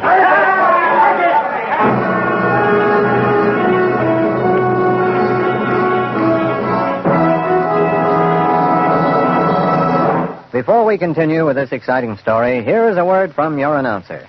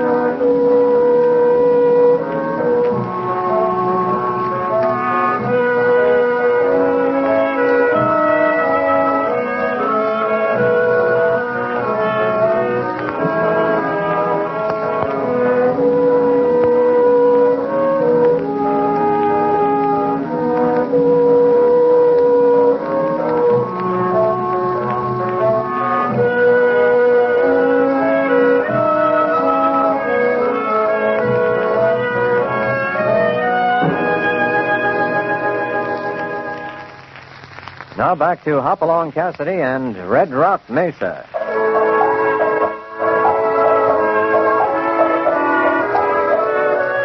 It's after midnight now as Hoppy and California ride up to the ruins of the farmhouse where they first met Martha Britt. Hold it, California. Reckon she's here? We'll see in a minute. There she is. Come on. Martha. Mr. Cassidy, we've been waiting for hours. They kept us pretty busy. Who's with you? Broken lamps. Good. The town's up in arms. They're taking off at dawn, armed to the teeth. I was afraid of that. Well, Bob's forced them to it. He asked me to get you out of here. The Indians are depending on me. I can't desert them now. Don't be silly. You can't help them by hanging around either. But where can I go? I can't go back to Mescalosa. They think I'm a traitor. I can't stay here in the hills. Wait a minute. What is it, California? I'm thinking. We haven't got time for that. No, I'm thinking the time the Comanches run me and that other fella up Red Rock Mesa. Why can't we take Miss Britt there? There's a trail no one knows about on the far side. This fella showed it to me. His name was... Hey! What's the matter? I got it. The fella I was up there with. I remember who he is. Who? Whit Sullivan. Sully Whitman. They're the same fella. That skunk who's firing up the mob down below is the fella I got run up the mesa with. You sure? Sure, positive. Wait a minute now. 2,000 head of cattle disappearing into the desert. Yeah. Yeah? Yeah. What? Look out in the valley there. You can see the mesa in the moonlight. Suppose those cattle were run out into the sand dunes so the wind could cover their tracks. Then suppose they were turned south to the mesa. What's it like on top? Prettiest land you ever saw. Water there, plenty of grass. Enough for 2,000 head of cattle? For a short spell, sure. So Whitman pulls off the raids, makes it look like the Comanches, then fires up the town for another Indian war. I think I know why now. It begins to make sense. Wait a spell, you left me behind. Martha. Yes? Tell the chief to get his men together and hold up in the woods here. We'll try to make it back before dawn. Where are we going? To the top of Red Rock Mesa.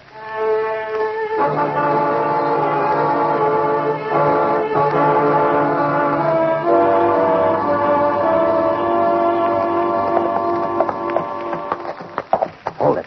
There's the rim up ahead. Better leave the horses here. Right, Hoppy. It beats me how a trail as wide as this could be so well hidden. Old Buffalo Trail, I reckon. Wait. Listen. Cattle. Yeah. I think we've solved the mystery of the disappearing cows, California. Come on now. Right behind you. Take it easy. They might have a sentry at the top of the trail here. All right now. Round the other side of this boulder, we ought to get a look at the top of the mesa. Watch where you step. Hoppy. Look. Right below us. It's covered with cattle. There's a campfire over there. A couple more on the other side. Well, there must be 20 men here anyway. And we only want one of them. To bring back with us for a souvenir. Somehow we got to get one of those guys away from that nearest campfire.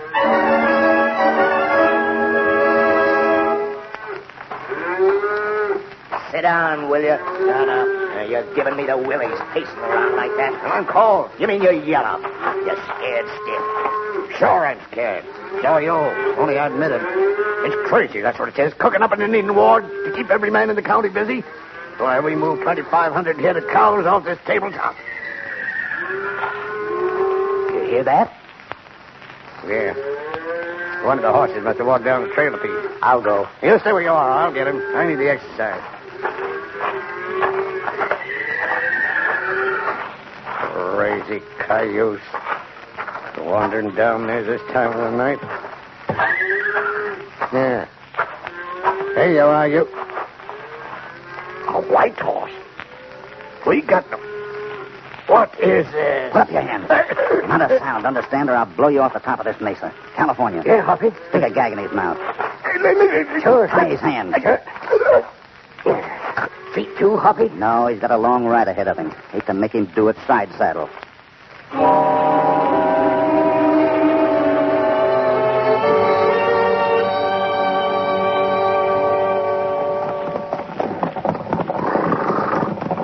Hey, you, Whitman. Yeah, Nolan? Come over here. I want you here with me at the head of the procession. Any particular reason? Yeah. You're the man who drummed up this expedition. I want you right up in front with the rest of us when the shooting starts. Still sticking up for the Comanches, are you, Bob? Sticking up for you ranchers, if you only knew it. Bob. What is it, Sean? Well, it's getting light enough to see the hills now. Take a look over there on the East Ridge. Yeah. Hold it, boys. Pull up a minute. What do you reckon it is, Marshal? Yeah, looks like a fire over that burned ranch house. Injuns? Maybe. It might be a trap. Yeah. Fan out, boys. Divide into two columns. We'll hit the burned ranch house and the East Ridge from two sides.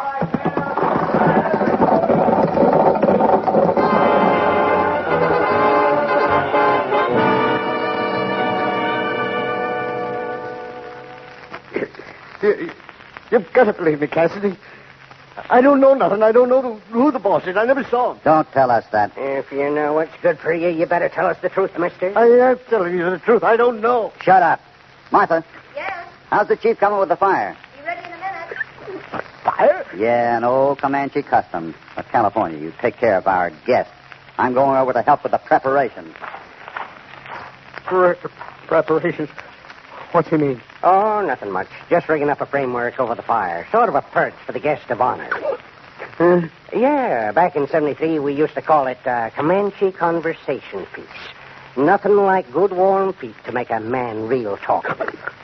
Oh, Ever had dealings with the Comanches, mister? no. Well, you've got a lot to learn. Real practical folks, the Comanches. The chief out there, Broken Lance, he's a Comanche of the old school. Don't make Indians like Broken Lance no more. What do you mean? Well, mind the time in 73, just before Adobe Walls, when old Broken Lance here had a couple of white prisoners who knew something they wasn't telling. The first one was real stubborn. He wasn't talking. No, sir. He just wasn't talking. Something like you. Yeah?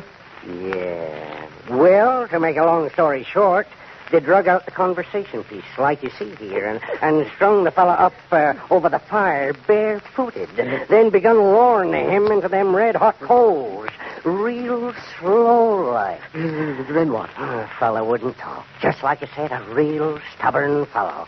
So then they coated him with honey from a bee tree and tied him up on top of an anthill. The ants swarmed over that fella something awful, like to chaw him to bits. Fella still wouldn't talk, so they finally lost patience and killed him dead. Yeah? Oh, what about the other one? Well, but then them Comanches was awful mad. So when it come to other fella's turn, they decided to get tough with him.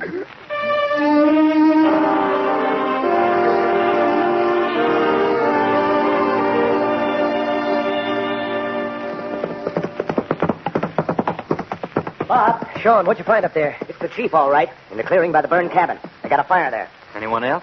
I'm not sure, Whitman. I couldn't see no one. Of course you couldn't. It's an ambush, Nolan. If Broken Lance is there, the woods around that cabin are full of Comanches. I'll stake my life on it. That's just what you might be doing. Sean. Yeah? Ride back to the rest.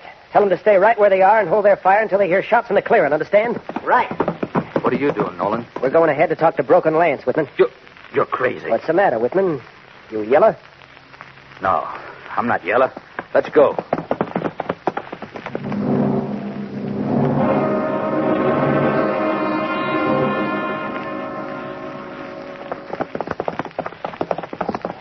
There's a cabin, down there. Something's wrong. That fire burning, no one around. Let's go down and take a look. Yeah, we better get the others. Take it easy, Whitman.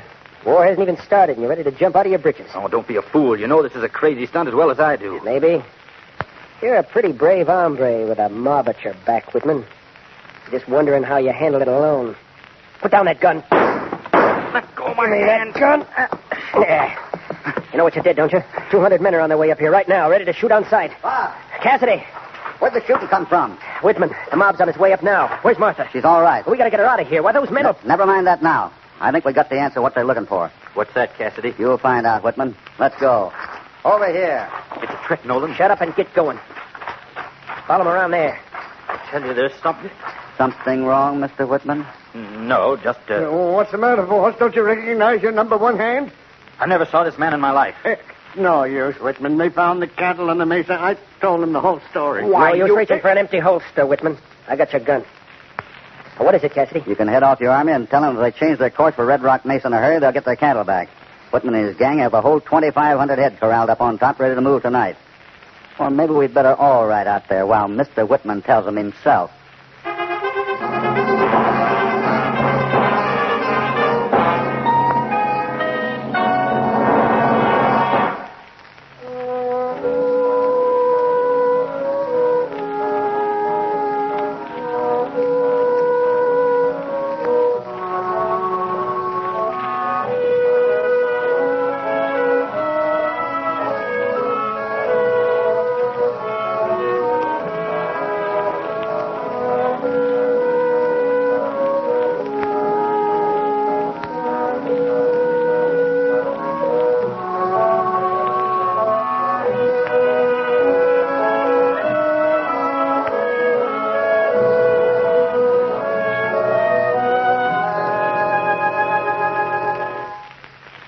Now back to Hopalong Cassidy.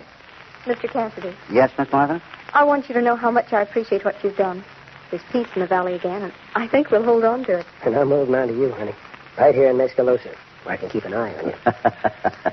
All through sharing Martha with the Comanches, Bob? Right. I'm sure they can get along without me now. And I expect you two can get along without a couple of bar 20 cowpokes who ought to be heading back for their home range. I've been waiting for you to make that suggestion, Hoppy. Getting impatient, California? Well, just a mite uneasy, being so close to that there Comanche reservation and all. What do you mean? Well, to tell you the truth, Hoppy, I told that fella such a doggone good story about them Comanche tortures, I ain't been able to sleep nights since.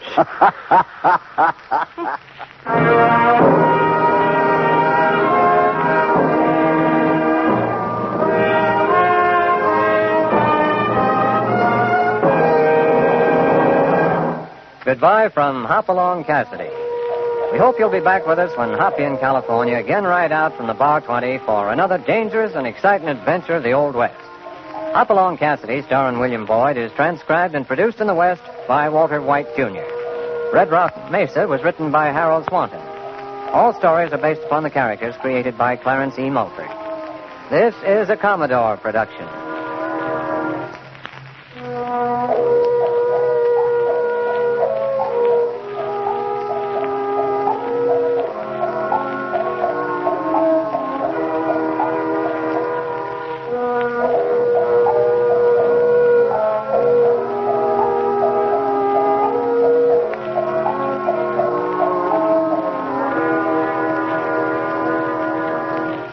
It's Hopalong Cassidy.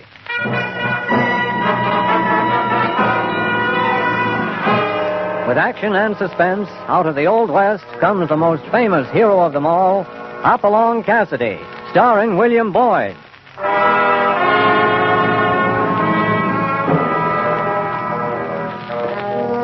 The Ring of the Silver Spurs heralds the most amazing man ever to ride the prairies of the early West, Hopalong Cassidy.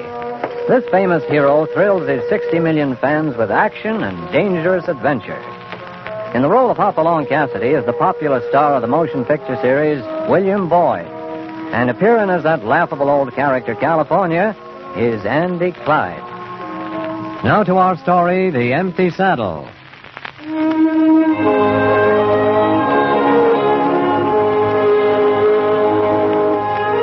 October has a special meaning for cowpunchers in the Bar 20, or anywhere else for that matter. The crisp nights, the bright blue sky, the red leaves on the maples and the creek bottoms are all background for the busiest time of the year, the fall roundup. So Hoppy is all business as he stands with California at the rail of the Bar 20 corral.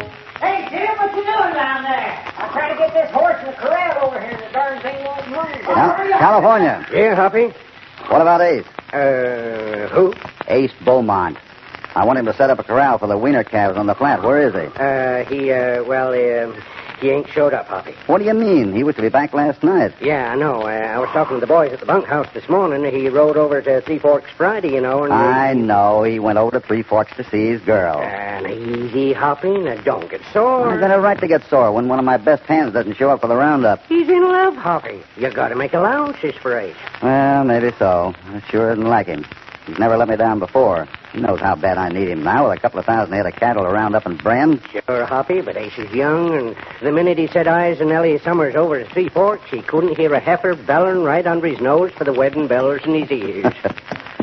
Wait. Huh? Turn around. Take a look. Gosh almighty, it's Ace's buckskin. Yeah. What's the matter, boy? Where you been? His hide's all tore up. Tail full of burrs. Cinch came loose. Saddle dropped down under his belly and scared him. Reckon he throwed Ace somewhere? There isn't a horse alive that could throw Ace Beaumont. But what could have happened? Ace knows better than leave his cayuse untied. He ain't... I don't know, but I've never seen a time when a man's horse came back without the man that something wasn't wrong. Give me a hand with this saddle. Sure. Beats me.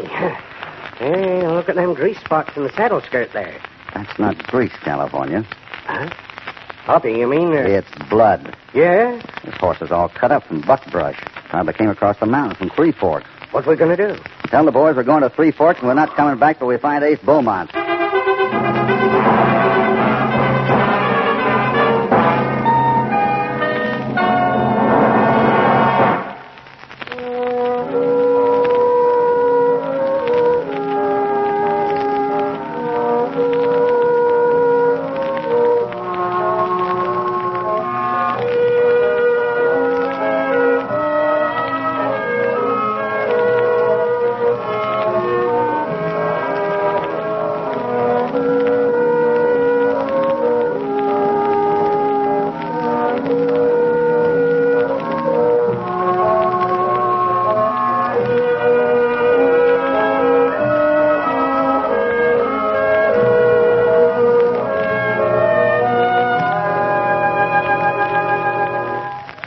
Now back to Hopalong Cassidy and The Empty Saddle. Ace Beaumont's buckskin horse has returned to the Bar 20, its blood-stained saddle dangling on a loose cinch, clearly telling Hoppy that something has gone wrong with one of his top hands. It's almost dark when he and California tie up in front of the Summers General Merchandise store in Three Forks to find Ace's sweetheart, Ellie Summers, waiting on a customer inside. She's got old Pike Peters in there. Yeah, giving him a grub stake, I reckon. Poor old Pike's the unluckiest prospect for alive. 40 years of tramping the mountains and not a strike. Well, wait a minute. Remember what I told you. Not a word to Ellie about Ace not showing up. I don't want to get her worried. Right. Mr. Cassidy. Hello, Ellie. Pike? Howdy, Hoppy. So what you doing here in Three Forks? Just dropped by for a visit.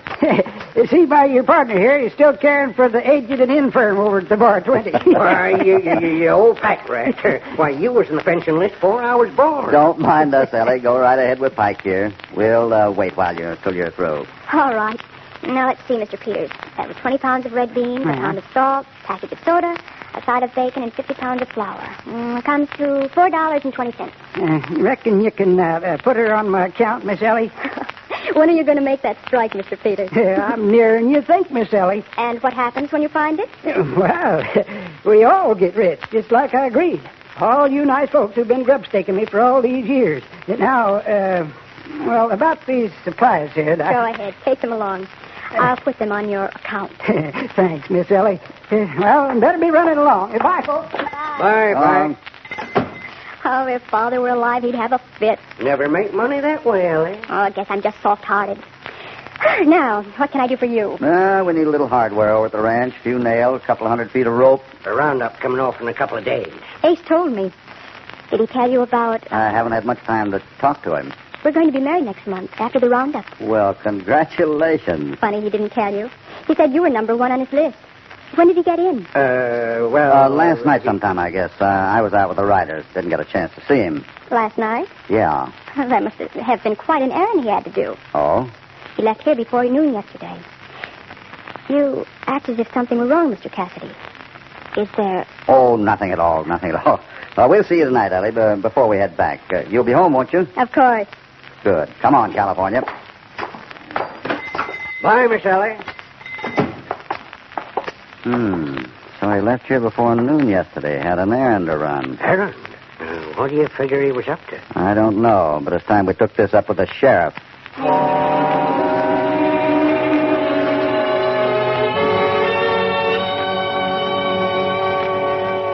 Now, take it easy, Ma. There's no use getting all riled up just because... You ain't heard me out, Sheriff. Maybe time I get through, you'll see I got reason to be riled. Oh. Well, Hopalong Cassidy. Hello, Sheriff. You know California Carlson here. Sure. Howdy, California. Hiya, Sheriff. This here's Ma Strickland. Runs the double dot east of here. Howdy. How you do? Ma figures a foreman busted his tie rope and took off without saying where. It ain't no joking matter, Sheriff Lane. Who is it? Turkey Ed Higgins, best darn ranch hand in the county. What happened to Turkey Ed? Well, if I knew, I'd run right out and put a load of quail shot in the seat of his pants. How long's he been gone, Ma? Most a week now. I'm telling you something's powerful wrong here, and I'm asking you to get off from that chair and do something. And I'm telling you, I ain't got time to go running after every cowhand in the county when he gets an idea he wants to go to the city for a spell. Now, you trot back to the double dot and calm down. He'll show up in a day or two. Wait a minute, Sheriff. Huh? She's right. There is something wrong. I'm missing my best hand. Who's that? Ace Beaumont. He didn't show up at the bar 20 this morning. Okay.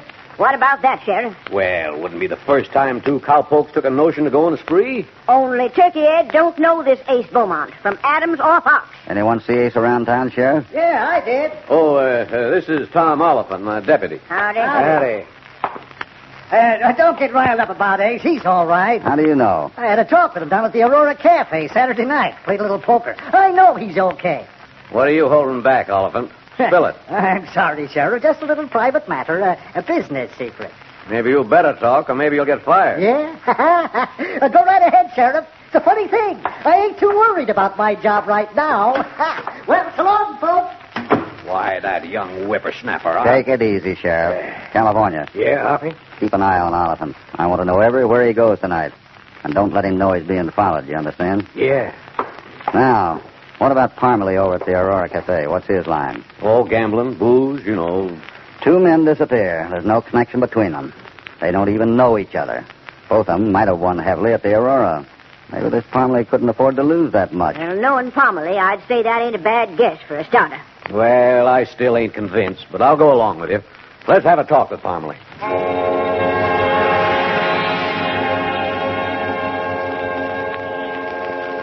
All right, Sheriff, all right. Turkey Ed Higgins played cards here a week ago. Ace Beaumont Saturday night. Both of them took me for a ride. Is there any law against that? Might be. If both Ace and Turkey Ed disappear real sudden. Disappear? That's right, Parmalee. So, you think I shot him down on a trail somewhere to get my money back, huh? Didn't say that at all. Well, that's what you're implying. So I shot him down in cold blood. And while I was at it, I did the same thing for one of my own dealers. What do you mean? Bill Hendershot. He's been missing for 5 days now. 3 total strangers. Ed, Ace, and this Hendershot. Nothing to do with each other. Maybe Turkey Ed had an enemy or two. Don't know a ranch boss who hasn't. And there might be someone who's gunning for Ace. I know half a dozen like to have Hendershot hide. Sure. But who'd have a grudge against all 3? Hoppy. Oh, excuse me, folks. Did you trail Oliphant?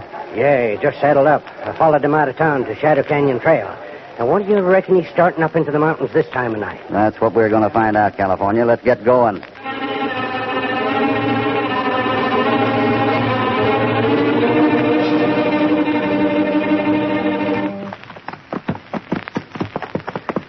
Not much use in going further, Hoppy, with them clouds over the moon. Yeah, I can't see a thing.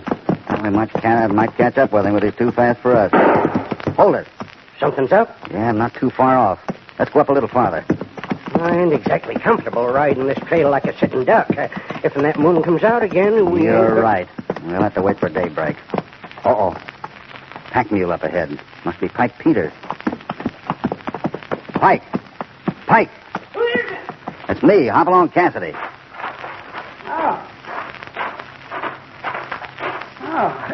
Mr. Cassidy. Say, I was getting mighty nervous. Heard some shooting up the canyon. Yeah, and if you're smart, you'll stay where you are, Pike. Yeah, you heard the shooting? Yeah, I think it's got something to do with the disappearance of 3 men. 3 men? What you talking about? We'll know more about it tomorrow. If I get my way, Sheriff Lane will have a posse up in these hills by sunup. Come on, California, let's go back.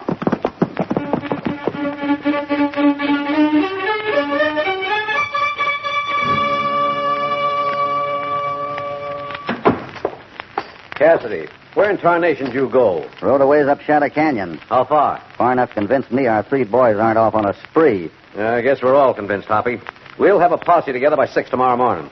And it ain't 3 boys, by the way. Huh? It's 4. Like I say, I'm convinced now. Oliphant's horse just showed up at the corral. Without Oliphant.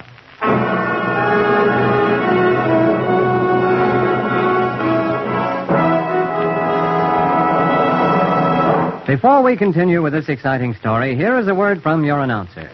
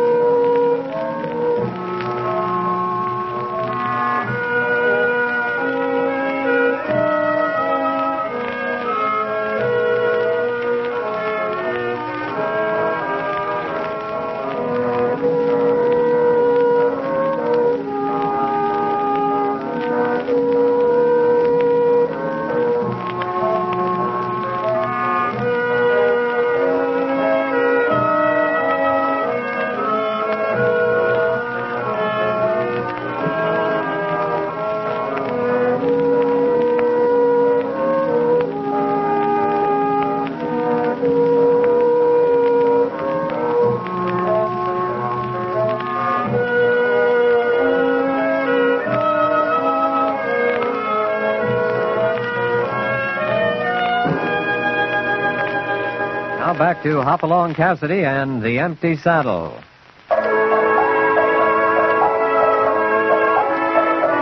4 men have mysteriously disappeared from the little town of Three Forks within a week.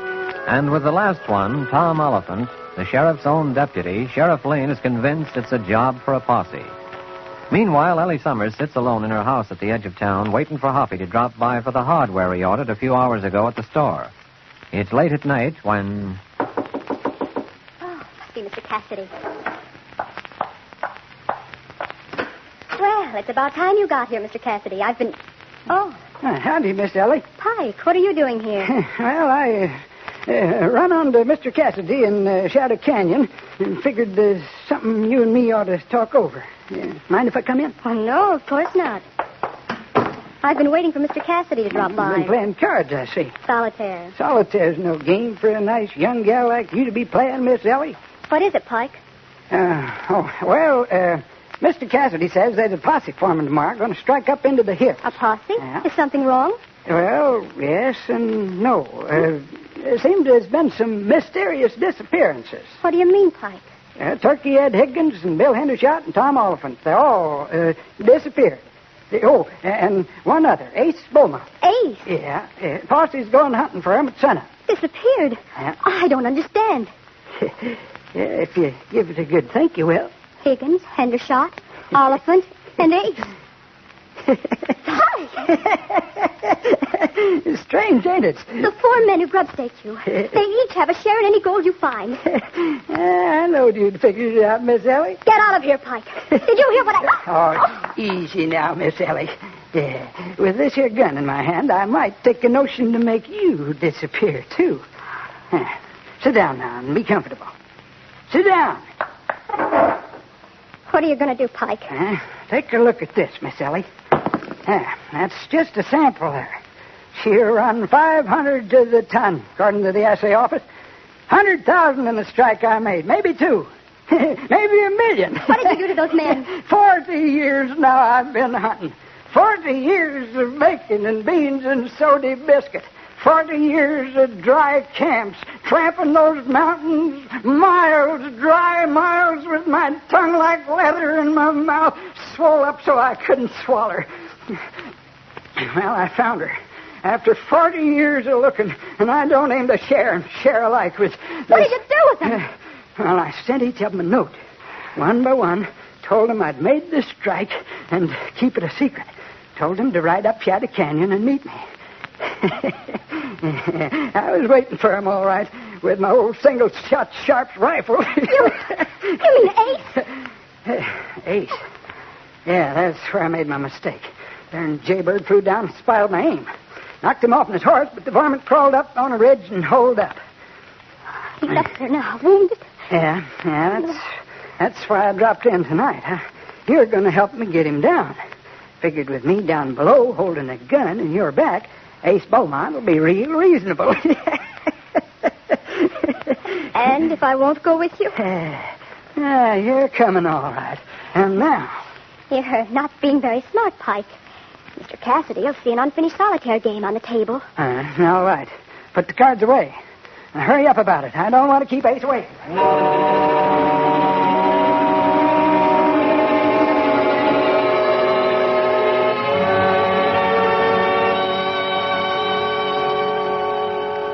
What do you make of it, Cassidy? I don't know. Ellie's door open, the lamp still burning. You say she told you she'd be here? Yeah. Wait a minute. What's this? Looks like Ellie was playing cards. She left the ace of spades face up on the desk with this rock on top of it. Let's see it.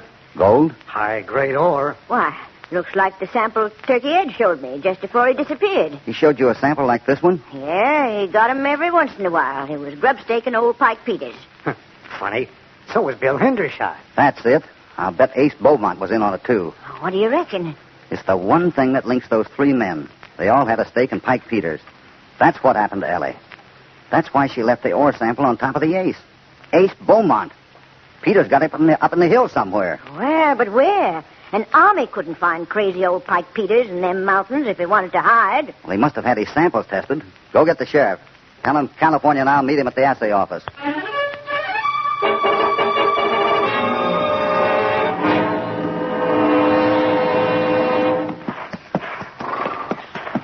I just gotta stop, Mr. Peters. Yeah, we ain't stopping. But I'm tired. I feel faint. Here, get up. You hear me? Get up. Let me go. You're trying to stall, are you? Yeah, I'm too smart for that, lady. Here, where'd you get that knife? Get away from that pack mule. Here. Let go of me. Drop that knife. That ain't a nice thing for a lady to be carrying. Somebody might get hurt. There. That's a good place for your knife. Now get back up in front there before I lose my patience and kill you. All right, Mr. Peters. I'll go.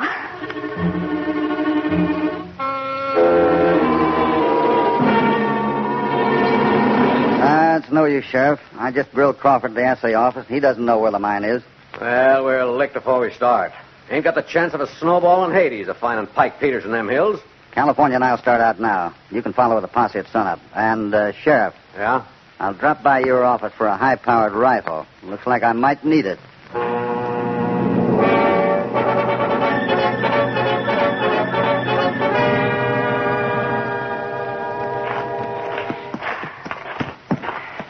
Why are we stopping?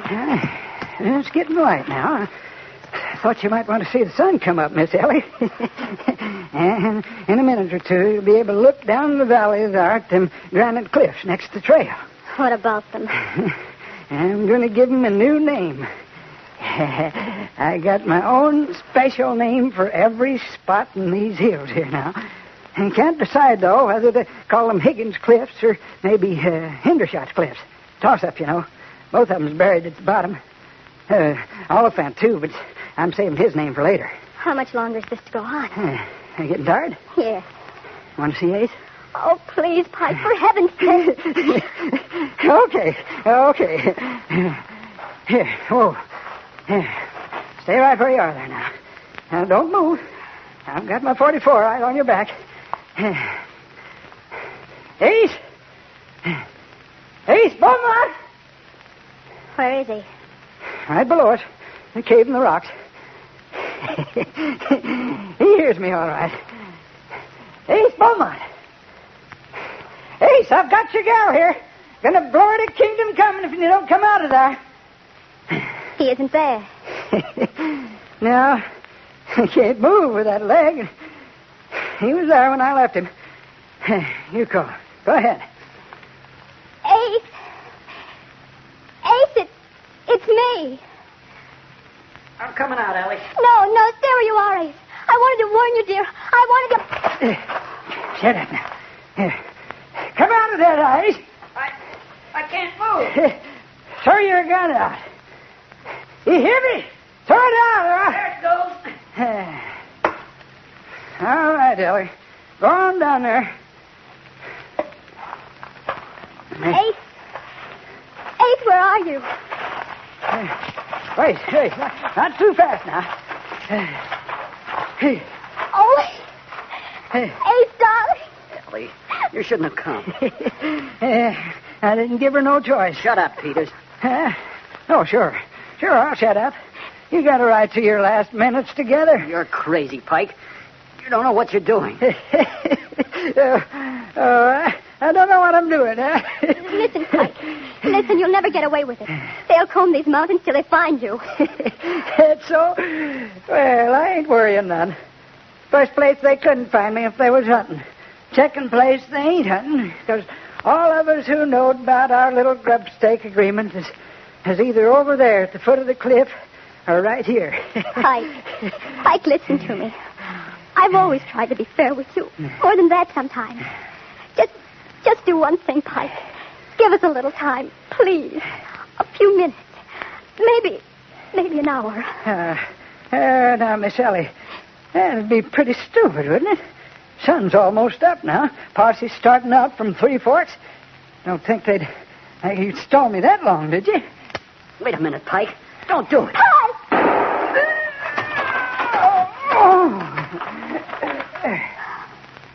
Ellie. What happened? A shot. It's a rifle shot from that clearing across the canyon. Huh? Pike. He's dead. Oh, Ace! Oh, Ace, darling. Ellie. Ace! It worked! It worked!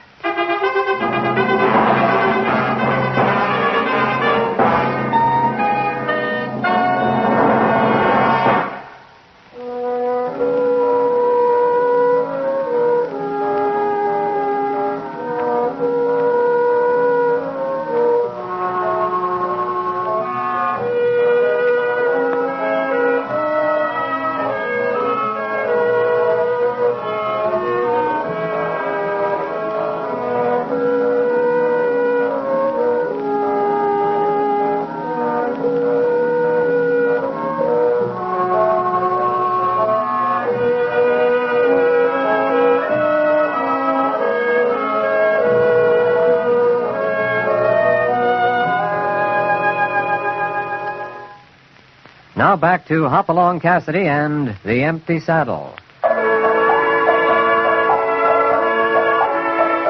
It's less than a minute since the rifle shot from across the gully dropped Pike Peters at Ace and Ellie's feet. Then they see who was behind the rifle. It's Hoppy. Hoppy! Hey! Oh, Mr. Cassidy. Did I get him? You sure did. He's down for keeps. Ace! Boy, how are you? Okay, California. Got a bad leg, though. I can't move. Let me take a look. Yeah. Might be broken just above the knee. Looks like you're going to miss the roundup. Yeah, and you're mighty lucky you didn't miss more. If it wasn't for Miss Ellie here... Ellie? What do you mean? What, didn't she tell you? Mr. Cassidy. You're going to have to go some to outsmart your wife, Ace. She thinks pretty fast in the clinches. What is this, Ellie? I'd never have found you if Ellie hadn't used her head down below just before Pike left the trail. We tracked that old varmint up the mountainside like a monkey climbing a rope. Tell me, what did you do, Ellie? Oh, it wasn't much, Ace. I just jabbed a knife in that 50-pound sack of flour on the back of Pike's pack mule.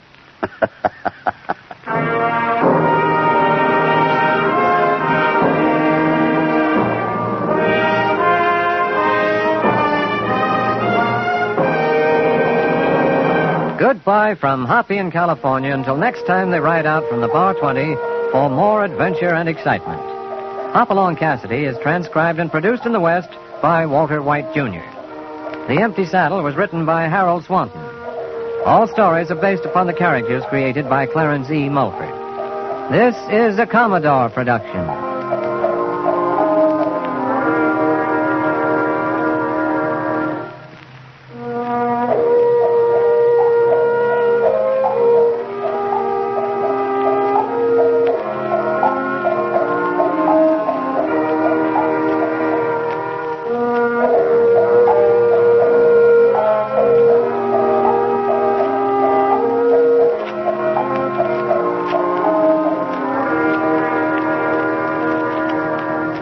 It's Hopalong Cassidy.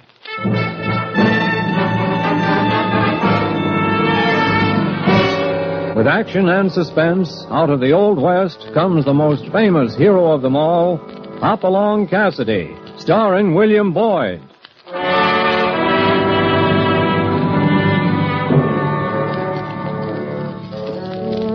The ring of the Silver Spurs heralds the most amazing man ever to ride the prairies of the early West, Hopalong Cassidy. This famous hero thrills his 60 million fans with action and dangerous adventure. In the role of Hopalong Cassidy is the popular star of the motion picture series, William Boyd. And appearing as that laughable old character, California, is Andy Clyde. Now to our story, The Failure.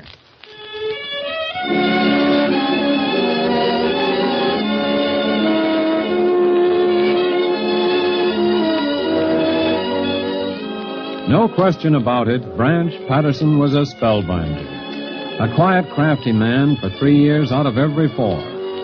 When an election year came around, he blossomed out, slapped folks on the back, became the good friend of every citizen of Shotwell. So right now, in this good year of 1886, Branch is in his glory as usual, on the speaker's platform among the red, white, and blue bunting, letting the people know as only Branch can. Now, I've told you a lot about Ike Iverson. I like to call him Honest Ike Iverson. Yes, sir, boy. Oh, but I'm not through. No, sir, not by a long sight. I have here a letter from old Evan Harden, our beloved sheriff, who's retiring from office after so many years of good service to this community. Now, as you all know, old Evan's taking it easy back in the big city, New York. He says here, Dear Branch, I want you to know I'm getting along fine here in New York. The weather's been fine these past 2 weeks, and I'm having myself a good rest. The reason I'm writing is to congratulate you and the rest of the folks in Shotwell on your choice of Ike Iverson as my successor. There ain't a man in Shotwell can fill my boots better than Ike. And I wish him all the luck in the world. Signed, Evan K. Hart. Now, I can't add much to that, but I think you all know by now that a vote for Honest Ike Iverson is a vote for law and order in Shotwell County. Now, I think that steer's about done to a turn, and there's plenty of roasted corn and free drinks for all. Let's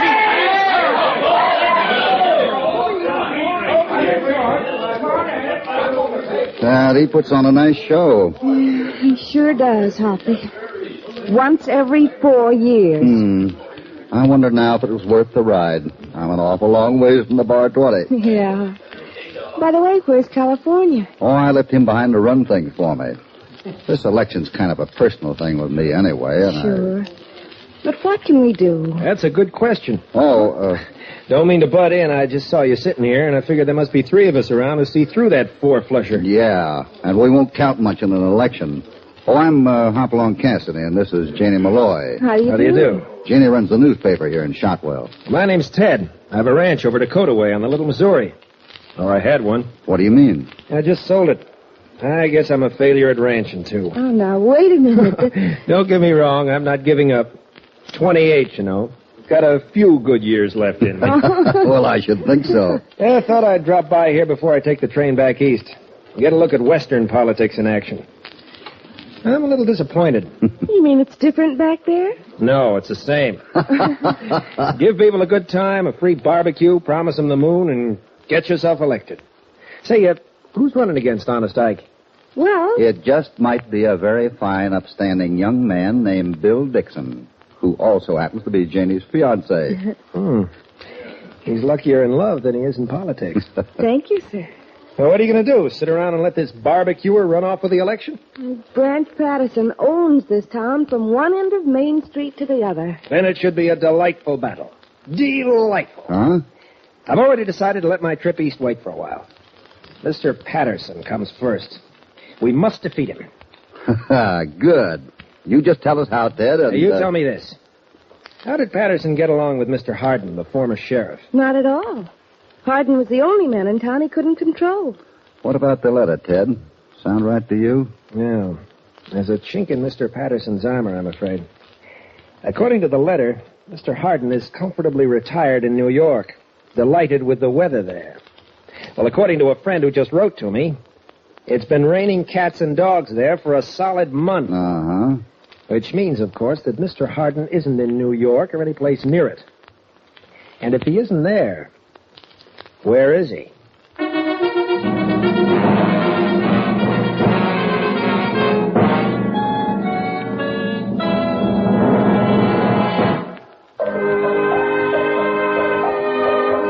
A man from the East, a man who calls himself a failure, has sparked Hoppy's curiosity about the coming election for sheriff of Shotwell County and the letter from Evan Hardin, the outgoing sheriff, supposedly written from New York. It's late at night, after the barbecue, that Hoppy walks through the Star Saloon to Branch Patterson's office. Hi, Mr. Cassidy. Hello, Hoppy. Hello, how are you? Well, howdy, Hoppy. Hello. Yeah, come in. Hello, Branch. Well, Hopalong Cassidy. Why, you old varmint, I haven't seen you for years. Yeah, sit down, sit down. Thanks. Yeah, have a cigar? No, thanks, Branch. Yeah, what brought you to Shotwell, Hoppy? Maybe I come to get a free dinner. And maybe it's just that I'm curious about you and old Evan Hardin. What about me and Evan Hardin? Last I heard, you two were at each other's throats. Seems the sheriff office was the only thing in town you couldn't control. Oh, me and Evan had an understanding finally. He, mellowed as he got older. He must have mellowed awful fast. He was at the bar 20 a few months ago and told me he was going to get your hide. Yeah, like I said, he changed a lot. Maybe so. By the way, where's Bert? Bert? Bert Holliday. Used to be your number one assistant. Oh, Bert's going to Colorado. Yeah, going to open up a new place for me there. I see. Well, Cassidy, I don't want to rush you off, but I've got a lot of work to clear up here, and I... Sure. Oh, just one other thing. Mind if I take a look at that letter from Evan? Oh, any particular reason? Yeah, I owe the old boy some money. I want to send it to him in New York. I see. Well, I don't want to open the safe now, but he's living at the Hudson View Hotel there on 65th Street. Thanks, Branch. That ought to do it. Oh, and Cassidy, Yeah? when you write to him, send him my love, will you? Sure. Hello, Cassidy. Hello. Hello, Hoppy. I do. Cassidy. Oh, there you are. Well, any luck? I don't know. Patterson says he's living at the Hudson View Hotel. I know the place on 65th. Come on, let's get down to the telegraph office.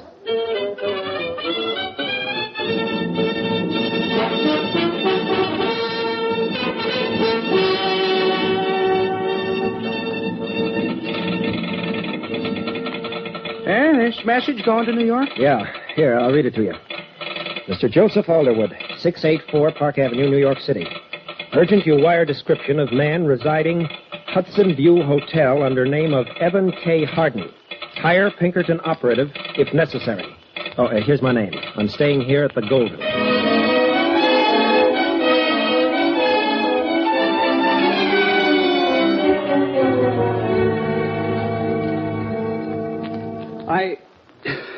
Oh, I know it, Hoppy, but you can't win an election on suspicion. What about that, Ted? That's all they had against Boss Tweed to begin with. You don't know this town. Branch Patterson owns it. The voters are behind him to a man. We had our Branch Pattersons in New York State. We got rid of them. And I don't think voters out here are any different. Well, what do you want me to do? Get up and tell them Branch Patterson is a crook, but I think the letter from Hardin's a forgery? Bill, by the time we're through, you'll be able to tell them more than that. Like what? We don't think Evan Hardin's alive. Huh? What are you talking about? We got an idea Branch killed him and faked that trip to New York. Hey, that's pretty strong stuff. Can you prove it? We're going to try. Now, how do you feel about running now? Sure, I'll run.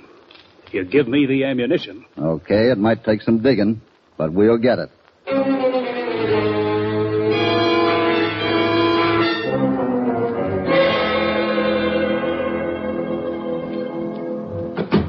Oh, no, Mr. Cassidy, I thought you'd gone up to bed. Sorry, Miss Anderson. I didn't mean to startle you. Well, I just ain't used to having rumors round again. Sure, it's only been a month or so since Sheriff Hardin went east. Please, don't talk about Sheriff Hardin. I miss him so much. He was a roomer here for a long time. 20 years. Yeah. Wonder why he suddenly decided he'd like it better in New York. I ain't a mind reader, Mr. Cassidy, and I'm running a rooming house, not an information bureau. Kind of jumpy, aren't you? I ain't jumpy. Okay, Miss Anderson. I don't want to upset you. It's just that I'm mighty fond of old Evan Hardin, too. He was a wonderful man. Was? Well, I mean, it's almost like he's gone forever. Way off in New York. Sure, I know. Did you see him off? What do you mean? The night he left town. Did you help him pack or anything? I didn't see him till around midnight when he was about to leave. His horse was saddled outside waiting. Remember what he had on? Now, see here, Mr. Cassidy, you can't... I'm just testing your memory, Miss Anderson. He had on a salt and pepper suit, a black Stetson, a red tie, and tan high-heeled boots. And that's all the talking I intend to do about Sheriff Hardin. Sorry, I guess I'm just naturally nosy. Mighty nice piano you got here. Looks new. Steve? Must have cost a piece of money. I just come into a legacy. Yeah? That's what I thought.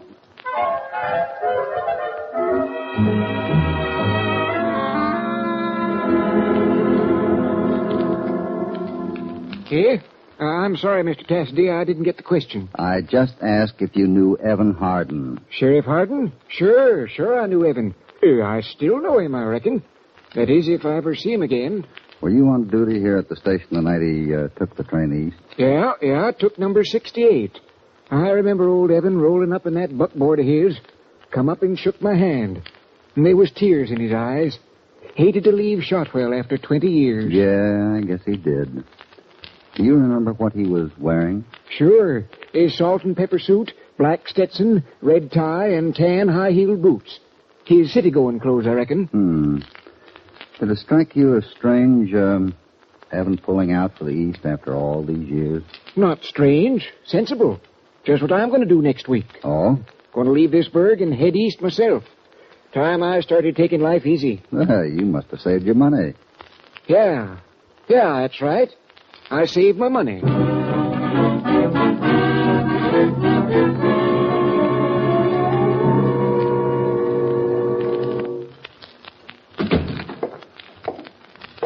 Well, Ike, what's the latest?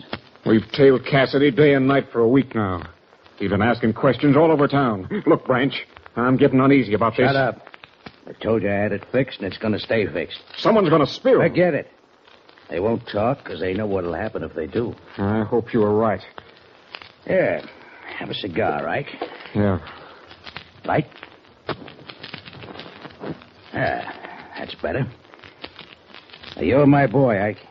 You're going to win this election, and you're going to stay right in my pocket where you belong. We'll do big things together here in Shotwell County. Now, you leave Cassidy to me.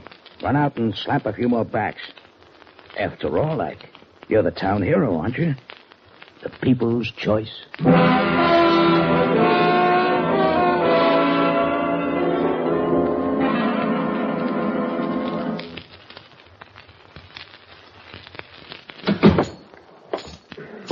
Well, Hoppy, it's you. Hello, Bill. Janie. Ted. Hi, Hoppy. Hopalong Cassidy, private investigator. Well, how'd you come up? I'm a horse from asking questions, and I've got sore feet. But I got a lot of answers, too. Well, what are they? Hardin left the rooming house at 11:30. Took the creek road to the station. Got there after midnight. Or so the stories go. Witnesses? That's the funny part. There are two. Hester Anderson at the rooming house and the ticket agent at the station. No one else? No one. Well, nothing wrong with that. It was late at night. Only he must have passed the Peters place on the way. Mark was Hardin's best friend around here. And he was up all that night with a phone there. Why didn't Hardin stop in to say goodbye? And here's another thing. Ted. Yeah? I guess you better tell him. What's the matter? What's eating all of you? Afraid we made a slight error, Hoppy. Huh? Wire came today. Read it, Tim. Yeah. Let's see here. It says, checked Evan K. Hardin. About 65, gray hair, 6 feet, 180 pounds, black dyed mustache, brown eyes, scar on left cheek, smokes corn cob. Hope this is sufficient. Joseph Alderwood. Well, that satisfy you, Hoppy? Yeah, it sure does. It's Harding's description to a T. It satisfies me that there's another guy in Patterson's bought-out gang I hadn't figured on. Who's that? The telegraph operator. That wire never left his office. He ran up to Patterson's office with it and let him figure out the answer. You know, maybe he's right. Sure I'm right. The landlady and the ticket agent were bought and paid for. I could see the money in their eyes. Both of them had the same description of Hardin on the night he left. Word for word. Can you remember what Janie wore 30 days ago, Bill? Can you? Well, no, Hoppy, but you can't. And another thing. According to their stories, Hardin left the boarding house at 11:30 on horseback and pulled up at the station 45 minutes later driving a buckboard. By George, Hoppy, bully for you. What? Where do we go from here? Ted, can you leave for New York tonight? Well, I hate to rush off, but I suppose I can. Good. You've got a job to do back there. What do you mean? Better get comfortable. I want to get things straight before Ted goes. Because if it comes off... Yeah? Patterson will go up for the murder of Evan Hardin, and you'll be sheriff of Shotwell County.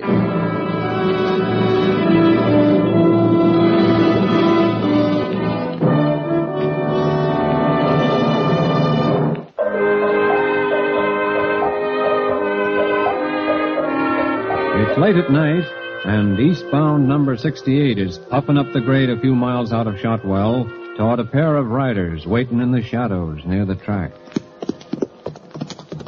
Well, here she comes, Ted, right on time. Not as convenient taking her on the fly this way, but we couldn't risk having you seen leaving for the east. Still think we're taking a chance? Everything's a gamble in this country. A lot will depend on you, though. I can take care of that. My George has done me a lot of good watching you fellas work. Don't feel like a failure anymore. I don't believe you ever did. Matter of fact, there are a couple of pieces of unfinished business in the East I think I'll tackle while I'm back.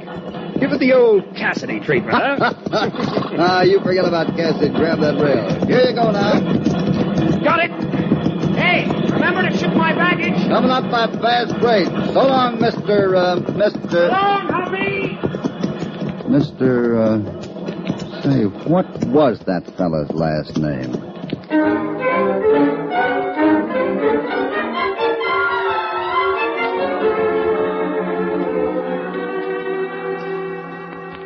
Hello, Branch. Well, Cassidy, up kind of late for a sarsaparilla drinker, aren't you? Had an errand to run. Huh? Yeah. Offhand, I can't think of anything I like to do less than eat crow, Branch, but sometimes it has to be done. Well, I'm a willing listener. I made some cracks I'm sorry for. I want to apologize. Really? Yeah, I may as well lay it on the line, Branch. I thought Evan Hardin was dead. I thought that letter you read at the barbecue was a phony. Guess I'm just naturally not a trusting soul. So I sent a wire to New York and got my ears pinned back. Hardin's living at the Hudson View, all right, fit as a fiddle. Why are you telling me all this, Cassidy? Because I might have done you some damage. asking questions around town and all. I had a good reason, of course. What reason? Miss Anderson. You knew I was staying at her rooming house. What about Miss Anderson? First night I stayed there, she woke me up, walking down the hallway in her sleep, talking a mile a minute about Evan Harden being murdered. Oh, is that so? Yeah. Seems to me she mentioned your name a couple of times, but I couldn't quite make it out. Well, anyway, that's what started me off on the wrong foot. Did she say anything else? Well, she did it almost every night for a week. Did an awful lot of talking. Said she was afraid someone was going to kill her because she knew too much. Long about then, I realized she was crazy. Mm-hmm. That all? Well, toward the last, she got pretty wild. Said murder had been committed in her house, and she was an avenging angel. Well, that was last night, just before she took off. Took off? Yeah, haven't you heard? What? Miss Anderson ran off early this morning. Nobody knows where she went. Well, anyway, I wanted you to know the whole story, Branch. If you hear anybody spreading gossip around about you, just send them to me and I'll straighten them out. Yeah. Sure, thanks. Good night, Branch. Good night. Ike. Yeah, what is it? Old Lady Anderson's gone crazy. Run off somewhere. Crazy? What do you... I don't know, but she's talking. Now get the boys together. Tell them to get in the saddle and stay there until they find her.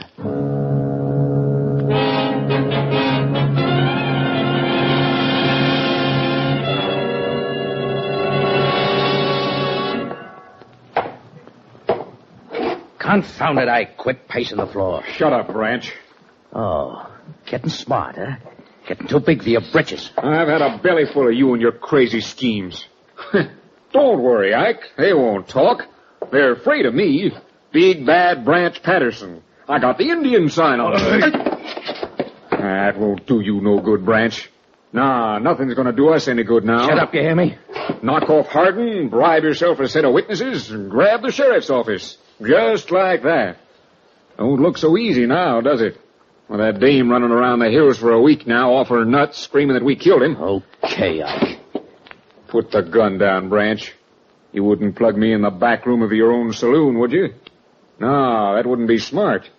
You'd have me shot out in the hills somewhere and bribe yourself a few witnesses. Give me that gun. Tommy, I told I... Branch! Ike! Stop! Let go, Ike. Drop the gun. Okay. What is it, Willis? Look, a wire just came in down to the telegraph office. Lucky I was on duty instead of the relief. What is it? That's from New York. Holiday. Hester Anderson arrived here, went to authorities, told them where Hardin lives. Pinkerton should arrive, Shotwell tomorrow. Holiday. Where Hardin lives? He couldn't say more on a wire. She told him where we put the body, in the mine shaft at Connor's Bluff. What are we going to do, Branch? We better get out of here. No, that's no good. They can't get us if they can't find Hardin's body, prove he's dead. You mean that... Yeah. Come on. We're going out and get rid of it. This time for keeps.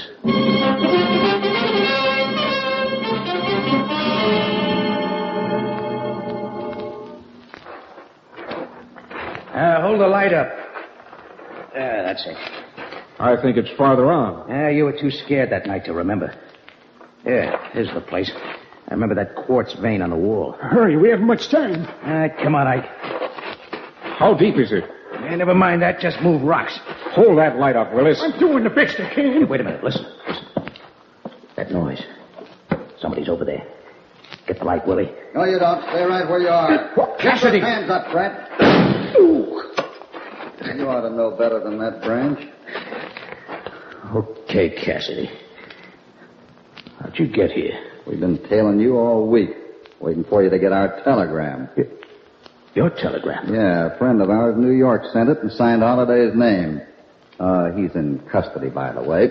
But what about Miss Anderson? She's resting comfortably out at Bill Dixon's ranch. By the way, Bill's outside with a posse. Wanted me to tell you how much he appreciated your leading us to Sheriff Hardin's body. Just in time for the election.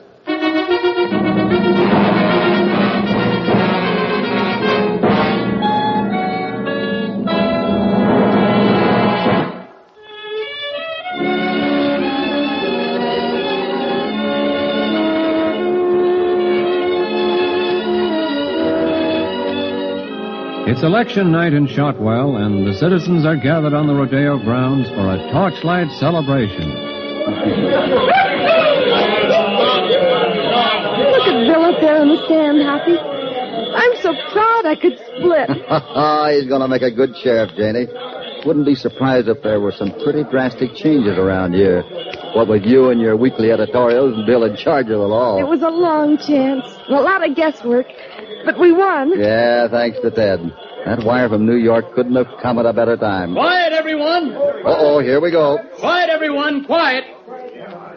I've got a lot to say to you tonight about what we're going to do together to make Shotwell a better place to live. You know, at another rally here not long ago, a young fellow walked up to us and told us Branch Patterson was a skunk, and it was high time someone got up enough nerve to lick him. Well, that fellow's in New York now, and I just got a telegram from him that I'd like to read to you. Bill Dixon, Sheriff, Shotwell County. Hope voters there have learned that good government is more important than a free barbecue every 4 years. Congratulations on your election. Hope I have as much luck this November when I run for mayor of New York City. Regards, Teddy Roosevelt.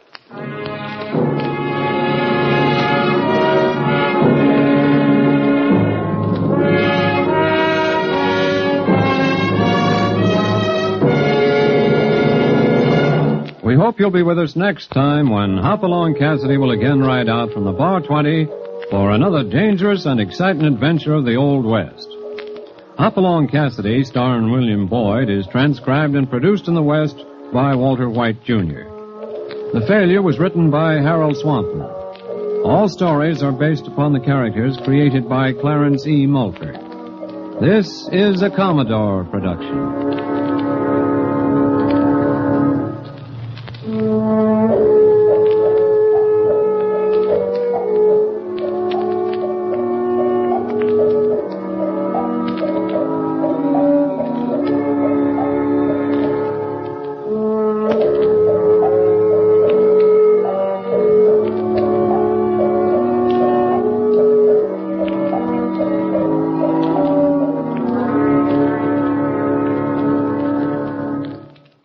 It's Hopalong Cassidy.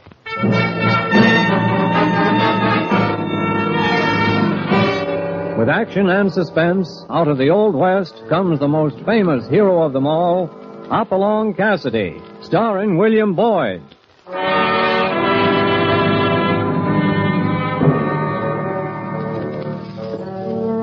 The ring of the Silver Spurs heralds the most amazing man ever to ride the prairies of the early West, Hopalong Cassidy.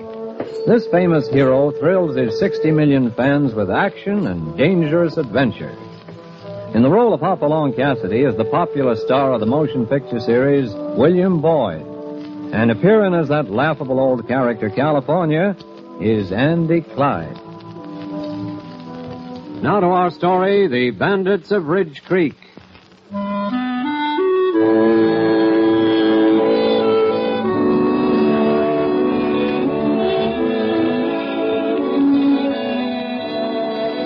The sun is setting slowly behind Crag Mountain in a blazing ball of red and yellow fire, casting a golden glow down the hot and dusty main street of Ridge Creek. It's a small cow town, its main street flanked on either side by the low wooden one-story buildings. Hopalong Cassidy and his pal California ride down the nearly deserted street and head for the Silver Dust Cafe, where they are to meet Sheriff Duncan. They dismount at the hitching rail, walk to the entrance, and open the door.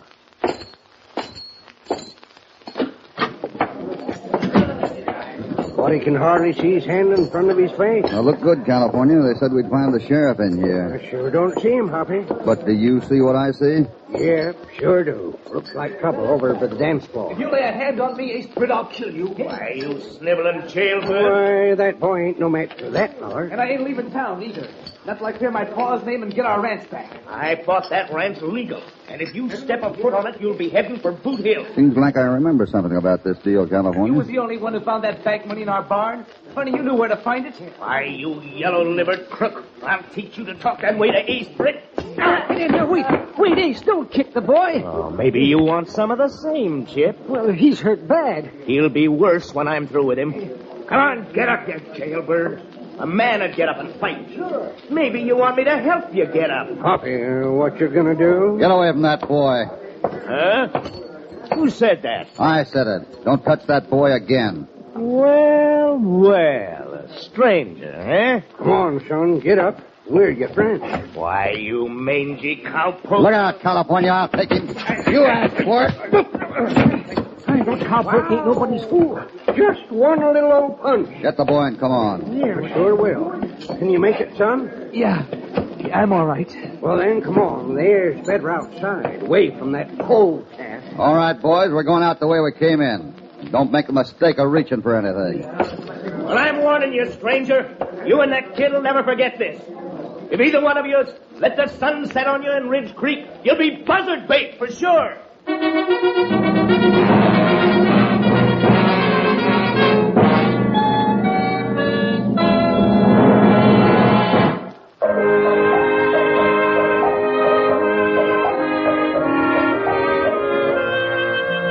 As they ride out of Ridge Creek with Tom Hinkle, Tom is explaining about his encounter with Ace Britt. I don't know your name, stranger, but I'm mighty lucky to have met up with you when I did. Just call me Hoppy. I'm California. Hoppy. Seems I've heard Pa say something about a Hoppy somebody. Well, I didn't know who you were at first, Tom, but now I do. I met your dad once. Say, you're not Hopalong Cassidy. Right. That's who he is. Then you know. Well, I know what I've heard, Tom. Honest, Mr. Cassidy, on my honor, Pa and me never took a penny from nobody. But they sent you and your pa to prison. On the word of that crook Ace Britt. He rode up to our ranch with the sheriff and they looked for the money. They come out of the barn with a pack of bills. Ace said he found them in the hay. You got any idea how the money got into the barn? Not less than Ace put him there. I know Pa wasn't near the barn. He was with me all evening. It's going to be awful hard to prove. I'll find a way somehow. But I don't want you to get messed up in this. You've done enough already. Well, it isn't going to be helpful for you to go back to Ridge Creek for a while. What you going to do, Hoppy? I don't know exactly. You keep Tom company till I get back. I'll see if I can get any information from the sheriff on the robbery. Mr. Cassidy, you heard what Ace Britt said. Shucks. Better men than Ace Britt have said the same thing. If you happen to see a pretty girl named Mary Miles around the sheriff's office, will you tell her I'm all right? I sure will, Tom. Hoppy, maybe I should ride back with you. No, you stay here with Tom. I won't be gone long. After I see the sheriff, I'll know which way to jump.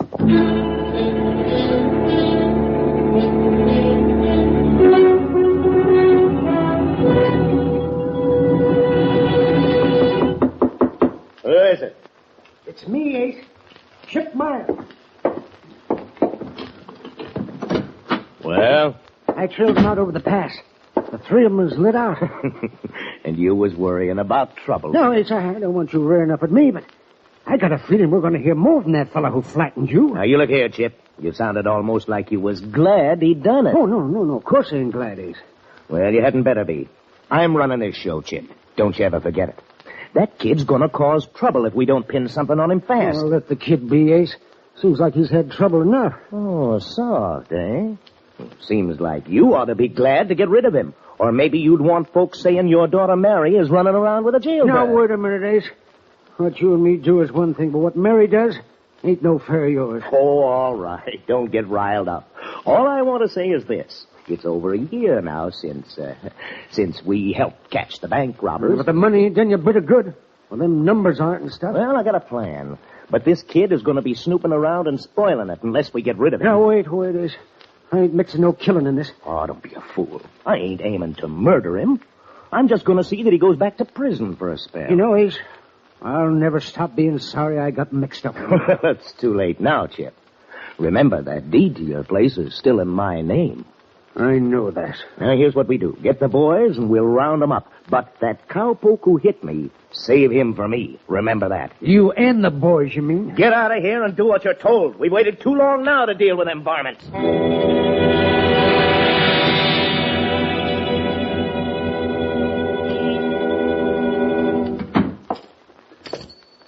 Hi, Sheriff. Well, doggone if it ain't Hopalong Cassidy himself. I missed you down at the cafe. Glad to see you, Sheriff. Sorry you missed me. Yeah, I just got there when they was patching up Ace Britt. Now, there's a bad one, Hoppy. Yeah, that's what I want to talk to you about.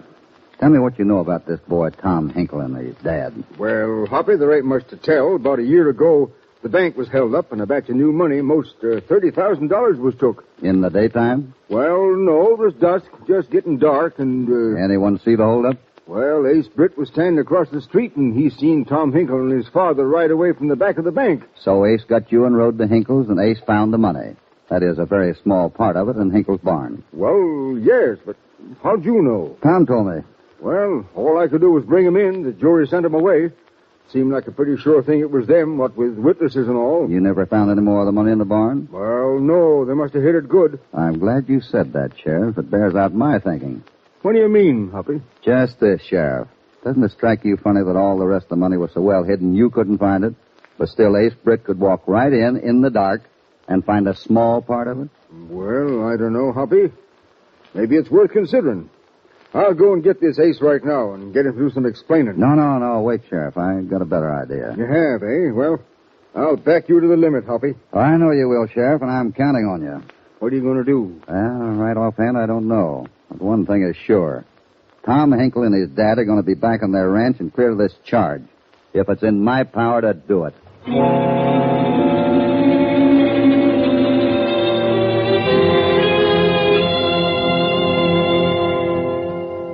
Well, now, son, I wouldn't go getting flustered now. You're just a kid yet. I'm not a kid. I'm 20 years old. Of course, these things got to be worked out. Can't just blunder around and get into more trouble. Oh, why doesn't Mr. Cassidy come back? Like it's not easing his way back now. Now, don't fidget around. Turkey wasn't built in a day. Rome. Who's that? Rome wasn't built in a day. Neither was Turkey. Listen, someone's coming. Yeah. It's Hoppy. Gee, I feel better now. California. Over here, Hoppy. Hey, what'd you find out? Not much we don't know already. Did you see Mary? No, I didn't, Tom, but I did see the sheriff. The numbers on that money have kept the thieves from disposing of it. They still got it then? Right, and we got to get a hold of some of it. That's all the proof we need. That's all? I recognized a couple of Ace Britt's men. I let it be known that every ranch will be searched tonight for the rest of the money. Gee, they'll tell Ace Britt. That's just what I want them to do. Down, Tom. Good. My plan's already working. They followed my trail just like I figured. You left their trail on purpose? That's right. If the gunslingers are out here, they won't be at Ace Britt's ranch. And I'd like to be there in time to see if Ace Britt tries to get rid of the hidden money. I know every inch of that ranch. I'll go with you. All right, then. Let's ride. We can go around back of the sheds. If we're careful, that old well with them rotten boards over. Just follow me. I know every foot of Ace Britt's place.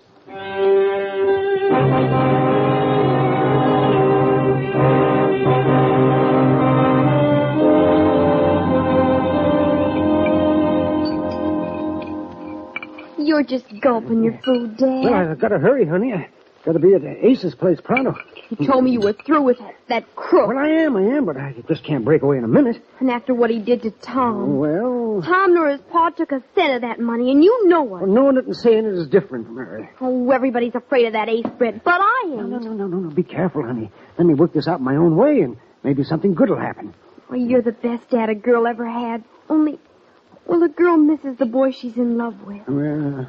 I know. No, you don't know, or you do something about it. Well, honey, I can't explain nothing now, but I can tell you that since this Hopalong Cassidy fella came to town, I feel like my hands ain't tied no more. Oh, if you could only find the thieves and clear Tom's name. I already found them, honey. But it's worth my rotten hide to prove it. Well, I gotta get over to Ace's.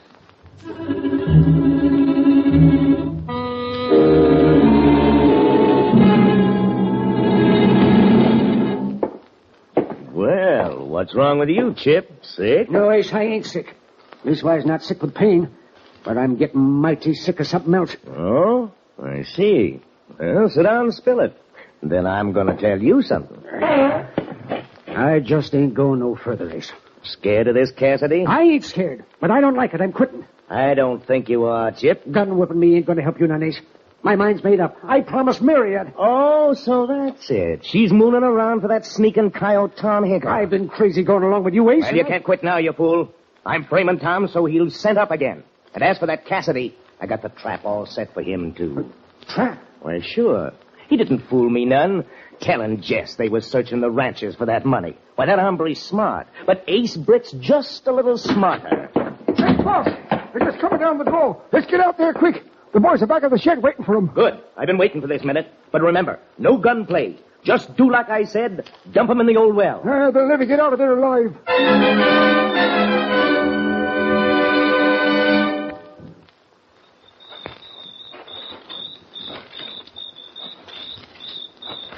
Now we go around the cook shack. Then bear left to the bunkhouse till we get to the back of the sheds. We're right with you, Tom.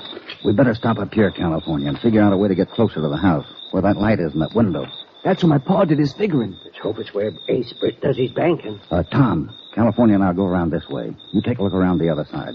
Quiet now. It's sure dark. Wish I had cat eyes. Shh. What's this open door? Oh, Hoppy. Sorry, but Hoppy can't hear you. Have you done anything to him, you sidewise You'll do nothing. Now get along. Thought you'd like to have a nice cooling swim. California. What happened? Oh, coming around, eh? Well, Hopalong Cassidy, you done your last snooping. Now, if I could get loose for 1 minute, You'll be loose in a minute. Dump 'em in, boys. They got a 40-foot drop to feel sorry for themselves. Come on. Dump 'em in, boys. Down they go, boys. Good work. That takes care of Hopalong Cassidy and his pal. Even the buzzards can't find them down there.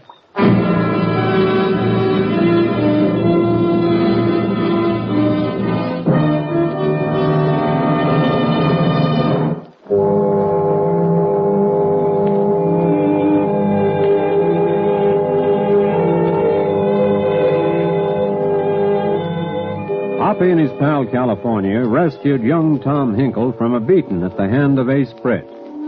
Tom has just been released from prison, but he convinced Hopalong that he was innocent of the bank robbery.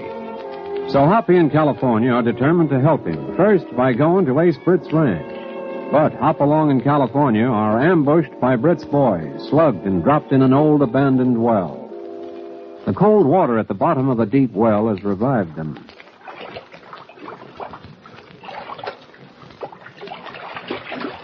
How deep you reckon this here water is, Hoppy? Save your strength, California. Don't talk. Besides, it's smooth as a bald head.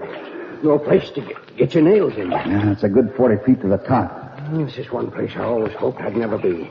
What are we going to do? We just can't give up like rats. Speaking of rats, remind me to see Ace Britt the minute we get out of here. You're just saying we'll get out to make me feel good. Just save your strength, California. We can't hold out long this way, Hoppy. We can't expect help from Britt's gang. Hoppy, I got a hold of a rock. I can hang on. Come over here. Oh. Over this way. We could just get word to Tom. Like as not, he'll join us when they get hold of him. What are you so quiet about, Hoppy? You think we ain't going to get out? That's it. Get hold of yourself. Like down in rats. We ain't got a chance. As long as we keep our heads, we got a chance. But a mighty slim one.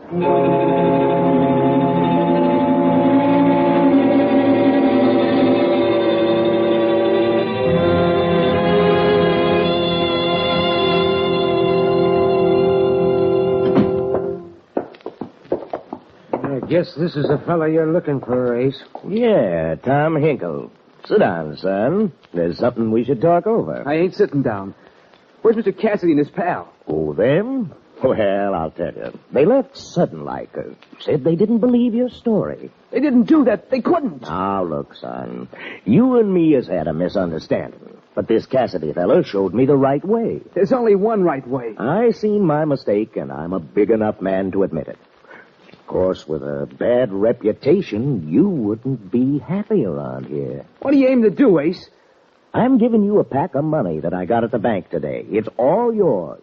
You can go a long way away from here and get yourself a spread, and nobody will know you. I want my own ranch, my pa's ranch. Well, that just can't be done, son. Now, here, take this money and get out of town fast. There's a stage leaving town in an hour. I'm just trying to right a wrong I done you. But I couldn't pay it back, maybe. Oh, I don't want it back. Here, take it. If Mr. Cassidy and his friend hadn't run out on me, I'd have fought you, Ace. But I guess I'm licked. That's right. I'm a hard man, Tom, but I'm fair. Now, hurry. Well, maybe you're right. I'd be a stranger somewhere else, and I'd have a place for Pa when he gets out. You're a good boy, Tom. Good luck to you. Maybe I was wrong about you, Ace. Sure you was. So long. Good luck, kid. And if you need any more money, let me know. I ain't forgetting this, Ace. So long. So long, son. Seems to me, Ace, that's about the lowest. Shut up. Get to Jess and have him tell the sheriff that Tom Hinkle is leaving on the stage with more stolen money. Ain't right, Ace. You know, Chip, I can't use you much longer. You're getting kind of soft. Now you get to Jess and tell him, then get back in here. There's something important I want to take up with you.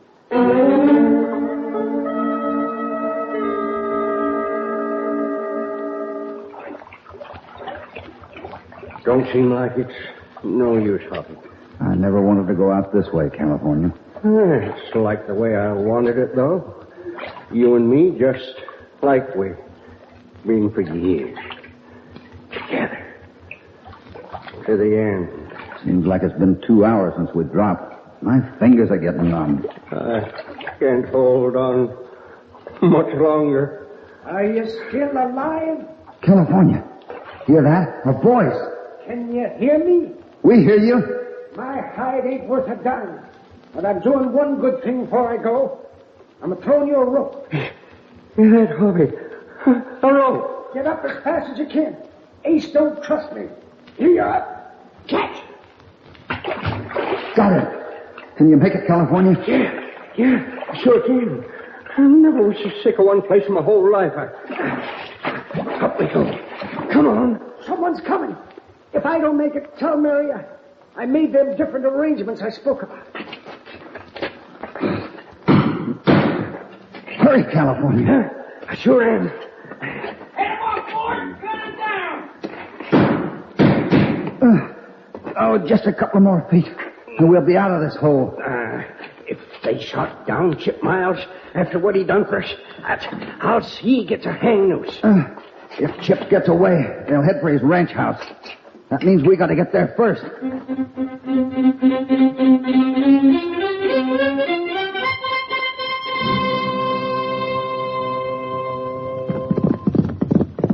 I'd feel a heap better if we had our guns. I'm just thankful they didn't find our horses. What have they done with Tom? I will soon know. There's the light from Chip Miles' ranch house. With Ace Britt's gunslingers around, what are we going to do? We'll tie up in that clump of trees and go the rest of the way on foot. Yeah, hadn't better go no closer riding. Right. Here's where we tie off. Pull, boy.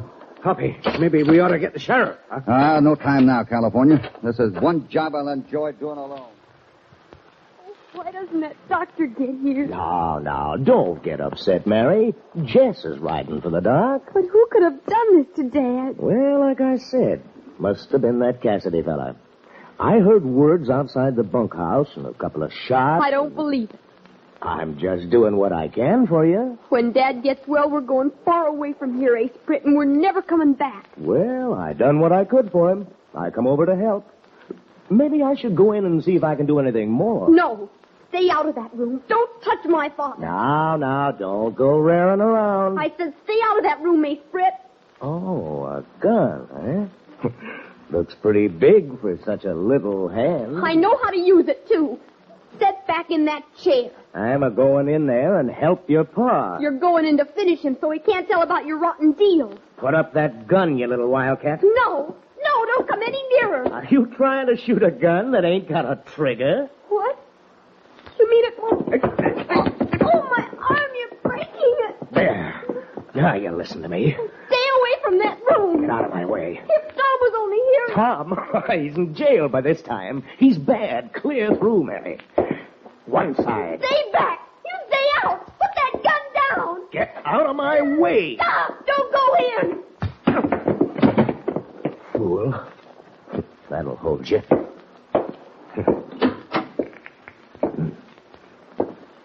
It's awful dark in here. Mary? Oh, there you are, Chip. You needn't call Mary. She's taking a little nap. Ace, what have you done to Mary? Ain't you more interested in what I'm going to do to you?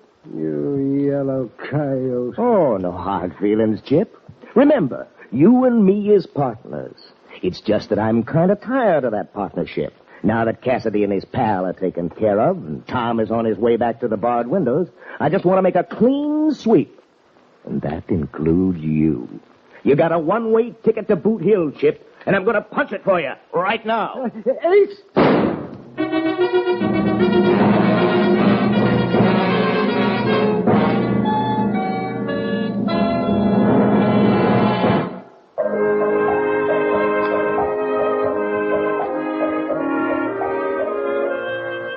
Ace Britt went into Chip's room with a drawn gun. But when a shot was fired, it did not come from Ace's gun. Hoppy, you did it. You got him, Hoppy. Why, you dirty... Look out! You're kind of hard to convince, Ace. I just wanted to shoot the gun out of your hand. Well, he asked for it, Hoppy. Ace didn't reckon that you were here in the dark waiting for him. Get some light in here, California, and see about Mary. Yeah. There we are. Look at that skunk.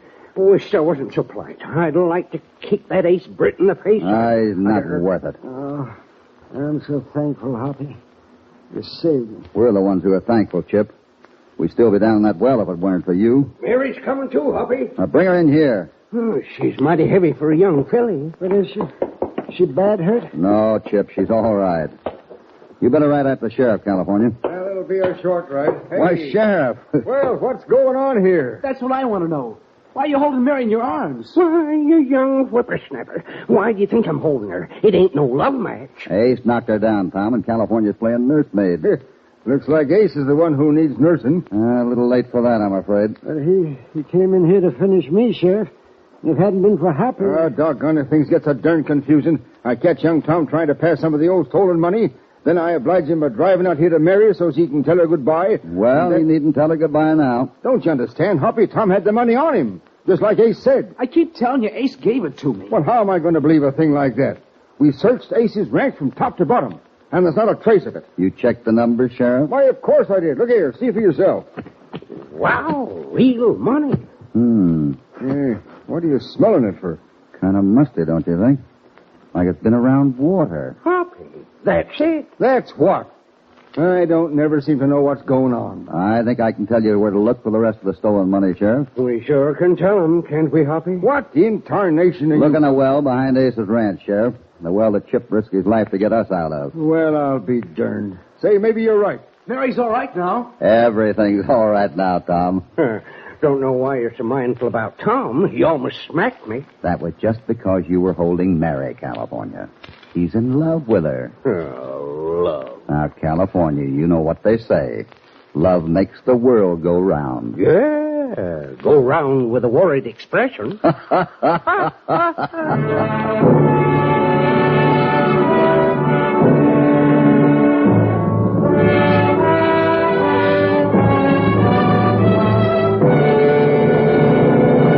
Goodbye from Hopalong Cassidy, but be sure to listen again when Hoppy and California ride out into more adventure and dangerous action. Hopalong Cassidy, starring William Boyd, is transcribed and produced in the West by Walter White, Jr. The Bandits of Ridge Creek was written by Howard Swart. All stories are based upon the characters created by Clarence E. Mulford. This is a Commodore production. It's Hopalong Cassidy.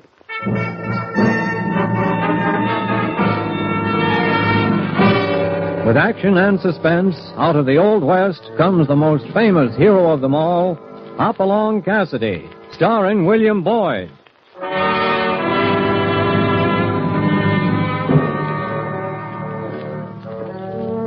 The ring of the silver spurs heralds the most amazing man ever to ride the prairies of the early West, Hopalong Cassidy.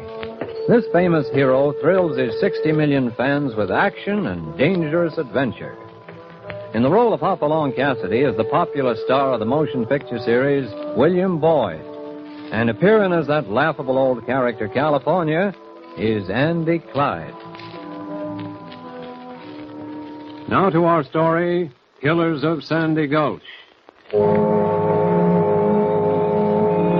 Now, you won't find the name Sandy Gulch on any map because after a crucial fight between law and order on one side and lawlessness on the other, The town was renamed and has borne a spotless reputation since then.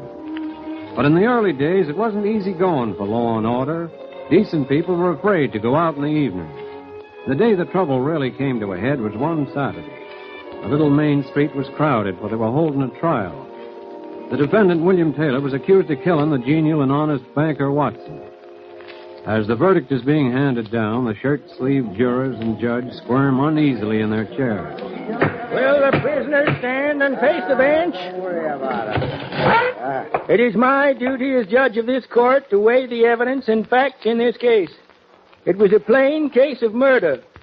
You, William Taylor, has admitted being there, and you had a reason. You've had a fair trial, and you've been proven guilty. Come on and get done with the talking, Judge, so we can get to the hanging. Biggie Griggs, you're out of order. If I hear any more, I'll clear the courtroom. Order! Order in the courtroom. It is the sentence of this court that you, William Taylor, be hung by the neck till death. Well, that's it, boys. What are we waiting for? Biggie Griggs, if you or any of your rotten gang lay a hand on the prisoner, you'll regret it. And I'm backing my orders with this 6-gun. We ain't waiting for law. It's too slow. Come on, boys. He's getting away. Head off the killer. He's riding off. The prisoner's escaped. Get the horses, boys. We'll get him and do our own hanging.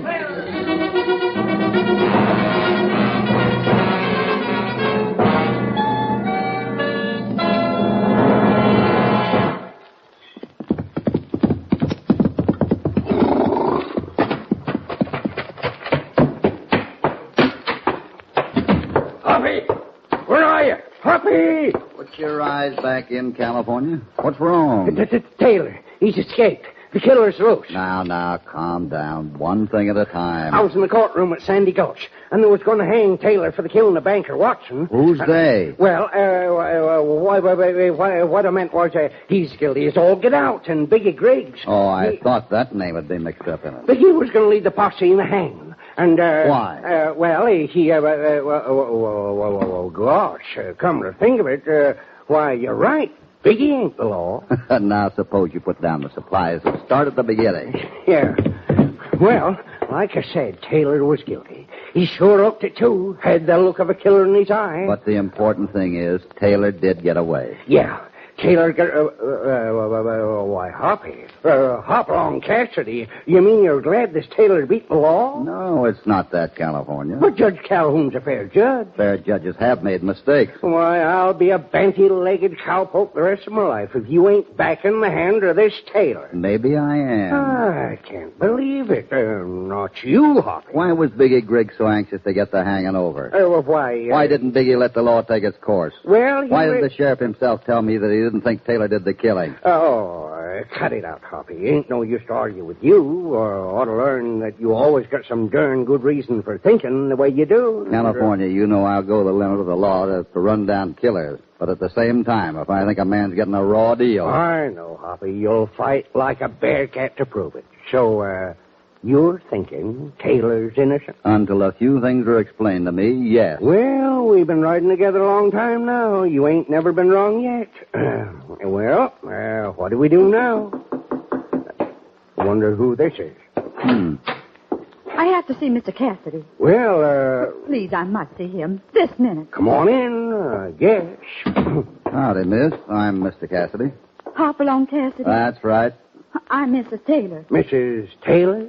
You've got to help me, Mr. Cassidy. You just got to. Now, you're kind of upset. Just sit down a minute and tell me what's wrong. It's my husband, William Taylor. They're going to hang him. You mean if they catch him? You know? We was just talking about it. Oh, please believe me, Mr. Cassidy. William wouldn't kill anybody. He's in a strange town. He's being made the goat for someone else. I kind of felt the same way myself. Then you'll help me. On one condition. Where's your husband now?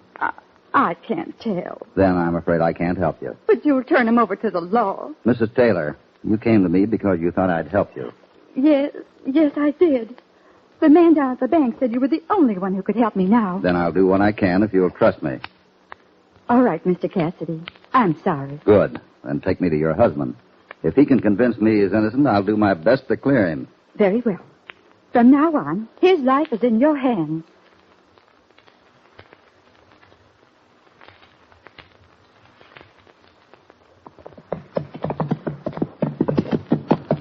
You sure picked a whopping good spot with all these caves around here. Yeah. This is the place. Oh, you better go on ahead. There might be some shooting if he doesn't see you first. William? William? I see you're covered. Oh, please, William. These men have come to help you. I don't believe it. But it's Hopalong Cassidy. He's the law. Looks like you don't need no help, Hoppy. Mr. Taylor, your wife seemed to think you needed help. Oh, what's the use? They'll get me anyhow. Oh, that's right, William. Put down your gun. Mr. Taylor, I can't help you till you give yourself up. I can't. They'd hang me. They got a noose ready now. You'll be in custody, but only the sheriff will know where. Oh, please do as they say, William. Please. They'd break in that jail in a minute. You won't be in the jail. You'll be at my ranch. You see, William, it's the only way. Well, if there was some way we could ride away from here. They just follow you for the rest of your life. Well, all right. I don't know what else to do. Ah, that's right. Now it'll be dark soon. Suppose you tell me what happened. Well, I saved a bit of money from the ranch. Always wanted to get into mining.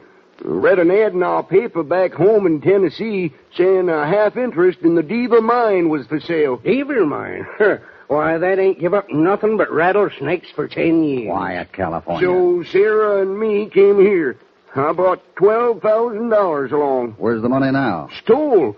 Somebody come to the hotel, said Banker Watson wanted to see me at his house, and so I went, and I took the money with me. And somebody knocked him out, and when he came to, the money was gone. Why, them thieving coyotes. California.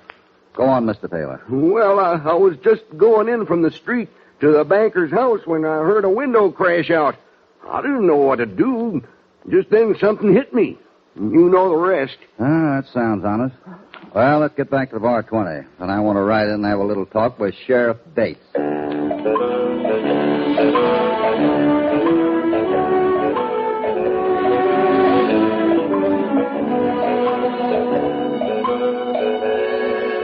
Well, if it ain't Hopalong, must be something important to bring you to town. Is a man's life important? According to whose it is. Mine is. To you, yes, Sheriff. Taylor got away today. Got any news? You know where I can find him? You're the man with the star, Sheriff. Doggone it, I thought you had some news. Biggie Griggs and the posse are still out. Why is Biggie so anxious to tie the knot? Why, I don't rightly know, just helping. And you know something, Hoppy? Taylor's the first killer I ever felt sorry for. Probably because in the back of your mind you don't think he's guilty. Well... What did Taylor have to gain killing Banker Watson? I don't know. He never said. Said he had a letter from Banker Watson, but he never produced it. Because it was stolen from him along with his $12,000. Oh, pshaw. You believe that yarn? I think I know when a man is lying, and Taylor didn't lie. Then what become of the money? And the letter? That's what I aim to find out, and you're going to help me. You know, it's a funny thing. Anybody else said that to me, I'd gun whip him. But being an honest lawman, you'll right or wrong? Well, where do we start? Is this the poker the killer used? Yep.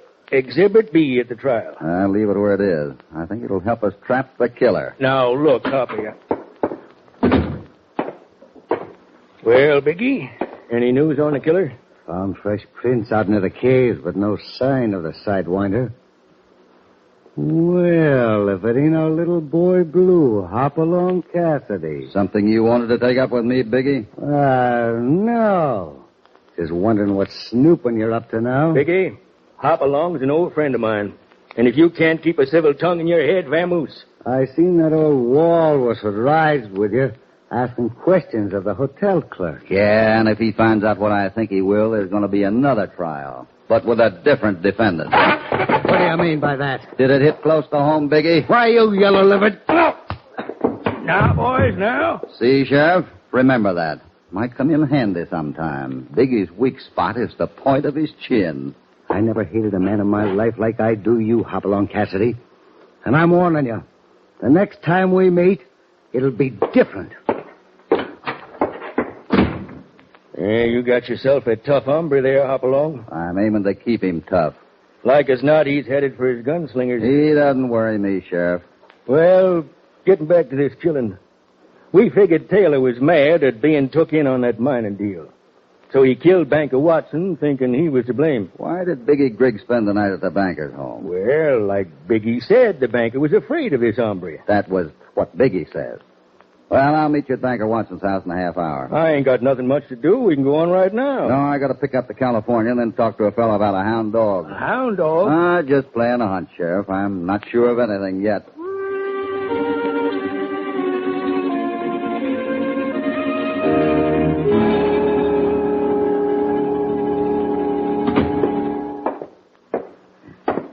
What'd you find out, Biggie? Plenty. Hopalong Cassidy is digging into this killing. I don't like it. Well, me neither. Biggie, you remember I told you my old mother ain't well. Past Willow Creek. You ain't leaving, Crud. You're in this, too. Oh, but I don't feel good. You're gonna feel a mighty lot worse. I just seen that old walrus walking toward the banker's house, and he met some cowpoke. Cowpoke? Why, you idiot.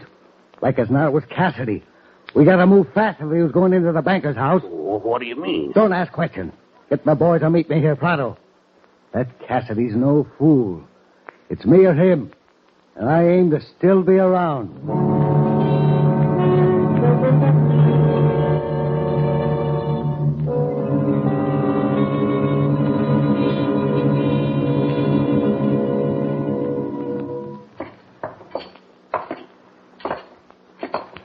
Now, you see, Hoppy, this was the room Banker Watson was asleep in when he was killed. Awful gruesome. Mm-hmm. Now, out here in the hall, next door was where Biggie was sleeping. He got out in the hall just in time to see this feller run down the hall and jump through the big front window. I see. Ran through this hall, turned this corner, went to the right room, and jumped through a window he didn't know was there. And didn't know it was there. Taylor just arrived in town an hour before. He'd never seen the house. Hey, that's right. He couldn't have. So Taylor had to go into a strange room, go to a fireplace in the dark, find a poker, go back to the right room, and kill someone he hadn't even met yet. Why, Hoppy, you're right. Sheriff, you don't mind if we nose around a bit? There ain't no log in it. And while you're doing that, I got some looking up to do at the office. See you later, Sheriff. You might drop by the office. Yeah, we'll do that. You know, Hoppy, a feller get cut up jumping through a window like that. Not with his coat over his face. Looks like that window ain't been open for 50 years. All them spider webs across it. Yeah, from side to side. Looks like them vines the monkeys swing on. You know, California, you just gave me the answer to something I was worried about. I did? About monkeys? No, about a human being. A vicious killer who's mighty smart, California. Well, then, are we looking any further? I'd like to take a look at that room where Biggie slept.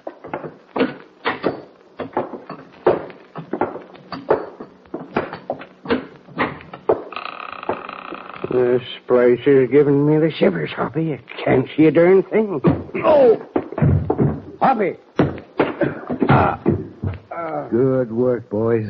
Now get to the basement and set fire to that kindling. Oh, why don't we just gun them down? Nah. When they find them in the ashes, don't want no bullet holes a showing. A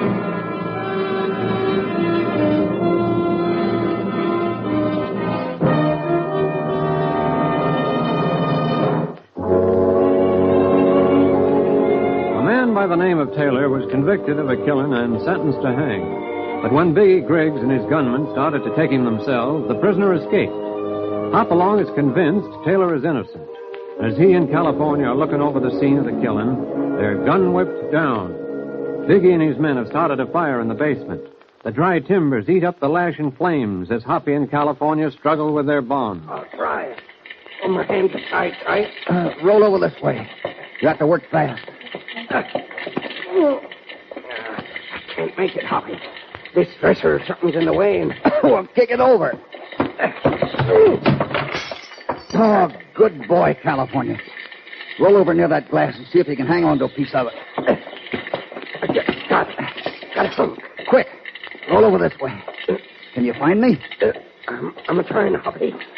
Help me. There we are. Good old California. Now lie down with your back to mine. See if you can move your hands enough to saw the rope. We ain't got much time. The fire's coming under the door. There. You did it, California. You did it. Hold still now. We haven't much time. Just so you're safe, Hoppy. There. Are you loose? Yep. Now for the rope around my ankles. There. Make the window and jump. How about you? Do as I say. I'll get out. I ain't a budging, Hoppy.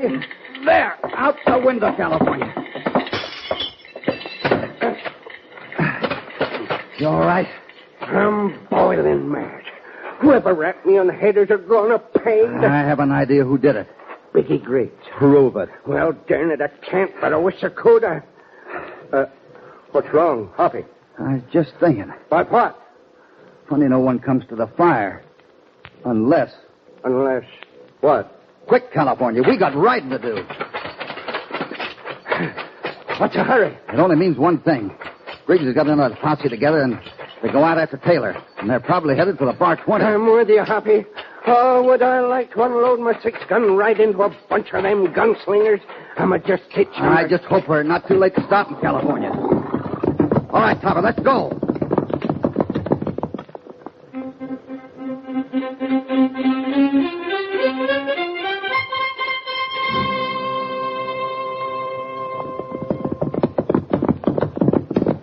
Ho, Topper, ho. Quick, California, to the hay barn. Think they've been here already, Hoppy? I don't know what to think. Hurry. Whoa, wait a minute. Oh, Mrs. Taylor. Lying on her face. You think she's... I don't know. Mrs. Taylor. It's Cassidy. What happened? Oh, Mr. Cassidy, stop them. They've been here? I went out to talk to them, and they beat me with a whip. Why, those dirty... Sidewinding cowards. Stop them. William's gone. He's not here. Are you hurt bad? Oh, please don't worry about me. Please stop them. Look, you go into the house, lock the doors, and wait. You'll bring William back to me. Ma'am, if anybody can, Hoppy will.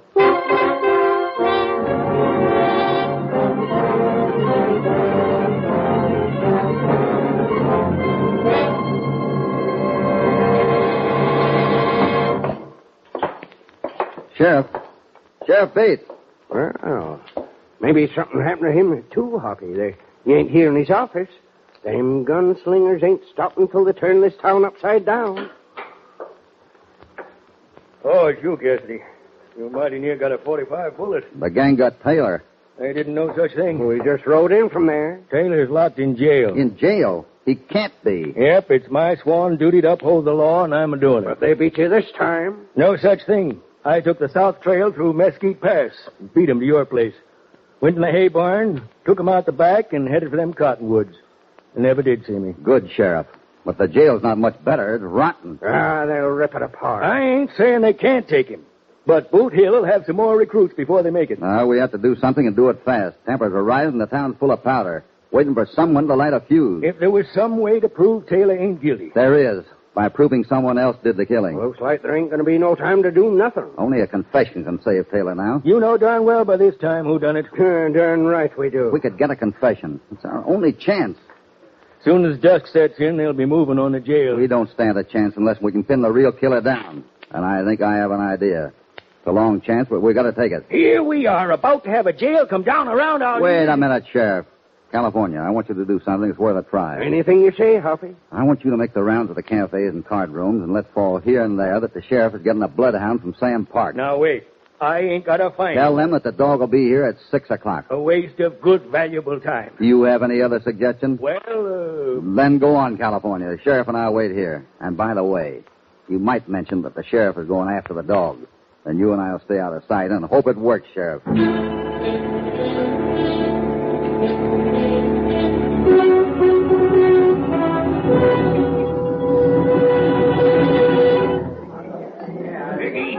Biggie. Shut up, you fool. Want to get him excited before time? Oh, Biggie, that fellow with the droopy mustache let drop that the sheriff is bringing in a bloodhound. What? Where's the dog? The sheriff's going after it. Well, that's good. But the dog ain't gonna do so well. He ain't? Nah. Biggie Griggs is too smart for that.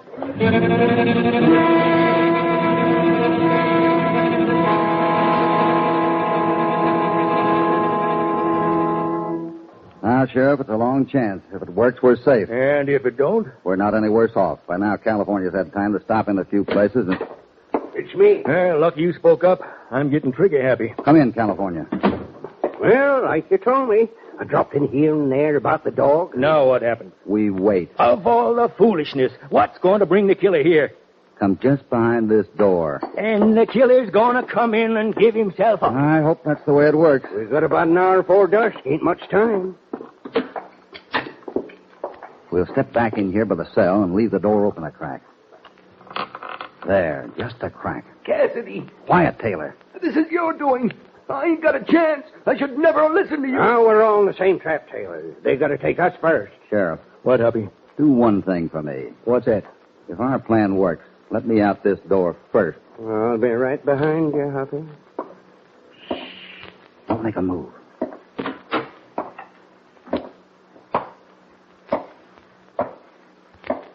Now.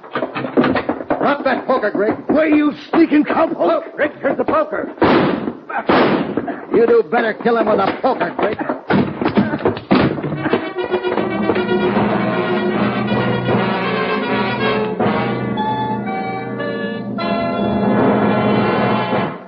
Come get your man, Sheriff. He got the poker in his hand. It worked, Hoppy. It don't make me a killer. But you were afraid the bloodhound would make you one. You didn't dare let him sniff that poker. Get up. Hey, sit there where I can watch you. You don't think my boy nor anybody else is going to believe you? We knowed all along you was the Coyote. Riggs, you'll get the same fair treatment that the boys offered Taylor. Nobody believes I'm a killer. You can't make them believe The it. bloodhound can. When the crowd knows what you've done, you'll get a hang loose along with Taylor. I'll Cassidy. chance that, Dickie. You had your say, now here's mine. That crowd will be here soon, you know that. Looks like some of them are heading this way now. They won't believe him. But they'll believe you.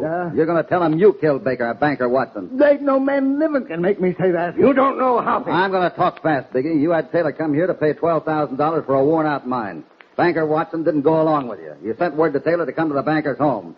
You'd already killed the banker, and when Taylor got there... Taylor himself said he heard someone go out that window. He thought he did. But you forgot to brush the spider webs across the window after you kicked the window out. More of them are getting together out front. In a few minutes, they'll be in here, Biggie. Then I'll tell him you're in with Taylor. But they'll believe the dog. Bring him in, California.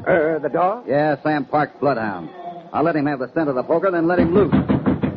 You wouldn't do that. I have to do it. No, you Can't hold the crowd off any longer, Hoppy. You know what mobs do, Biggie? No. They give me a hang loose. And the dog will go right for you. No. I'll confess. I killed Watson. Lock me up. You're confessing in front of witnesses, And get Biggie. me out of here. They're coming in. Well, Sheriff, I guess you got another boarder. And another thing, where's that man's money or soul? On a rafter. In my cook shack. All of it. Well, I guess that does it, Hoppy. You take Taylor back out to his wife, and I got to get this killer out in town and get him locked up so we can have a little quiet around here. Come on, California. Guess there's nothing else for us to do. So long, Sheriff. Thanks, Hoppy. Let's take Sam Park's dog back to him, California. Right, Hoppy. How are you, boy? You want to go home? Hoppy, is this the dog? Sure. You got a confession from Biggie Griggs on the strength of this mangy hound? He resents that, California. Well, I just hope it never leaks out that California Carlson called this moldy, flea-bitten critter a bloodhound.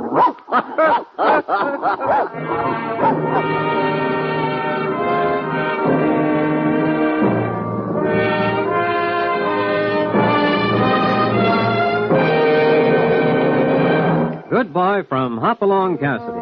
But be sure to be back with us soon when Hoppy and California will again ride out from the Bar 20 into more dangerous adventure and action.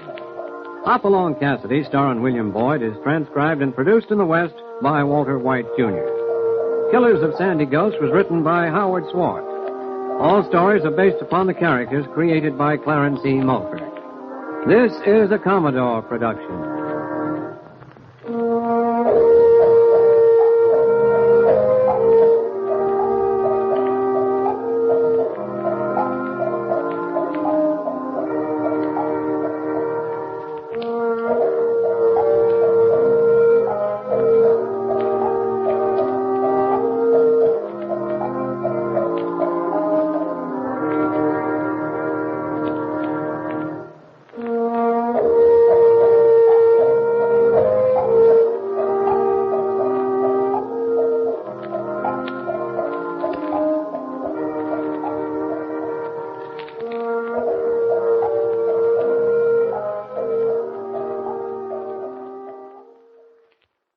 It's Hopalong Cassidy.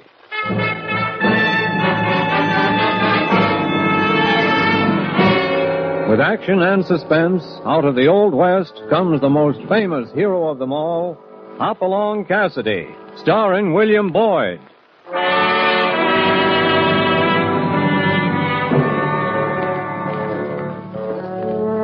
The ring of the Silver Spurs heralds the most amazing man ever to ride the prairies of the early West, Hopalong Cassidy.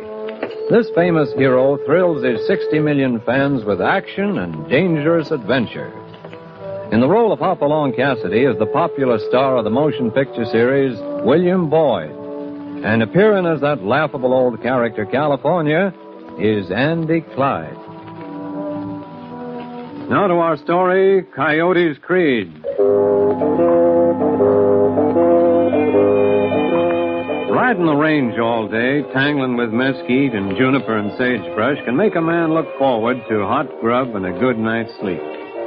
A copper and gold sunset is already fading in the sky. Hopalong Cassidy and his sidekick, California, have just turned their horses into the corral and are heading for the Bar 20 ranch house when a horse and rider bear down on them at a fast gallop. Is that one of the ranch hands heading this way, California? He don't look familiar. Holy smoke, he's coming like a tornado with a twist in his tail. Hello there. Where you headed, youngster? You're Hopalong Cassidy, aren't you, mister? That's right, son. That horse is sure head up. You must have rode a long way. All the way from Buckboard Flats. I'm Ricky Curtis. Ricky Curtis? Oh, you must be Richard Curtis's boy.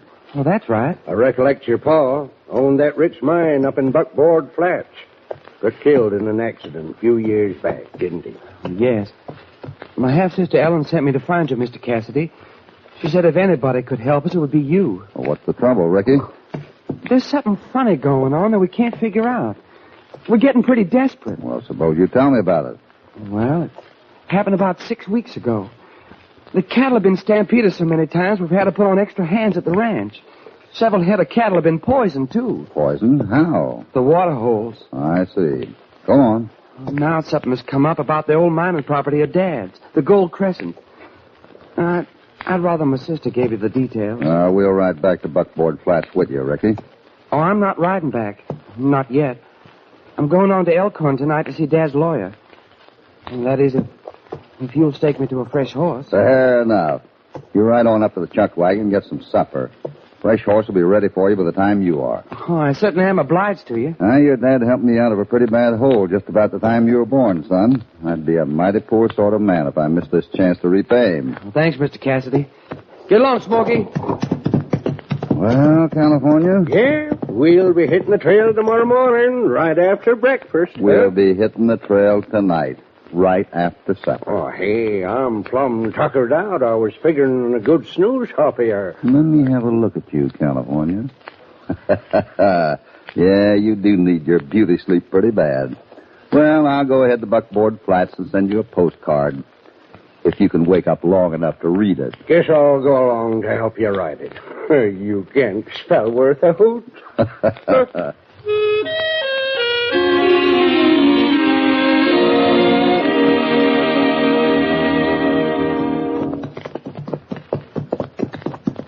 Ain't we a mite off the main road, Hoppy? Just a little detour, California.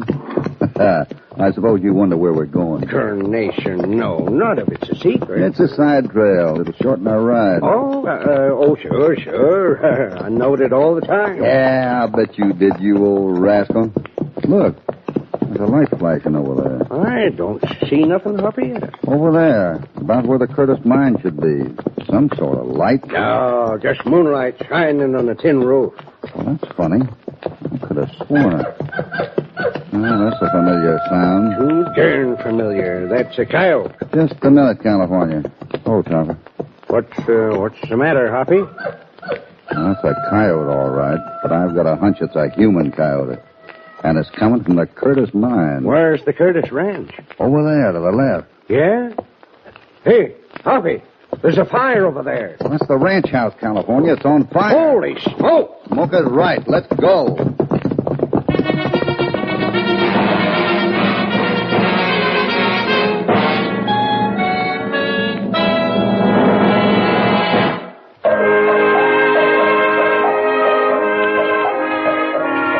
Hoppy and California approach the Curtis mine only to hear the imitated wail of a coyote. But they are more alarmed by what they see in the direction of the Curtis ranch. Angry flames lash at the wooden structure. I thought maybe Ricky was exaggerating about the trouble they had around the ranch. Speaking as a man who's just been shot at, I'd say it would be mighty hard to exaggerate the situation. Of course, the fire could have been an accident. Looks like it started in the lean-to. Yeah, but it'll lead into the body of the house in a minute. Come on, boy, just a little farther now. Copper ain't lighting the looks of the fire, Hoppy. Yeah, I know. That's a mighty good thing about riding this nag of mine. He don't mind nothing, not even me. We better leave the horses here. Yeah, guess so. Well, there's no organization. They'll never check it this way. You better take over, Hoppy. It's just a lean-to. Where's an axe? Here you are, partner. All right, you fellas. Fill those buckets with sand. Did you say sand, Hoppy? Yes, sand. Water's too far away. Throw sand. Yeah, he's right. Fire's gaining. We gotta work fast here. Look out, she's gonna fall. Stand back, everybody. There she goes. Now we can really smother it. That's right, and you're Ellen Curtis. Yes. Well, let's move over here where we can talk. That was mighty hot. I have you to thank for saving the house. Well, that's a good thing the fire started in the lean-to off the kitchen. How did it happen? I don't know. There's been trouble for months.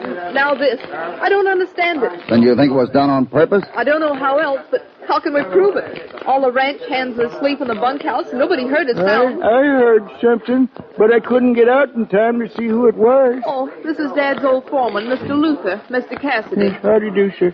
I tried so hard to keep things going right at the ranch for Miss Ellen's sake, but these awful things keep happening. It's not your fault, Mr. Luther. Well, you hands can take turns standing guard so the fire doesn't break out again. Yes, sir, I'll tell them. Then you'd both better get some sleep, because starting tomorrow morning, we got a little personal war to wage. And from the looks of things, we have a pretty treacherous enemy.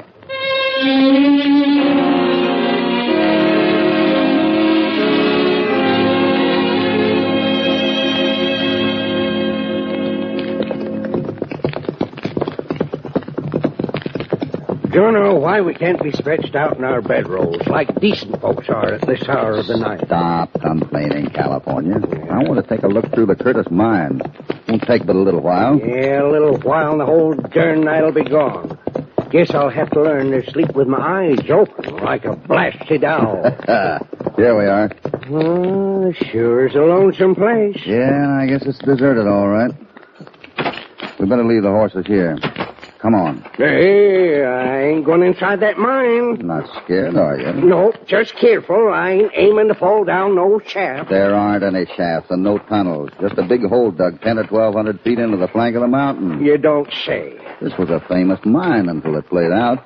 They called it the Glory Hole. Coming? Yeah, I'm coming, but I ain't convinced. It's been abandoned a long time. I can understand why. Edge in along the side. Don't bump your head on those timbers. Some of them stick out pretty far. I'm sure glad I led a good, clean life. Stop complaining. Where's your love of adventure? Probably nobody's explored these diggings since the mine closed down. Oh, yeah? Then what's this? Where? What?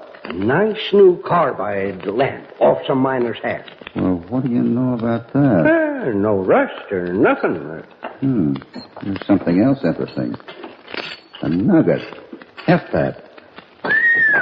That's some nugget, Hoppy. Well, we've seen enough. I'll take this nugget along just in case. Let's get out of here. Suits me. 2 more minutes and I'd have webbed wings like a bat.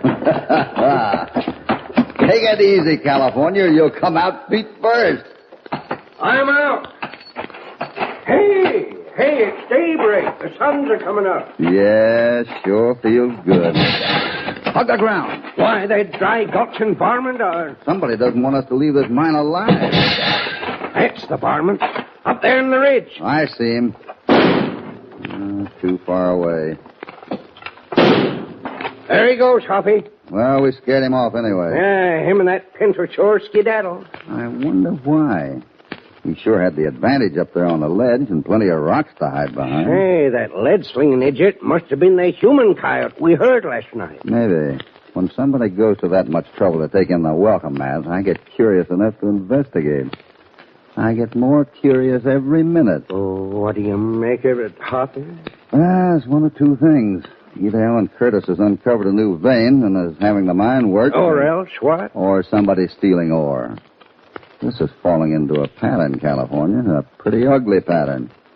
Let's get the horses and head for Alan's ranch.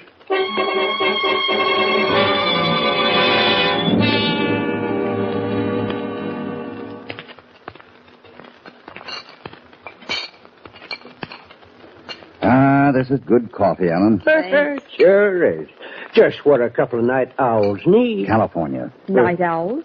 Didn't you get any sleep? Well, as a matter of fact, California and I went over to the Curtis mine to have a look. You went to the mine. How long have you been working that shaft, Ellen?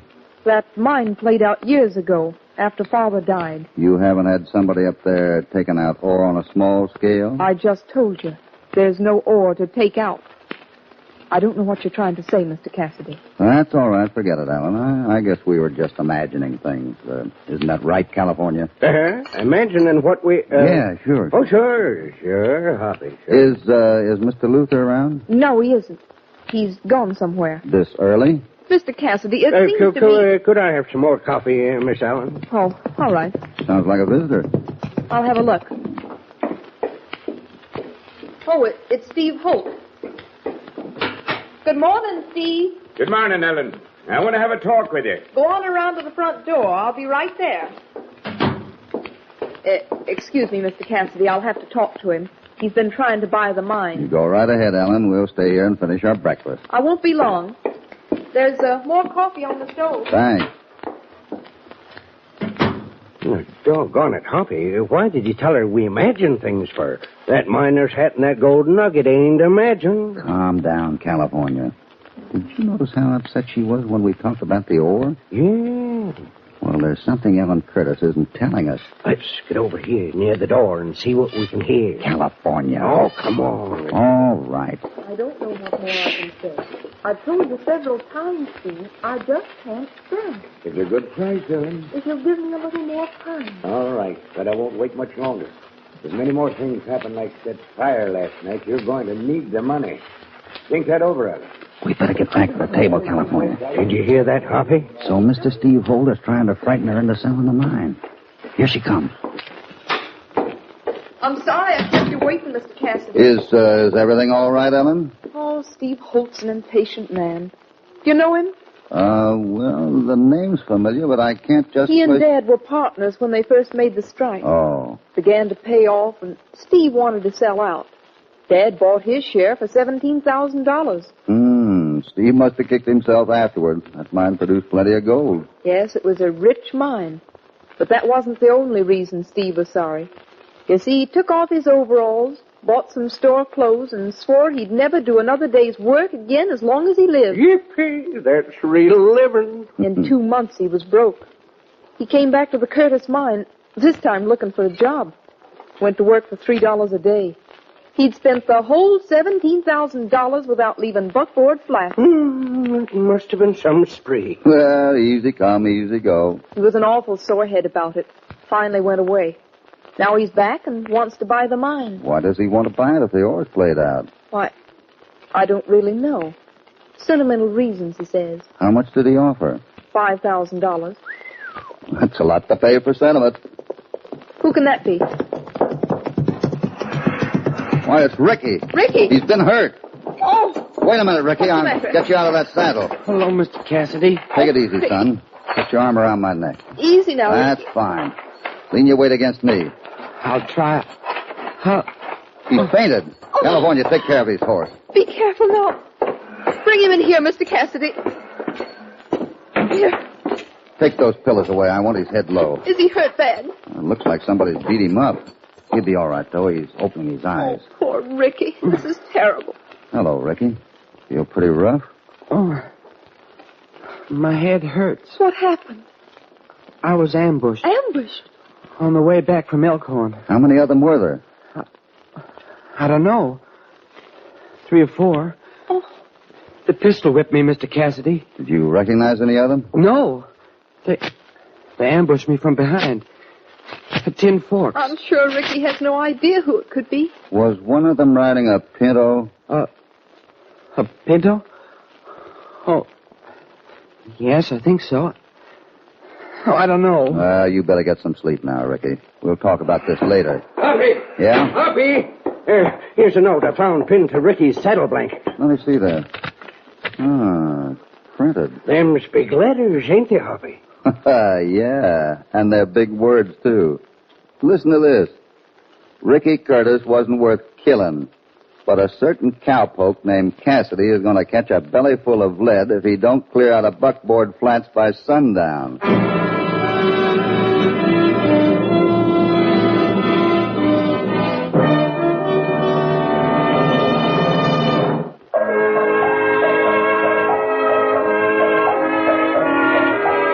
Early evening has turned the desert as cold and gray as a lead bullet.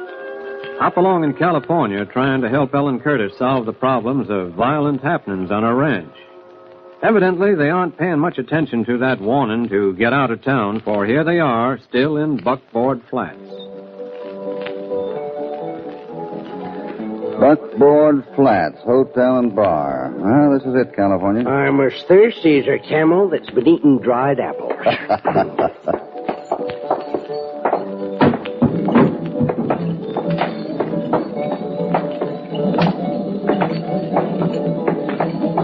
Wait a minute. What for? Here's the object of our search at the end of the bar.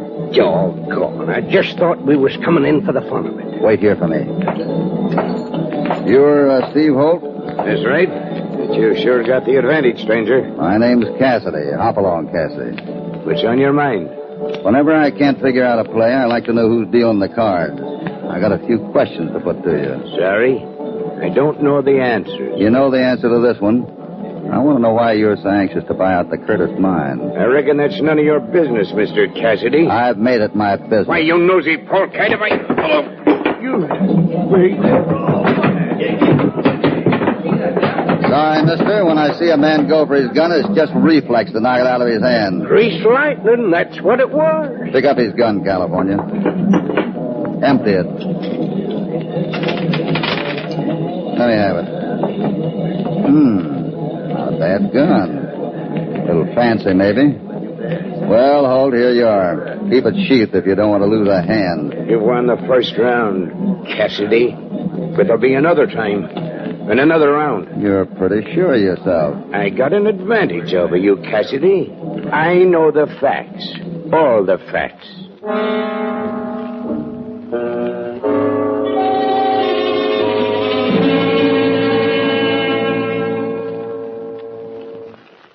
Well, that's what California and I found in the mine. So you see, Sheriff, we'll need a posse to round up those gold rustlers. Yeah, there's been a lot happening, all right. But the way you tell it, there ain't enough evidence to convict anybody. Somebody's guilty as a coyote in a chicken coop. Maybe, yeah, maybe. But who? Steve Holt wants to buy the mine. That ain't against the law. What about Ricky? Says he don't even know who beat him up. And there's Ellen Curtis. She had a mysterious fire on her ranch. I can't send no posse out till you catch somebody dead to rights. You mean he has to have a gold nugget in one pocket and the deed to the mine in the other? That's just about it. You catch him red-handed, and I'll sure come out and pick him up. That's mighty decent of you, Sheriff. Good night. Night, Sheriff.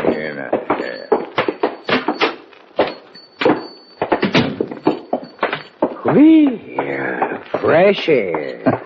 Nice atmosphere in there, California. To put it delicate, I didn't like the smell. Well, looks like we'll have to get our own posse together. Looks that way, Hoppy. Can you meet me in about an hour at the Curtis mine? You mean, where the posse? Right. All right, Hoppy. We're going to have a showdown with those high graders tonight. I knowed it. I figured they work in the graveyard shift. Midnight. Thereabouts. Now, that Coyote word last night was their lookout. Doggone. You're right, Hoppy. But tonight, you're going to be the Coyote. Huh? Sure. Oh, no. All you needed to do a little practice. Now? Right now. I do a ball and calf better. This has to be a Coyote. Well, here goes.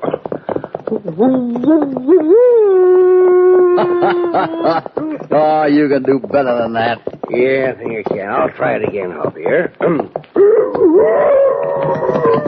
Oh, take it easy, Tom. Oh, we even Topper believes that one. It was better, huh?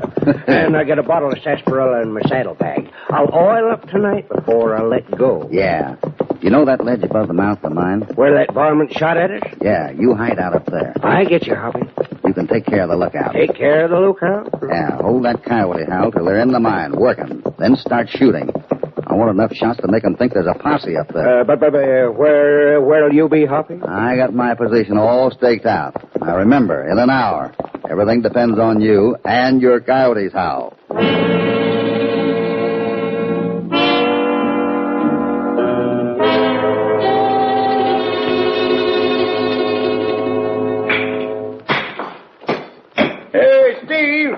Steve Holt, night sheriff. I'm over here. What do you want? This is my last night working this mine. I'm plumb uneasy. Yeah, me too. Shoot yourself, boys. It's awful easy money. I ain't hankering for no run-in with Hopalong Cassidy. Lookout posted. If anybody rides up your signal, there's plenty of time to get out of here. Just the same, I'm uneasy. Hey, listen. That's the signal now. Somebody's coming. Kill all the lights. File out easy and quiet and stay out of sight. There, those shots. There's a posse out there. What's the matter with that lookout? We're trapped in here. We're trapped.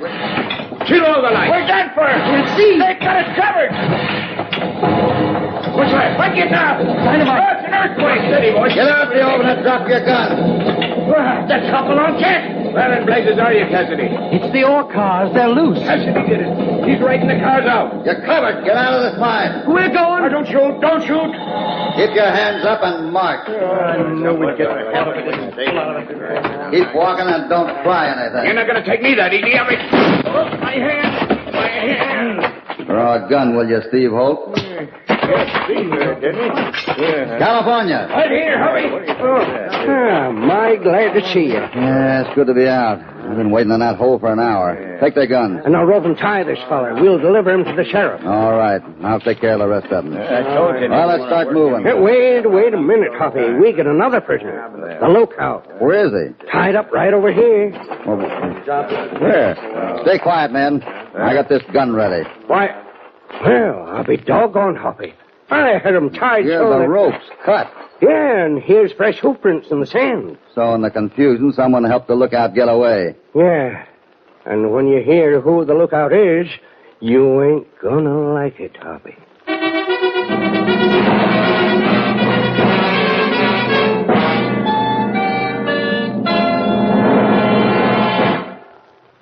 Ellen, I can't bring you very good news, I'm afraid. Steve Holt and 4 men were high-grading ore from the Curtis mine. Yes? But they weren't alone in it. What do you mean? The lookout, Miss Ellen. It wasn't so dark that I couldn't see who 'twas. There's no need to pretend any longer, Ellen. We may as well see Ricky now. No, Mr. Cassidy. You've stopped Steve Holt. Can't you leave things alone? It's no use, Miss Ellen. Mr. Luther, I didn't hear you come. A clean sweep is the only way. You're all trying to trick me into saying something. I've been trying to protect Ricky, too. I even sneaked up and cut him loose tonight. Oh. But it's all a futile effort. No. I figure that Ricky became involved with Steve Holt in this dirty mess before he realized how serious it was. But why in the world did he go to you, Mr. Cassidy? Well, I guess he was scared and wanted to stop it, but he didn't know how. Sometimes youngsters do foolish things. And Ricky was always been greedy. I guess deep in my heart I suspected my brother. But I didn't know what to do. Face the truth, Ellen, then go on from there. Nothing's ever so bad it can't be righted if you stand up to it square. Ricky can be straightened out, and after that he'll have a big job running the Curtis mine. Let's get out of here, Hoppy. A crying woman just makes jelly out of my inside. Yeah. Goodbye, Ellen. Mr. Luther. Goodbye, Mr. Cassidy.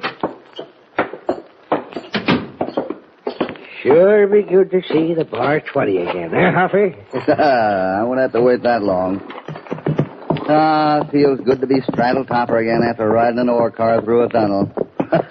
That's no job for a cowpuncher. And I didn't like being a coyote neither. I do a bawling calf much better. You should, too.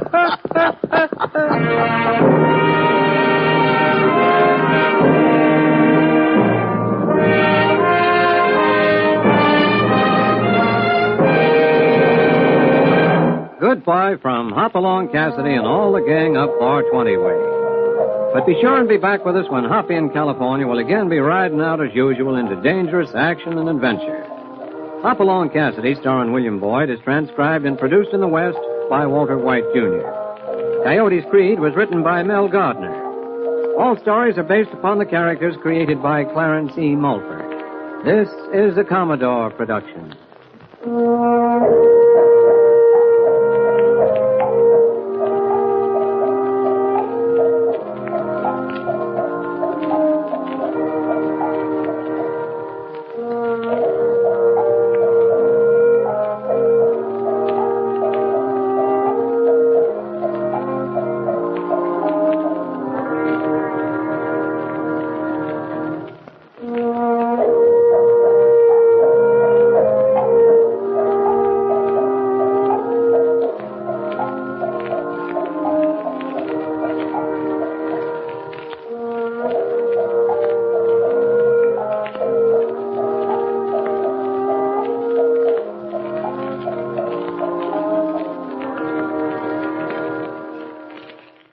It's Hopalong Cassidy.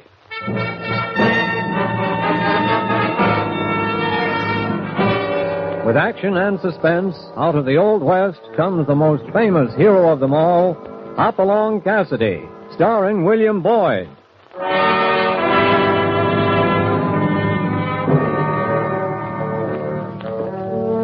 The ring of the Silver Spurs heralds the most amazing man ever to ride the prairies of the early West, Hopalong Cassidy. This famous hero thrills his 60 million fans with action and dangerous adventure. In the role of Hopalong Cassidy is the popular star of the motion picture series, William Boyd. And appearing as that laughable old character, California, is Andy Clyde. Now to our story, The Red Death.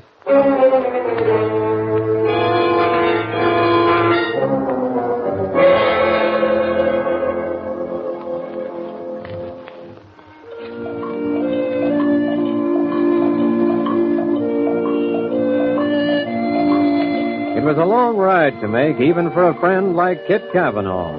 South from the cool rolling hills of the Bar 20 to the Mesa country, from a land marked with place names like Peepside and Deadwood, to the Alkali Desert still carrying the stamp of the Spaniards, to the Arena de la Muerte, the Desert of Death, to Alta Mesa and to the Rio Hundiendo, the mysterious stream which suddenly vanishes underneath the ground. Well, California? Well, Hoppy? That's it ahead. That's what ahead? The Rio Hundiendo. The disappearing river. It drops under the ground right there and never shows up again. Consarn nasty of her, considering the country to the south. 120 miles of the gall-blameless, dry, buzzard-infested stretch of desert this side of Haiti. How do you feel? Sore feet, sore seat, and a powerful thirst. Well, we'll be down at Kit's Ranch in a day or two. If we ain't buzzard bait by then, which way you reckon we're going to push them cattle of his? Right up through the desert past here. I knew it. It's times like this when I know I should have retired 10 years ago. If I'd had the brains of a jackass, Now, don't underrate yourself. You're smarter than any jackass I ever knew. Well, there's a nice And it won't be much of a trek pushing 500 head up the arena. All right, Hoppy. Just do me one favor. You ride back in the Dragon, keep an eye out for straggling dogies. If you see one flatten its face in that alkali dust, just handle it gentle. Of course, it will be me. Come on. Let's get down to the stream and fill up our canteen. It'll be dark in a few minutes. We can cool off down there and hit the desert after sundown. What's that? Shots over there. Come on.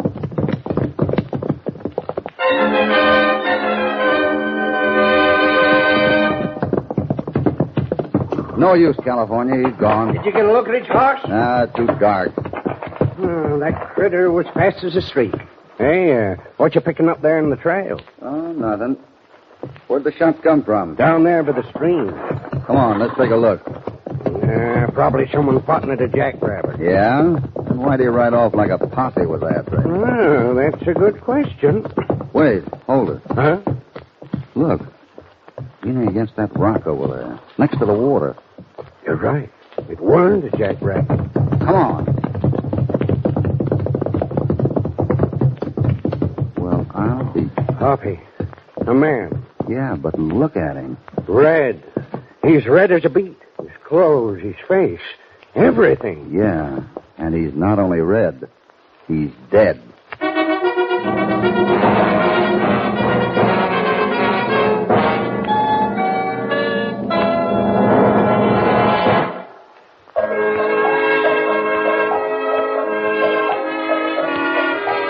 It's 2 days now since the shots and the fleeing horsemen led Hoppy and California to their amazing discovery at the edge of the Rio Indiendo, the body of a man colored a brilliant red from head to foot. Meanwhile, at the ranch house of Kid Cavanaugh... You know something, kid? I don't think you're being very smart. Why not?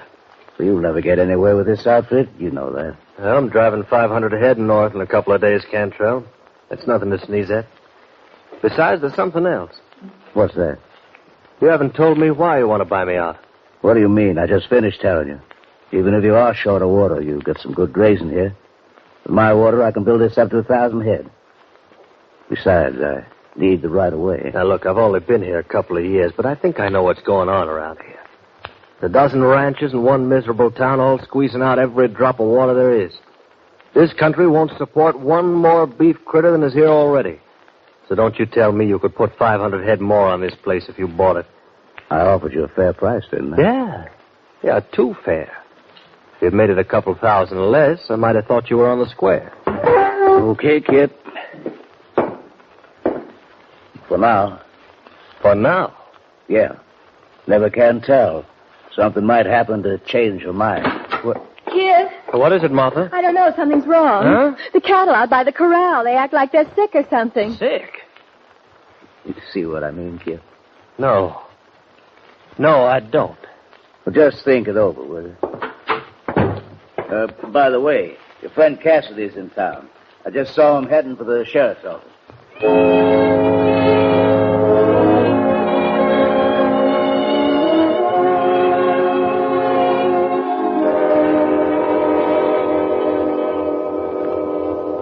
Now, take it easy, gents. If you think I'm going to swallow a crazy yarn about a blood-red corpse... But that's just what it was, Sheriff. We done buried him there, right by the river. Marked the grave with a heap of rocks. Red? His clothes, his hands, his face, everything.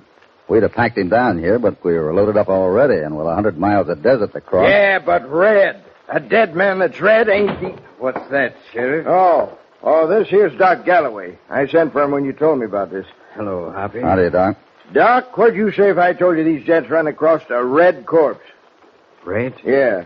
Where? Rio Indiendo, right where she disappeared. Near the water? That's right. It can't be. The Red Death. The what? The Red Death. It swept through this section years ago. Sort of a legend now, but it does have a basis of truth. What are you talking about? The springs, the water holes all through here suddenly turned red, became poisonous. Killed humans, horses, everything. Like the plague. Probably a bacteria, some kind of germ that suddenly increased beyond all reason and... Oh, this wasn't anything like that, Doc. This man died from something else entirely. 44 Irish. Sudden concentration of lead in the sacroiliac. He was shot. We got a glimpse of the killer as he rode off. Well, I'll send a deputy up after the corpus delicti, and maybe we'll know more about this red business. Reckon we'll be able to find the grave if you marked it, like you say. Hoppy. Kid, how are you, boy? Well, I'm okay, I hope. California. Kid? You don't know how glad I am you're here. Well, I'll be... No, wait a minute, Doc. I want to see you, too. I want you to come out to my ranch, if you can. What's wrong? I don't know. A bunch of my cattle suddenly took sick like they were poisoned or something. Poisoned? Yeah. And a funny thing, that spring of mine, the water's running red.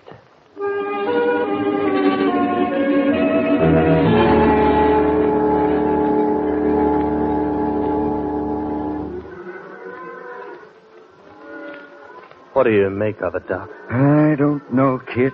Come on, Doc, tell me. Please, Doc. Well, I'm afraid they are poisoned. I knew it. Martha, please. I can't help it, kid. It almost seems like something's working against me. Look, dear, it's not going to help I any... know it. I guess I'm just a coward or a quitter or something. It's just that it's happened this way every time. We build a lot of hopes. We start out telling ourselves that this time we'll lick Martha. it. What's the world got against us, kid? Martha, you don't know how you're making me feel. Not your fault, Doc. I sold you this ranch. You couldn't know about this. I know that, but look, let me do this, will you? What? I'm all alone. I have no family. I've got plenty to get by on. What if we just forget there ever was a deal? You mean you'd... Doc. Let me test the water first. We'll make sure before we go any further. If it's what I think it is, I'm willing to call it off. You know the old saying, satisfaction guaranteed or your money back? I don't know what to say, Doc. Well, then, don't say it. I'll say this much. I don't do business that way. If I took on a load of poisoned water with this ranch, I'm stuck with it. Kid. I'm sorry, Martha. Here comes Cantrell. Yeah. Brace yourselves, everyone. What's the verdict, Doc? Red plate? If it is, you'll know soon enough, Cantrell. Yeah? When it hit this country last time, it took every ranch in the district. Funny thing, Doc. I'm not worried at all. And Kid. Yeah? The offer's still good if you want to sell out. Only the price has changed. It goes down $1,000 a day until you make up your mind. Maybe you'd better get out of here, Cantrell. Sure, Doc. But just remember that, Kid. $1,000 a day.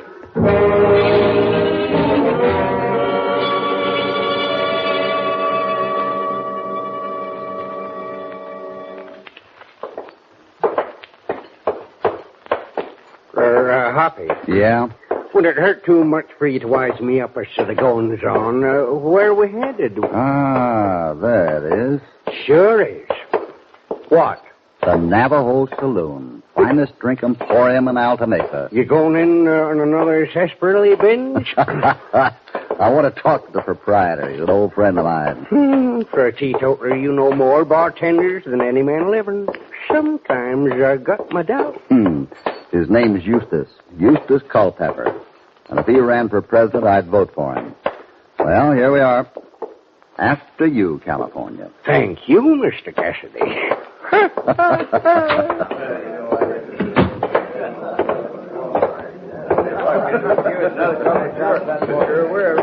Well, Bill Cassidy. Eustace. Bill? Name's Hopalong, mister. He knew me when my name was Bill California. California Carlson, meet Eustace Culpepper. Howdy. Hi. I'll be with you in a shake, Bill. Sure, go ahead. Now, Fred, what... Sit down, California. Excuse me, stranger. Not at all. Hoppy, what's this got to do with them poison steers? Shh, not here. You new in town, stranger? Just coming through. My name's Cassidy. This is California Carlson. I'm Mike Reardon. Howdy. Just passing through, you say? That's right. You in the cattle business, Reardon? Nope. I see. Quiet in here, ain't it? I like it quiet. Yeah. Now, Bill, or Hopalong it is now, huh? It was Bill when I knew him up north. Now, Eustace. Oh, them were the days, eh, Hopalong? Let me tell you, he was a tiger at a church social. Eustace ran the drugstore up north when I was a kid. Well, is that so? Look, Eustace, maybe you and me could... Oh, no, you don't, California. Tell me, Eustace, what did you do with your equipment when you gave up the drugstore and took to bartending? Oh, still got it. Stashed away in the barn out back. You remember anything about the drug business? Sure do. No, I went into patent medicine for a while. Put out the slickest concoction you ever laid a tonsil on. Tasted wonderful. Wouldn't cure nothing, but I sold gallons of it. You're just the fellow I'm looking for. California. You sit here with Mr. Reardon while Eustace and I take a trip out to the barn.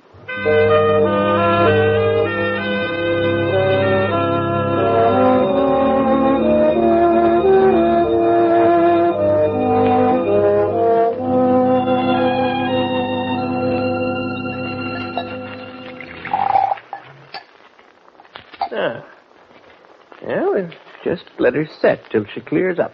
You sure you're right? Why not? Well, you haven't run a test like this for 30 years. The equipment's rusty, but I ain't. I hope not. This is pretty important. Where'd you get this? Down to Kit Kavanaugh's spring.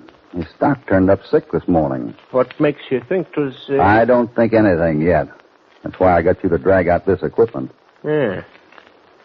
It's funny, ain't it? That pink color. Yeah.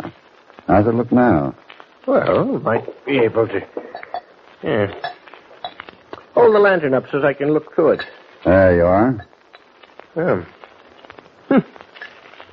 What about it? You're right about that water, Bill. What's in it? Arsenic. That answer your question? That answers the little one. What's the big one? What's a dead man colored red from top to toe, sitting by a stream 120 miles from here, got to do with a batch of sick cows on Kit Cavanaugh's ranch? Well, now, that's quite a question. Indeed it is, Eustace. Indeed it is.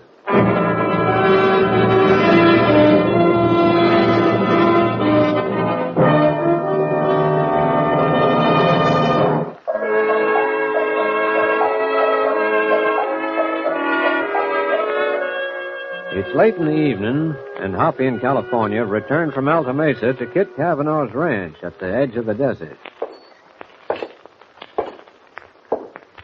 Hoppy, Yeah, Kit? do me a favor, will you? Stop pacing the floor. Second the motion. I'm getting nervous. I'm sorry. This thing's beginning to get me. It's simple enough. I bought myself a spring full of poison water. It's not that simple. Why not? This isn't the first arsenic well around here. I'll bet it's the first one turned arsenic overnight. No, there's more to it than that. Cantrell's still willing to buy. You sell to him and I'll break your neck. You're a little late. Huh? You mean you... No, I didn't sign anything, not yet. But every day I wait costs me $1,000. What did you tell him? Said I'd be willing to talk business in the morning. Now, wait a minute. You listen to me, Kit. I'm through listening to anyone. Whose ranch is it? Yours? Who's gone broke if the cattle die? You? Kit. All right. Sorry, Hoppy. I guess I'm falling to pieces, what with Martha and all to think about. Sure, I know. But there's something more to it. Something none of us know about. Look, the ranch goes sour. Spring runs poison. Head look at Cantrell, willing to buy. And at a pretty good price, too. And Doc ready to give you back your money and take title for the spread. Does that make sense? No. I can't help feeling all of us has got something to do with that dead man we found up north. Oh, but doggone, Hoppy, how can that have I don't know. Call it a hunch if you want. Everybody's getting jumpy around here. Now, take that deadhead feller we sat with back at Eustace Culpepper's saloon. What was that, California? That feller we sat with. What did you call him? Deadhead. Why deadhead? Oh, well, that's about the only thing he'd tell me. Don't know his business or nothing, but when I asked him how he got to Alta Mesa, he said something about he deadheaded in on the stage. You're sure he said that? Yeah, but what... That's it. I knew there was a connection between that man at Disappearing River and this thing here. What do you figure? I'm going down to the hotel. He's probably staying there. I want to talk to that bird right now.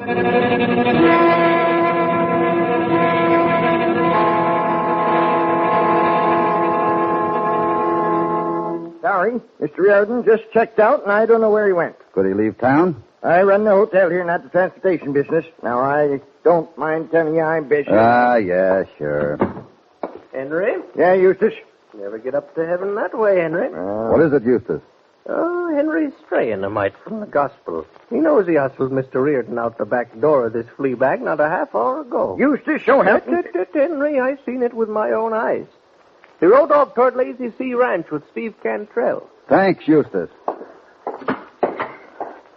Eustace Culpepper, I ought to... Now, you never busted your word to Cantrell, Henry.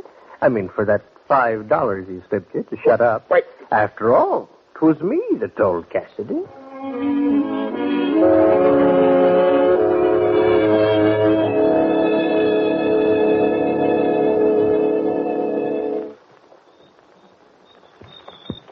I don't like this, Cantrell. I'm not used to being shanghaied. No bad feelings, Redden. Just wanted a little private talk, that's all.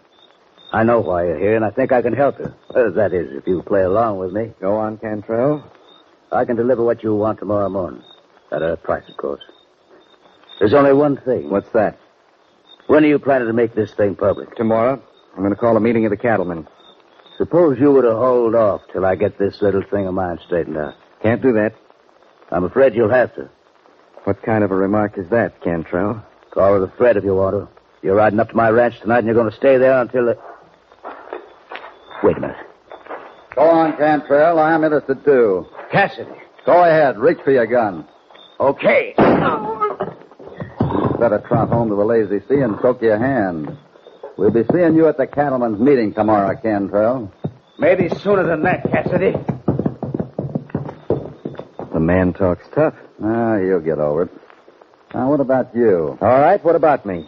Don't you think you'd better tell me why you're here? Sure. At the meeting tomorrow night. You already gave yourself away, Reardon, when you told my partner you deadheaded into Alta Mesa on the stagecoach. Only a railroad man would say that. All right, so I'm a railroad man. And the only reason I can see for a railroad man to be in Alta Mesa right now is to lay out the location for a railroad across the Arena de la Muerte. To maybe link up with the line on the west end. You're a pretty good guesser. I try to be. So when you start thinking railroad, you automatically start looking around for something Alta Mesa hasn't got. In quantity, at least. Water. That's right. Okay, Cassidy, you win. It is a railroad, and it is water. We sent a man here weeks ago to look the place over. Last we heard from him, he said he'd worked out a brilliant idea to find it for us. Then what? Nothing. He dropped out of sight. I think I know where you'll find him. Yeah? In the back room of the sheriff's office, stretched out on a table, covered from head to foot with red dye and pretty dead. You mean? Yeah. California and I found him 2 nights ago, 120 miles north of here at the edge of the Rio Andando. You know, Reardon, that's something else we ought to take up at the cattlemen's meeting.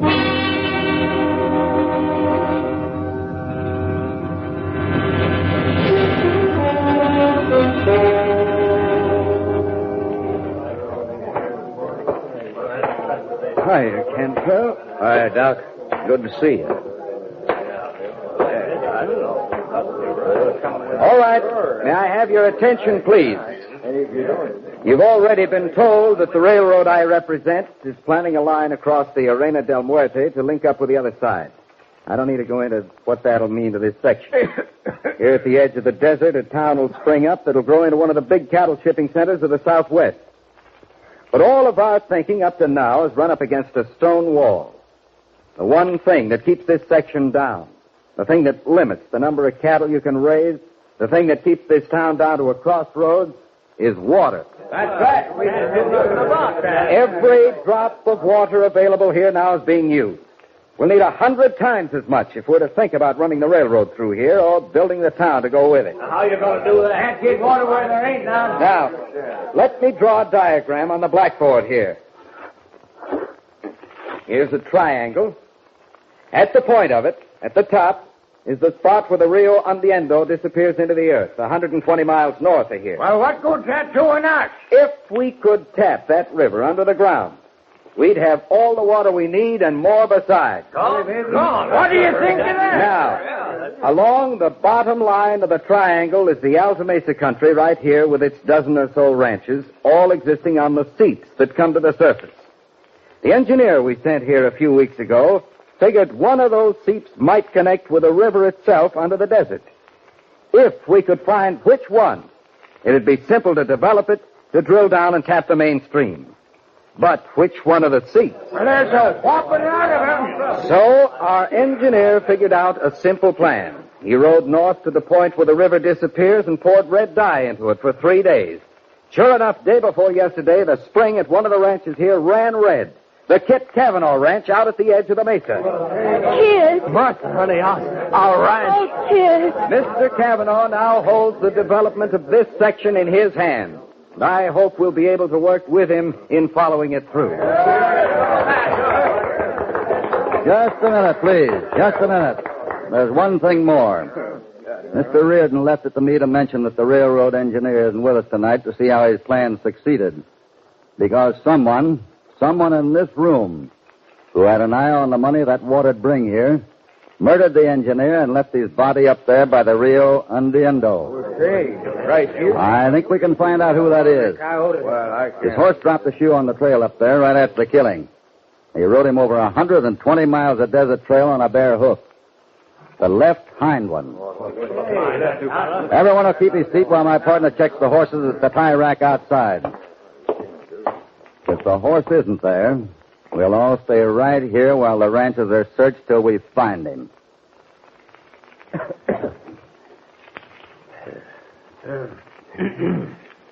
Let me out of here.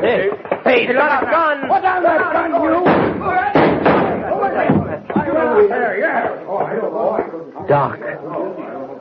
Doc Galloway.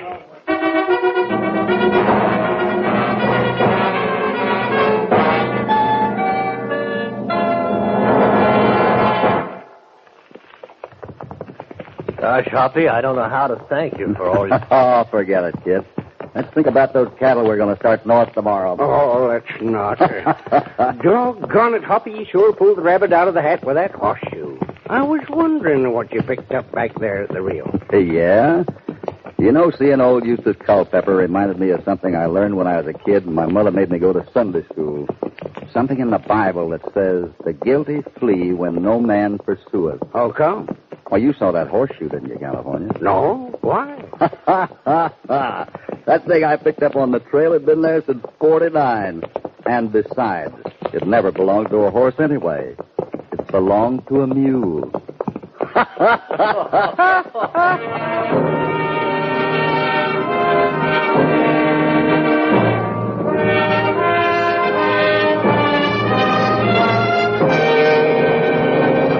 Hoppy and California are hitting the trail homeward again, and after this little adventure, the Bar 20 is going to be a welcome sight.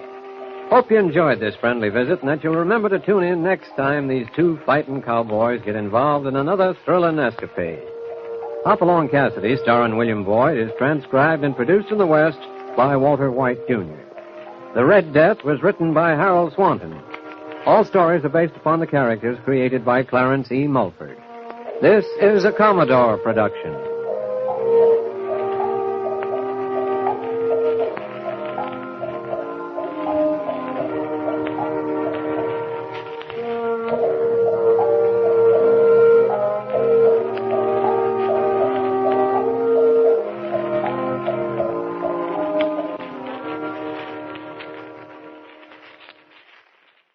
It's Hopalong Cassidy.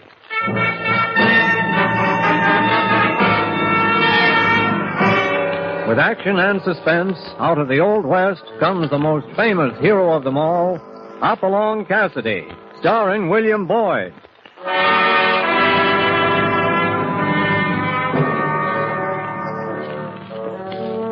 The ring of the Silver Spurs heralds the most amazing man ever to ride the prairies of the early West, Hopalong Cassidy. This famous hero thrills his 60 million fans with action and dangerous adventure. In the role of Hopalong Cassidy is the popular star of the motion picture series, William Boyd. And appearing as that laughable old character, California, is Andy Clyde. Now for our story, Bullets for Ballots.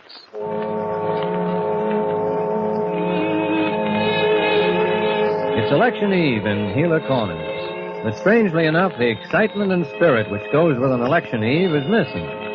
On the little main street, in the casino, in the blacksmith shop, the talk is about who's going to be sheriff of Gila County. Honest faces look hopelessly at one another. Well, they know that the lawless element is strong enough to force another term for Sheriff Dodson. Another term of killings, riots, thieving, and, more important, another year of no justice for the honest man. Brad Cheevers, the owner of the casino, and Sheriff Dodson talk behind closed doors. Close that door, Brad. We don't want no sneaking polecat listening in. Sure don't. Can't afford to have no slips now, Dodson. Just heard from Jess a few minutes ago. Said feed's getting low back there on the draw. If we don't move them 800 head out, we're going to lose them. Can't move them now. This election's got every busybody with their noses in the air. They can smell a bad deal. We can't afford it right now. What are you afraid of? Ain't I the law? Yeah, of course you are. And anybody who don't like the way I'm serving them can walk in here and say so. Yep, they can walk in. But they ain't walking out. Like Claude Burns. Yeah. I guess the sheriff has a right to gun a man down in self-defense. Yep.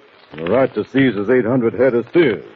Of course, it don't make no difference, but maybe you better get rid of that herd before folks start nosing around.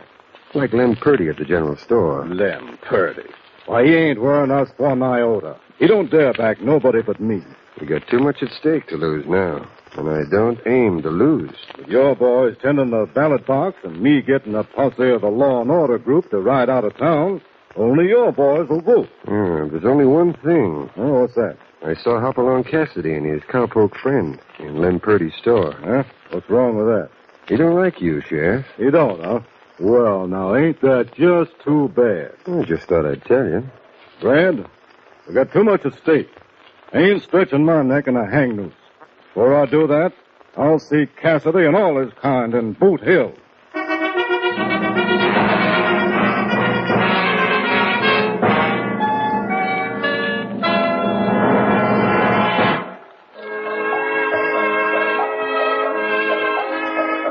There's trouble brewing in Gila Corners where the folks are determined to elect a new sheriff, and the present sheriff is just as determined that they won't. Hopalong and his friend California first learned the seriousness of the situation when they talked to Lem Purdy, owner of the general store. Well, now, let's see, Hoppy. Your bill comes to $7.30. What's the 30 cents for? Those 6 hands full of crackers California's been eating. The 4 hands. Darn it, don't pay it, Hoppy. We'll add it onto your jelly bean account. Here, write it down, Hoppy. I got my hand caught in that darn coffee grinder. Can't hold a pencil in it now. Okay. Cassidy, $7. California, 30 cents. Who's that feller just went out? Stranger. Maybe here helping Brad Cheevers elect that ornery sheriff again. Seems like everyone's against Sheriff Dodson. And a good reason. Gunning down a man in cold blood. Nobody knows what happened to Claude Burns' beef, huh? 800 head. Seems like there's enough good folks in town to elect a new sheriff. Everybody's afraid to vote against him. Brad Cheever's gunslingers watch the ballot boxes, and one of Brad's boys is deputy to count them. You mean nobody's going to run against him? You can bet your bedroll there is. I am. You? Yeah, me. And I'd win, too, if it was honest. Well, if you've got the gumption to run against him, we're for you, Purdy. You're darn right. You got yourself 2 votes already. 2 votes ain't enough. Well, we can get more for you. Yeah, and we can do better than that. We'll see that every post and every tree gets a Purdy for Sheriff poster. Oh, it's Betty. You know my little girl, don't you, Hoppy? Little girl? When will you ever realize, Daddy, that I'm 20 years old? Hello, Hoppy. California. Hello, honey. Gee, darn. Seems like just a little while ago you were just a gangling little critter, but a pretty one. And here you are, a fine young lady. I don't want to be a lady. I want to help Daddy in the store. Well, you'll get a chance to help him a lot, now that he's running for sheriff. No, not you, Daddy. Oh, it's not true. Now, don't carry on, Betty. There ain't a thing to worry about. No, sure ain't nothing. I mean, Hoppy's helping him. But Brad Cheevers will... We'll worry about Brad Cheevers when we get to him. This is going to be an honest election. Come on, California, let's get down to the print shop. As soon as the posters are off the press, we'll be back, Purdy. I'll be waiting for you, Hoppy.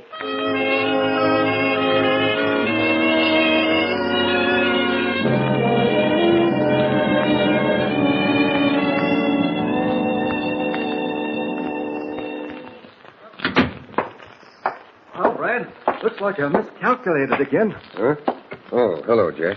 What are you talking about? Looks like Purdy's going to try his luck at being sheriff.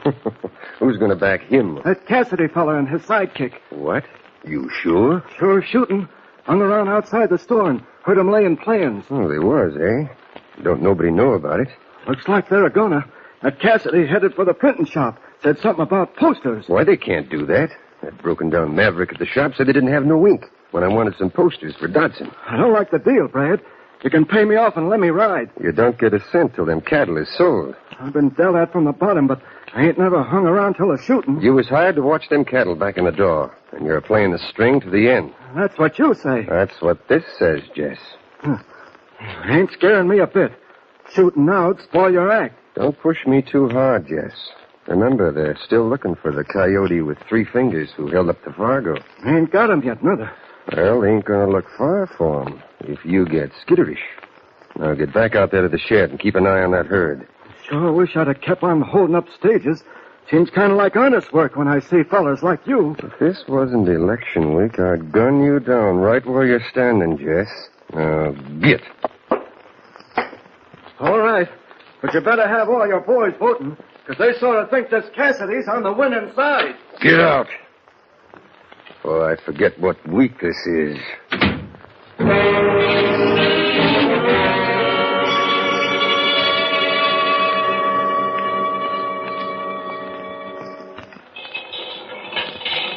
I hope the ink holds out, Hoppy. We're doing fine. About 50 more, Bill, and we'll have enough to cover the county. No, folks, see, Brad's gang ain't got a chance. Yeah, looks like I'm going to have some explaining to do. Explaining?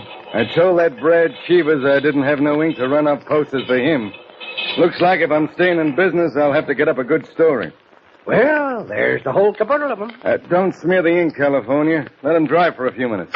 Sure is attractive to the eye. Ought to let folks know who's running. We got a visitor, Hoppy. Howdy, Brad Cheevers. You got some ink for these things. I scraped some out of a can. And used it to print this pack of lies? For honest law enforcement. Vote for Purdy. Well, a fellow's got to make a living, Brad. Nice-looking poster. Right, Purdy poster. Sometimes a fella gets his neck out so fur he finds a rope around it. Look, I don't want no trouble here, Brad. Trouble? Nobody tells Brad Cheevers he ain't got ink. And find some to print something agin me. I ordered the posters, Cheevers. And we're putting up every one of them. Go ahead. My trouble's with Bill here. I'm backing Bill, same as I'm backing Purdy. And you can tell your sheriff friend so he'll know. I'm tearing up every one of these posters. Look out, California. Why, you interfering thing up is running through the press, Hoppy. Now get up and get back to your sheriff friend and tell him this is the beginning. And lots more coming, so we rid the county of your kind. Remember this, Cassidy. When the election is over, you'd better leave town. It won't be healthy for you around these parts. Well, looks like we're all going to have to pack up, Hoppy. The election isn't over yet. And we ain't going to be letting folks know about voting for Purdy if we don't get them posters up. And don't worry about Cheevers. He won't be bothering you, Bill. If he comes back here, I'm doing my talking with a 6-gun.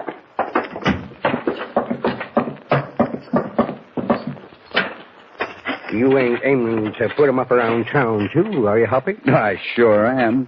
I'm putting one up right here in front of the blacksmith shop. Looks right good, Hoppy. Them big letters is easy to read. We'll let folks know an honest man is running. But if Cheever's gunslingers all vote and keep scaring folks away from the polls... I think I know how to handle that part, if my plans work out. Somebody ought to put one of these posters in the casino. Brad Cheevers would tear it down. Might be worth a try. Come on, let's show him to Purdy.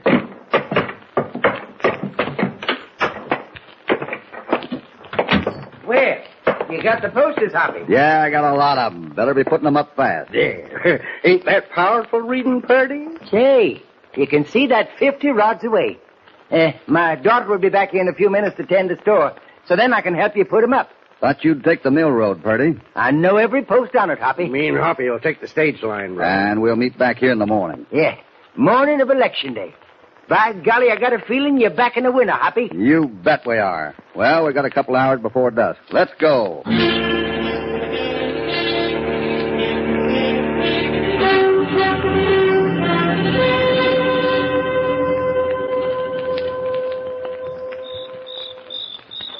Gal's in the store alone, Brad. Be sure and keep the handkerchiefs up around your faces, boys. Let's get going. Remember, boys, I don't want a stick left that ain't broken. Come on. Wait. You better put out the light.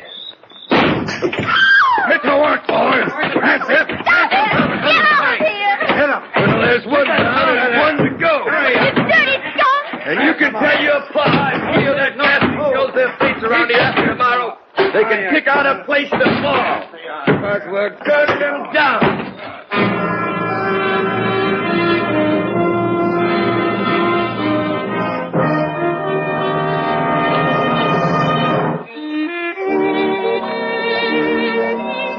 Hoppy and California intend to see that the folks in Gila Corners have a chance to elect a man of their choosing as sheriff. Brad Cheevers and his gang have kept the present sheriff in office by terrorizing the honest voters and don't expect to allow an honest vote to upset their plans. So while Hoppy and California and the honest candidate, Purdy, are out putting up posters, Brad's gang proceed to break up the Purdy General Store like it was hit by a summer tornado. What's wrong, Hoppy? I smell gun smoke. No light in the store. You think something's happened? We'll soon find out. Now stay down, California. Don't hear nothing, Hoppy. We're going in. Stay along the wall, California. Right behind you, Hoppy. Get out. Get out or I'll shoot. Huh? Pardon me, Miss Betty. It's Hopalong Cassidy. Hopalong Cassidy. Oh, thank goodness. Oh, we was afraid something had happened. Something has. I've been sitting here in the dark. I thought I'd shoot the first one who came back. First one to come back. I mean that crowd. They just left. Wait, I'll light a lamp. Where's that barrel of crackers? Well, I swore I thought I could find it in the dark. The crackers are gone, just like everything else. There.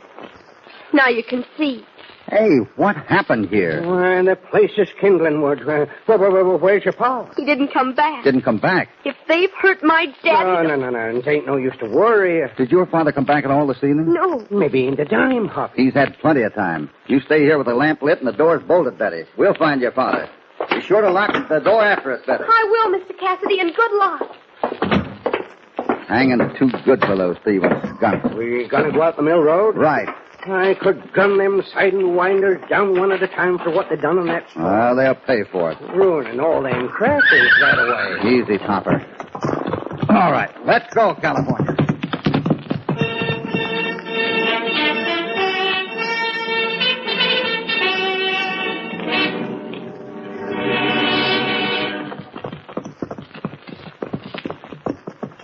Now, look close now. See if you can make out any posters on those posts. This moon breaking out behind them clouds sure helps a body to see. Wait, there's a poster.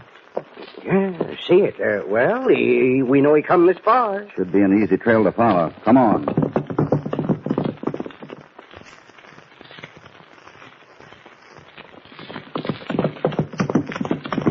That makes 3 of them so far, Hoppy. We'll keep on, California. Hold it. What do you see? Some paper over near the fence.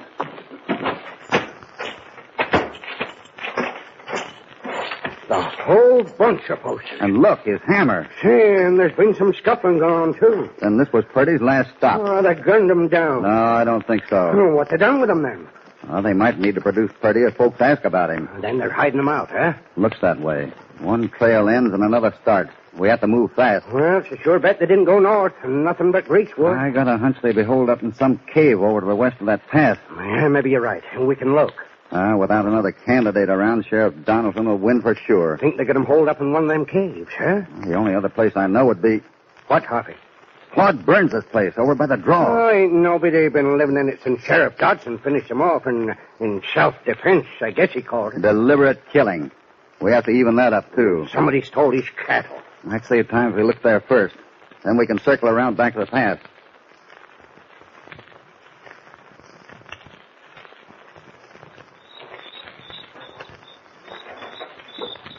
Well, there ain't nobody in the ranch house. California. I smell smoke. Me too. Green wood, too. Somebody's got a campfire out of sight. The breeze is blowing from that little draw back there. Come on. Quiet now. Maybe we can see something past this boulder. Hear that, California? Cattle. Didn't know there was any around here. And they're hungry. Like there's nothing to eat but snakes and cactus. Well, finding Purdy is more important right now. See something, Hoppy? Right down there between those 2 big boulders, a lean-to. And a wisp of smoke coming out the top. Could be the end of the trail, California. We'll have to get down back of the boulders so we can stay out of sight.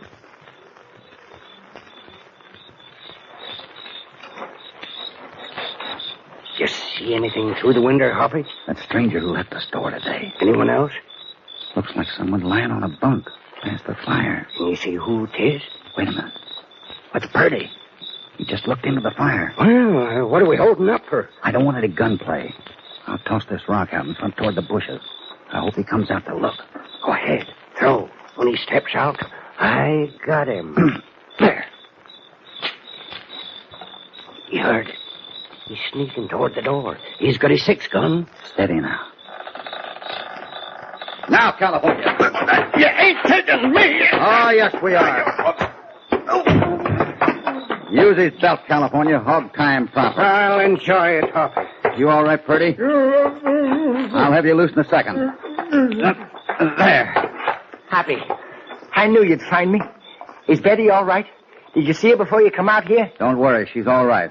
They don't dare do anything to spoil the election. Looks pretty even. Even?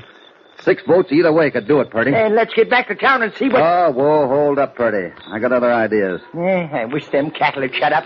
They drive a man loco. They're locked in the draw. Who'll do a thing like that, Hoppy? I aim to find out. Maybe when I know that, we'll know what to do next. I saw some of them when they was bringing me here. Looked like an Air Barbie brand. I knew it. Claude Burns brand. Why, that's even sheriffy. Now it's clear. Purdy, I know how we can outwit those coyotes. First, get me a 6-gun. No gun. 2 minutes to sling lead back at us.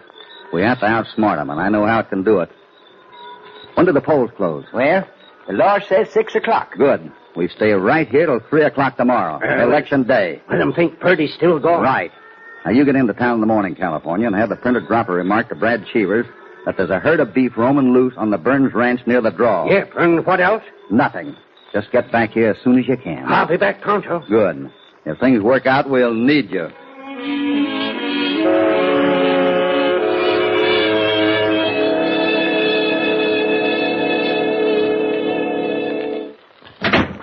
Sheriff, the herd's broke out of the draw. Broke out? How'd you know? Never mind how I know. What are we going to do now? I ain't losing that herd, Brad. Looks like we got to move fast before anyone snoops around. Seems like Jess would let us know. He could hog-tot Purdy. I told you not to trust that three-fingered varmint. We're wasting time. Get the boys out there pronto. How many of them? All of them. 10 or 12, and tell them to ride hard. But they ain't voted yet. They'll be back in time. Anyhow, with Purdy gone, we don't even have to count him. He loses on the technicality. I'll ride with him. See they don't cut none of the herd for themselves. They're thieving critters. Good idea. Then get back for the doings. You can make a speech for me like you done before. How about the voting? Cut out jawing about it. The boys is crowding the ballot box and hardly nobody can get to it.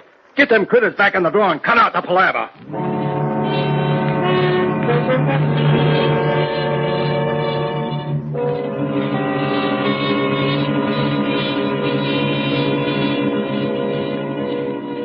Now, if the riders can't find the herd, they'll ride in the draw to see where they are. Then we close in behind them and hold them in. If I'm sheriff now, I'd jail every one of them skunks. Are you sure the news got to Brad, California? I was standing by the blacksmith shop and Brad Cheevers run like a polecat was after him, plumb into the sheriff's office. Then we can get some action soon. You mean now, Purdy? The sooner the better so I can get back to my store. What's left of it? Never mind. Hey, from the dust they're making, there must be a dozen of them. We're getting behind these rocks and letting them go through. Right. Then spring the trap.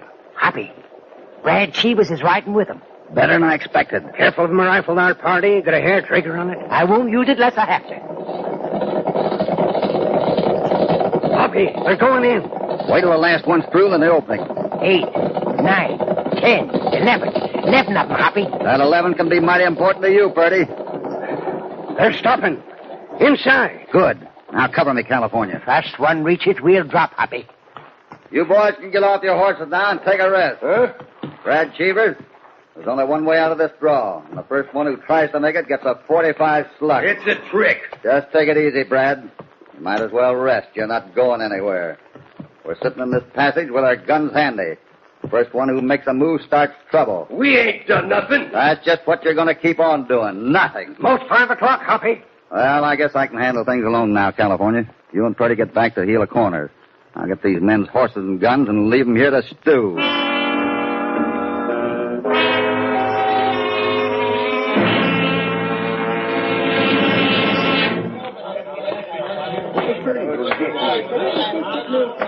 Let's get close up to the office so we can hear Sheriff Dodson, Hoppy. Not too close. I don't want him to see Purdy yet. First thing I'm going to do after I'm elected is run that polecat Dodson out of town. He's looking around for Brad. Quiet, California. Fellow citizens, I've been waiting the legal time for my opponent Purdy to get here. Like as not, he hightailed it out of town. It's 2 minutes to 6. I guess you might as well go home. I'm sheriff by law, seeing there ain't no opposition. I was about counting them votes. They're being counted now. I'll put the voting figures on my bulletin board. You can all see them tomorrow. We want Purdy. You can't want something that ain't here. You're wrong there, Sheriff. Who said that? I did. How'd you get here? Why, it's Hopalong Cassidy. He's got Purdy. Purdy's right here. You're darn right, and I'm here to stay. The votes will say who's paying. I got the totals right here, Sheriff. Shall I read them? Read him. We want the count. For Sheriff of Gila County, Sheriff Dodson, 59 votes. Hooray! For Lem Purdy, 66 votes.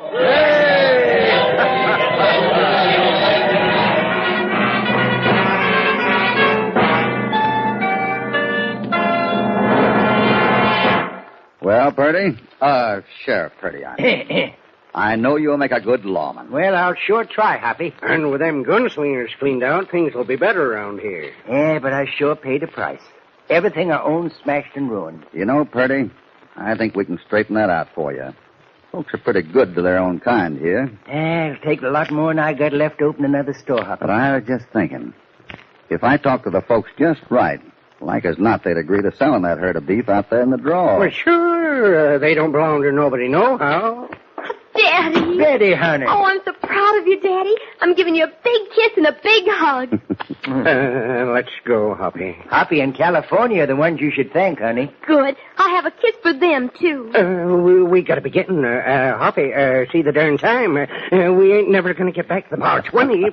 And now a kiss for you, too, California. California. Wait for me, California. California. Hold on there.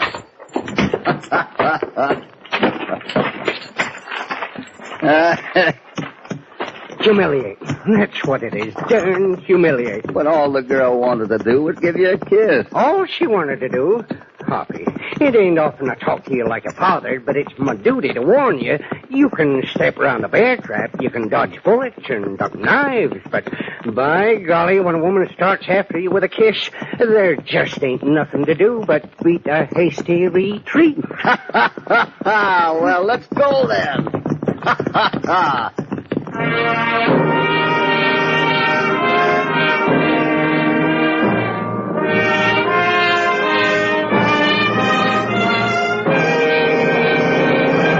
Goodbye from Hoppy in California until the next time they ride out from the Bar 20 for more adventure and excitement. Hopalong Cassidy, starring William Boyd, is transcribed and produced in the West by Walter White, Jr. Bullets for Ballots was written by Howard Swart. All stories are based upon the characters created by Clarence E. Mulford. This is a Commodore production.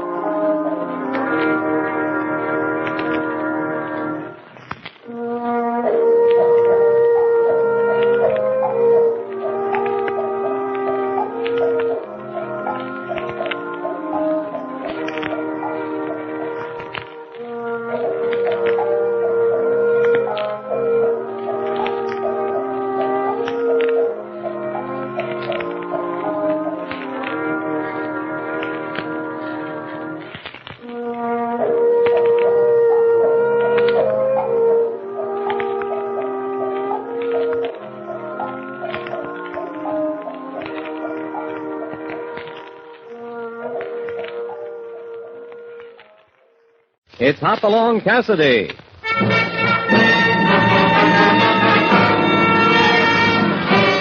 With action and suspense, out of the Old West comes the most famous hero of them all, Hopalong Cassidy, starring William Boyd.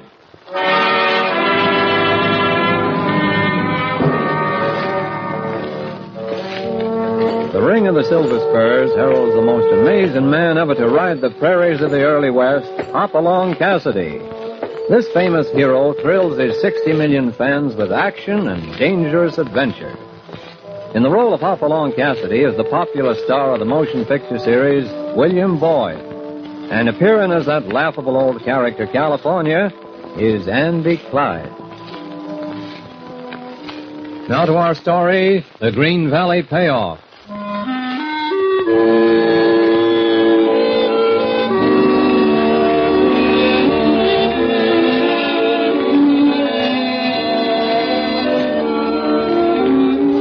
The afternoon sunlight slanted in through the small window of the sheriff's office, lit on the blonde thatch of hair that topped off the sullen young man seated on the wooden chair in the middle of the room. Sheriff Joe Perry rolled a smoke, lit it, then turned to his deputy. Pomeroy? Yeah, Sheriff? Try again.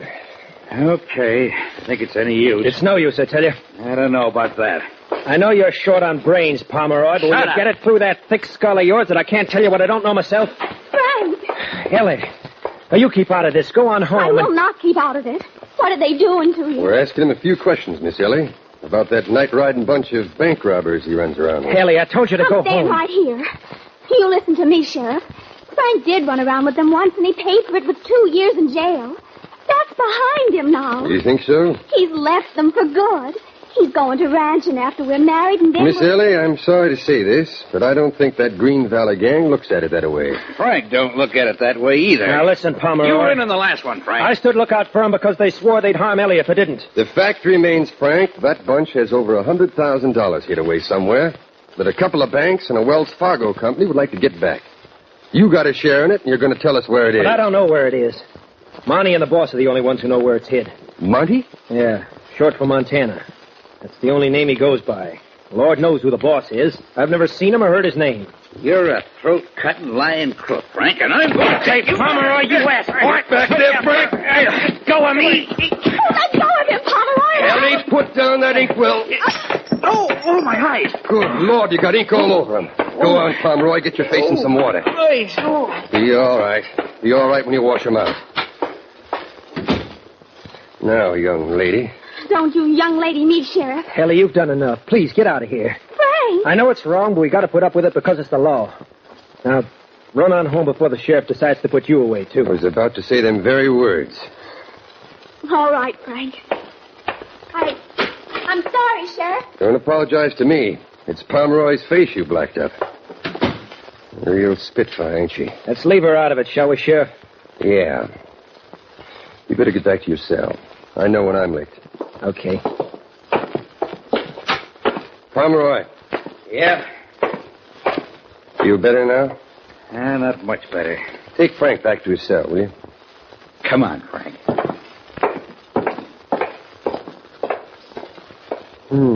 There's got to be another way. If I could just find someone with enough spunk to... Sheriff. Huh? Hoppy. Sheriff Joe Perry. Geosophet. Hopalong Cassidy. Oh, you're the answer to a maiden's prayer. That's the first time I've ever been called that, Joe. I ain't one to put much stock in Providence, Hoppy. But you sure come to me in my hour of need. What are you talking about? Come sit down. I want to tell you about a job I got for you.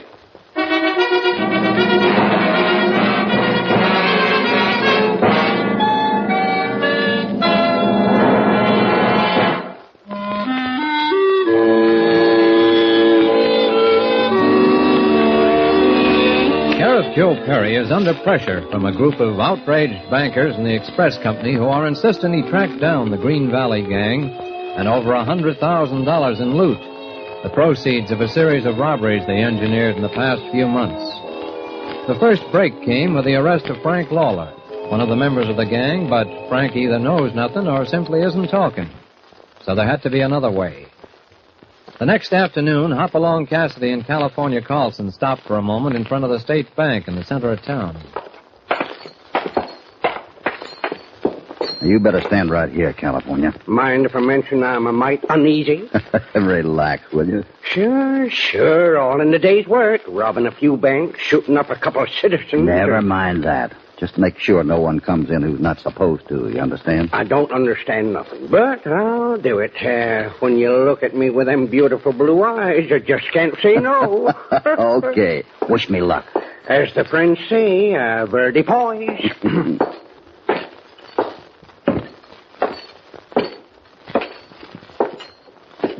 Yes, sir. What do you have? Everything you got and make it fast. What? Hurry up now. Fork it over. The 6 guns are mighty impatient. Yes, sir. That all of it? Yes, sir. So help me. Okay. Stay right where you are with your hands up and don't move until I'm out of here. You understand? Yes, sir. Stay where you are. Put him up now. I got you covered. Sheriff! Take it easy, Charlie. Everything's all right. Looks like I got this coyote in the shoulder. Oh. Give me a hand, Charlie. Let's get him over to the jailhouse. All right, everybody. Clear out. Shooting's over.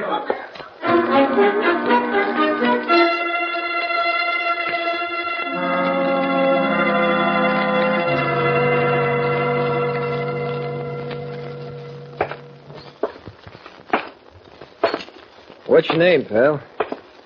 Make any difference? Oh, kind of nice to know who your cellmate is. Bill Carney. What's yours? Frank Lawler. Understand you let the sheriff get the drop on you this afternoon. You don't understand right. My gun jammed.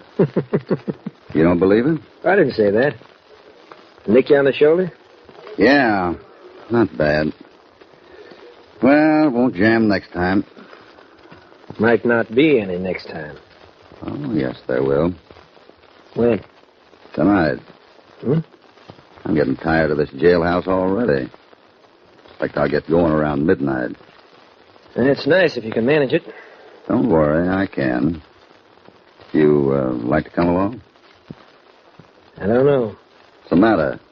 You like it in here? Funny thing, Connie. Don't seem to matter much whether I'm in jail or out of it. It's a prison either way. Oh, that's a queer one. Well, it's a cinch I'm not getting anywhere sitting here. Well, what about it? I'll go along. When are we leaving? Midnight, I said. Any particular way? Yeah. A partner will slip a 6-gun up through the bars just before 12. At 12, the sheriff will make a round to check. Then what? I think I can persuade him to open the door. Don't you? Yeah. Only one thing. What happens if the sheriff draws on you? What do you think? Okay, count me out. I'm not getting mixed up in any killing. Don't worry, there won't be any killing. Now listen, here's how it'll work. At 10 minutes to 12, my partner will be out at the window.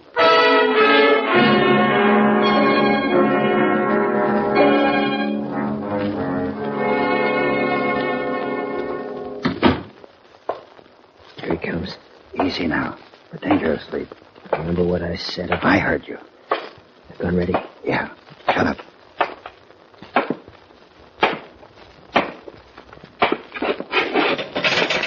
You fellas all right in there? Put up your hand, Sheriff. I got a 44 on your face. Connie! Keep him up now. Lawler. Yeah? Get his gun. Okay.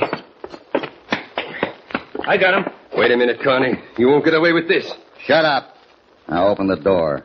Well, what if I don't? I'll blow you right out of your own jailhouse. Hurry it up. All right, Connie. Now get in there. Move. I'm moving. Come on, Lawler. He's got another gun.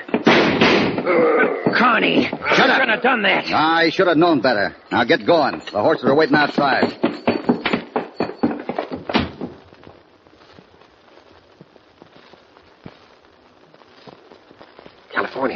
California. You going, Sheriff? Yeah. Come and get me out of here. Yeah. How'd it come off? Perfect. Listen. There they go. You know, if I didn't know Hopalong Cassidy was a straight-up cowpoke, I'd swear he knows more about bank robbing and jail busting than he's telling. Maybe he's practicing up for when a bad year hits the bar 20. Come on now. Time you got my corpse over to Doc Willard's. Got to handle my death according to the law, you know.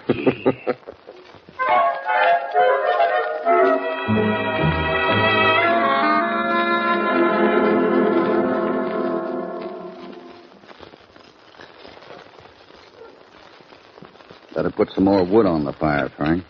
Yeah. You sure it's safe? What? The fire. Oh, it's safe, all right. My pals meet in this draw all the time. Pal? Skip it. You sound like you're sore at somebody. I'm sore at the world. Why? Folks won't leave me alone, that's why.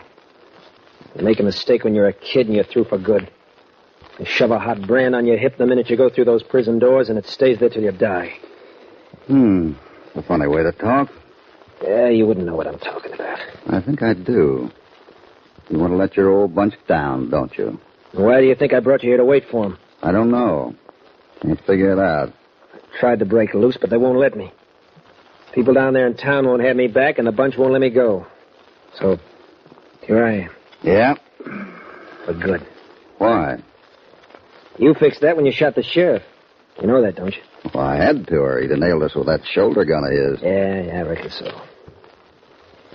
Wonder about Ellie. I wonder... If what? Nothing. She'll find herself a nice young homesteader somewhere. She'll be all right. From what I hear, she can take care of herself. Hey, hold it. What's the matter? Listen. Yeah. Yeah, what? Just sit right still and keep your hands away from your gun belt. They're here.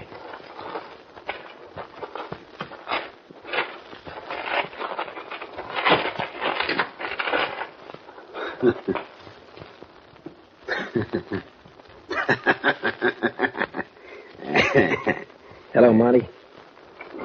Punk. Who's your friend? Name's Carney. Done me a favor tonight. Carney. Bill Carney, if you're interested. Yeah. I'm interested. We're both interested. What are you doing here, Carney? Keeping warm. Or at least I was till you stepped in front of the fire. Maybe you ain't warm enough, Carney. Maybe we ought Shut to... up, woman. Move aside. I want to see Connie's face. Yeah. Quite a face, isn't it? Yeah. Talks a lot. Maybe too much, huh, Monty? Yeah. Maybe too much. Maybe like the punk here, it spouts when you press a button. I didn't talk to the sheriff, if that's what you mean. That's what I mean. How could I tell him what I don't know? You could tell him about Monty here. You could tell him about me. Get up, punk. What for? I said get up. Okay, Monty. What now? You're going for a walk. Now, listen, Monty. Shut your lying mouth. You spilled everything to the sheriff this afternoon. I tell you I didn't. Get your hands off of Why, him. you... Oh. Okay, stranger. You boys made up your minds yet? Okay. Okay, Connie. Frisk 'em, Frank. The safe with the whiskers has a shoulder gun. Yeah. You're biting off a big wad, Connie. Maybe you shouldn't be talking right now. Got him, Frank? Yeah. Put him down there next to the fire. I think our friends might be more sociable with their fangs pulled.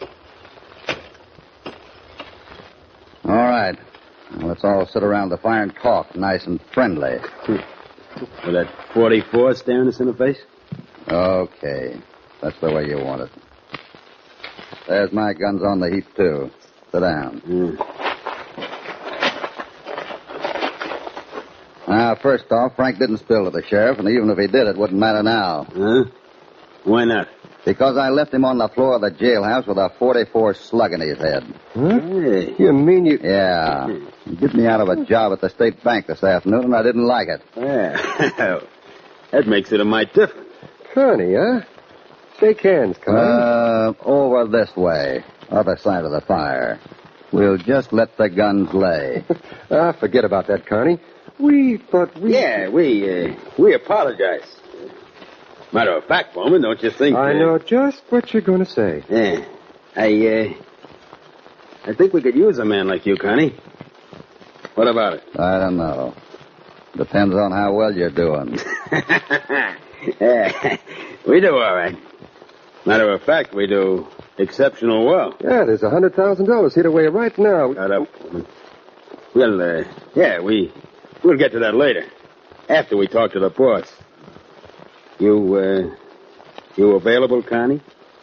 In case he decides to hire you? Who is he? Oh, we just call him the boss. That's the name he likes best. Okay. That's just what I'll call him then. The boss.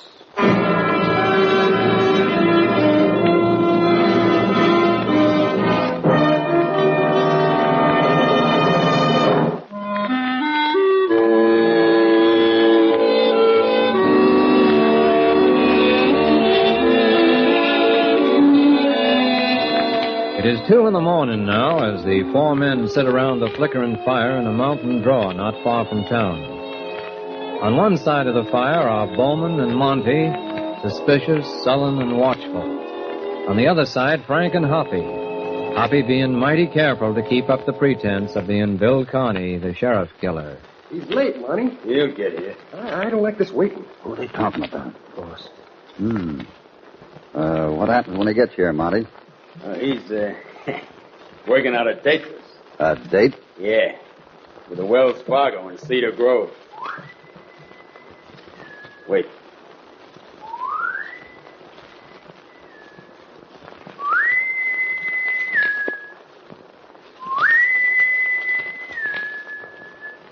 Stay right where you are. Come on, buddy. Best we can go down there and see what it is. Well, there he is. Yeah. Does he always wear that mask? I don't know. First time I ever seen him. Hey, wait. Huh? I know who he is. Sure. Frank, listen to me. What? Do you really want to break loose? Huh? Did you mean that about Ellie and wanting to go straight? Well, yeah. Well, you got a chance to show it right now. What do you mean? I've got to trust you, Frank. I've got to take a chance. That whole thing with the sheriff this afternoon was staged. I'm not Carney. I'm Hopalong Cassidy. Cassidy? Yeah. Are you with me, Frank? Sure, I'm with you. Good. Hold it. There he goes. What's up, Monty? Cedar Grove is out. He's splitting up. Huh? Thanks to you, Connie, and that job you did on the sheriff. Yeah. The town's gone crazy over it. They're rounding up a posse now. What about the money? Don't worry, punk. You'll get your share. We're meeting the boss in an hour to make the split. Where? Curious, ain't he? Yeah, well, don't make no difference now. Up at the cave on Eagle Peak, kid. 10-minute ride from here. All right. Better saddle up now so we'll all be ready when the time comes.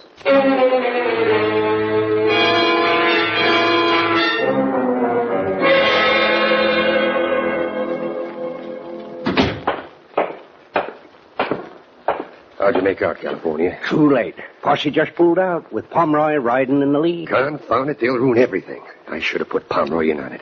They'll run them outlaws clean out of the county and the money with them. Well, you're a mighty popular man around here, Sheriff. They took your death kind of hard, you know. One thing to do. I gotta ride out there and spill it. Hoppy might get hurt. Hoppy's been in tight spots before. I wouldn't... that mob's howling for blood. They'll shoot on sight. Well, okay, I'll saddle up for you. Your horse is out at the hitch rack and all. No, it ain't. Cassidy stole it when he broke jail tonight. Huh? Ain't it a bay with 3 white feet? Yeah, but... Well, he's out at the hitch rack now. I tell you, I just saw him. You're seeing things, California. Let's take a look.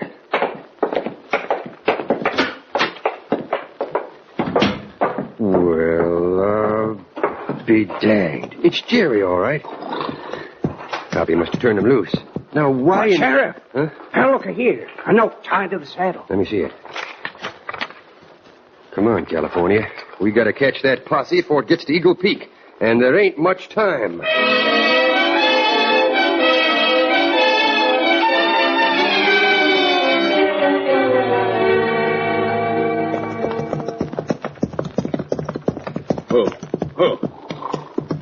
Better leave the horses here.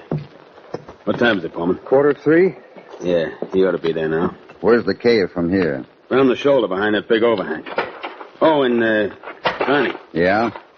That was a mighty bad piece of luck. Your horse taking off that way. That posse will likely run you down now. There's a ranch below here. I'll double up with Frank that far, then pick up another one. Quit the gabbing. Let's get this over with. Okay. Keep your shirt on. You go first, Connie. Then the punk. Then Bowman and me. Reckon you'd better go first. I don't know the trail. That why? Yeah, that's why. Go ahead. Okay. Come on, Bowman. Hey, ambush! Get down, Bowman. Oh. Got me. Go ahead, Connie. The cave. This way, Frank. Yeah. They were waiting for us. Keep down. That way. Go on, inside. There. They're down in that clump of trees. Let them have it, Frank. Yeah. It's a posse. How in thunder did they know we'd be here? How the... What's the matter? Yeah. I know why.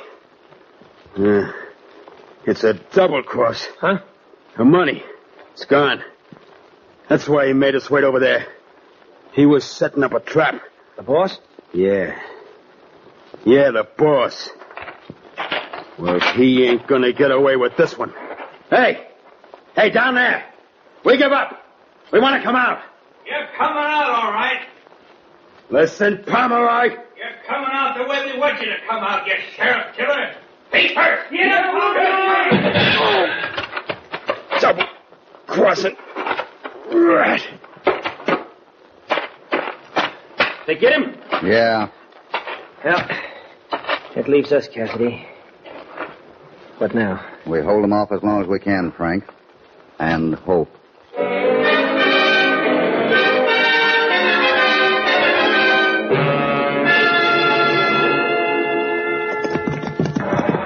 Hear that, Sheriff? Yeah, there's the foot of the peak.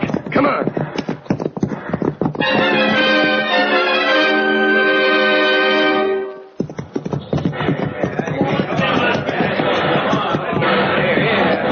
Hold it, boys, hold it!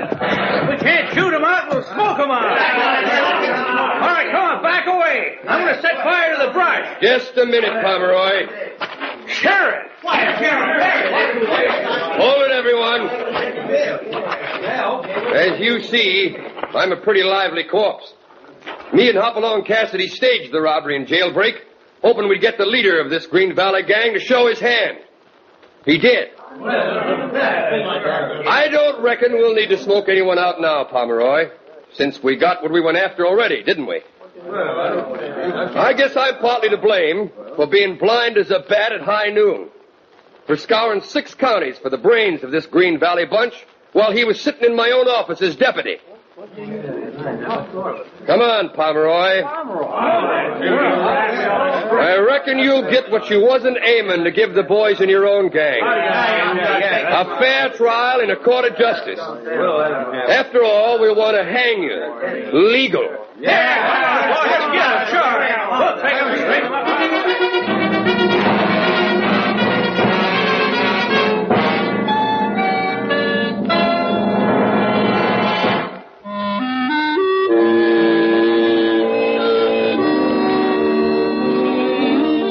It's only a week since the gunfight at Eagle Peak, but it's been an important one for Frank Lawler and Ellie McClure.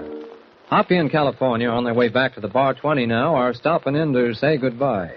Gosh, hate to see you go, Hoppy. The cow business is just like anything else, Frank. Leave it alone for a couple of shakes and you got trouble. But you'll find that out with that 100 head you're planning to buy. Thanks to you. You know, I had no claim on that reward money, Hoppy. Well, maybe not. Well, I didn't either. Doggone, maybe I should have put in a claim, huh? Afraid not, California. It belongs to Ellie. Me? Yep. You wanted a new start for Frank, Ellie, and you got it. All by yourself. Of course, you didn't know it at the time. But you put that reward money in his pocket when you threw that inkwell in Pomeroy's face. That's what you're getting at, huh? Yeah. We never would have seen past that mask of his if it hadn't been for the ink stain on his chin.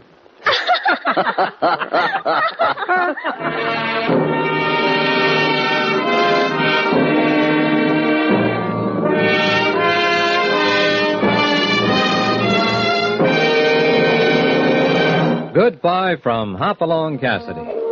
Hoppy and California are hitting the trail homeward again, and after this little adventure, the Bar 20 is going to be a restful sight. Hope you enjoyed this friendly visit and that you'll remember to tune in next time these two fighting cowboys get involved in another thrilling escapade. Hopalong Cassidy, starring William Boyd, is transcribed and produced in the West by Walter White, Jr. The Green Valley Payoff was written by Harold Swanton. All stories are based upon the characters created by Clarence E. Mulford. This is a Commodore production.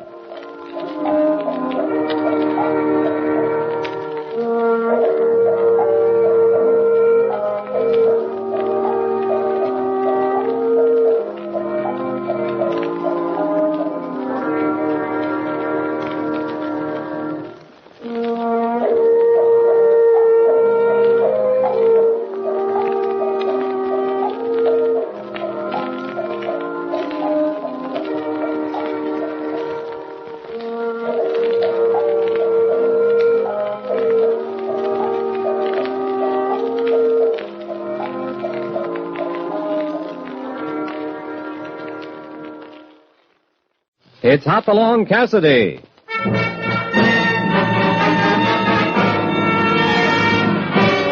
With action and suspense, out of the Old West comes the most famous hero of them all, Hopalong Cassidy, starring William Boyd.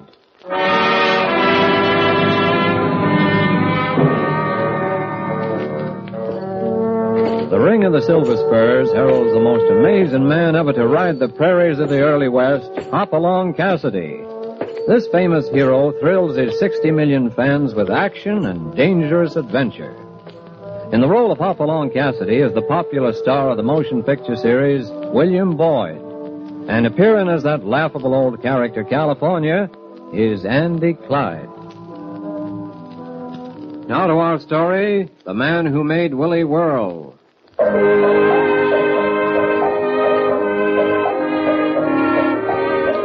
Hoppy's spurs at the moment are jingling down the boardwalk of Mescalero, heading for the dusty little town's biggest attraction, Frenchy Laverne's big casino dance hall.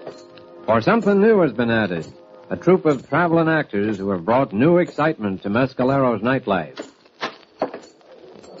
Hoppy walks in, looking around, trying to spot California in the crowd milling about the place. Hey, California.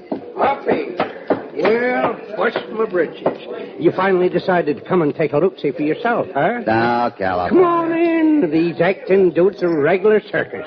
They're over there near the runway, see? Hanging around Frenchie's gal, Dixie. Come on, I'll introduce you. Will you let go of my arm? I didn't come here to see any show. Show? They ain't giving no show. They're giving autographs. Autographs? Sure. The lead man for the next play, that young feller standing by Dixie, he's been writing his name on pieces of paper and passing them out. What for? Look, California, I'm getting dark circles under my disposition. Why, if it isn't Hopalong Cassidy. Dixie's waving at you. Hoppy, come over here. Drew, I want you to meet the best-looking, most famous cowboy in these parts. Hopalong Cassidy himself. Hoppy, this is Drew Mansfield of the Avon Players. Hi. A pleasure, I'm sure. Hoppy's the one who should be giving out autographs. Well, I mean it. Why not? Here's my pen, Mr. Cassidy. Do you mind? Yes, I do. Come on, California. Go on, Hoppy. You're a regular celebrity. Hoppy for me. I want it. Okay. If you want to be foolish. He's doing it. There. Thank you, dear. How about a drink? Hey, wait a minute. Hoppy, wait for me. Where are you going? Say, what's the rush? Now, hold on. Shucks. Dixie didn't mean no harm. You're going to see her in the professor's show next week? The professor? Sure, Stratford Bardwell, he calls himself. The boss actor. A skinny old goat in velvet pants. Oh? Yeah, you should have seen him cry in his beer. Frenchie told him he couldn't use the Opry House unless Dixie was playing, Juliet. Juliet? You don't mean... Oh, no. Oh, not Romeo and Juliet. Yeah, come to think of it, that's what I hear them call it. By some feller named Willie... William Shakespeare. Yeah, that's right. How do you know? Shakespeare and Mescalero. Cassidy. Huh? Who's that? Oh, Joe Gregory. Hi. I didn't see you there in the dark. What's the matter? I kind of figured you'd be dropping around here. I've been thinking over what you told me yesterday in the hills. I told you. Think I didn't recognize you, huh, Cassidy? Just 'cause you wrapped your bandana around your face? Now, hold on. Well, I'd recognize your voice anywhere. Or you even wearing the same clothes and riding the same white horse. How dumb do you think I am? I don't know what you're talking about. Why, this coyote's been eating local weed. So you don't know what I'm talking about, huh? You don't even remember telling me to leave my money at the foot of Red Mesa either, do you? I never figured you was the kind of try blackmail, Cassidy. Blackmail? I've been going straight for a long time trying to make good ramrodding the Flying X, and now just 'cause of you and your threat... Gregory's hit. You take care of him, California. I'm going after that shooting hombre.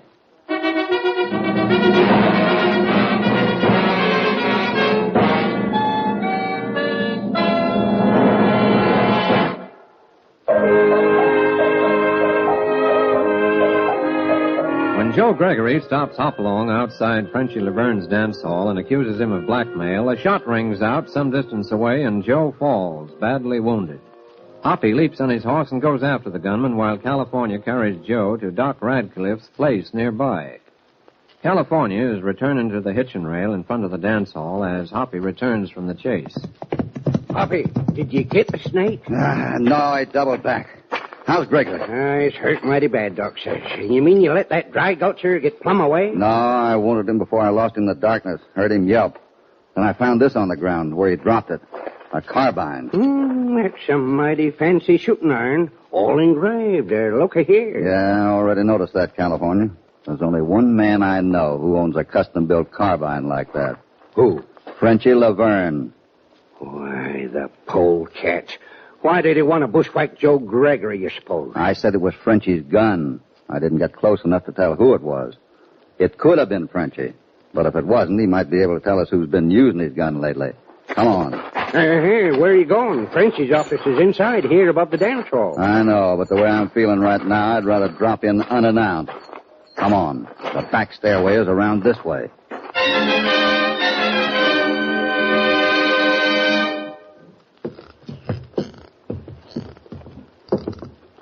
See anybody in that window?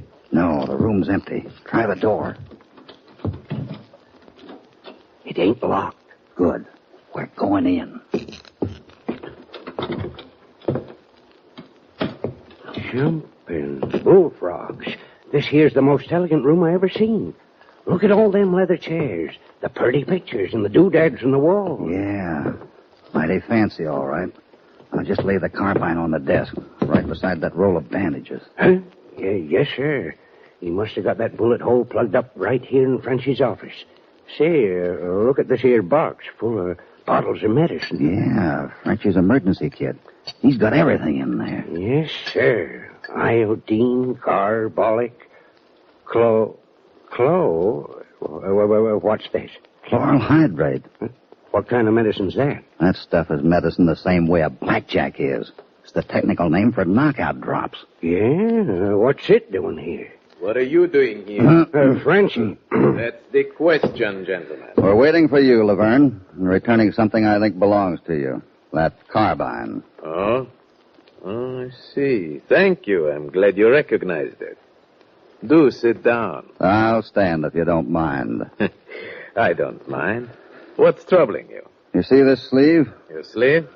Oh, you mean that hole in it? 2 holes. One where the bullet went in and the other where it came out. What the... Take it easy, California. I wasn't hit. You see, Frenchie, Joe Gregory is standing in front of me. The man who fired that shot from your gun was standing directly behind me. All he could see was my back. The bullet passed between my arm and body. Jumping Jehoshaphat. It must have been you he was shooting at, not Gregory. Exactly. You seem to be in good shape, Frenchie, so I know the man I winged out there wasn't you. If I wanted to kill a man, I wouldn't waylay him in the dark. You can be sure of that. No, you'd hire somebody else to do it for you, wouldn't you? Come, let's not be offensive. Remember, I had every excuse to kill you just a few seconds ago when I found you prowling around here. Legally, you are burglars. However, I changed my mind. Then you admit it was one of your boys who tried to kill me? I admit nothing. But if you're interested, there are 6 of them on guard outside the door I just entered. I see. And I don't suppose you have any idea how these bandages come to be on your desk. No idea. I've been out all evening. Oh, really, Cassidy, you're coming here like this. The only reason you're still alive is I decided I could use a man like you. Anyone smart enough to run a successful blackmail racket is smart enough to help me run this town. Hey, Cassidy, I'll cut you in on everything. Good night, Frenchie. That's your answer. Yeah, and if you're thinking of calling in your men who are waiting outside the door, forget it. Not at all. Nothing is going to happen to you. In here.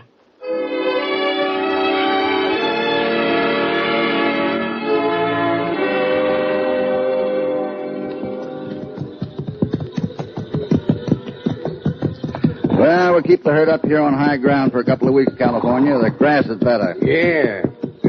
Looks like the boys are having trouble. Yeah, that bunch way ahead there, trying to run down the bluff to low ground again. Hold it. Huh? Way down there past the foot of the bluff. Those 2 riders.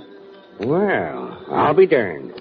Ain't that Dixie in the paint? Yeah, and a man on a white horse. Can't recognize him from this far off. Look at them, riding hand in hand. Now they're stopping. Huh? Hey, he's kissing her. Yeah. Well, what do you know? Must be Frenchie Laverne. It had better be Laverne. If it isn't, Dixie's liable to have trouble. There he goes, riding off by himself. So I see. He's just leaving her there. Maybe it ain't Laverne, and whoever it is don't want to be seen riding back into town with Dixie. Hoppy, looks like that bunch is trying to stampede over the bluff. Go on ahead and help turn them. If they get over, they'll run down the girl. Sure. I better go head her off.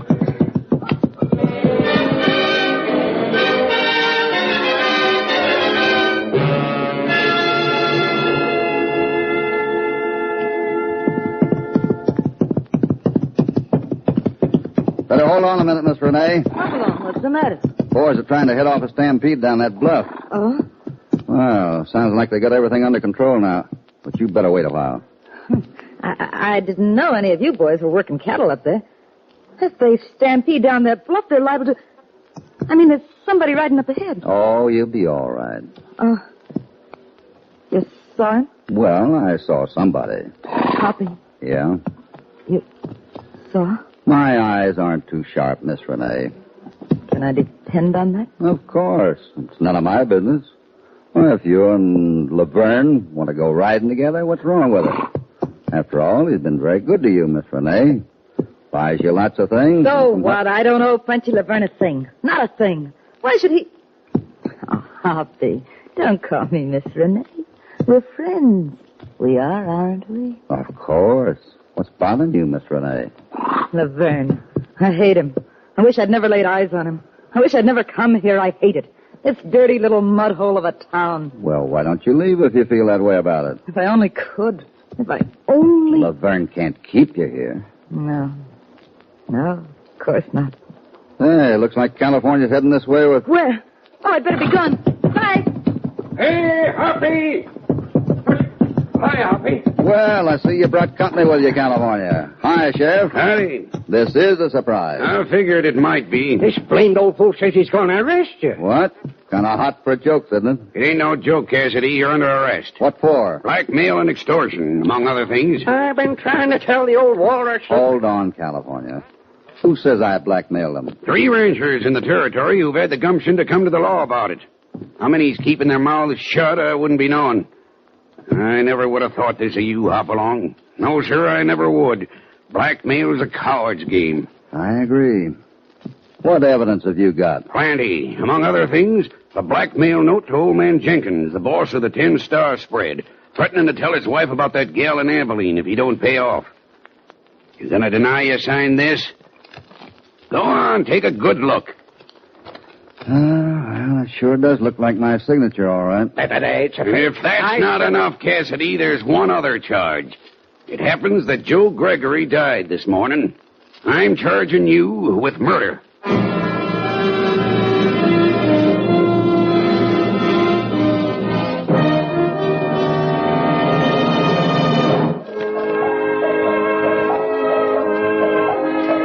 Arrested on a charge of blackmail and murder, Hoppy is locked up in jail at Mescalero to await trial. It's a little after high noon, and the sun beats down on the adobe calaboose, making the sheriff mighty uncomfortable as he waits for the jailer to come and take over. Sure wish that jailer'd hurry back from dinner. It's so dag blasted hot in here. Howdy, Sheriff. California. If you want to see your pal, he's in that 3rd cell over there.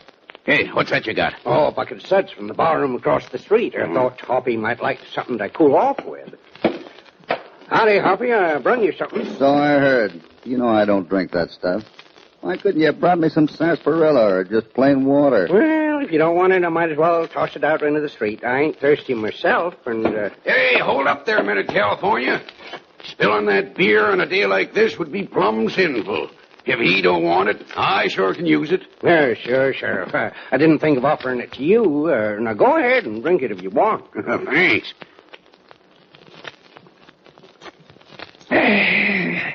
Good, huh?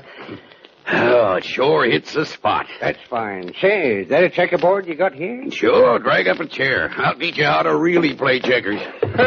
You teach me, huh? Go on, set 'em up. Yeah, just as soon as I finish this.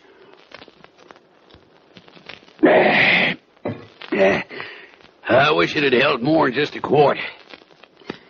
Which color pieces you like? White or black? Oh, don't make much difference, I reckon. I'll beat you either way. Well, I'll take the white. Set 'em up. Sure is hot. Yeah, making you sleepy, huh? Yeah, it sure does. Funny, I feel so...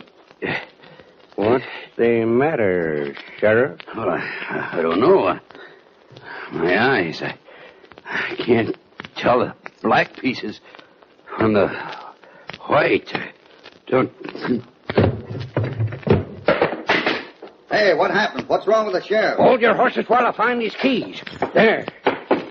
What happened? What did you do? Oh, that beer. I thought you'd gone crazy bringing me beer. Hop's crazy, huh? And you took those knockout drops from Frenchie's office. Yeah, I figured they might come in handy sometime.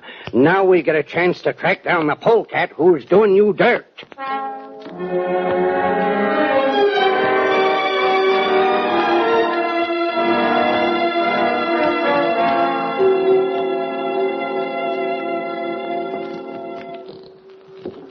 Evening, Laverne. Huh?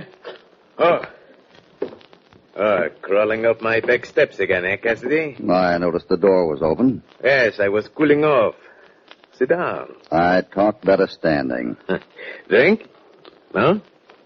I hear you don't mind serving drinks. The whole town's talking about that Mickey you fixed for the sheriff. But they're not laughing, Cassidy. Joe Gregory was a good man. The boys don't like his being murdered. If you come here looking for protection... I don't need protection, Laverne. All I need is evidence on who really killed him. And you're the one who can supply it. What kind of evidence would you like? The truth. That your gunman missed me and killed Gregory by mistake. Don't be childish. Do you really expect me to admit that? No, Cassidy, you should have known better than to reject my offer. Now you can stew in your own juice. You know, Laverne, it's a funny thing.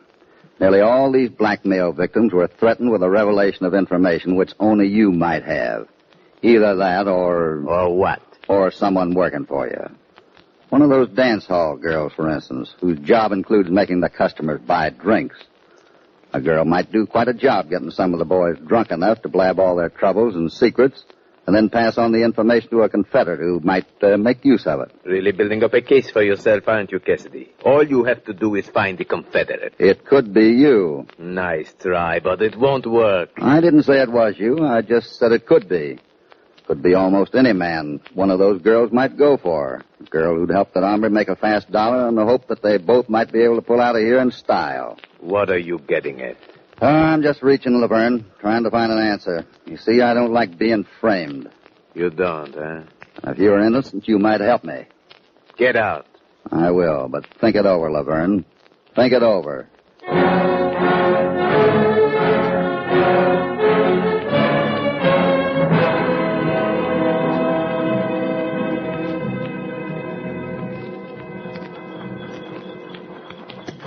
But, Hoppy, why are we sneaking around here back to the opera house? I don't want nothing here but the stable. I know. I don't want to wake the stable boy sleeping there. Remember, I'm a wanted character. What you looking at? Is the horse's leg hurt? No, not that. It just looked like... Oh, it's nothing. Let's go on in. I still don't know why we... Dixie Renee and those actors are rehearsing inside. I want a word with her. This door in back is the only one that's open. Come on. That never felt a wound. But soft, what light through yonder window breaks? No, please, Mr. Mansfield. Shh, come on. I don't know what was wrong. Nation, it's dark. Let's get where we can watch the stage. I beg, I plead, act, do not orate. How many times must I tell you?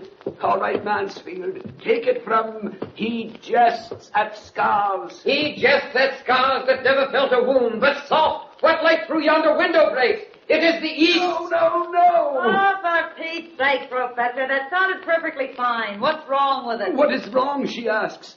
You can be forgiven, Miss Renee. You are a dancer. But Mansfield, he's supposed to be a professional. I resent that. You do. And what of the bard? What of Shakespeare? He is whirling in his grave.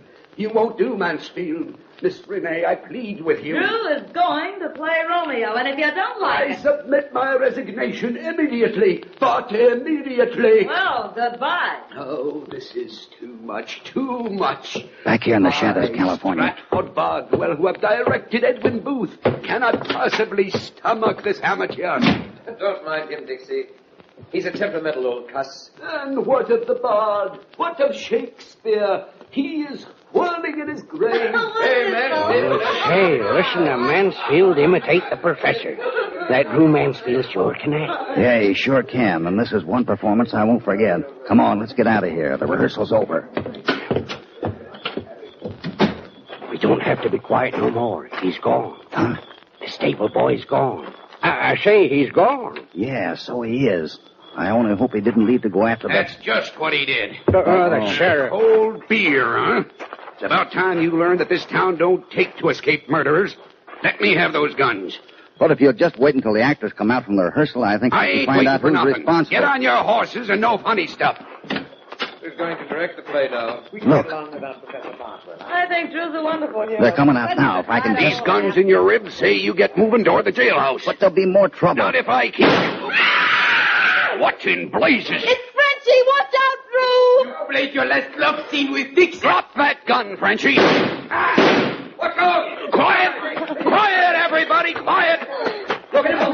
I had to do it. He was going to kill me. I saw it all. Be quiet. He's dead.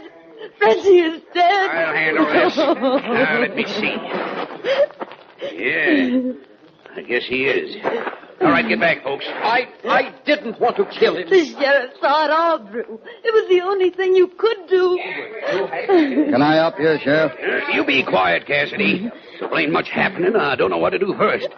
You stay right here where I can keep an eye on you. Don't you think you'd better tend to Drew's wound first? Drew, are you hurt? No, not at all. Here, let me see there. Did Frenchie wing you? No, nothing, I tell you. I'll take Dixie home now and get her away from all this. Sheriff, are you going to stand here and let the blackmailer and murderer get away? I sure ain't. I'm taking you in right now. I'm talking about Drew Mansfield. He killed Joe Gregory, and he's been impersonating me. Why, you dirty... I ought to... If you're so innocent, why don't you let us tend to your arm? Because I'm not hurt, I tell you. For a man who's not wounded, there's sure a lot of blood dripping down your sleeve. Here, let me cut the sleeve open with my knife. No! What's the matter, Drew? What have you got up your sleeve?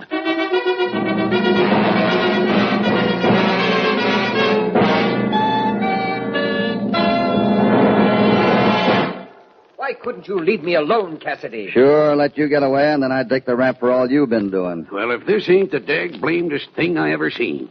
Drew has on another suit of clothes under his regular ones. Yeah, and that underneath suit of clothes is just like Hoppy. You're all trying to frame him. I tell you, Frenchie was the guilty man. That's not very sporting of you, Miss Renee, trying to pin guilt on your dead boyfriend. I've never forgotten that autograph you asked me for, then turned it into a blackmail note. But he tried to kill Drew. He was tired of you two-timing. I realized it was Drew that you met in the canyon. That day he was riding a white horse with black stockings. But tonight when I was in the stables, I noticed his horse had his black stockings painted over with white calcimine. Well, I'll be darned. That's what you stopped to look at. Yeah. So he made his horse look all white like Topper. And then he could pretend he was you. This is the dirtiest frame-up I've ever seen. There's not a word of truth to any of it. Those protests seem a little feeble, Drew. Hopalong, kind of looks like I owe you an apology. All right, come along, Drew Mansfield. You've played your last big scene. My golly, Hoppy, how'd you always figure these things out? Well, I knew I was right when I heard Drew impersonate the professor tonight. He could impersonate me just as well. Yeah, I understand about that and about the horse, but how in tarnation did you ever guess that Drew had on another suit underneath these regular clothes? Well, I noticed that his clothes seemed awfully bulky. Too much so for this hot weather. So I deduced that he had double-dressed. Huh? Double-dressed? That's a term actors use. They can quickly take off the top layer and have another complete suit underneath. Well, how did you know? I once played both the angel and the devil in a Sunday school play. Oh, Hoppy. Yeah.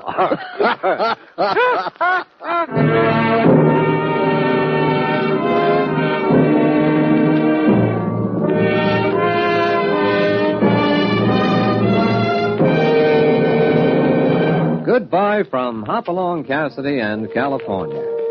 These partners will be riding out again soon into a threatening episode of Range War, and we hope you'll be with us. Hopalong Cassidy, starring William Boyd, is transcribed and produced in the West by Walter White, Jr. The Man Who Made Willy Whirl was written by Irvin Ashkenazi. All stories are based upon the characters created by Clarence E. Mulford. This is a Commodore production.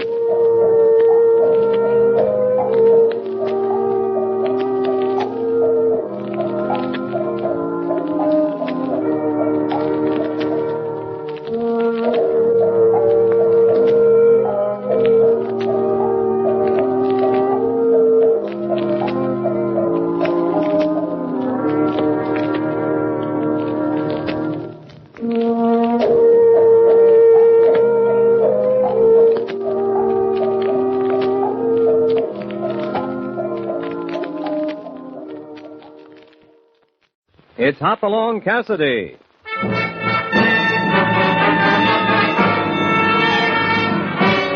With action and suspense, out of the Old West comes the most famous hero of them all, Hopalong Cassidy, starring William Boyd.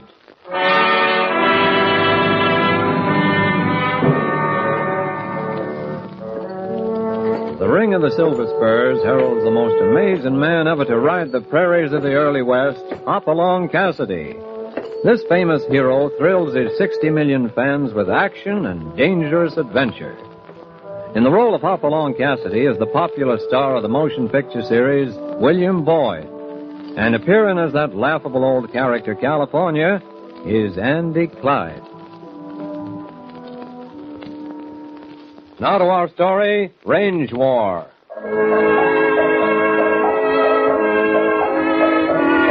The Rolling Green Range north of the Bar 20 had a look apiece about it as Hopalong Cassidy guided his white horse along the cottonwood bottom toward Cy Ottoman's ranch house. It was the time of year that usually brought peace and contentment to Hoppy and the Bar 20 gang, but this year it was different. There was a worried look on Hoppy's face as he hitched Topper to the rail and walked up to Cy Ottoman's door.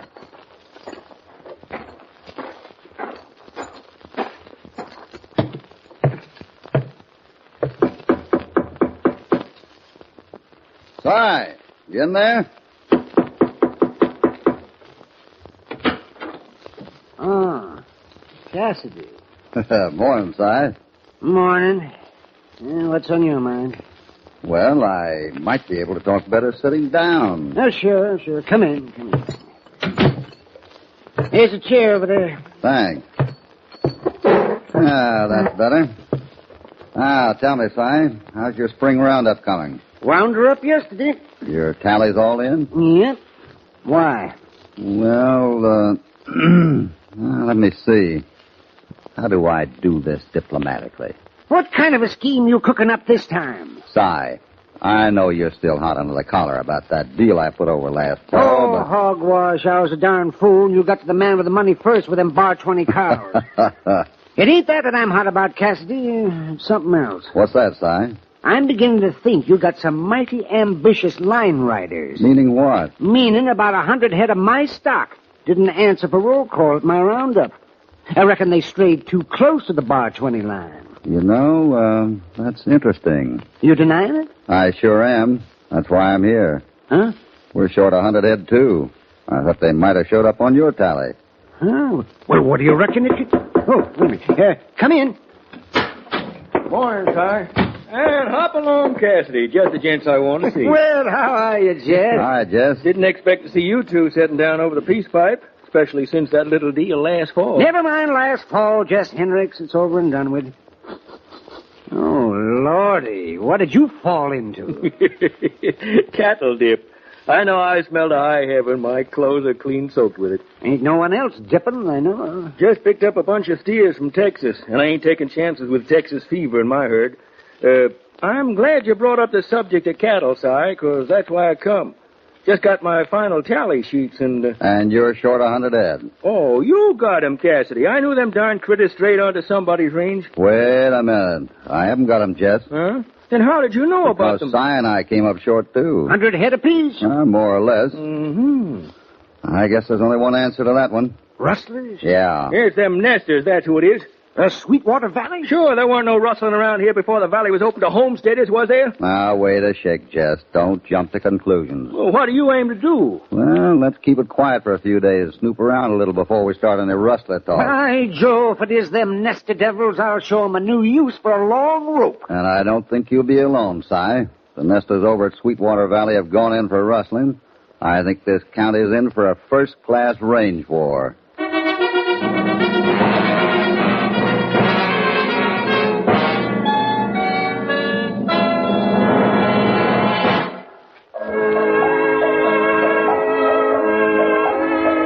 A week has passed since Hoppy called at Cy Ottoman's ranch house, a week that has seen rumors and muttered hints.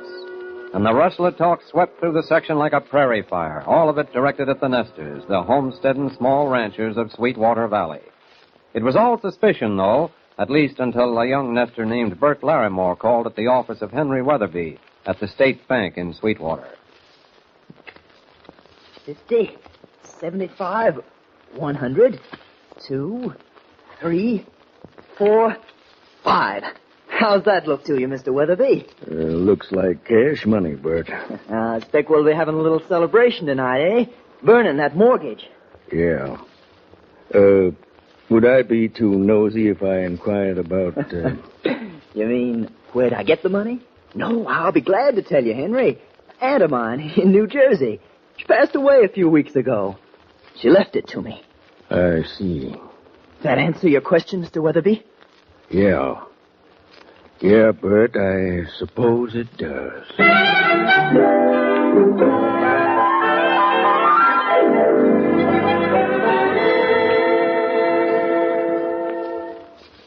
$500 cash? Well, that's right, Hoppy. Well, I don't know, Johnny. Maybe Bert Larimore did have an aunt in the East. Weatherby checked it. Only relatives he has are a couple of cousins in San Francisco. 6 months ago, Larimore didn't have a dime to his name. How do you know? Well, I had a pretty good reason, Hoppy. And what's that? A small matter of $50 he stole from me to cover a bet he made at the North Fork Saloon one night.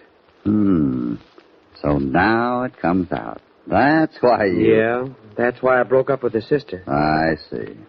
The stockmen are ready to move right now. Well, they're crazy. Maybe. But all they needed was that Larimore thing. What kind of evidence is that? So unless they get rich, does that mean that every homesteader in Sweetwater Valley is rustling cattle? The stockmen seem to think so, and it's good enough for me. Well, I'm short as many head as they are, and I don't think so. And you better not think so either, Johnny, until we got proof. Well, maybe I'd better remind you about that little mix-up we had when you first came to the Bar 20. When that batch of self-righteous gunslingers came out here ready to lynch you for something you had nothing to do with. Just because you'd done a spell in prison. Well, Well, what? I'm wrong, Hoppy. I know it. But all that talk in town kind of gets under a fellow's skin. Yeah, I suppose it does. But there are two sides to the rustling business, Johnny. First, you got to steal them, then you got to sell them. I've had California out checking every shipping yard from Council City to Alderville, looking for blotched brands. There hasn't been a suspicious critter shipped out of this country for a year. Larimore got his money from stolen cows. Where'd he sell them?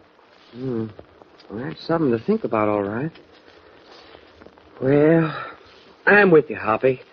But we better speak our piece because they're not going to hold off much longer. Come on, let's saddle up. Where are we going? I want to ride into North Fork and take a look around. And on the way, we can stop in at Larimore's. Maybe you can give us some more details on that aunt of his in New Jersey.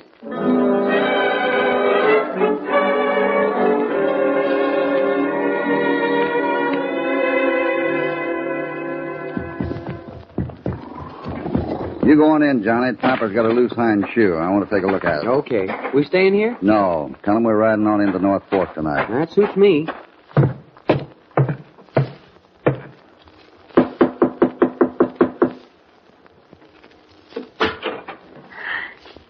Johnny McIver. Hello, Marcella. Come on in, Johnny. Thanks. Hoppy will be along in a minute. This is quite a surprise. Yeah. Bert in? He's been staying in North Fork for the last few days. Oh. You're looking fine, Johnny. Well, I was going to say the same about you. You're still as pretty as ever. Thanks. I guess I didn't keep my promise. I said I wouldn't bother you anymore. I mean after that business with Bert. I'd like to forget that, Johnny. Well, so would I. Marcella, do you reckon we... Yes, Johnny? Oh, that's Hoppy. I'm going to have to take Topper to the blacksmith in town. Oh, evening, Miss Larimore. Mr. Cassidy. Bert's in town. Oh, well, I guess we'd better be riding along then. What did you want to see him about? Oh, Hoppy, let's not... I think she has a right to know, Johnny. What is it? It's about that money Bert paid off your mortgage with. I see. Now, listen, Marcella. It seems we always get around to money, doesn't it? What business is it of yours if Bert has some luck and pays off the mortgage? That's a good question, and I'll answer it. There are a lot of ranchers around here who like to jump to conclusions when a nester shows up with money he can't account for. Especially when every ranch in this district is short on their cattle tallies. So that's it. You think he's a rustler? I'm only telling you what the rest of them think. Where'd he get that money, Marcella? He said he made a business deal in the East. You believe him? Of course I believe him. I guess I was wrong about you, Johnny. Oh, I wish I knew why you hate him. I wish I knew why you won't stop until you've ruined him. Listen to me, Marcella. Wait a minute, Johnny. Miss Larimore, whether you know it or not, we're hanging on the ragged edge of a cattle war around here. Of course I know it. Every homesteader in the valley's scared to death, putting up barricades around ranch houses, waiting for a bunch of your murdering cattlemen to ride up. Now, let me finish. I've heard all I want to hear. You're tickled to death about this rustling business. Because it gives you a handy reason to shoot up Sweetwater Valley and run us out of here. All right. You want to know the one way we can stop it? We? Yes, we. Johnny and I are fighting it just as hard as you are. There's only one way to stop this thing before it blows up in our faces. Before you and Bert and a lot of innocent people get hurt. Go on. There won't be any range war if we take the excuse away. We prove there's nothing wrong with the money Bert turned up with, and if we run down the thief who's got those cattle. And believe me, Miss Larimore, that's the only way we can stop it.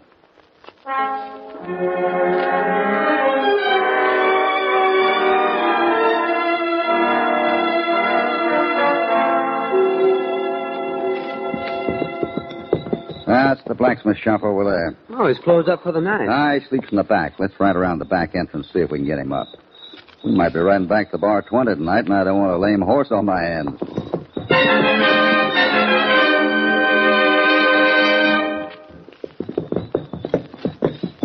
Pull up, Johnny. What is it? Look, over there by the back window. Where? Oh, yeah. He's lighting a cigarette. Did you get a look at his face? That's funny. Wonder what he's doing in town. Who? Smoke Bledsoe. He used to run a profitable business down in Texas. What do you mean? Killing people. Oh. He's a professional gunman. We'll wait till he's gone, and I want to take a look inside that blacksmith shop.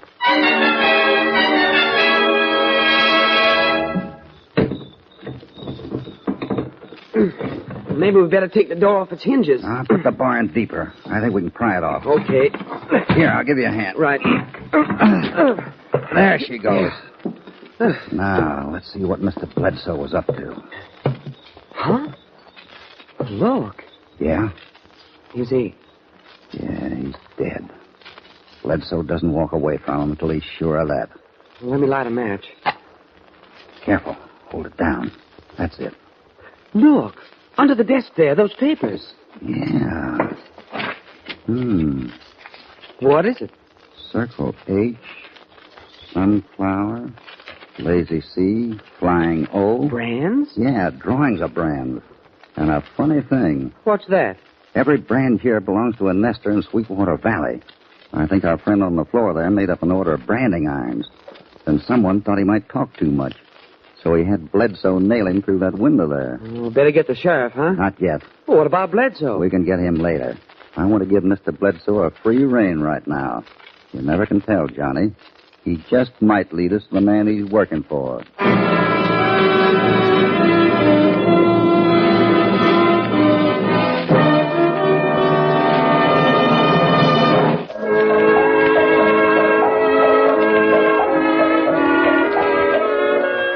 It's almost midnight now as Hoppy mounts the stairs of the rickety North Fork Hotel and walks down the hallway into a room full of angry cattlemen.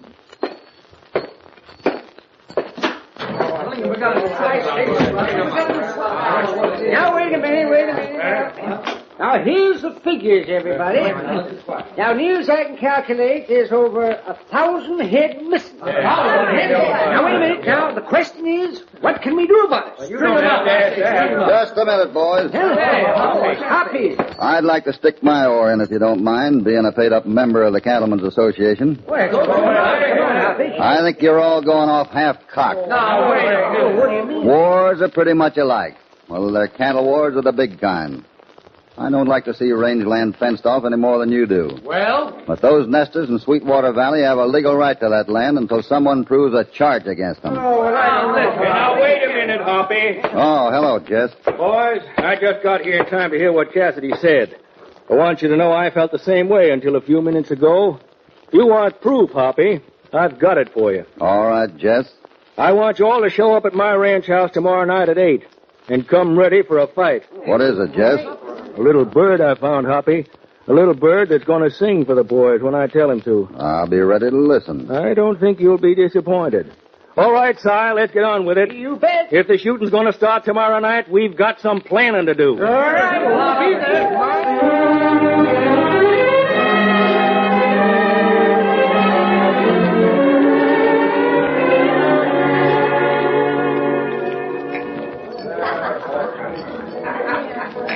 Hello, Larimore. Huh? Oh, Johnny McIver. Mind if I have a drink with you? Yeah, I mean, no, not at all. Not at all, Johnny.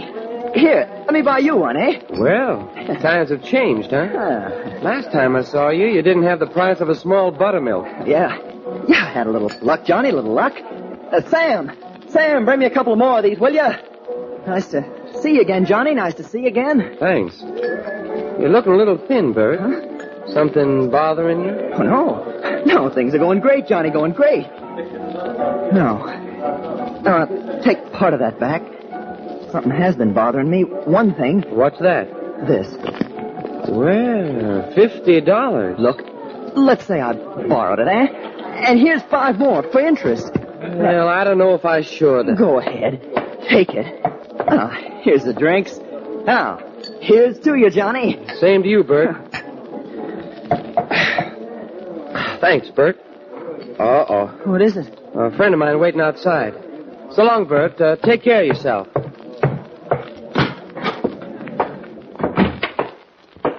What is it, Hoppy? Meeting just broke up. The shooting starts tomorrow night. Where's that leave us? I don't know. What about Larimore? Oh, I was just starting to work on him when you gave me the sign. Look. $50. Told me he was paying off his loan. What's the matter? Smell that bill. Cattle dip. Wait a minute. Yeah, me too. Only one ranch around here is using cattle dip right now. Jess Hendricks. But why is he paying Larimore? Why is he... Quick, around the corner. What is it? It's Hendricks. Get into the alley.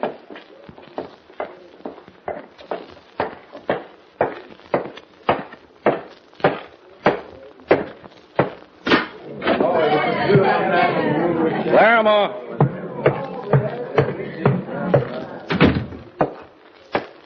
What is it, Jess? What do you want? Take it easy. Is it Yeah, it's all set. You're going to sing your solo tomorrow night at my place. Loud and long. Be sure you got it, note for note. Listen, Hendricks, I'm getting scared.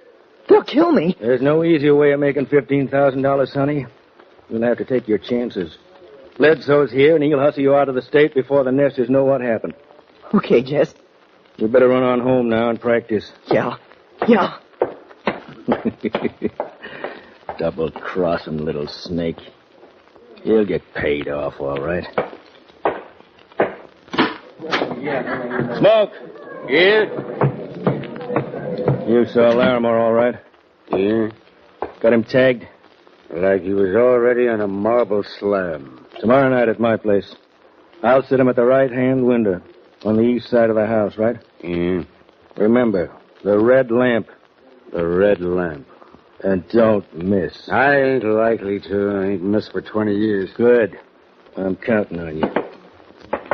I'll go with you as far as the corner.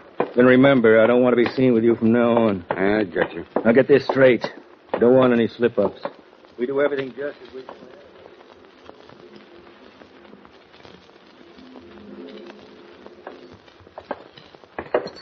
Phew, that was quite a scene. Yeah, Judas and the 20 pieces of silver. Huh? Never mind. I guess Larimore was just practicing when he stole your $50, Johnny. Now he's selling out every rancher in the valley. What was that business about the red lamp? I don't know. I suppose we'll have to go to the meeting tomorrow night to find out.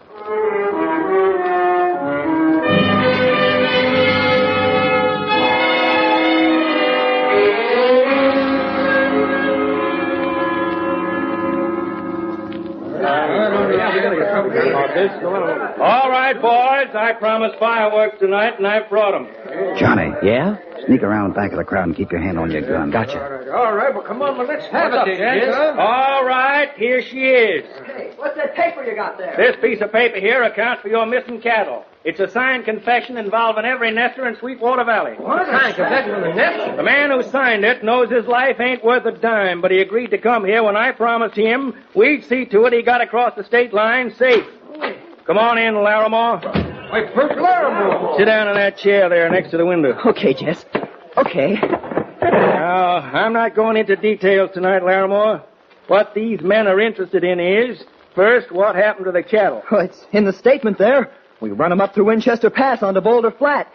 You'll find them there. What about the brands? We watched them. Put on our own marks. I see. Who's we? Me. Rest of the nesters. How many of them? All of them. Can you prove that, Larimer? I don't have to. Look at the cattle. The brands will tell you who's in on it. We're planning to run them up north next month, ship them out of Montana. Well, you fellas need any more proof before we leave? Yeah, Jess, I do. What do you mean? Okay, Cassidy.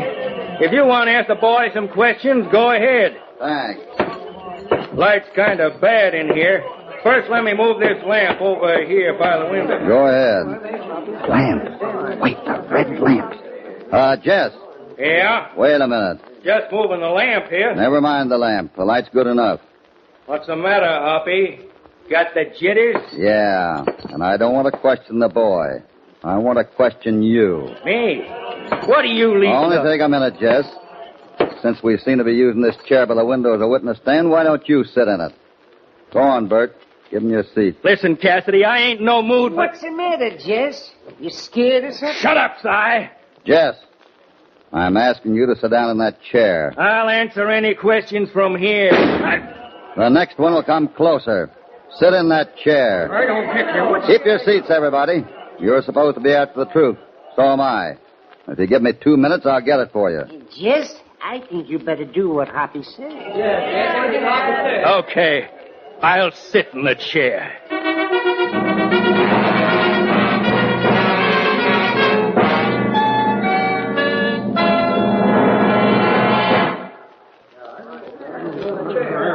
Make yourself comfortable, Jess. I'm comfortable. Go ahead. All right. First off, I'll tell you that Larimer's confession is all right, except for one thing. What's that? It's a lie. What do you mean, Hoppy? It's simple enough. Jess has a connection in the state capital. Sweetwater Valley is his if he can get the nesters out. Johnny and I uncovered that one this afternoon. You can prove that, Cassidy? We won't have to. Why not? You are going to confess to it. Confess to it? So, to get on with the story, Jess figured the best way to get the nesters out would be to start a range war. Range war? He hired a bunch of thugs from out of the state and ran off our cattle just before a roundup. He went to the blacksmith in town and had him make duplicates of every brand along the Sweetwater and marked the cows after he got them up to Boulder Flat. You're out of your head, Jess. Take it easy, Jess. You're going to confess to that one, too. Then he had one of his gunslingers kill the blacksmith to shut him up. What about Larimore? Maybe you'd better ask him about that, Si. About the $15,000 Jess is paying him for the song he sang tonight. What about that, Jess? I suppose I'm going to confess to that, too. That's right. Now stand back, everyone, while we listen to Jess's confession. Johnny. Yeah?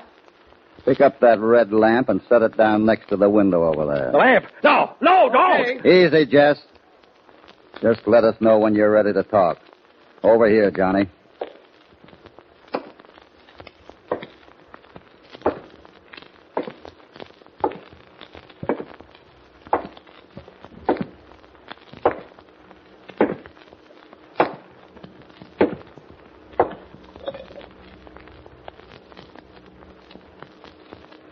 Stop! He's right! I did it!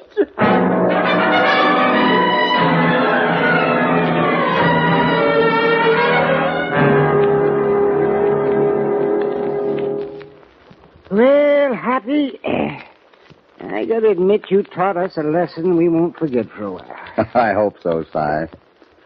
The boys are running Larimore down to the jail. Who's that gal out there with Johnny? Larimore's sister. I expect she and Johnny have some talking to do.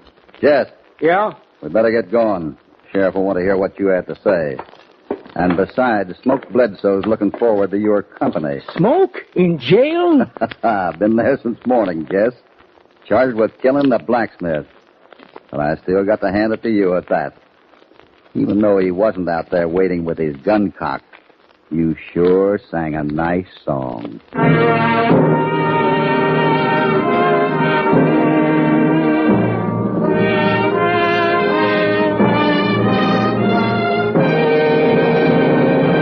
Goodbye from Hopalong Cassidy. We hope you'll be back with us soon when Hoppy will again bring you more adventure and excitement. Hopalong Cassidy, starring William Boyd, is transcribed and produced in the West by Walter White, Jr. Range War was written by Harold Swanton. All stories are based upon the characters created by Clarence E. Mulford. This is a Commodore production.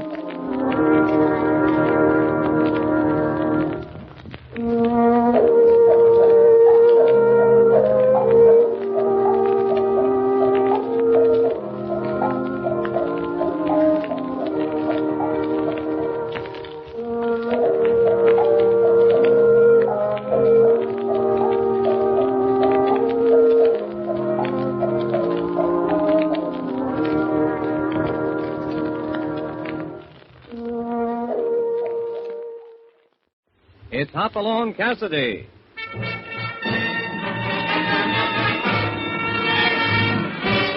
With action and suspense, out of the Old West comes the most famous hero of them all, Hopalong Cassidy, starring William Boyd.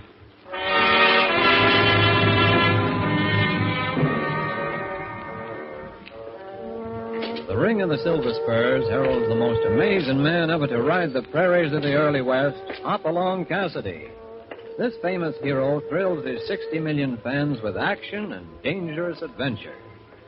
In the role of Hopalong Cassidy is the popular star of the motion picture series, William Boyd. And appearing as that laughable old character, California, is Andy Clyde. Now to our story, The Letter from the Grave.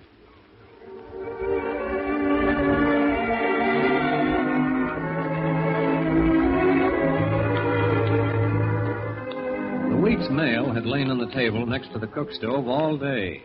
A couple of harness catalogs, a few bills, a fancy printed card announcing the arrival of a new horse doctor in Baker's Crossing, and the letter, an ordinary-looking letter in a plain envelope postmarked a week or so before in Gold Run, Montana territory.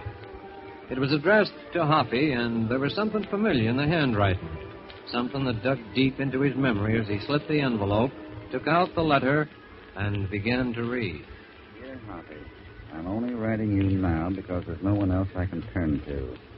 I remember once down in Dodge, you told me to get word to you at the bar 20 if I ever found myself in a tight place. I'm in it now, so deep I don't think I'll get out of Gold Run alive. I can't say any more here. But if you meant what you said that day in Dodge, get up here on the gallop, because, partner, I need you now. Your pal, Jack Bannock. Jack Bannock. That concerned pinto cayuse is worse than a jackrabbit in a hot stove. If you want that critter broke, Hopalong Cassidy, you can darn well top him yourself.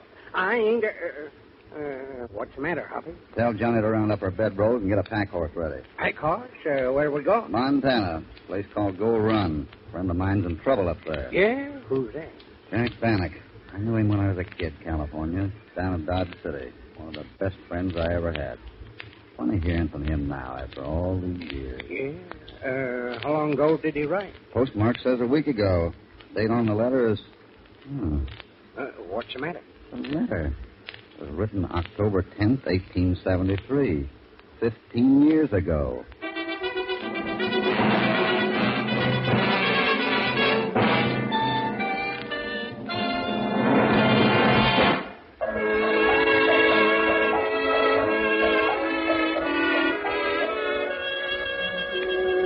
A letter written 15 years ago has at least settled one thing in Hoppy's mind. Jack Bannock is dead. But why did he die, California? What was he afraid of? You asking me? And the letter. We've had some pretty slow mail service around here, but 15 years. Yeah. Well, you might drop a line to the postmaster up there. Yeah, that's the sensible thing to do. It'd be silly to go up there now. 5-day ride. Awful rough trail. And there's plenty of work to be done around here. Sure. No time for us to be running off in a wild goose chase. That's right. And we probably wouldn't find out anything when we did get there. Now you're being sensible. Well, where are you going? Oh, thought I'd walk out to the barn. Wait a minute. Yeah? Saddle up that pack horse. Jack, just what I was about to do. I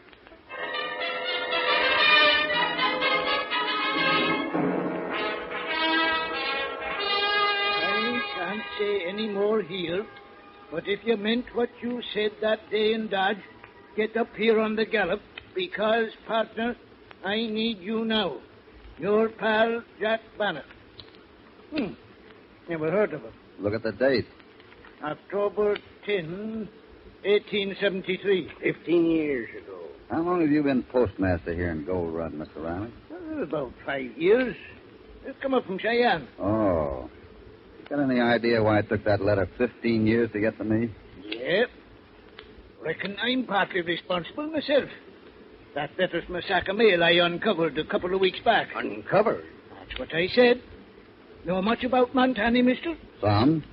Ever heard of the Creed gang? No, can't say I have. Well, there was a bunch of outlaws who took over this country in late 72.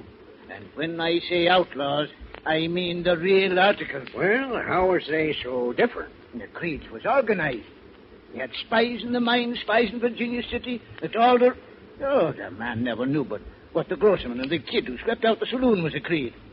For the time, there wasn't one miner to get out of the whole section with his poke. Alive, that is. Some say the Creeds killed 100, some say 2. What's this got to do with the letter? Yes, I was coming to that. You see, we just knocked down the old Webster house where the Creeds used to hold their meetings. When we tore it down, we found the sack of mail jammed in a hollow wall. So I just gathered her up and sent her on. Oh, I see. What happened to the Creed? Oh, you know how it goes.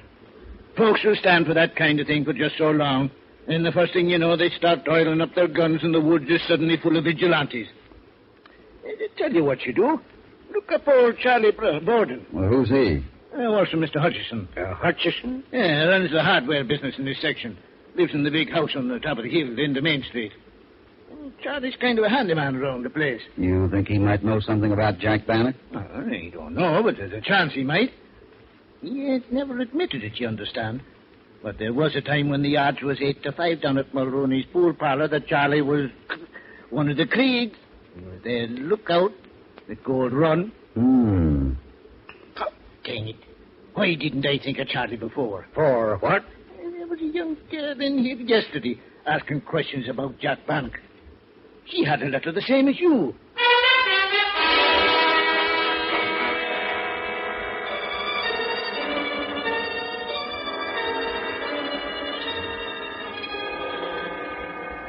Bannock. B-A-N-N-O-C-K, John Michael. They called him Jack. Bannock, huh? You say he lived here? I understand he had a claim not far from here. I thought perhaps you might have a record of it, Mr. Gillis. Well, of course, this is a law office, Miss Newcomb. Some of our business is in the mining field. We naturally have records of that. But I can't recollect the name Bannock. Have you checked the claim office? Yes, I've checked the claim office. They had a fire 10 years ago. Lost all their records. Oh, yeah. Yeah, of course. And this claim was filed before the fire, eh? In 1873. I see. You knew this Bannock? Eh? I'm his niece. Oh? Now you're trying to locate Mr. Bannock, eh? No. You see, I'm pretty sure he's dead. It's about his claim. Listen, Matt, Kennedy wants his money right now. Jeff. Huh? I'm sorry, Jeff, this is Miss Sarah Newcomb, my partner, Jeff Lyson. How do you do, Mr. Lawson? Howdy, ma'am. Miss Newcomb is the niece of a man who had a claim here 15 years ago, named of John Michael Bannock. Bannock? You mean she knows that? I just explained to Miss Newcomb we had no records of any Bannock in our files. Oh, dear. Well, what was I thinking of? Braddock. That's it. Miles Braddock. Had a claim over in Old Gulch. Yeah. Well, what can we do for you, Miss Bannock? Newcomb. Oh, sorry, I'm having name trouble today. I think perhaps we might be able to help Miss Newcomb locate her uncle's claim. It's not a claim, actually. It's what he got out of it. Yeah? I'm afraid I don't understand. Were you here in 73, Mr. Gillis? Yes, but... Then you remember the Creed. Yeah. Yeah, I remember the Creeds. My uncle must have known he couldn't get out of here with his gold, so... So, what? So he put it away in a good, safe place. And, of course, you'd like to find it. That's right. Miss Newcomb, perhaps now, if we saw this letter... Oh, I couldn't do that. Why not? It's rather personal. The moment, anyway. I want to have a look around for myself. If I don't have any luck, I'll come back to you. Thanks anyway. It's been a pleasure, Miss Newcomb. If you run into anyone who might have heard of my uncle, I'd appreciate it if you... Send him to you? Yeah, of course. Good day. Yeah, good day, ma'am. Why, you infernal idiot, you stupid blabbing nincompoop. I didn't know, Matt. How was I? Shut up. I was leading her by the nose when you opened your big mouth. Now, get that file out of there. Here, Matt. Now, let's see. Bannock. Bannock, John Michael Bannock. Morning Star Mine, west slope of Beaver Ridge, above junction of Alder Gulch and Little Creek. Get it there. Here it is. All right, let's see it. Here we are. Operated 6 months in 72, 7 months in 73. Estimated net take, $80,000.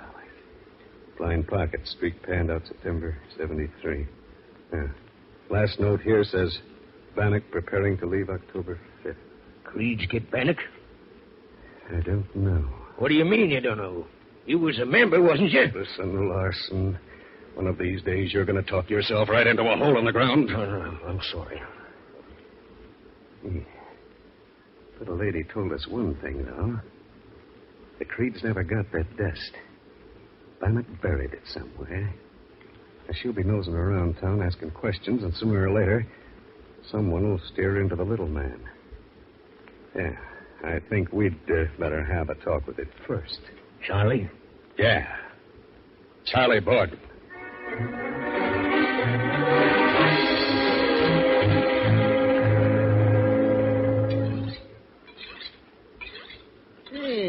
Cassidy, you say your name is? That's right, Charlie. Mr. Hutchison said I'd find you here in the tool shed. Oh. Time to put an edge on this here Conson scythe. Looks as if someone was trying to cut barbed wire with it. Look at them nicks there. Yeah. What's eating you, Cassidy? I know you ain't coming to court just to be sociable. I just wanted to test your memory, Charlie.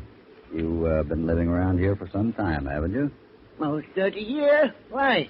Ever hear of a kid named Jack Bannock? Yep. What happened to him? He worked the train round here. Over on Beaver Ridge somewhere. I think. Long about, About 73? Yeah, that's right. Then what? Oh, took off somewhere. Just like that? Yeah. You sure of that? Ain't sure of nothing in this life. He was around one day and the next day he wasn't. You don't suppose the Creeds might have had something to do with that, do you? What's your game, mister? Jack Bannock was one of the best friends I ever had. I think he was killed. I'd like to know who did it. Yeah.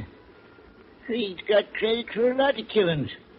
Some of them they did, and some of them was done by folks who figured the Creed gang was right-handed to take the blame. Charlie? Yeah? What's up, Mr. Hutchison?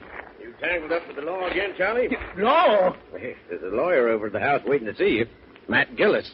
Now, what in tarnation he be after? You better go see. Doggone, never talked to a lawyer yet without costing me money. Charlie's quite a character. Been with me a long time now. Must be, let's see, 10 years. How long have you been here, Mr. Hutchison? Quite a while. When I first hit the gold run country, this town of 5 shacks and a saloon. I'll bet I know just what happened. I'm listening. You slung your pan on your back, took off into the hills, and stubbed your toe on a stack of nuggets as big as goose egg. Wrong. Yeah? Here's my little nugget. A jackknife. That's right. A little wonder. Press the butt, and it's open. Snap, and it's closed. Now, that's what started me up in business. Well. Yeah, there are 2 ways to strike it rich on a gold rush, Cassidy. You get yourself a pick, go out and dig for it, or you let the other fella do it and sell something to him. I thought the second way was the easiest. A little wonder, eh? Yeah. All I had was a couple of knives and a lot of nerve. I took orders for it, collected money in advance until the spring of 74. They were ready to run me out of town when I finally made delivery. 74, eh? And you might have heard of Jack Bannock. Why'd you ask that? Friend of mine. He was my friend, too. Any idea what happened to him? Yeah. He was murdered. Why? He had too much money. Any idea who? I think we'd better leave it there, Mr. Cassidy. 15 years have gone by. We couldn't get evidence then. We certainly can get it now. What about the body? Creeds are pretty careful about things like that. No one ever found it.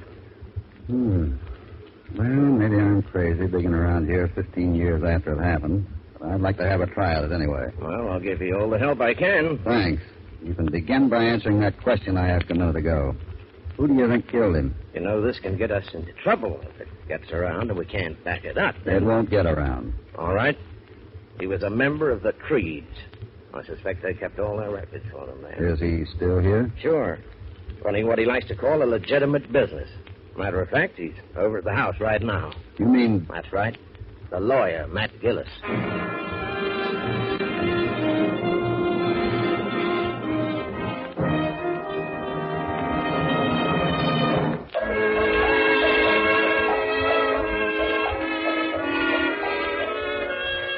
It's after 11 o'clock, and Hoppy and California have returned to their room at the Gold Run Hotel.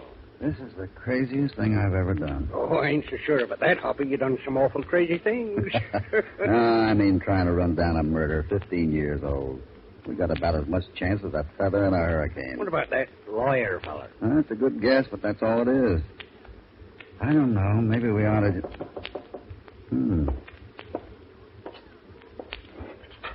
Yes? That's right. And you must be the young lady who... Will you come in, Miss Newcomb? This is my partner, California Carlson. Howdy, miss. How do you do? I'll come right to the point, Mr. Cassidy. I'd like to know what you're after. What do you mean? You've been all over town today asking questions about Jack Bannock. Well, I understand you've been doing the same thing. I have a right to. So have I. Have you? Sure. Take a look at this letter I have here. Let's see. Oh, here it is. Dear Hoppy, I'm only writing you now because... Oh. You just got this? That's right. Now, do you mind if I ask what you're up to? I'm Jack Bannock's niece. He wrote my mother a letter, too. Here. Dear Helen, I've struck it rich. Over 50,000 in dust to date from our little morning star.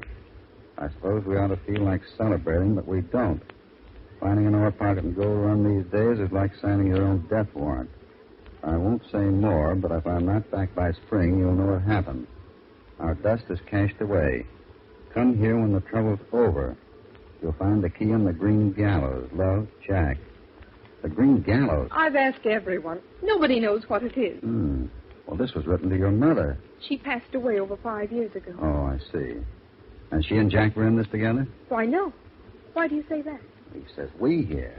We don't feel like celebrating. Our dust is cached away. Why, I never thought that. Did he have a partner? I don't know. What you make of it, Hoppy? I think I was a little too pessimistic a while back, California. We might run this down yet. The money? Yes, and the murderer. I think if we find one, we've got the other.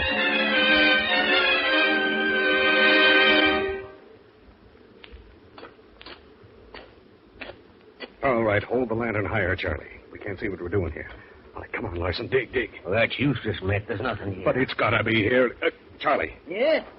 What is it, Gillis? are you sure she said Green Gallows? Yeah, Green Gallows. All right, it's got to be here then. Push that shovel, Jeff. We've only got a couple of hours until dawn.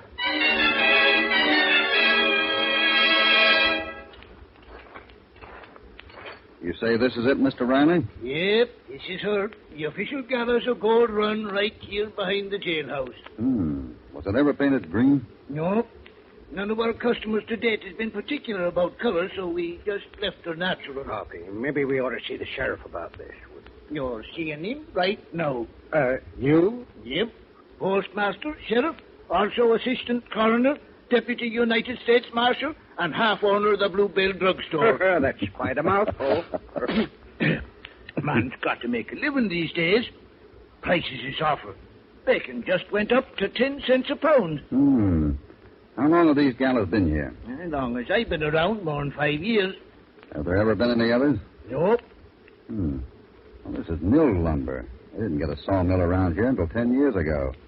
There must have been another gallows somewhere. There weren't, I tell you. What about the Creed gang? You told me yourself they were strung up in 73. Not on no gallows. Well, where for the love of Mike? Tree. A tree. Green. Green gallows. Wait a minute. What tree? Big oak. Out on the Virginia Stagecoach Road. That's it. That's what he meant. Come on. Let's get hold of Miss Newcomb. I want to take a look at that tree.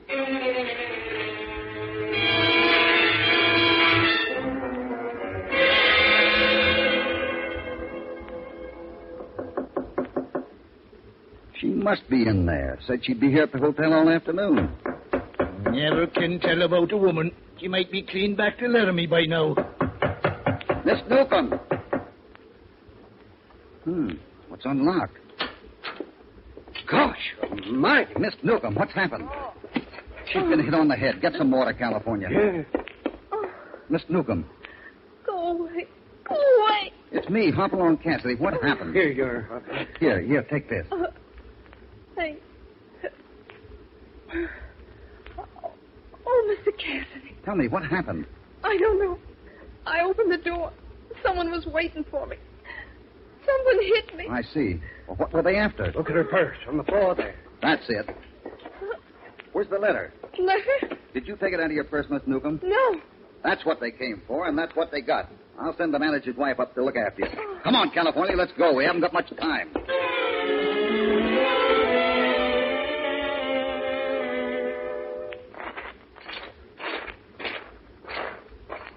Well, this is her, Cassidy. They tell me they used to sling a rope over that big limb there, and... Yeah? Looks like we're a little late, Hoppy. Yeah. Oh, whoever it was sure did plow up the ground. That doesn't mean they found it. Why not? Jack never would have buried his dust here with stagecoaches passing by every day, along with riders, mule teams, and who knows what else. Somebody'd spot that new turned earth in a minute. Well, you know what the letter said. The key, it said, not the gold itself. What did he mean by the key? The key's on the green gallows. That's what it said. The key is on the... Wait a minute. He said it was on the green gallows, not under it. I'm afraid my poor old brains weren't cut out for puzzle games, boys. I'll have to... What are you looking up to there, Cassidy? Look up there, next to the crotch. Huh? Look where I'm pointing. Oh, all I can see is a rat's nest and a sleepy jaybird. Watch it. Oh, yeah. There's something nailed to the limb up there. Give me a boost. I'm going up.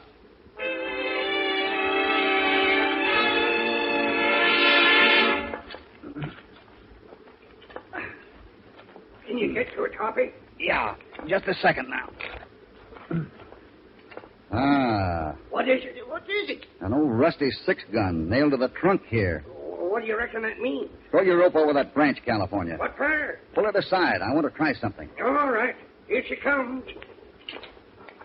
That's it. Now pull on it. Enough? That's good. What in thunder you up to? I want to line up the sight on this thing. Wait a minute now. Oh, it's pointing across the canyon there at the base of that big boulder. It's... Uh-oh. What is it? Stand back. I'm dropping down. What's the matter, Hoppy? The sight points to the other side of the ravine. There's a rock face with a black streak through it. Let's go. Wait a minute. Huh? We better circle around and come in from the other ridge.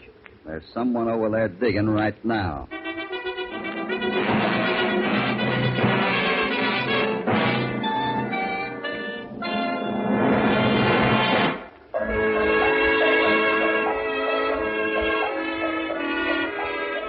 The key to Jack Bannock's gold cache, a rusty six-gun nailed high on a tree he called the Green Gallows, has led Hoppy, California, and Sheriff Riley to the crest of a ridge on the other side of the canyon. They lie there, listening. Hold it. He stopped digging. Must have got down to it. Riley. Yeah? Circle around the other side of the boulder. We'll get down this way. All right.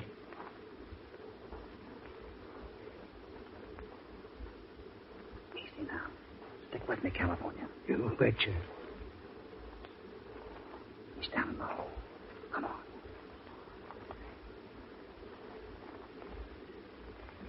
All right, pull him up. Cassidy! Well, Mr. Hutchison, look out! Oh, he's all right, boy. I got him. Good thing we split up. Come on. Now, you got him all right. Looks like Hutchison is done for. Hoppy, look what's in the hole. Yeah. Who do you reckon? The remains of my old friend Jack Bannock. I know now why he said we in that letter to his sister. He did have a partner. Hutchison? Yeah. Pretty clear now what happened 15 years ago. Jack came out here to bury his money. He didn't know he was digging his own grave. Hutchison must have done it, huh? Sure, known to be blamed on the Creeds. Why did Hutchison come now and dig the body up? Well, I can make a pretty good guess. He stole the letter from Miss Newcomb. Found that it contained the key to locate this spot. He knew sooner or later we'd figure it out. So he tried to get here first and move the body. But how could we prove he was the one who killed... Look here. This is your answer. I guess Hutchison remembered that he'd been a little careless and left his trademark in Jack's back. See? One of these little wonder push-button knives.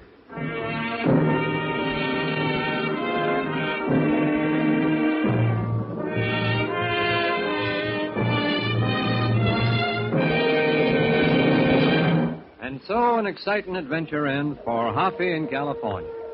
They'll get back to the Bar 20 just about roundup time and settle down to a peaceful ranch life. But we've a hankering it won't last for very long. Somewhere there'll be trouble, and that's when Hoppy will ride out into another dangerous escapade. Hopalong Cassidy, starring William Boyd, is transcribed and produced in the West by Walter White, Jr. The Letter from the Grave was written by Harold Swanton. All stories are based upon the characters created by Clarence E. Mulford. This is a Commodore production.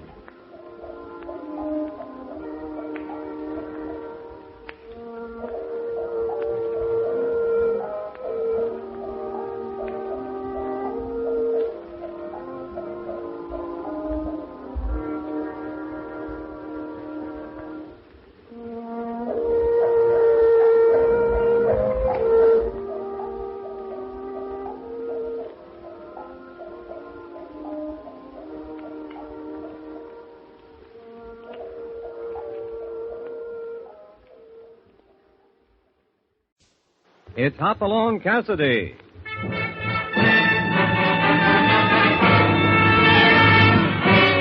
With action and suspense, out of the Old West comes the most famous hero of them all, Hopalong Cassidy, starring William Boyd.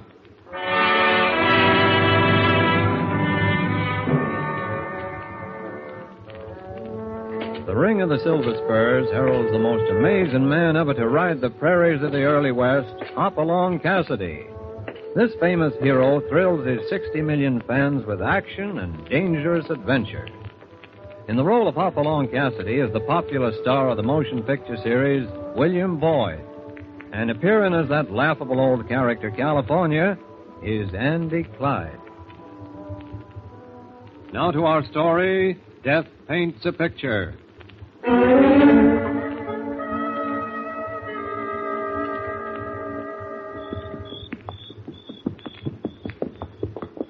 Hoppy's horse at the moment is picking his way through the mesquite beside that of California's as the two men ride across the great Flying K Ranch on their way back to their own spread, the Bar 20. And as they ride through the night, threading their way through moonlit arroyos and between ghostly Joshua trees, lifting their arms to the stars, Hoppy's thoughtful silence is becoming slightly irritating to his partner, California. Doggone it, Hoppy. You can't plow a field just for turning it over in your mind. Huh? What's that? Well, if you decided to quit the Bar 20 and go to work for the Flying K, you might as well tell me. Quit the Bar 20? What are you talking about? Well, ain't that what old man Kingsley wanted to talk to you about? Since Ben Garrett disappeared, he's been looking for a new foreman for the Flying K. Why else would he send a message asking you to ride over and talk with him? Better not jump to conclusions so fast, California. You're liable to go lame. First place, it wasn't Mr. Kingsley who sent that note to me. Huh? Well, I thought... Yeah, I know. I thought he sent it, too. But when I walked into that country club they call a ranch house, Mr. Kingsley wasn't around. It was his wife, Elaine Kingsley, who wanted to talk to me. Yeah? No fooling. Now, there's a woman worth talking to. I can't get over, Hoppy, why a gal so young and pretty as she is would want to marry an old goat like that Kingsley. He must be more than twice her age. Maybe, but that's none of our business. No. What she wants? Is it a secret? Between you and me, no. She wants to find their brother. Brother? Didn't know she had one hereabouts. Well, it seems he was visiting her from the east. An artist named Rory Victor. An artist, huh? Yeah. He went out to paint some of the saloons at Poca Mesa. That's the last she saw of him.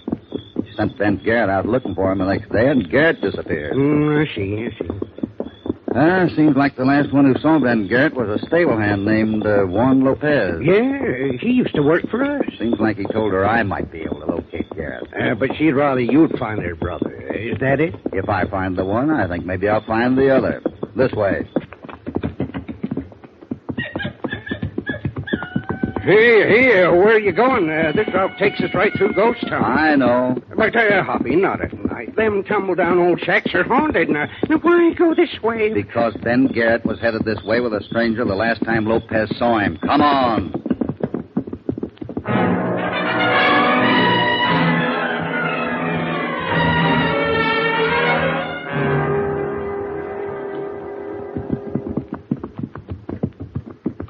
Darn it, Hoppy. They say the ghosts of them miners who used to live here. Wait. Oh, come on. There's nothing around here but ghosts and... Look where the moonlight hits that clump of chaparral. You see what I see? Yeah. Someone's lying there. Let's have a look.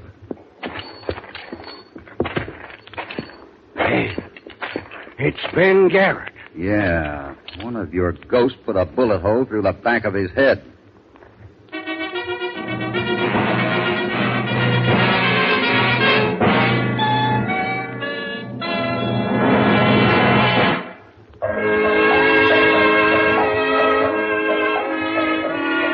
After discovering the murdered body of Ben Garrett, foreman of the Flying K, Hoppy and California ride back to the Flying K ranch house the next morning, accompanied by the sheriff.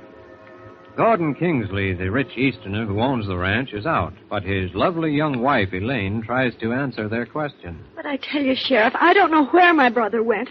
Rory is so unpredictable. Surely you're not trying to hint that he did it. I ain't hinting, Mrs. Kingsley. I'm just trying to find out. Seems to me it'd have been a lot better all the way around if you'd notified the sheriff right away about your brother's disappearance. Then Garrett would be alive today, and there'd be a lot better chance of finding your brother. But there's still a chance of finding him. There must be. I know he didn't take the regular stagecoach out of here, and he didn't take any of our horses or rent one in town. You're sure? Of course. I've already checked. Besides, he didn't have any money. At least, not very much. A few hundred. A few hundred? Oh, that'd be enough to get him a fur piece from here. But he didn't. He left his things. He wouldn't have gone without taking them. Of course, they weren't much. An old suitcase with practically nothing in it except a few worn-out clothes. Oh, poor Rory was here to regain his health. We persuaded him to come west and stay with us. I told you about him, Mr. Cassidy. Yes, you did say, however, he was kind of footloose. Yes, he was never one to stay anywhere very permanently, but he wouldn't have gone away without telling me. He's a brilliant artist, Mr. Cassidy. Brilliant. He wanted to stay and paint a while. The West inspired him. Well, maybe so. Where'd you say Mr. Kingsley went this morning? Oh, he rode off to the upper 40. He's having some of the boys lay out a golf course for him. A golf course? Yes, Gordon bought this place to retire on, not to make money. I reckon I'll ride up and have a talk with him.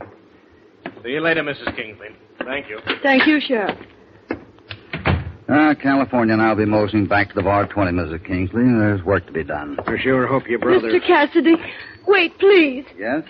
You promised to look for Rory. Ben Garrett was my friend. I'm going to do my best to see to it that the man who murdered him hangs. Oh. If I happen to run across your brother in the process, it'll be accidental. I hope I find him for you, but you understand. Yes. Yes, I understand. But please, if you think Rory did it... I'm pretty sure he didn't do it. What do you mean? Your stable hand Lopez didn't get a good look at the man he saw riding off with them toward Ghost Town. But his general description of him sure doesn't jibe with the one you gave me of your brother. Oh, I have a little picture of Rory. Here in my desk. I used to wear it in the locket. Here. It was taken over 5 years ago, but he looks just about the same. It may help you to recognize him. Thanks. By the way, I was thinking there may be something in the stuff he left behind that'd give us a clue. You mind if I have a look? Oh, not at all. It's upstairs this way.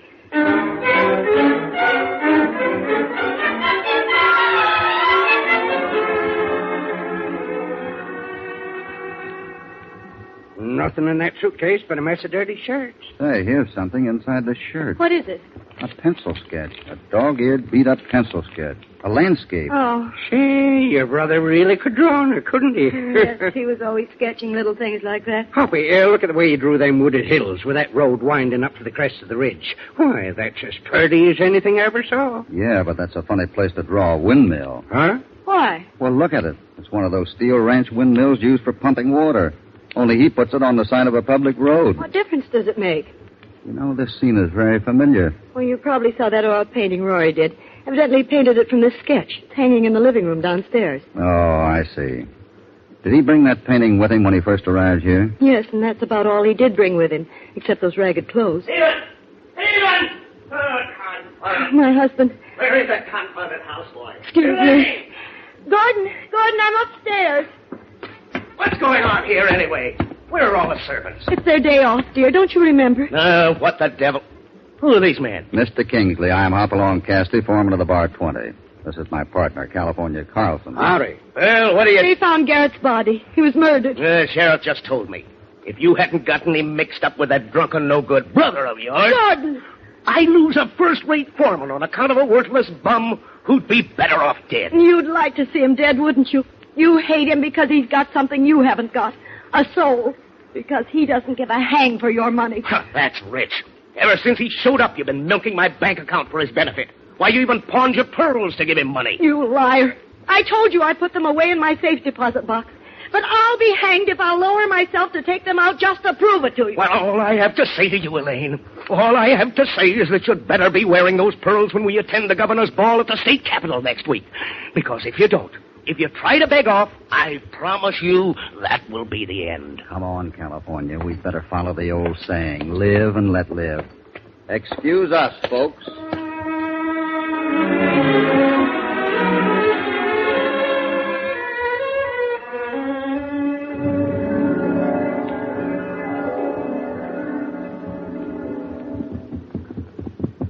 But what are we riding back here to Poca Mesa for? This sure is a long way around to get back to the home stretch. Oh, we'll get there by and by, California. We got things to do first.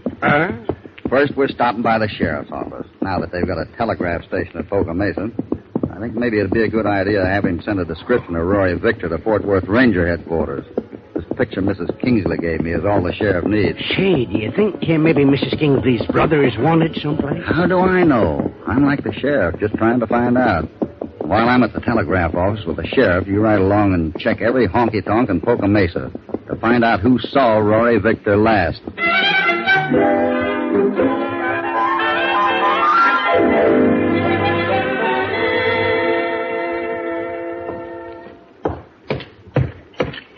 Find out anything, California? No, I've been in 5 of these dives. Nobody knows from nothing. Did the sheriff hear from Fort Worth? You bet.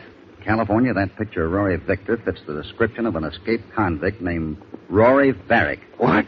Like a glove. Every detail. The Rangers wired that Varick broke jail after serving 5 years of a 10-year stretch for robbing the bank at Crown Ridge. Jumping catfish. That ain't far from Poca Mesa. You're telling me. There were 3 men in the holdup, according to the report, but only Rory Varick, alias Victor, was caught. And that's not all I found out. California, this feller Varick, or Victor, as Mrs. Kingsley calls him. Excuse me, pal. I hear you're looking for a fellow who paints pictures. What makes you think so? Well, I kind of overheard you asking the barkeep. Yeah? That's right. We've been looking for a man who was last seen heading this way to paint some of the honky-tonks. An artist. He disappeared 2 or 3 days ago. That's right. His name was, Rory Victor. Yeah, that's the man. I hired him to help me work my claim back in the desert a piece. Yeah, we've been looking for him high and low. I can take you to him right now if you want. I'm just on my way back. You'll sure be doing us a favor. Well, let's get going. Oh, incidentally, my name's Reno.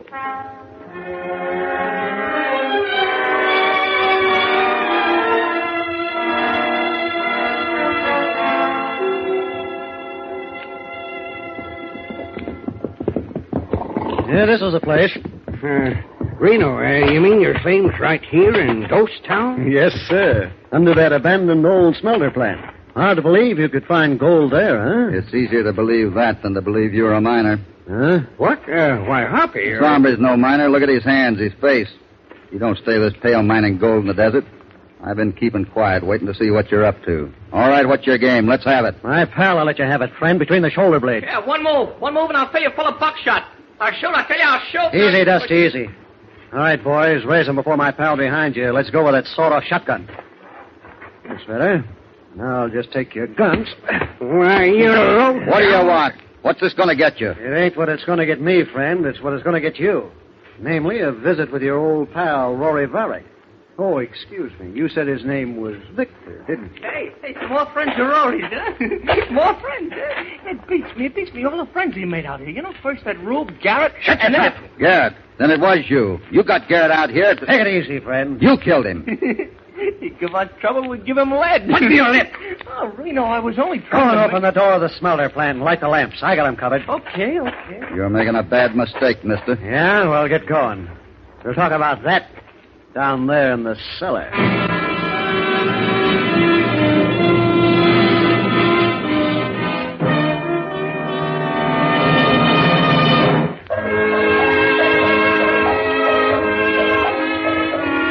While looking for Mrs. Gordon Kingsley's missing brother Rory, an escaped convict, Hoppy in California also hoped to solve the mystery of Ben Garrett's murder.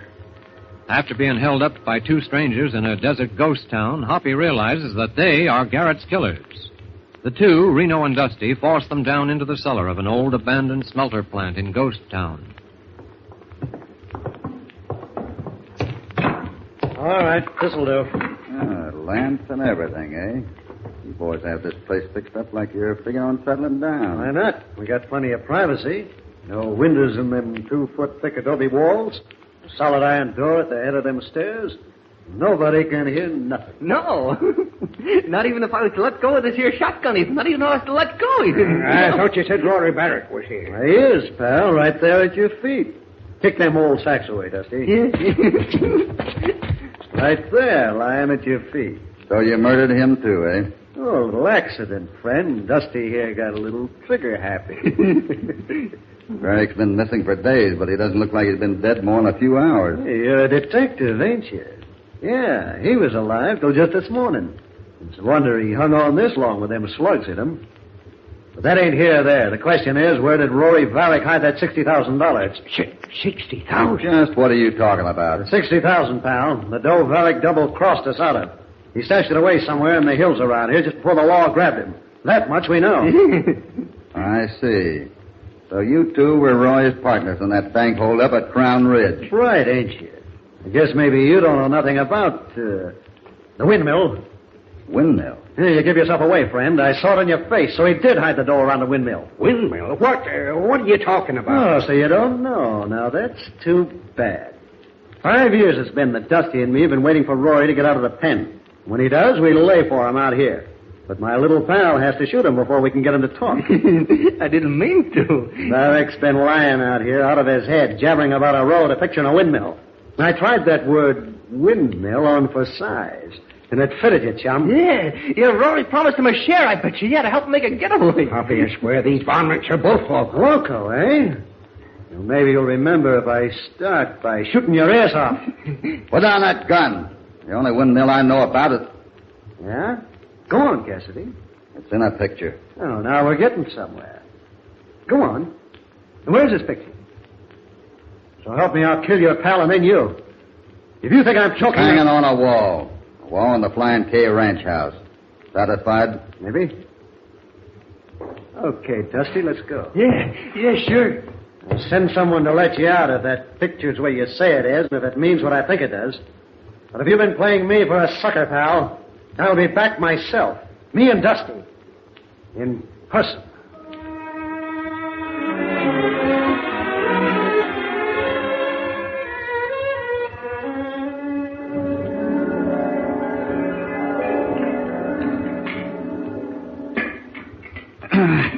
We can rip a piece of this old smelter furnace off. We may be able to pry that door frame away from the door. Yeah. Hoppy, just what was that doggone windmill got to do with all this? California. Nobody builds a ranch windmill out in the hills alongside a public road. My guess is that Roy painted it in the picture just to mark the spot where he hid the bank loot. You mean it's a picture of the real place? Of course. It's a spot just about a mile this side of Crown Ridge. A painting like that drawing is a detailed picture of the area. Well, for the love of... say, do you think them polecats will recognize it? Reno will, probably. Chances are he went over that route more than once when they were rehearsing for that bank job. Come on, this piece of iron will do now. Let's get at that door frame and try to get out of here. Yeah. But after we get out of here, we can't be sure they left our horses outside. I know. I only hope we get to the Flying K in time. We'll never catch them. We've been here almost an hour already. We'll get those killers, California. We'll get them if it's the last thing we ever do.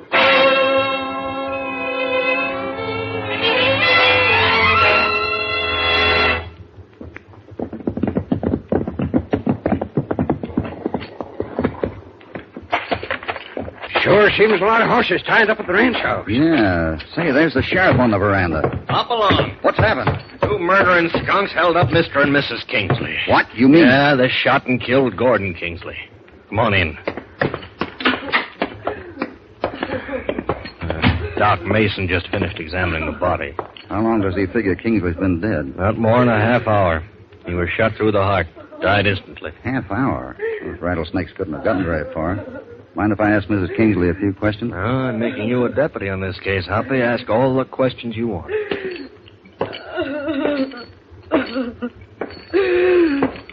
Mrs. Kingsley, Yes. would you mind telling me just what you and Mr. Kingsley did this morning after I left your house? Well, it was a servant's day off. We had lunch in town at the mansion house. Yes? We came back later than I expected. There was someone in the dining room. Gordon went in, then he came running out. Those two men, they followed him and shot him. I'm mighty sorry about this, Mrs. Kingsley. Did they take anything else besides that painting? Painting? Yes, the one Rory did. It's been cut from the frame. What's this? Something valuable? Only as evidence, Sheriff. You see, Rory painted that picture while he was doing time in prison. What are you talking about? Maybe you don't know that window in the picture meant Mrs. Kingsley, but you did know Rory escaped from the pen, didn't you? What are you saying? It's not true. I'm afraid it is, ma'am. Where's Rory? What happened to him? He's dead. Killed by the same varmints who killed your husband. Oh, no. California. Time's getting short. Run over to the telegraph station and send a wire to Crown Ridge Sheriff. What? Explain the situation. Give him the location of that imaginary mill on the Ridge Road. Here's that drawing. The Crown Ridge Sheriff will have time to arrange a little welcome party. I get it. Stay there and wait for a message saying whether they caught him or not. You bet. Hoppy, what the dickens? That picture, Sheriff, is a map to a stolen $60,000. This is all absurd. Why in heaven's name should I have been so anxious to find my brother if I thought he was actually an escaped convict? Because he stripped you of all your cash. And because you needed the money to redeem the pearls you had to wear to the governor's ball next week. The pearls you told your husband you still had. You knew Rory had $60,000 buried somewhere near here. Didn't you, Mrs. Kingsley?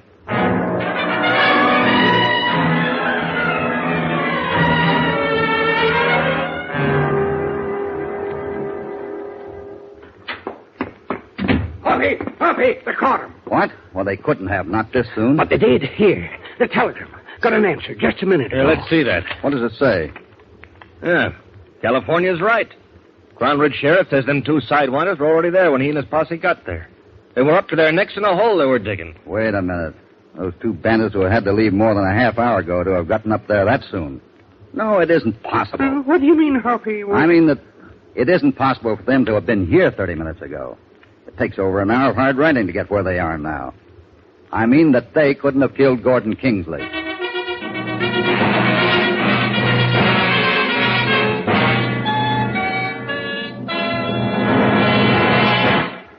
Those two coyotes didn't kill Kingsley. Who did? Yeah, the only other person with Kingsley. Yeah.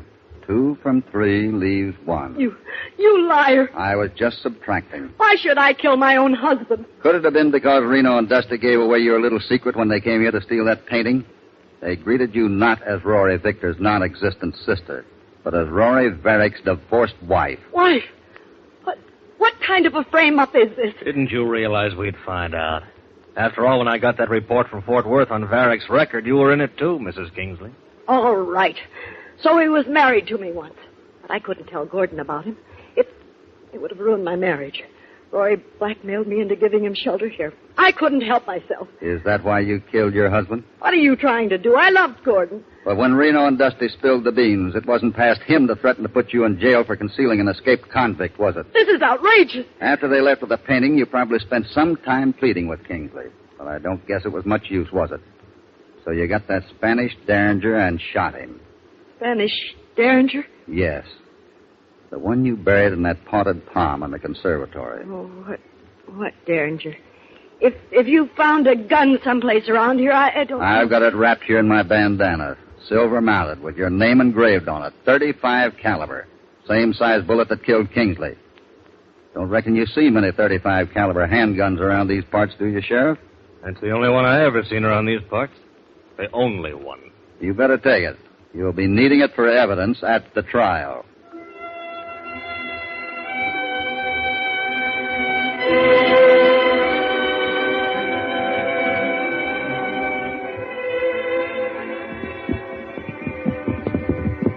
But, Hoppy, how in tarnation did you know where to look for that there Spanish Derringer? Well, you take a gal as pretty and clean looking as Mrs. Kingsley, never a hair out of place. Kind of surprises you to notice all of a sudden some black dirt under her fingernails. Like she'd been digging with him and hadn't had time to wash. Well, doggone. So, while you were at the telegraph office, I moseyed around, sort of snooping about until I noticed those potted palms in the conservatory. Saw there'd been some digging in them recently.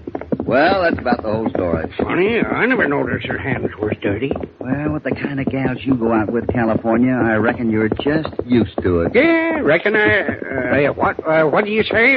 Well, doggone you. If that ain't well, let's get you home. Let's go.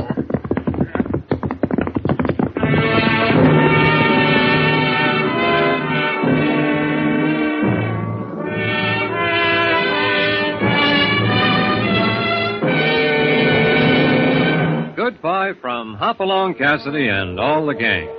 We'll be back soon, and of course we hope you'll be with us when Hoppy and California really ride through another thrilling and exciting adventure. Hopalong Cassidy, starring William Boyd, is transcribed and produced in the West by Walter White, Jr. Death Paints a Picture was written by Irvin Ashkenazi. All stories are based upon the characters created by Clarence E. Mulford. This is a Commodore production.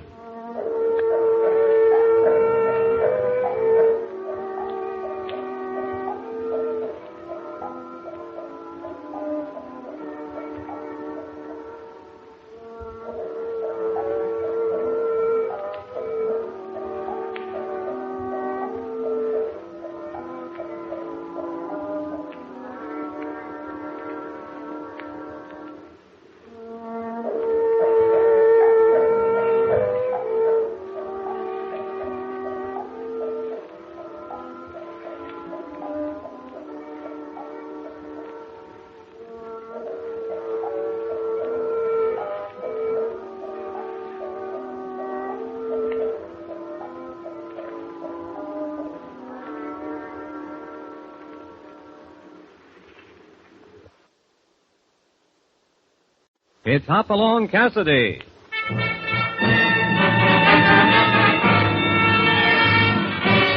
With action and suspense, out of the Old West comes the most famous hero of them all, Hopalong Cassidy, starring William Boyd.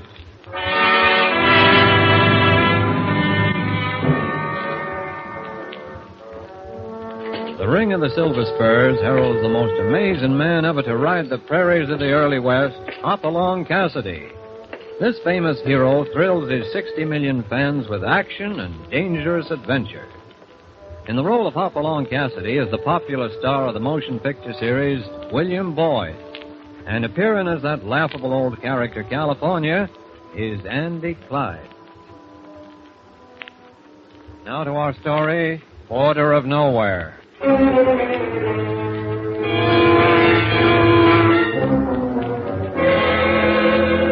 Only a few minutes before, the saloon had been filled with laughter.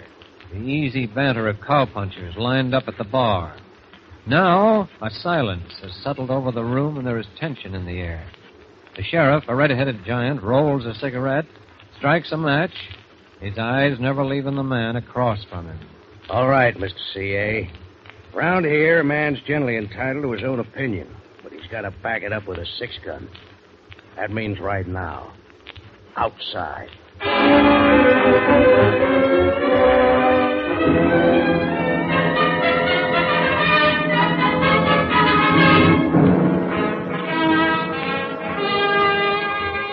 Meanwhile, down the street, Lucy Marriott, the widow Marriott now, is getting ready to close up for the night, taking the trays of meat from the display counter back to the icebox at the rear of the store.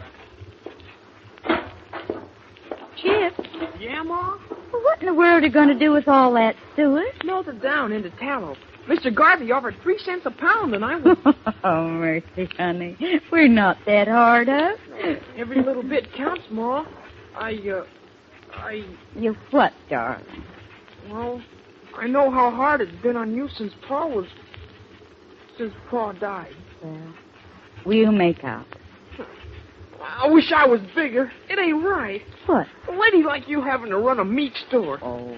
It won't be long, Mom. I'll be big enough to run it by myself before you know it. Afternoon, ma'am. Sorry to bust in the back door that way. Oh, I'm sorry, but we're closed for the day. What do you want? Right now, I want you to shut up, Sonny. That goes for you, too. I told you, we're closed. I didn't come here to get no meat. At least not the kind you're selling. You get out of here, mister. You ain't gonna stay. Oh, Chip, are you hurt? Oh, I'm all right. Now get this, both of you. I ain't as sensitive as some. I'd just as soon kill you as look at you. Now get behind that counter and stay there. Come on, Chip. Oh, what do you reckon he's up to? Why is he packing that Winchester? I don't know.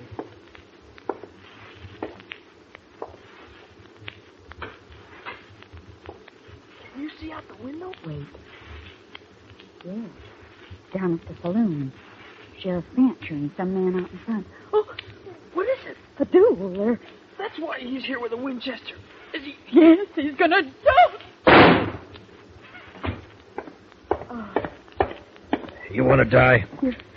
You shot him in the back. One word, see? Just one word about me being here. Chip? Him, too. Mom, don't think about me. Go on, get out of here. And don't worry, we won't say anything. What good would it do? What good would it do?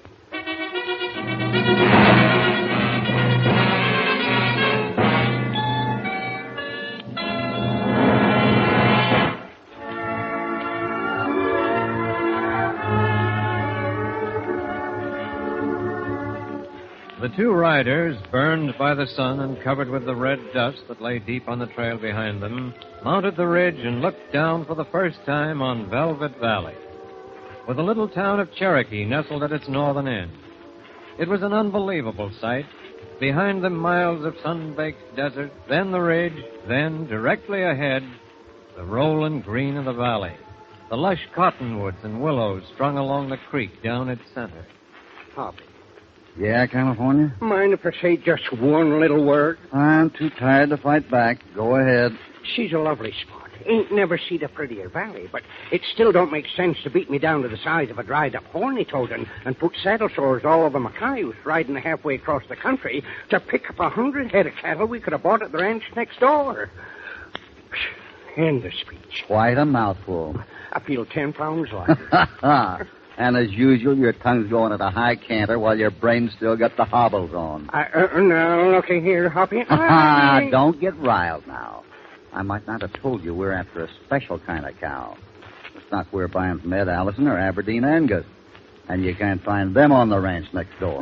Why are we going fancy? What's wrong with our white faces? Nothing. But I want to see how this breed will do on that flatland south of the ranch house.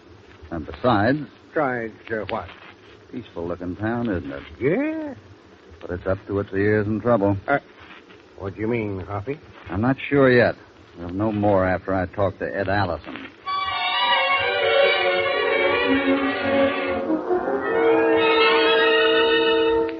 Sit down, Cassidy. Thanks. Now, look, Allison, I want you to understand one thing. I'm not questioning your price, but... I know what you're going to say. $21 a head, $2 trail insurance. Yeah, and if you just said 23 and left out the rest, I'd have paid it and gone home with my cattle. But... Sure. Only if I put it down that way, I wouldn't be telling the truth. Who gets the $2? Peasley, the mayor of Cherokee City. He's going into the insurance business as a sideline. You pay him your $2 a head, and then if your herd gets rustled on the drive home, he buys you a new one. You had rustler trouble around here lately? This town was born with it, Cassidy. We're sitting on the edge of nowhere out here. Everything west of town is outlaw country. Nearest United States Marshal is 150 miles away. You got a sheriff? Yeah, we got a sheriff. What does that mean? I think I've said enough. I don't. Go on. Well, we got a sheriff. We got a mayor. We got a judge. 3 biggest crooks from Peace River to the Rio Grande. Ever think about electing a set of new ones? We tried it once. Nice, peaceful election. Everybody voted. What happened? We lost. Huh? Sure. The mayor counted the ballots. Oh. Well, if the people around here will put up with that kind of thing, they pretty much deserve what they get. Oh, I felt like you do, Cassidy. So did someone else. A fellow named Marriott who used to run the meat store down the street. About a year ago, he decided to do something about it. How far did he get? About as far as the dry gulch west of town. They found him face down with a bullet in his back. Then there was a little ruckus in front of the Gem Saloon last Sunday. Oh? CA man blew into town, Cattlemen's Association, special investigator or something. Been snooping around in the hills for a couple of weeks. Sat right down with Sheriff Fancher in the saloon and accused him of heading up the rustling operation around here. So the sheriff walked him out from the street in broad daylight and stood him up for a duel, while one of his boys laid for the CA man down the street with a Winchester. They buried him Monday at Poplar Grove Cemetery. So I pay my trail insurance and take my cattle home safely. Is that it? That's it. Never been a trail herd rustled yet that paid first. They level on every herd passing through. They've got every man jack in the territory shaking in his boots, afraid his ranch house will be burned, his wife and children killed if he opens his mouth.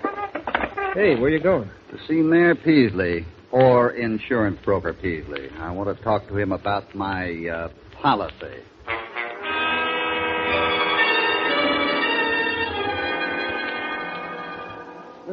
Let's see now, Mr. Cassidy. 100 head of Aberdeen Angus. Going to trail them yourself? That's right. The $200 cash in advance. And what does that buy me, Mr. Peasley? 100 head of cattle. If you lose these. You think that's likely? Well, powerful lot of rustling going on around here lately. You want to pay now, Cassidy? I think it would be kind of extravagant, don't you? Oh, why do you say that? I mean, since I already got rustler insurance. And I didn't pay any $200 to get it either. You already? Yeah. Cost me $50. 2 6-guns at $25 apiece.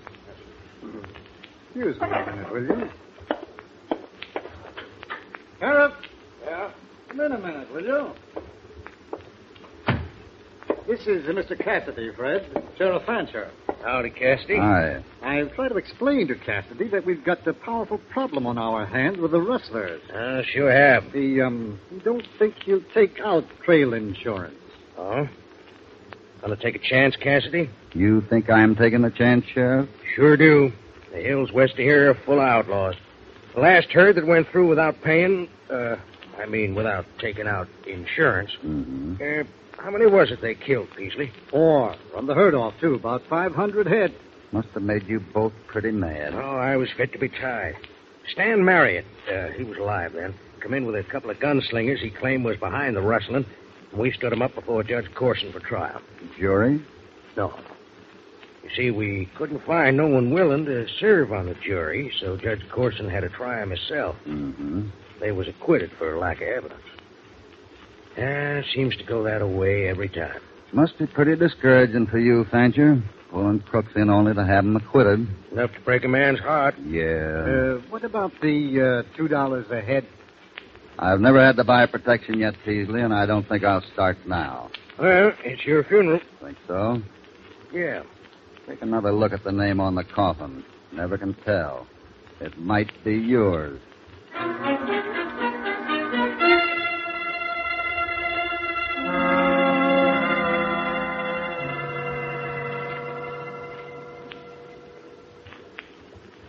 Melting down some tallow, Sonny? Oh, that's right.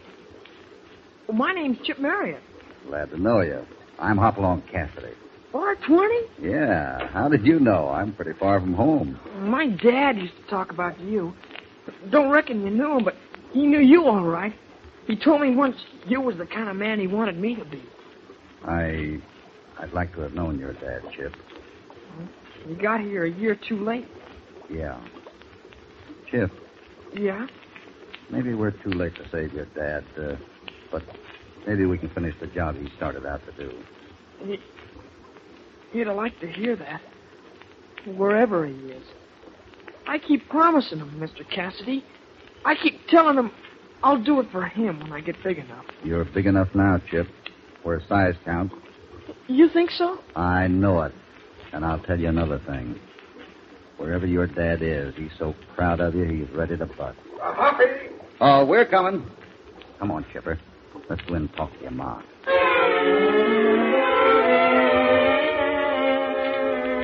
But I tell you, I'm tired of fighting and killing. I don't want any part of it. I don't like it either, Mrs. Marriott. But there's no choice. You have to fight them or stand back and take it. He's right, Lucy. Oh, they've taken Stan from me. And all I've got left is Chip, and I'm going to keep him. Do you hear? I'm going to keep him. Ma. And don't you start talking like your father. Listen to me, Ma. He'd be ashamed of us, that's what. He'd be ashamed to hear us talk this way. After he done what he'd done. Maybe we won't win, Ma. Maybe they'll lick us again, but I'd rather fight them and lose than go on like this. You're right, Chip. Ma? Yes. Get the petition. Petition? What you talking about, Sonny? Go get it, Ma. All right, Chip.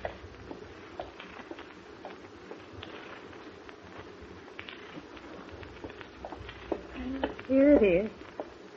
This is why they killed Stan, Mr. Cassidy. The petition. Yes, we got 50 ranchers here to sign it, demanding a new election. Then they backed out after Stan was killed.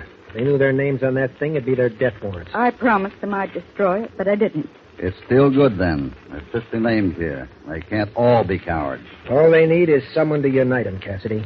Ranchers got 'em buffaloed. They know they have no recourse to law. If this is one time they got to take the law into their own hands. I don't think they're afraid of that bunch out in the hills. I think they're afraid of Fancher and Mayor Peasley and Judge Corson. That's what Stan said. And he was right. There's only one way to unite the people, and that's to force a showdown with those three crooks right in front of their eyes. I hear that's what the CA man tried to do. Yeah, but maybe I'll be luckier than the CA man. Put that petition in a good, safe place, Mrs. Marriott. It might come in handy before long.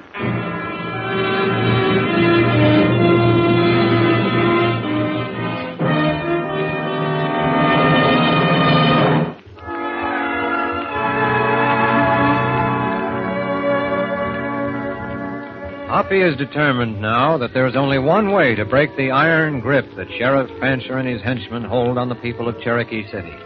To gamble everything on a public showdown with Fancher himself.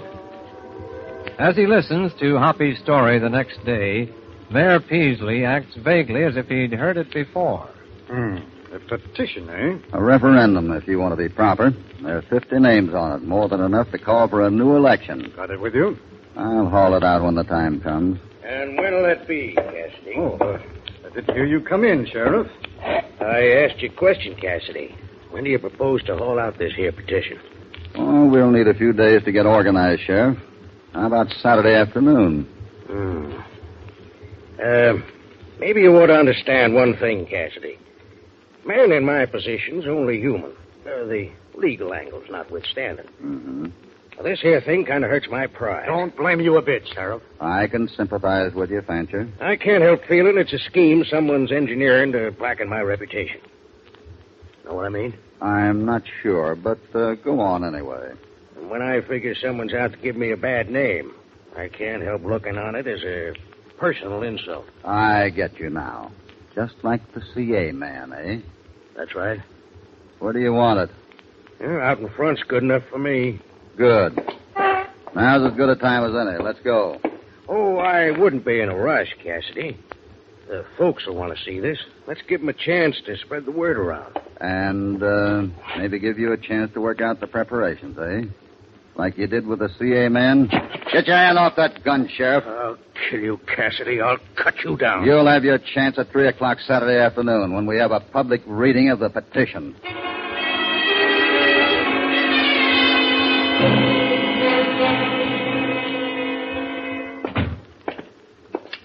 Hoppy, how'd it go? That's all set. 3 o'clock next Saturday afternoon. Hey, where's Allison? Oh, he's taking Mrs. Marriott out of town to a ranch of a friend of his. He says Fancher knows who got that petition. Figures she'll be safe out of the way till it's over. Oh, what about Chip? Well, I'm sticking it out, Mr. Cassidy. Oh, I didn't see you there, Chipper. Good boy. Well, what's the next move, Hoppy? We got 4 days for Saturday. Between us, we got to talk to every rancher in the county. Convince them that they got to be in town Saturday. They'll back down. They can't back down. If they won't fight now, they're all washed up. We got to convince them of that. We'll do our riding at night. I don't want Fancher to know too much about what we're doing. When's Allison due back? About an hour or so. Good. It'll be dark around 8. We'll move at 8:30.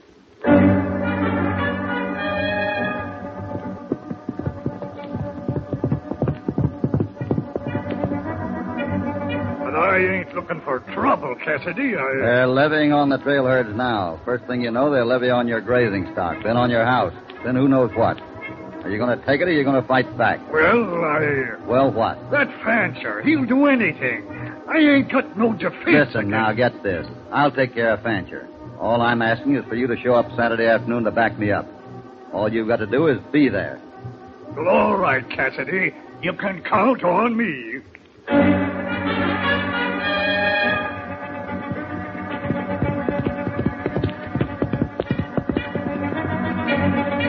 Them's the facts, ma'am. It's put up or shut up next Saturday afternoon. I got you, Carlson. My old man will be there if I have to drag him to town by the hair.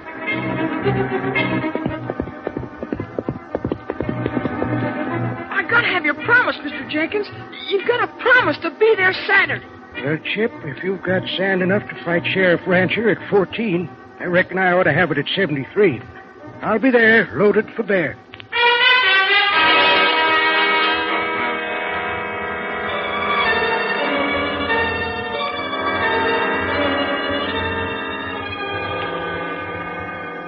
Sheriff.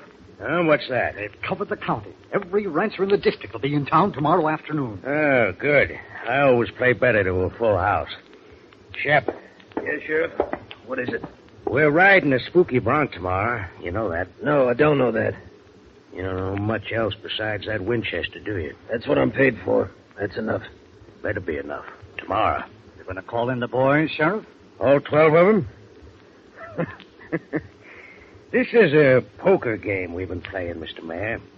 We've been sitting up to the table for 5 years now with a pair of deuces, playing our hand like it was a royal flush.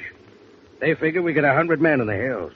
Ain't going to give them a reason to think different. That engine sign you got on them ain't going to last forever. It'll last as long as I need it. They're still afraid of me. After I cut Cassidy down tomorrow, there won't be no more back talk. If there is, we handle it like we did Marriott. A couple of night rides, maybe a corpse or two, and they all fall back into line. What about tomorrow? You'll use the meat store again. Why, you loco, they'll be expecting It's the last thing they'll be expecting. The woman's out of town, the store will be closed up. You can break in through the back door, go out the same way. I'll line Cassidy up so you'll get a clear shot. Oh, only one thing. What's that? That Winchester. I don't want you seen around town with a rifle. Ditch it somewhere back of the store tonight. Understand? Okay, Fancher. Yeah, that does it then. Mayor. Yeah? Bust out a bottle. Let's have a drink to the coming festivities.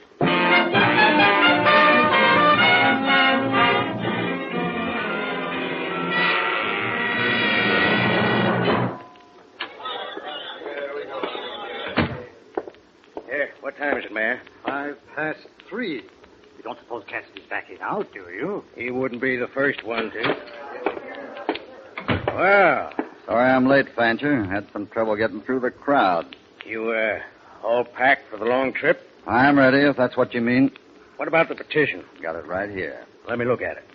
I'll keep it until after we satisfy your honor. Better stick it in your boot. Be ashamed to put a hole in it. I'm about through talking. How do you want it now? Now, the mayor will explain the procedure. Ain't nothing to it, Cassidy. 40 paces, both of you free to draw when the handkerchief hits the ground. That's fair enough. Let's go.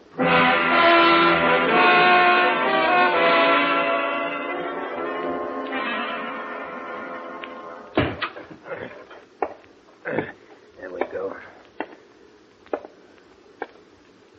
There they are, just like before. Fancher knows what he's doing all right.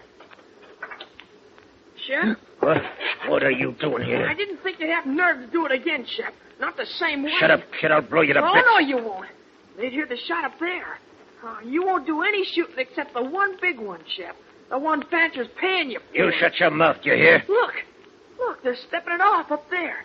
You better forget about me. Cassidy ain't the kind of a gunslinger you can miss more than once, Shep. He's sure death as far as a 44 shell will reach. Ow! Okay, Sonny, rest a while on the floor. Now. There they go. Kid's right. Can't miss Cassidy. I won't miss. Not at this range. Okay, Mr. Cassidy. Here's your bullet.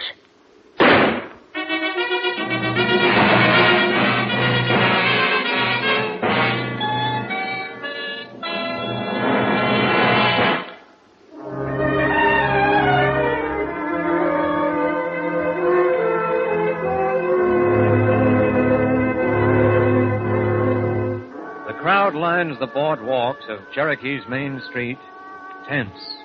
Every eye on Hopalong Cassidy as he steps off his 20 paces, and there is a gasp as a shot rings out.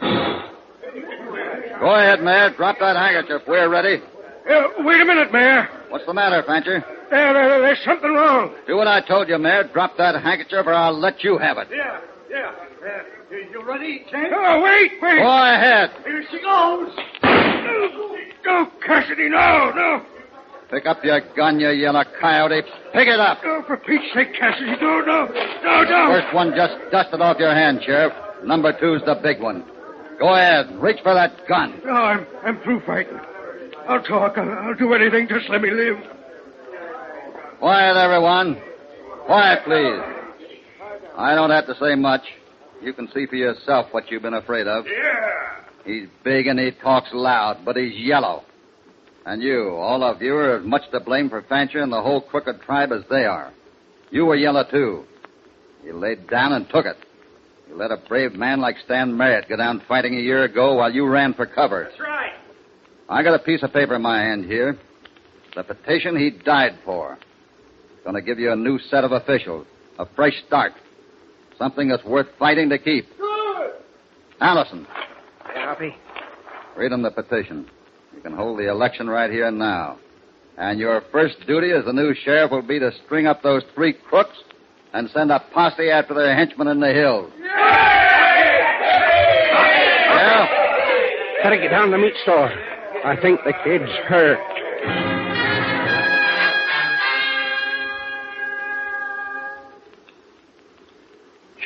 Chipper, what happened? Oh, Mr. Cassidy. You all right? Yeah. Where is he? Where's Shep? On the floor, next to the door. Something almost blew his head off. Oh, he was set to do it again. Oh, that's why Fancher... Yeah, I know he was coming when I found his gun last night, so I waited here. What happened to him? The breech exploded in his face. Well, I knew it would. I was afraid he'd find it. Find what? The barrel of the gun. I filled it last night with hot towel. Well, I'll be golden. Oh, Chip. Well, you did me a mighty big favor, Chip. Thanks. I did it partly for you, Mr. Cassidy, but mostly for my pa.